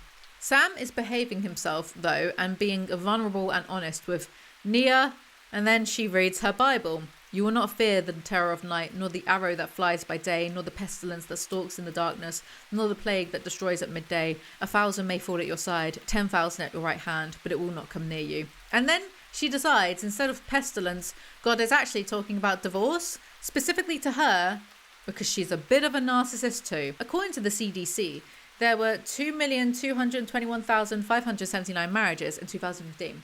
In that same year, there were almost 1 million divorces, about 30% of them due to infidelity. Tens of thousands were literally falling around me. One stat I read said people are 75% more likely to get divorced if they are a friend or a family member has been divorced, and 147% more likely if multiple friends are divorced. I began to see divorce as a modern-day pestilence, spreading like a contagious virus. I started asking myself new questions like, do I really want to increase the chances of one of my close friends or family members getting divorced? Well, if their spouse is cheating on them with anything that moves, then yes, Nia, what's wrong with that? You're so stupid.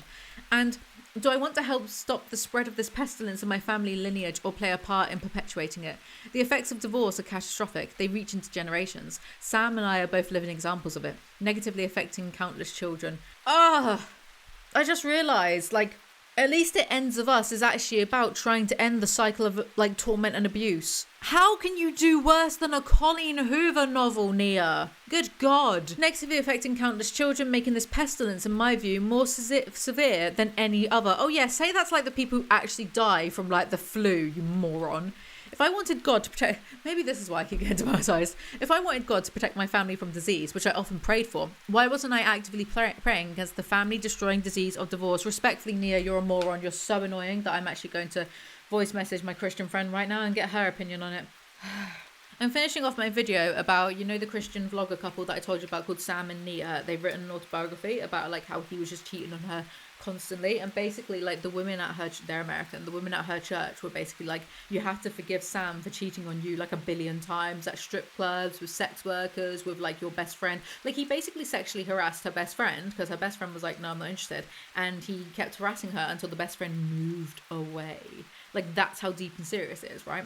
But the people, like, the women at her church were being like, oh no, you should definitely stay with him because God has forgiven him, so you've got to, it's within God's plan for you to stay together. And it's like, well, divorce is allowed in the Bible, so why can't it be in God's plan that they get divorced? You know, maybe that's God's plan, that she actually ends up, like, happy with someone else who's not going to cheat on her 1 billion times, you know? There's a bit where she's reading her Bible and there's a passage about pestilence and plague, like actual plagues that kill tens of thousands at your people, but don't worry, you'll be protected. It's something in the Bible. And then she decides arbitrarily that instead of pestilence meaning plague, it actually means divorce. And she does this whole, like, big old statistic thing about, like, how, well, if she gets divorced, one of her friends is more likely to get divorced, and divorce is really, really bad. So God wants me to protect my family from divorce by, you know, me staying with this guy who, by the way, hasn't promised to never cheat on her again. Like, he's actually said to her, well, I don't want to betray God, but, like, yeah, I might cheat on you again in the future. I don't know what the future holds. He can't be he can't be alone with a woman. Like, can't even message a woman because otherwise he's going to, like, try it on with them. It's really bad. So, like, you're a Christian. What do you think about that? Do you think God would want her to be so miserable in this marriage with this guy who's, like, failing as a husband, as a father, like, failing on his vows that he made before God to, like, you know, protect her? It feels like massive copium, because adultery is one of, like, the only reasons you are allowed to get divorced within the Bible. I think even Jesus said so. But she's, like, looking for random passages to try to, like, get confirmation bias that, oh, God doesn't want her to get divorced. So what do you think about that clusterfuck? Sorry, I need to hear back from her about that, because it's you know. Nia, respectfully, you're an absolute fool. It is better to divorce than live in constant misery, teaching your children to put up with being miserable too. Oh, Nia decides she's going to trust Sam, and then miraculously the next day from this epiphany falls pregnant. Be honest with me, Nia. The pregnancy came first, didn't it? And that's why you decided against divorce. It's hilarious, though, that they both take it as a sign from God that they are meant to stay together, rather than realise it's the obvious consequences of sleeping together without protection, which they had done a month prior. They are happy for all of 2 paragraphs, and then the chapter ends on an ominous depression. Struck our home once again. Part 6. Eden reclaimed the final confession. Not another confession, please. Go to actual confession, you weirdos. Chapter 36. Wake up crash. Nia.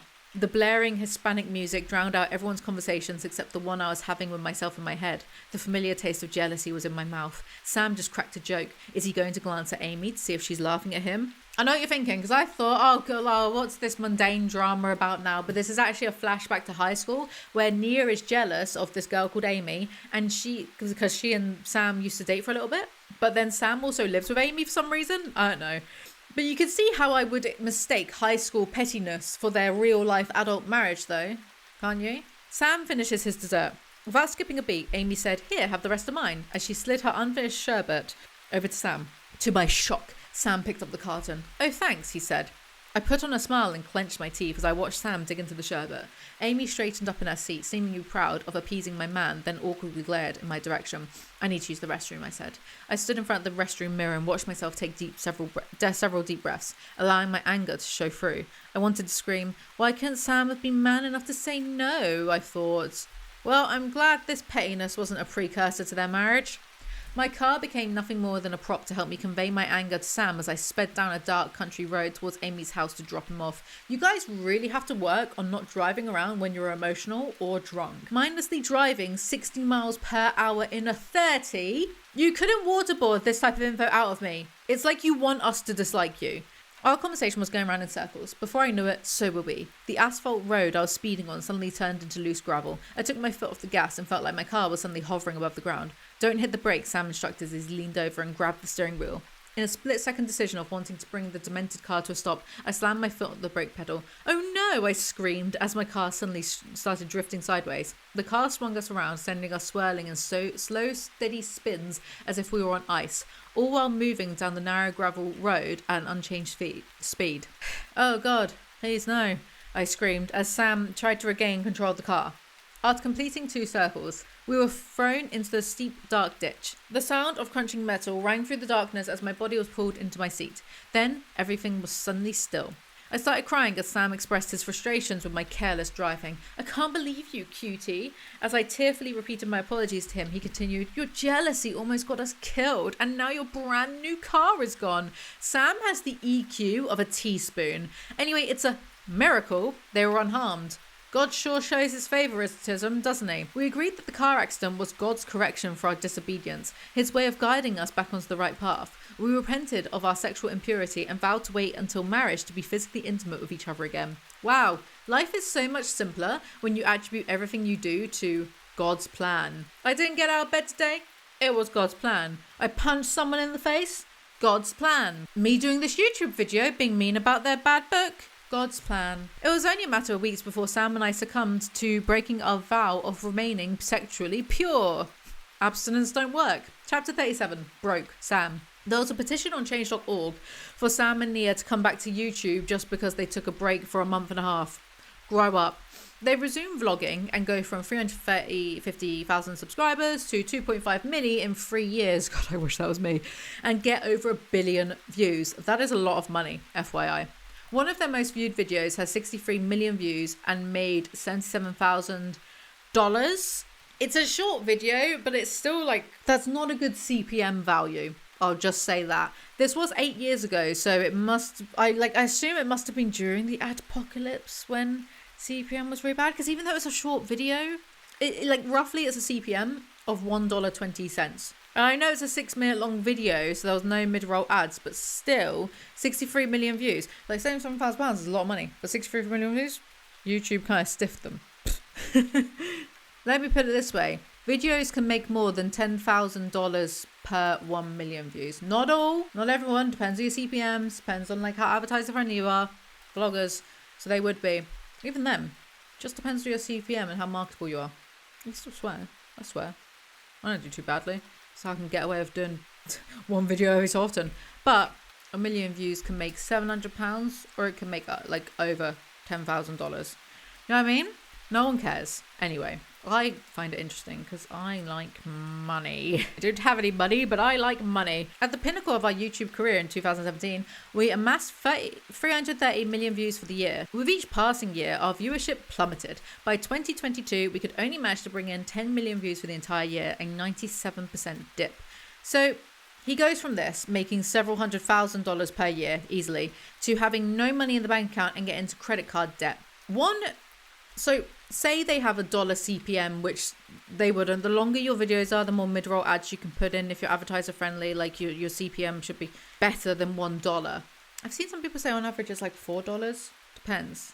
But like big channels, their CPM can be like $10 per 1,000 views, $15 per 1,000 views, $20 per 1,000 views. If so, 1 million, if you've got a $20 CPM on like a decent length video, if it's like you're a big creator that YouTube favors, then you're making 20 grand per million views. It's still like, Yeah, YouTube are annoying and they don't tell you what to do, but it's still a lucrative career for a lot of people. Like, remember when Watcher were like, and then people were defending them, being like, oh, but the advertisers, and it's like they've got friendly content. Oh, what? Because they like say shit every now and then. Who fucking cares? Well, I'm not going to get demonetized for that. My second bully video did get demonetized though, and I don't know why. Is it because I was like threatening Jared too much? I don't know. But that got demonetized. I'm not happy about that. And YouTube don't tell you really specifically why. They just whatever.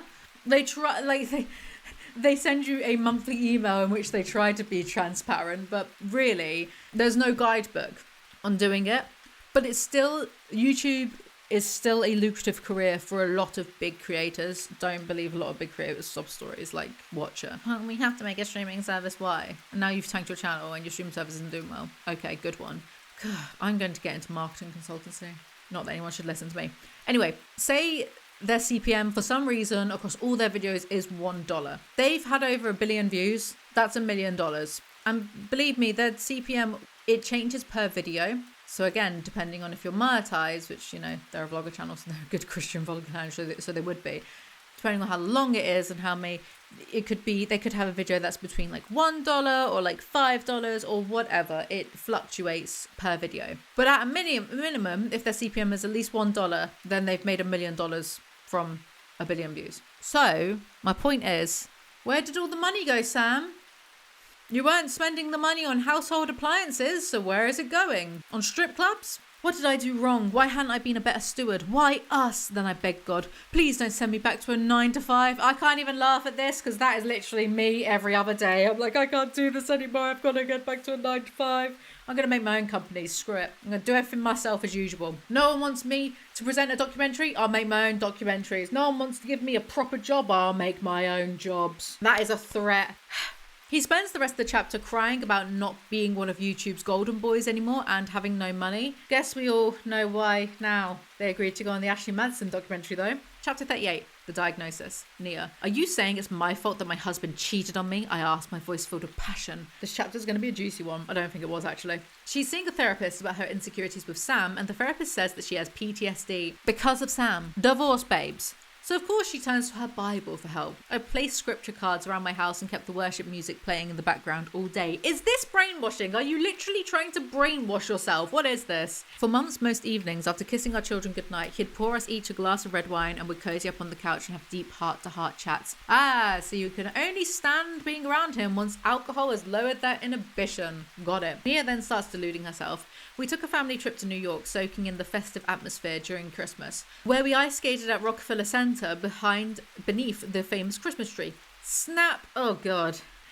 Let's go into my cringe collection. I took a mental image and used it to cover up a painful visual of one of Sam's confessions. She's literally brainwashing herself. We took a road trip to the snowy mountains in New Mexico, stopping at the Grand Canyon, oh, I'm jealous, on our way there, where we enjoyed the incredible views during the family bike ride. Snap! I'd revisit those mental images anytime I was tempted to think about Sam riding alone in a car with another woman. They then buy a plot of land and make a cabin, and Nia uses this to overwrite memories of Sam's affairs, and they rent the cabin on Airbnb, and I looked it up and looked at the cabin, and it is gorgeous, but it's covered in taxidermy. I guess we don't care about all of God's creations, huh? But I want to go, but remove the taxidermy. Whatever. She says her therapist's words were true. By acknowledging your brokenness and your need for a savior to do what you cannot do alone, you open yourself up to the one who specializes in healing. Through this, your marriage will do more than merely survive. It will thrive and glorify God. He's far from done giving you more shiny boxes. This, wasn't a real therapist, was it, Nia? Chapter 39, Joyful Heartache, Sam. They're getting a new vow ring or chastity belt or I don't know, something to forgive Sam's betrayals. Do you trust your husband? The jeweler asked Nia as she marvelled at the 4 wedding ring options lined up before her. He was unaware of the underlying significance of his question, but Nia and I, meeting eyes, secretly understood. Nia was hesitant. As Nia gazed into my eyes, stretching into what felt like an eternity while she contemplated her reply to the jeweler's question. That jeweler is literally just trying to do their job and make a sale. Meanwhile, you have these 2 nitwits dragging them into their personal problems. He reminisces about asking Nia's mum for permission to marry Nia, but she's like, how are you going to take care of her? I rose from the floor, embarrassed that my cute stunt hadn't unfolded as I imagined. She didn't leap out from her chair out of excitement, burst into tears, or pull me into a bear hug. I sat on the couch beside her, a mixture of with disappointment and curiosity swirling in my head. Did I catch her at a bad time? I wondered. Sam's desperate need for everyone to constantly adore him is grating. Bebo outlined a few basic expectations of me as her daughter's future husband. If you promise always to make God number one in your marriage... Bebo said sternly as she held up her index finger at me. Then yes, I'll be your mum-in-law. I actually sighed when I read this. Ugh.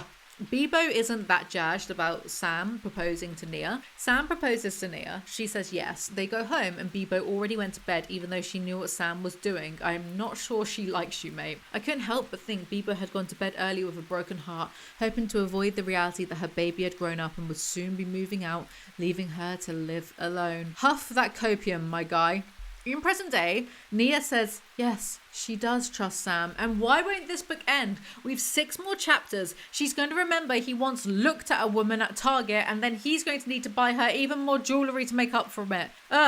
Chapter 40, Can't Rewind, Nia. 2019, they are having their vow renewal celebration. I mean, who knew, Pastor Bo continued with a smile, that so much would come out of love as an open door, right? Everyone laughed. He also gave an emotional toast to Sam and me, cleverly starting it with a line from Disney's Frozen. Do you want to hear something crazy? This book was brought to you by Disney Plus. Sam and Nia are going to have to do this till they're 90. This time, we knew who each other was. This time we knew who each other was. Yeah, it's a rough sentence. Clunky. Both of you look at me for just a second, Bo said to Sam and me midway through his heartfelt message. I know that God is pleased with you. I know that he is proud of you. God is overly invested in this marriage. Doesn't have time to help all those kids in Gaza though, does he? I'm not intending to weaponize anyone's suffering here, by the way, but I find this type of religious chat so insufferably myopic. So God deliberately almost crashed your car, but made sure you two were okay to prove a point about you having premarital sex. But little kids dying and being bombed right now, crickets. Behave. If that is the God, then I ain't so keen on them myself. Not keen on them. I think they've got their priorities a bit out of order. On our wedding day, I pledged many things to you, including my fidelity, Sam said. With sorrow and remorse, and sometimes feeling like a total idiot, I acknowledge that I broke that vow. That is very tactful.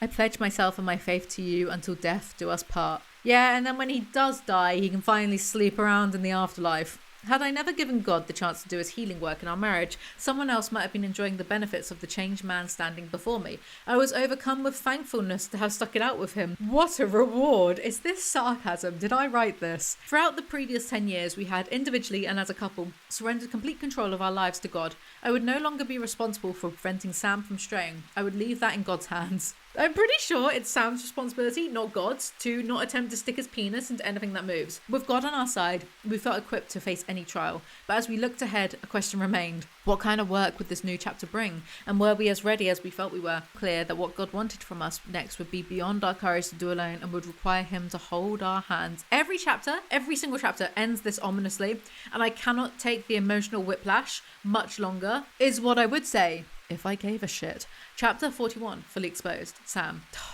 What's he done now? 6.5 years after bearing my flesh and soul to Nia, I found myself seated at a round table with several other men wrestling with sexual brokenness. A meeting of bold, brothers overcoming lustful desires, ministry was in session. It's almost like you want me to make fun of you. Is this God's plan? God will turn what once held you captive into a tool to defeat the enemy, Brian Stewart, the ministry's founder, said. We are more than conquerors, men. You haven't conquered anything in your entire life, and no, a woman doesn't count. This is big talk from people that can't just keep it in their pants.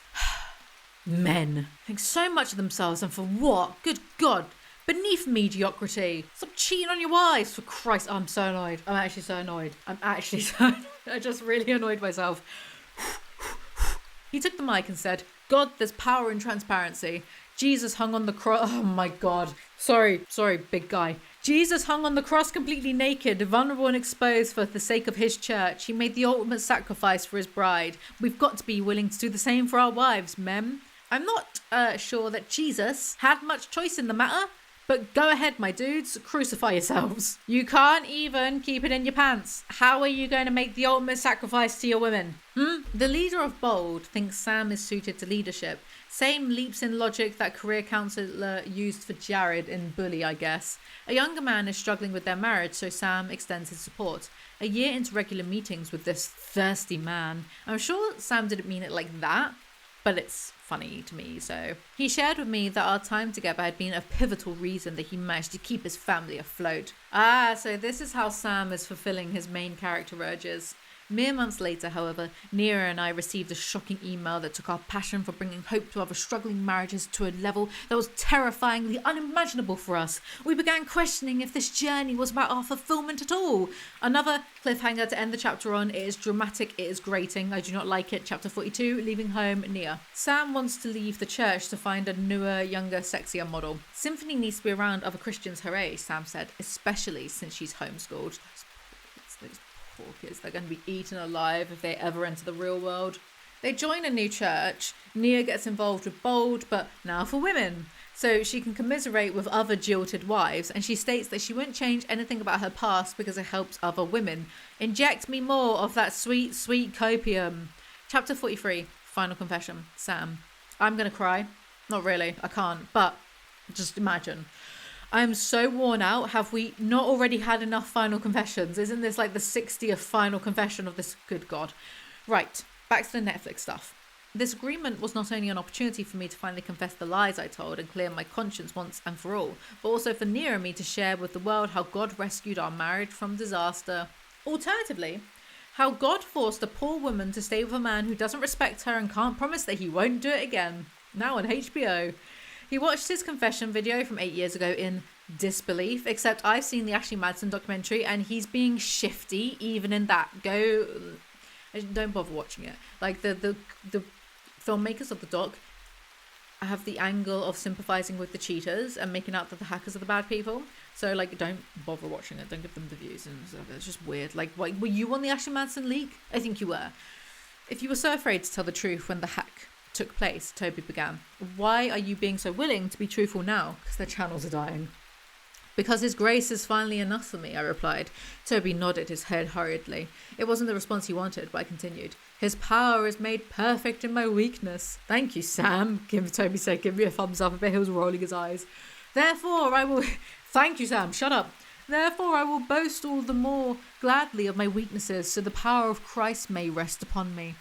Toby later told me my quoted scripture didn't make the final cut. Sure, Sam, you said all of that. I have seen the doc and you are not eloquent. Who are you trying to kid? Nia and I eventually realised that no matter how we'd be portrayed in the Netflix documentary, sitting in front of the cameras had been a part of God's plan for our story all along. God really does work in mysterious ways. That night, Nia and I prayed together, asking God that if nothing else came from our interviews, the transformative work he had done in our marriage would touch at least one receptive heart among those who heard it and would give their heart and life to him. It's actually hilarious how Joshua Graham from Fallout New Vegas has done more for converting people to Christianity, Mormonism, than this fool who keeps cheating on his wife. Hilarious. I love Joshua Graham. I wish he was real. Actually, no, wait.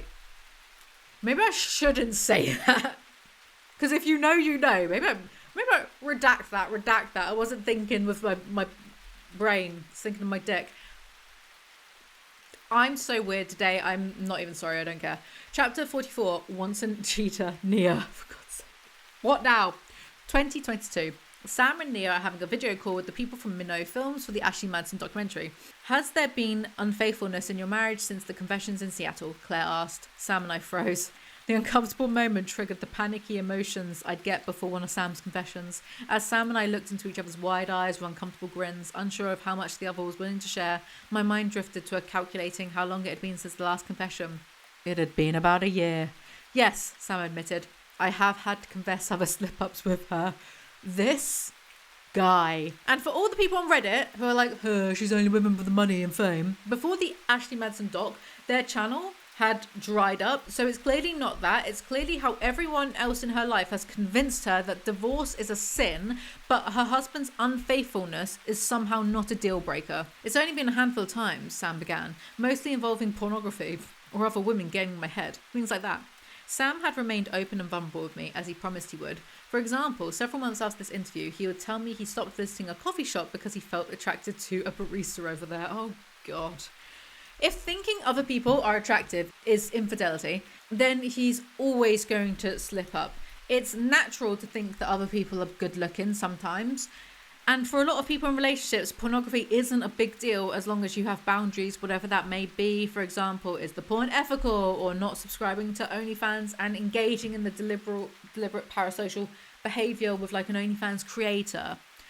But at the same time, Sam clearly doesn't stop himself from acting upon his attractions, considering he sex pestered a close friend so badly she moved away to try and save Nia's marriage. So it's like, huh? Also, I refuse to take Sam's word for anything due to the aforementioned issue of sexually harassing her best friend. I believe that he's downplaying, oh, I found someone attractive. He probably actually hit on this barista or flirted with them or like tried to or whatever. Nia asks Sam if there's anything else she should know before they continue with the documentary. A couple of weeks ago, I sat near a girl at Starbucks and made friendly talk with her. He said, it was nothing. Okay, I asked, and? She was reading a finance book that I've read before, and I just gave her some random investment advice, he added. How long did you talk to her? I asked, starting to get impatient. Maybe 10 minutes on and off, he said. Did you get her number? I asked, only half joking. No, of course not, he said. I didn't get her number, but he paused, shaking his head. Oh, great, I thought, here we go. He continued. When she walked out, I waved goodbye to her, kind of flirtatiously, and she smiled back at me. How'd you wave goodbye to someone? Smile and wave, boys. How'd you wave flirtatiously? Like, did he do that? Oh, what a creep. I actually see BA with this book anymore. If you remove Sam from the equation, Nia has her own issues wherein she doesn't believe the opposite sexes are allowed to talk to each other because it's got to be like sexually motivated. Surely you can't just talk to someone who's the opposite sex and God forbid be friends with them. No, it's always motivated by sex. So juvenile. Such an infant. Such an infant. So here's my solution. Nia divorces Sam, who is never going to change and will continuously hurt her, then marries a bloke akin to... Can't believe I'm going to say this. Don't listen to the logic. Don't come at pitchforks with me. She marries a bloke akin to Mike Pence, who refuses to be alone in a room with a woman because he thinks that's illegal or something. Then the two of them can ride off into the sunset together and save a normal bloke with normal platonic friendships with women all of the hassle of dealing with Nia's baggage. And she'll be with someone who won't cheat on her. Does Mike Pence cheat? I don't know. I just think the thing of like him not being alone in the same room with a woman is hilarious. Like, says a lot about him. That's my solution to the problem. Sam can remain alone. I don't care. In 2021, Nia had a fourth child. Birth control is illegal in the Bible. And she had complications during the birth, but was fine. As I nourished Josie, I felt a deep, almost spiritual bond form between us. It not only calmed her, but also soothed my soul. The skin-to-skin touch, our eye contact, and her fresh scent made the world around me disappear. That is just biology, babe. Woo! Evolution! Anyway, she doesn't get postpartum depression this time, and she thanks God for it. Somehow this relates back to her forgiving Sam over his Starbucks confession. Then all of the Netflix people praise her for being so strong or something for the documentary. Chapter 45, Ultimate Romance, Sam. As we silently looked into each other's eyes, I was reminded of the terrifying yet life-changing day when God first asked me to share my testimony publicly. Was this Netflix interview the moment he had been preparing me for? I wondered.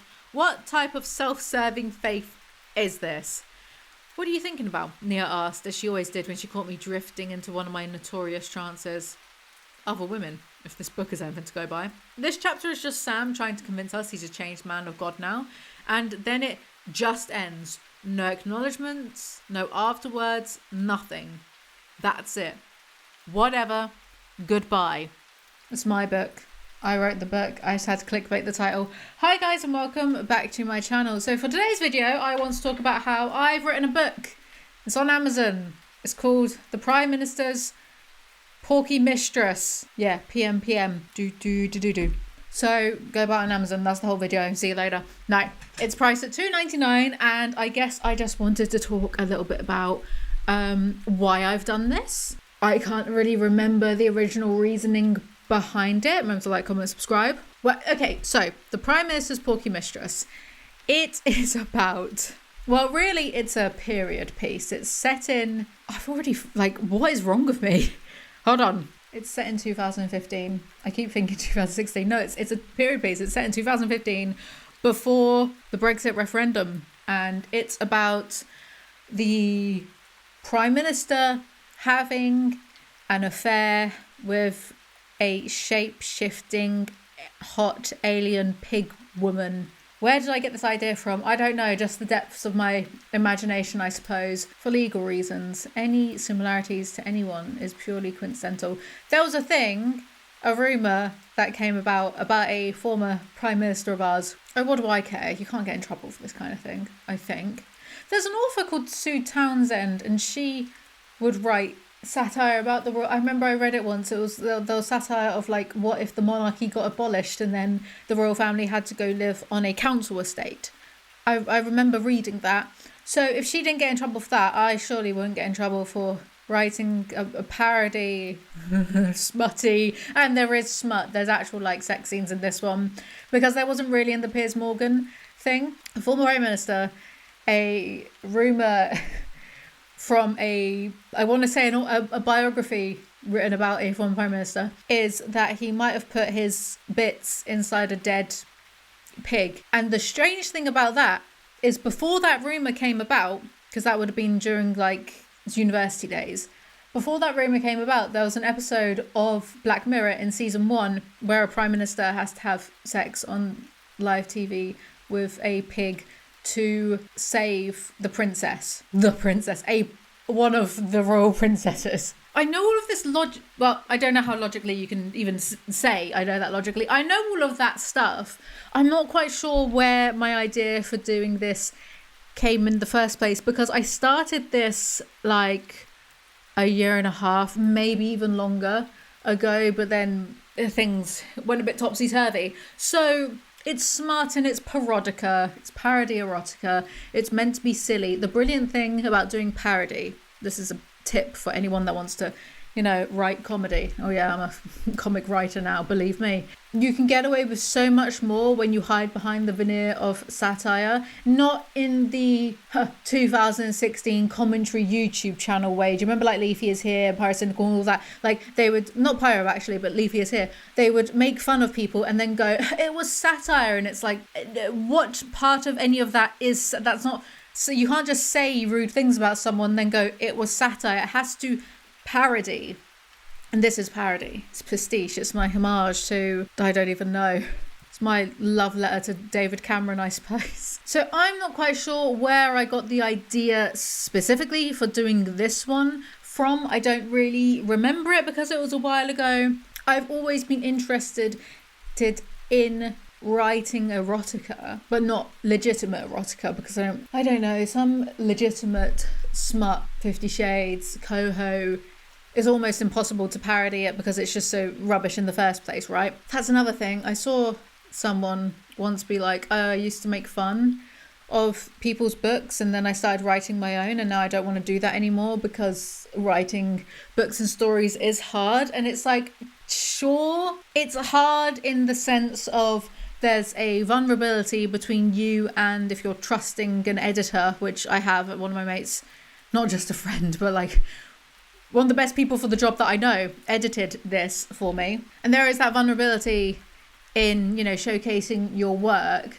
But if you put something out there, it's going to be critiqued. And as long as the critique is within reason, I don't see the issue of it. And I don't see why one should not also critique the work of, or take the piss out of the work of others. Because like some things, like Coho, her work is clearly there to be taken the piss out of. If it's not, then skill issue, Coho, do better. A few years ago, there was a bit of reticence towards doing more stuff and putting it out there because I was doing the book content. I kind of thought, well, I've been quite harsh to some people. What if people are harsh to me?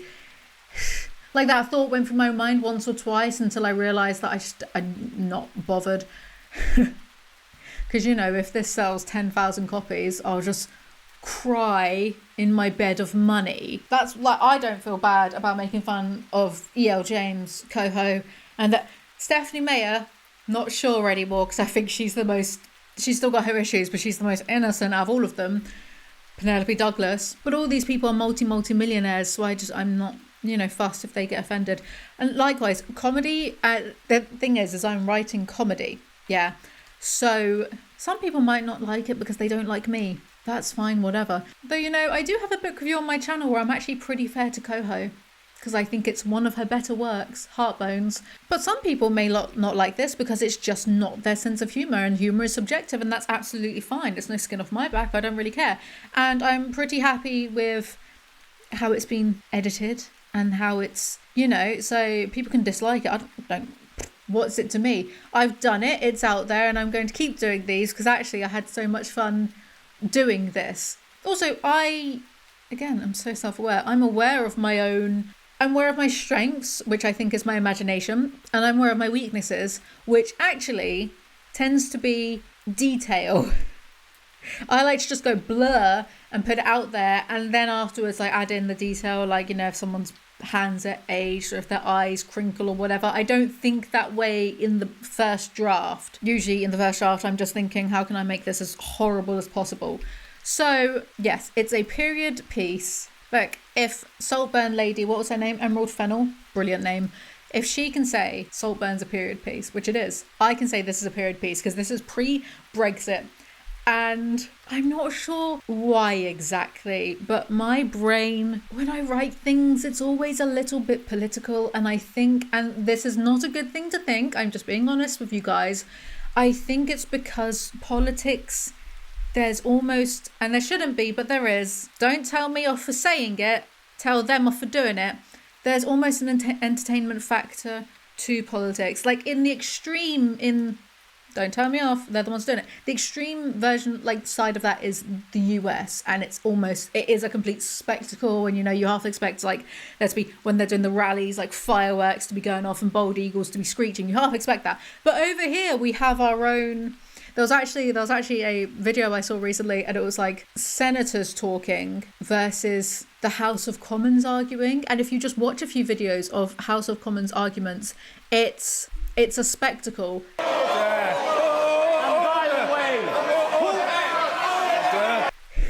These people have had some of the finest educations that this country can offer, and yet they're in there booming each other. The background noise is something of like being in a swimming pool, let's just say, that background swimming pool noise. There's this spectacle of it. And again, don't take this the wrong way, because when 2015 was going on, I was right there for Ed Miliband. You guys know I love Ed Miliband. And things were still bad then. We had 2008, the financial crash. Then we had Blair's government. Yeah, we had schools and hospitals being built. But then did we invade Iraq? I think we invaded Iraq. That was the war in Iraq. Then, Conservatives get in. Cameron's not president, Prime Minister. And things were still bad then in England because we had a lot of austerity measures. Are we still going for austerity? I don't know. We had the Queen, RIP, talking about austerity measures, but she's wearing a hat made of gold and diamonds. Things were bad, and yet because things are so much worse now, I kind of look back to this time as, remember when it was just that level of shit and not this level of shit. So there's almost a nostalgic element. Do you remember back when it was, Cameron and old Gideon Osborne? Gideon with his 1,000-yard cocaine stare, sitting there in the House of Commons, clearly having had a all-night bender. One of the first videos on my channel that you can still watch is something about George Osborne clearly on a, I don't give a shit, what's he going to do? He's not going to do anything. On a come down. Yeah. And I used to have absolutely no chill when I first started off with YouTube, because I think the description, I think it still says, I ain't changed it, I don't care. Again, what are they going to do? He's not in charge anymore. I don't know where he is. The description says something like, have you had an accident at work? Did you, fall over and, accidentally do too much coke? Call this number now. And it was the number to his public office. I had no chill. You have to laugh, otherwise you do just weep in austerity measures, basically. For me, this period of time, it's almost the calm before the storm, because 2016 is when, in a bid to win the election, Cameron said, okay, we'll have a referendum on leaving the EU, and I don't think he actually wanted to leave the EU. But I also think that Boris probably voted Remain, but he jumped on the Leave bandwagon so that people would, support him to being Prime Minister later on.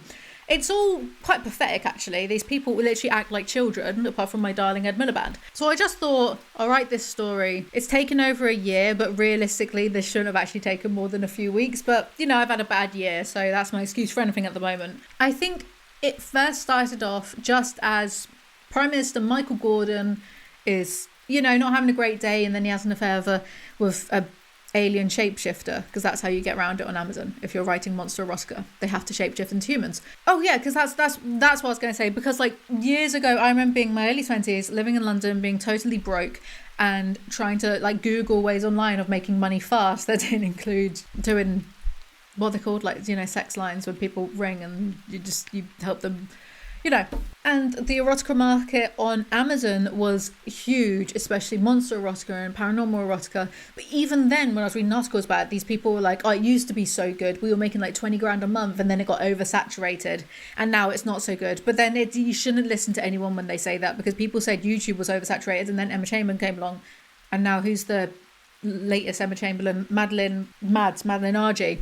Or, you know, then like TikTok comes along. You shouldn't listen to anyone who, I remember in my early 20s speaking to someone on Tinder who, I think he was friends with KSI, and he was just being like, no, don't do YouTube. And this was like over 10 years ago. What was it? I can't remember. Don't do YouTube, it's so oversaturated. And it's like, but then in the past, like how many, like 6 years, Mr. Beast came out of, don't ever listen to anyone. Because the people saying, oh, oversaturated market, like Amazon Kindle, don't do it.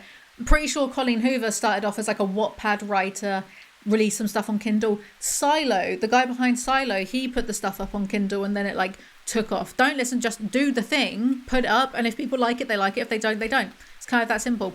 So I really reject the whole, oh, writing a book is hard. Yeah, it is hard. It's not as hard as doing like a double in a pub, in a busy pub. It's not as hard as that. It's like, yeah, it's mentally like a bit difficult, but that's because you've just got to like put the ego in a box. Don't be so self-critical. I was talking to someone, one of my mates, he's done writing and whatever, and he was like, oh yeah, I hate what I do, I've rewritten it like 6 times. So I was like, but I think I'm delusional, because I think actually my first drafts were right, because whenever I write something, I'll leave it for like a while, I'll go back to it, so I've forgotten, you know, the process, and it makes me laugh. And you know what, the person who should be the most entertained is myself. But then I think as I was writing, I was coming up with ways for Michael Gordon to be having a bad day at work. So the prologue, which I didn't want to put in, Rob, my editor, who also helps me with my book videos, and I trust him the most out of anyone to edit my stuff, because his own novel is over 1 million words. So through like experience out of everyone I know alone, and also he seems to know grammar rules back and front. My grammar ain't perfect. I trip up on, I either put too many commas in, or I trip up on my apostrophes. But I don't need to know that much of apostrophes. That's why I've got an editor, and I do pay him. He wanted me to put a prologue in, and I was like, oh, fine, whatever. In fact, one of his, we'll go through like some of the annotations he gave me, but one of them was like, in fact, I think it's here, hold on. One of them was like, I think the major issue with these opening pages is I'm not getting a strong image of Michael as a character, and there doesn't feel like a huge amount of momentum driving the story from the start. Maybe open with the scandal and then show us their day beforehand in brief. We ought to see how he handles being PM early on, so when he meets Porcina, the alien, we have a better sense of what that means specifically for his character. And I replied back saying, what? Now I have to do some work. You're so annoying. So I refused to do that, because that's the thing. I'll accept a lot of things, but I am rewriting the first like 10 pages for what is essentially a political shitpost to dab on a former prime minister. I'm delusional. I really think like if any of them read it, they'd probably enjoy this. Like I think if Piers Morgan read the vegan sausage roll story, he'd like it. So I'll tell you the prologue. I'll tell you little snippets of it, but you've got to buy the thing on Amazon. It's $2.99, and I'll tell you why I went to that price point as well. The Mayor of London had been kidnapped. The Chancellor was in a sex and drugs scandal, and Prime Minister Michael Gordon was sexually frustrated. Oh golly, Michael thought, sitting alone, sad, and slightly horny in his office. Everything's gone a bit topsy-turvy, and to think, my day had started off so well, ... Then we go into chapter 1. So the Mayor of London, Barnaby Jones, guess who that is? The Chancellor, what do I go for? Godfrey something. What's his name? Godfrey what? I don't remember. There's also a bit where I change Barnaby's name to Barnabas at some point, and Rob was like, any reason that you've changed his name here? And I said, because it's his Christian name, because I just didn't really care. There was also a bit where he was like, is there a reason that this letter is in bold rather than in italics? And I was like, I'm a bold person. I will accept a lot of things, but I'll stand up for other things. Godfrey. No, I don't think he has a last name. Well, that's something I'll sort out for the next one, because just hold on. Oh yeah, the beginning copyright bit says this book is a work of parody and any resemblance to actual persons living or dead is purely coincidental. Honest. There was a bit that Rob said, I read this bit out to my dad and he laughed. And I was like, that's high praise. It was something like, so they're having a nice day before it's the worst political day of Michael's career. Michael enjoyed their mid-morning outing. Julie, his wife, not so much. They walked their dog, a purebred Irish setter, through fields of wheat that had yet to become tainted by politics. Theresa May reference. And had an early lunch at the gastropub. Michael ordered a beef Wellington, sans Wellington, with a garlic-infused creme fraiche foam. I was thinking, what's that, Heston Blumenthal? I was thinking that when I was writing this. Julie had a salad. They both ordered a bottle of the finest red the pub offered, a Chateau de I can't pronounce that. We'll get back to it. A special brand unique to the establishment, which the bartender poured into glasses under the counter from a box of Blossom Hill. So the Pfeffel, Chateau de Pfeffel, I can write it but I can't say it. That's actually one of Boris Johnson's middle names. You know his name's not actually Boris as well, it's Alexander. And you know he was actually born in New York, I think, so he's actually American. There's a bit that Rob annotated saying this actually does make me feel a little sick. I'm not sure I can say it on YouTube. Flip my porky daddy, she purred at him. I can't say the full thing on YouTube, you just have to go read it to find out. There's a bit where he said, for this scene you basically need to decide whether he knows it was a dream or not, about them getting amorous the night before, and what the clue is. Otherwise we won't know what the, God help me, dramatic stakes are for the scene, and whether Julie is onto him or not. And I replied, there is no God here. The sex scenes, I feel like it's wrong to write sex scenes when it's like 9 a.m. in the morning. It's right to write it when it's 1 a.m. at nighttime.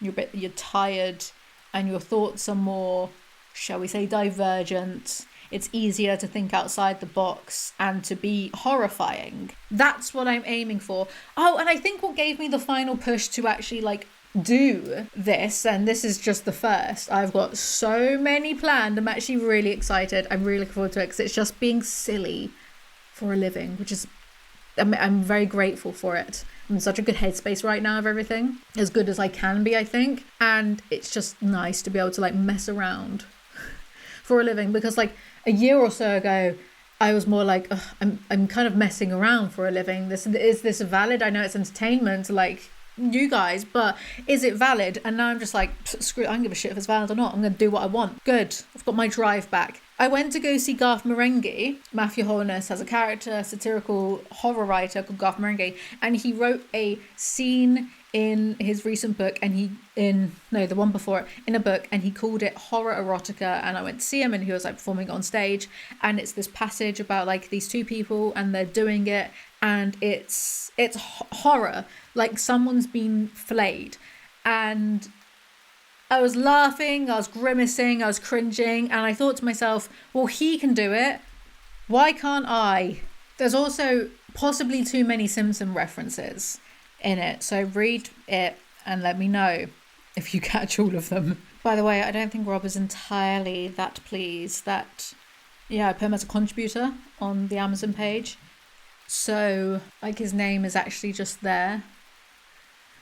The first, because when his book comes out and he's, publicly aligned with this. But he was coming up with some of the stuff. He said here, I think you could be upping the sexual tension in this scene by having everything remind Michael of Porcina.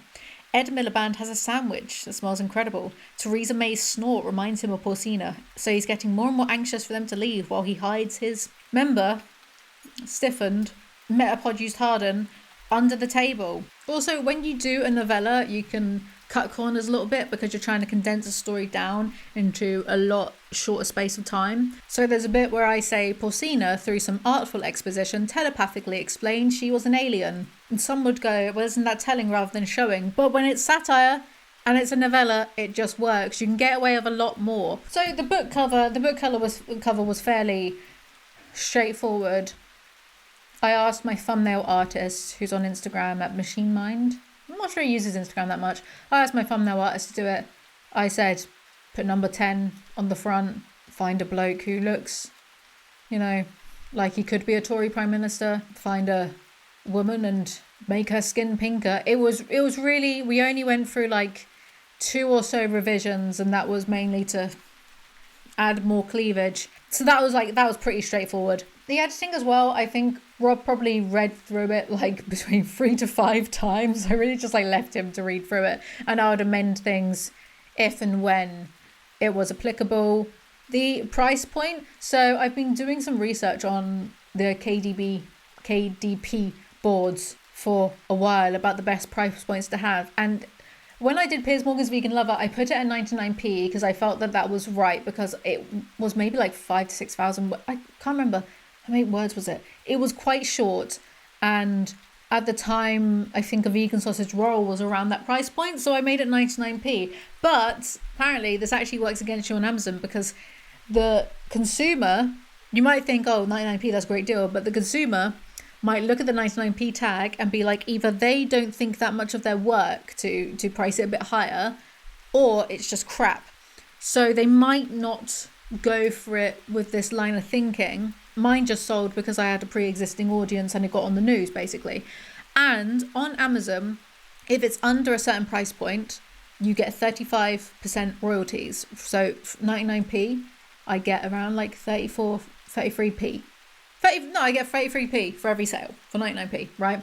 Whereas if it's slightly higher, it bumps up to 70%, and it is a massive difference. So if I've sold 500 copies of the Piers Morgan novella, over the past 4 years, I've basically been drip fed 150 odd quid over a few years. But, I did it as a joke, not as a serious. This is still a joke. It's not it's I've done it properly, but it's still basically a silly joke to myself. But I've had enough of not being a writer, so I am going to be taking it more seriously. And basically at £2.99 I get 70% royalties on every, so I make like £2 every time one of the books is sold, and then I pay my editor and I pay the thumbnail artist, my book cover artist as well.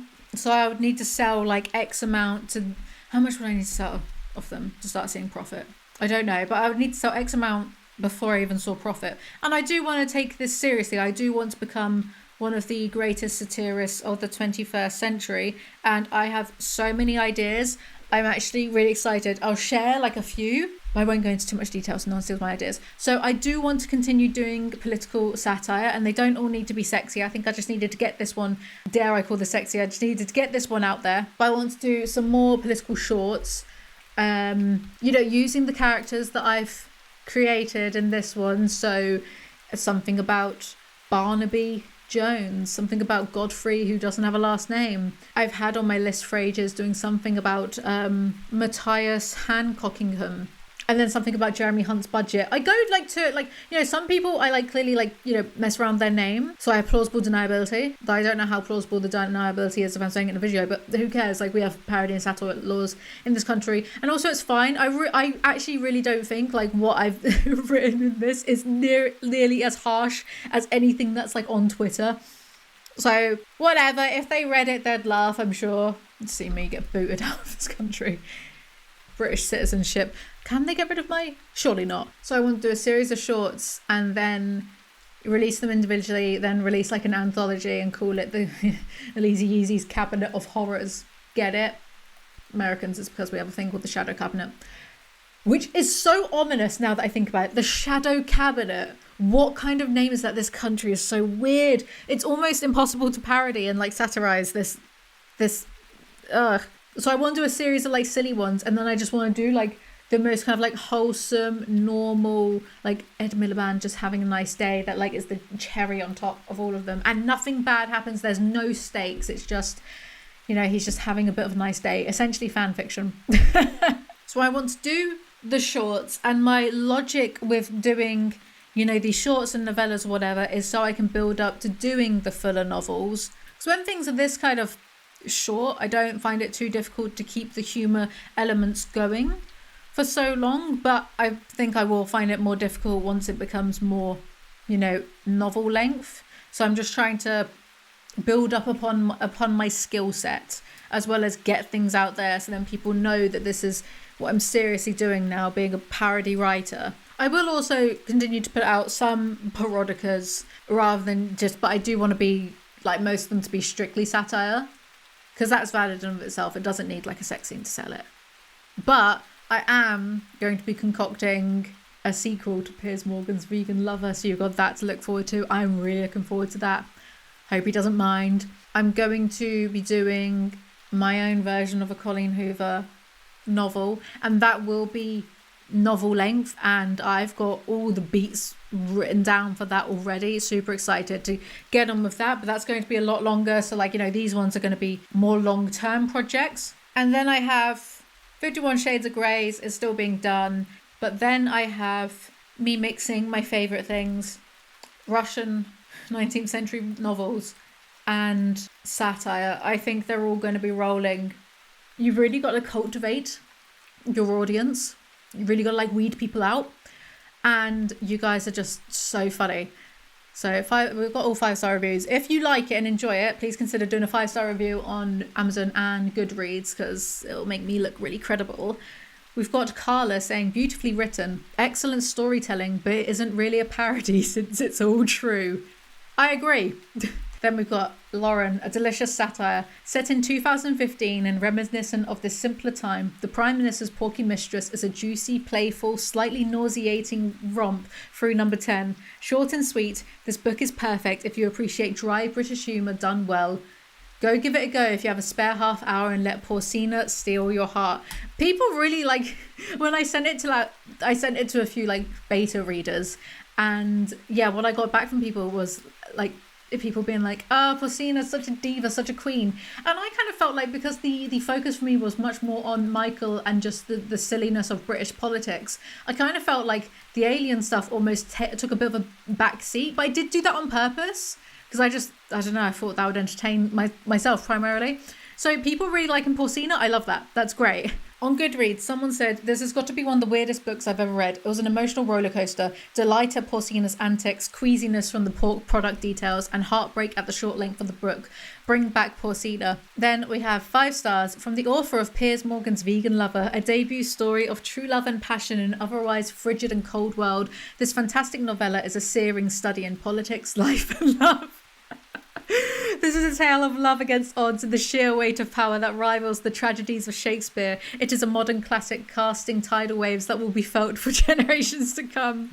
I implore you to read this book. It is the kind you will never be able to put down, as Elise's skillful and evocative writing is so razor sharp it works its way irrevocably into the soul. If this paragon of political analysis and romance is not taught in schools in the coming years, it will be a true and sore shame for the world. And I think I'll just leave you with the description that's on Amazon, and then please, if you want to support my channel, could even just consider it merchandise, cheap merchandise, $2.99. But if you want to support my new endeavours of becoming the greatest satirical novelist of all time, because that's another thing. And look, I've just written one. I think there's punchlines. I think the jokes are, and maybe not to everyone's taste, but I do think the jokes are there, the punchlines are there, and it's silly, and it, for me, satirizes that certain type of posho voice. There's been quite a few parodies, and I'm not going to name names, Chuck Tingle. There's been quite a few parodies that I've read, and the joke is basically just in the title, and they're trying to parody distinctive or iconic characters or people who have distinctive voices, and yet they're not doing that, and I find that kind of lazy. When I was writing Michael, I might have watched a few interviews of a certain former Prime Minister. And, I tried to capture almost the bumbling kind of I say, like Hugh Grantness, but I think I say in the book, without the charm. Here's the blurb. When you're on the top, the only way left to go is down. Prime Minister Michael Gordon has it all, the most powerful position in the country, an opposition so flaccid it couldn't finish a bacon sandwich with any gusto, and a torrid affair with a semi-porcine but still eminently bangable alien lover. But when Gordon's leadership is jeopardised by members of his own party being utter reprobates, plunging him into a series of scandals, he buries his troubles, an aggressively average member, into Porcina, a stunning extraterrestrial who inexplicably finds Gordon both interesting and attractive. Porcina seems to be his lucky charm, but is the basis of her and Gordon's relationship what it seems? Are there secrets in Gordon's closet? And could anyone actually love a Tory? Definitely not inspired by the real actions of a past Prime Minister, the Prime Minister's porky mistress is a tragedy Shakespeare himself could not have penned, because the entire concept would have disgusted and horrified him. And if you still think it is based on that thing you remember happening with that 1 p.m, it isn't. A compelling read that accurately and justifiably captures the sex appeal of Ed Miliband. You're welcome, Ed Miliband. A story that... He's probably so horrified. If he was aware of this, he'd be so horrified, I think. I'm so nice about him in it, though. He has a cameo. So does Theresa May. And, like, I used their names because I just, like, didn't care, I suppose. Well, that's the thing. In this country, like, I could have... I mean, I did with Piers Morgan. I could have used the actual, you know... I could have, like, put Boris Johnson in there. And, like, realistically, they're not going to do anything. Could they? So, if you'd like to support me, please do. Like, the internet made Colleen Hoover huge. I am definitely owed that same success. Thank you guys so much for watching. Make sure you follow me on Instagram. Check it out. Review on Goodreads, whatever. I'm getting tired. I need to film a whole other video about Justin Baldoni's now. See you guys next time. Bye.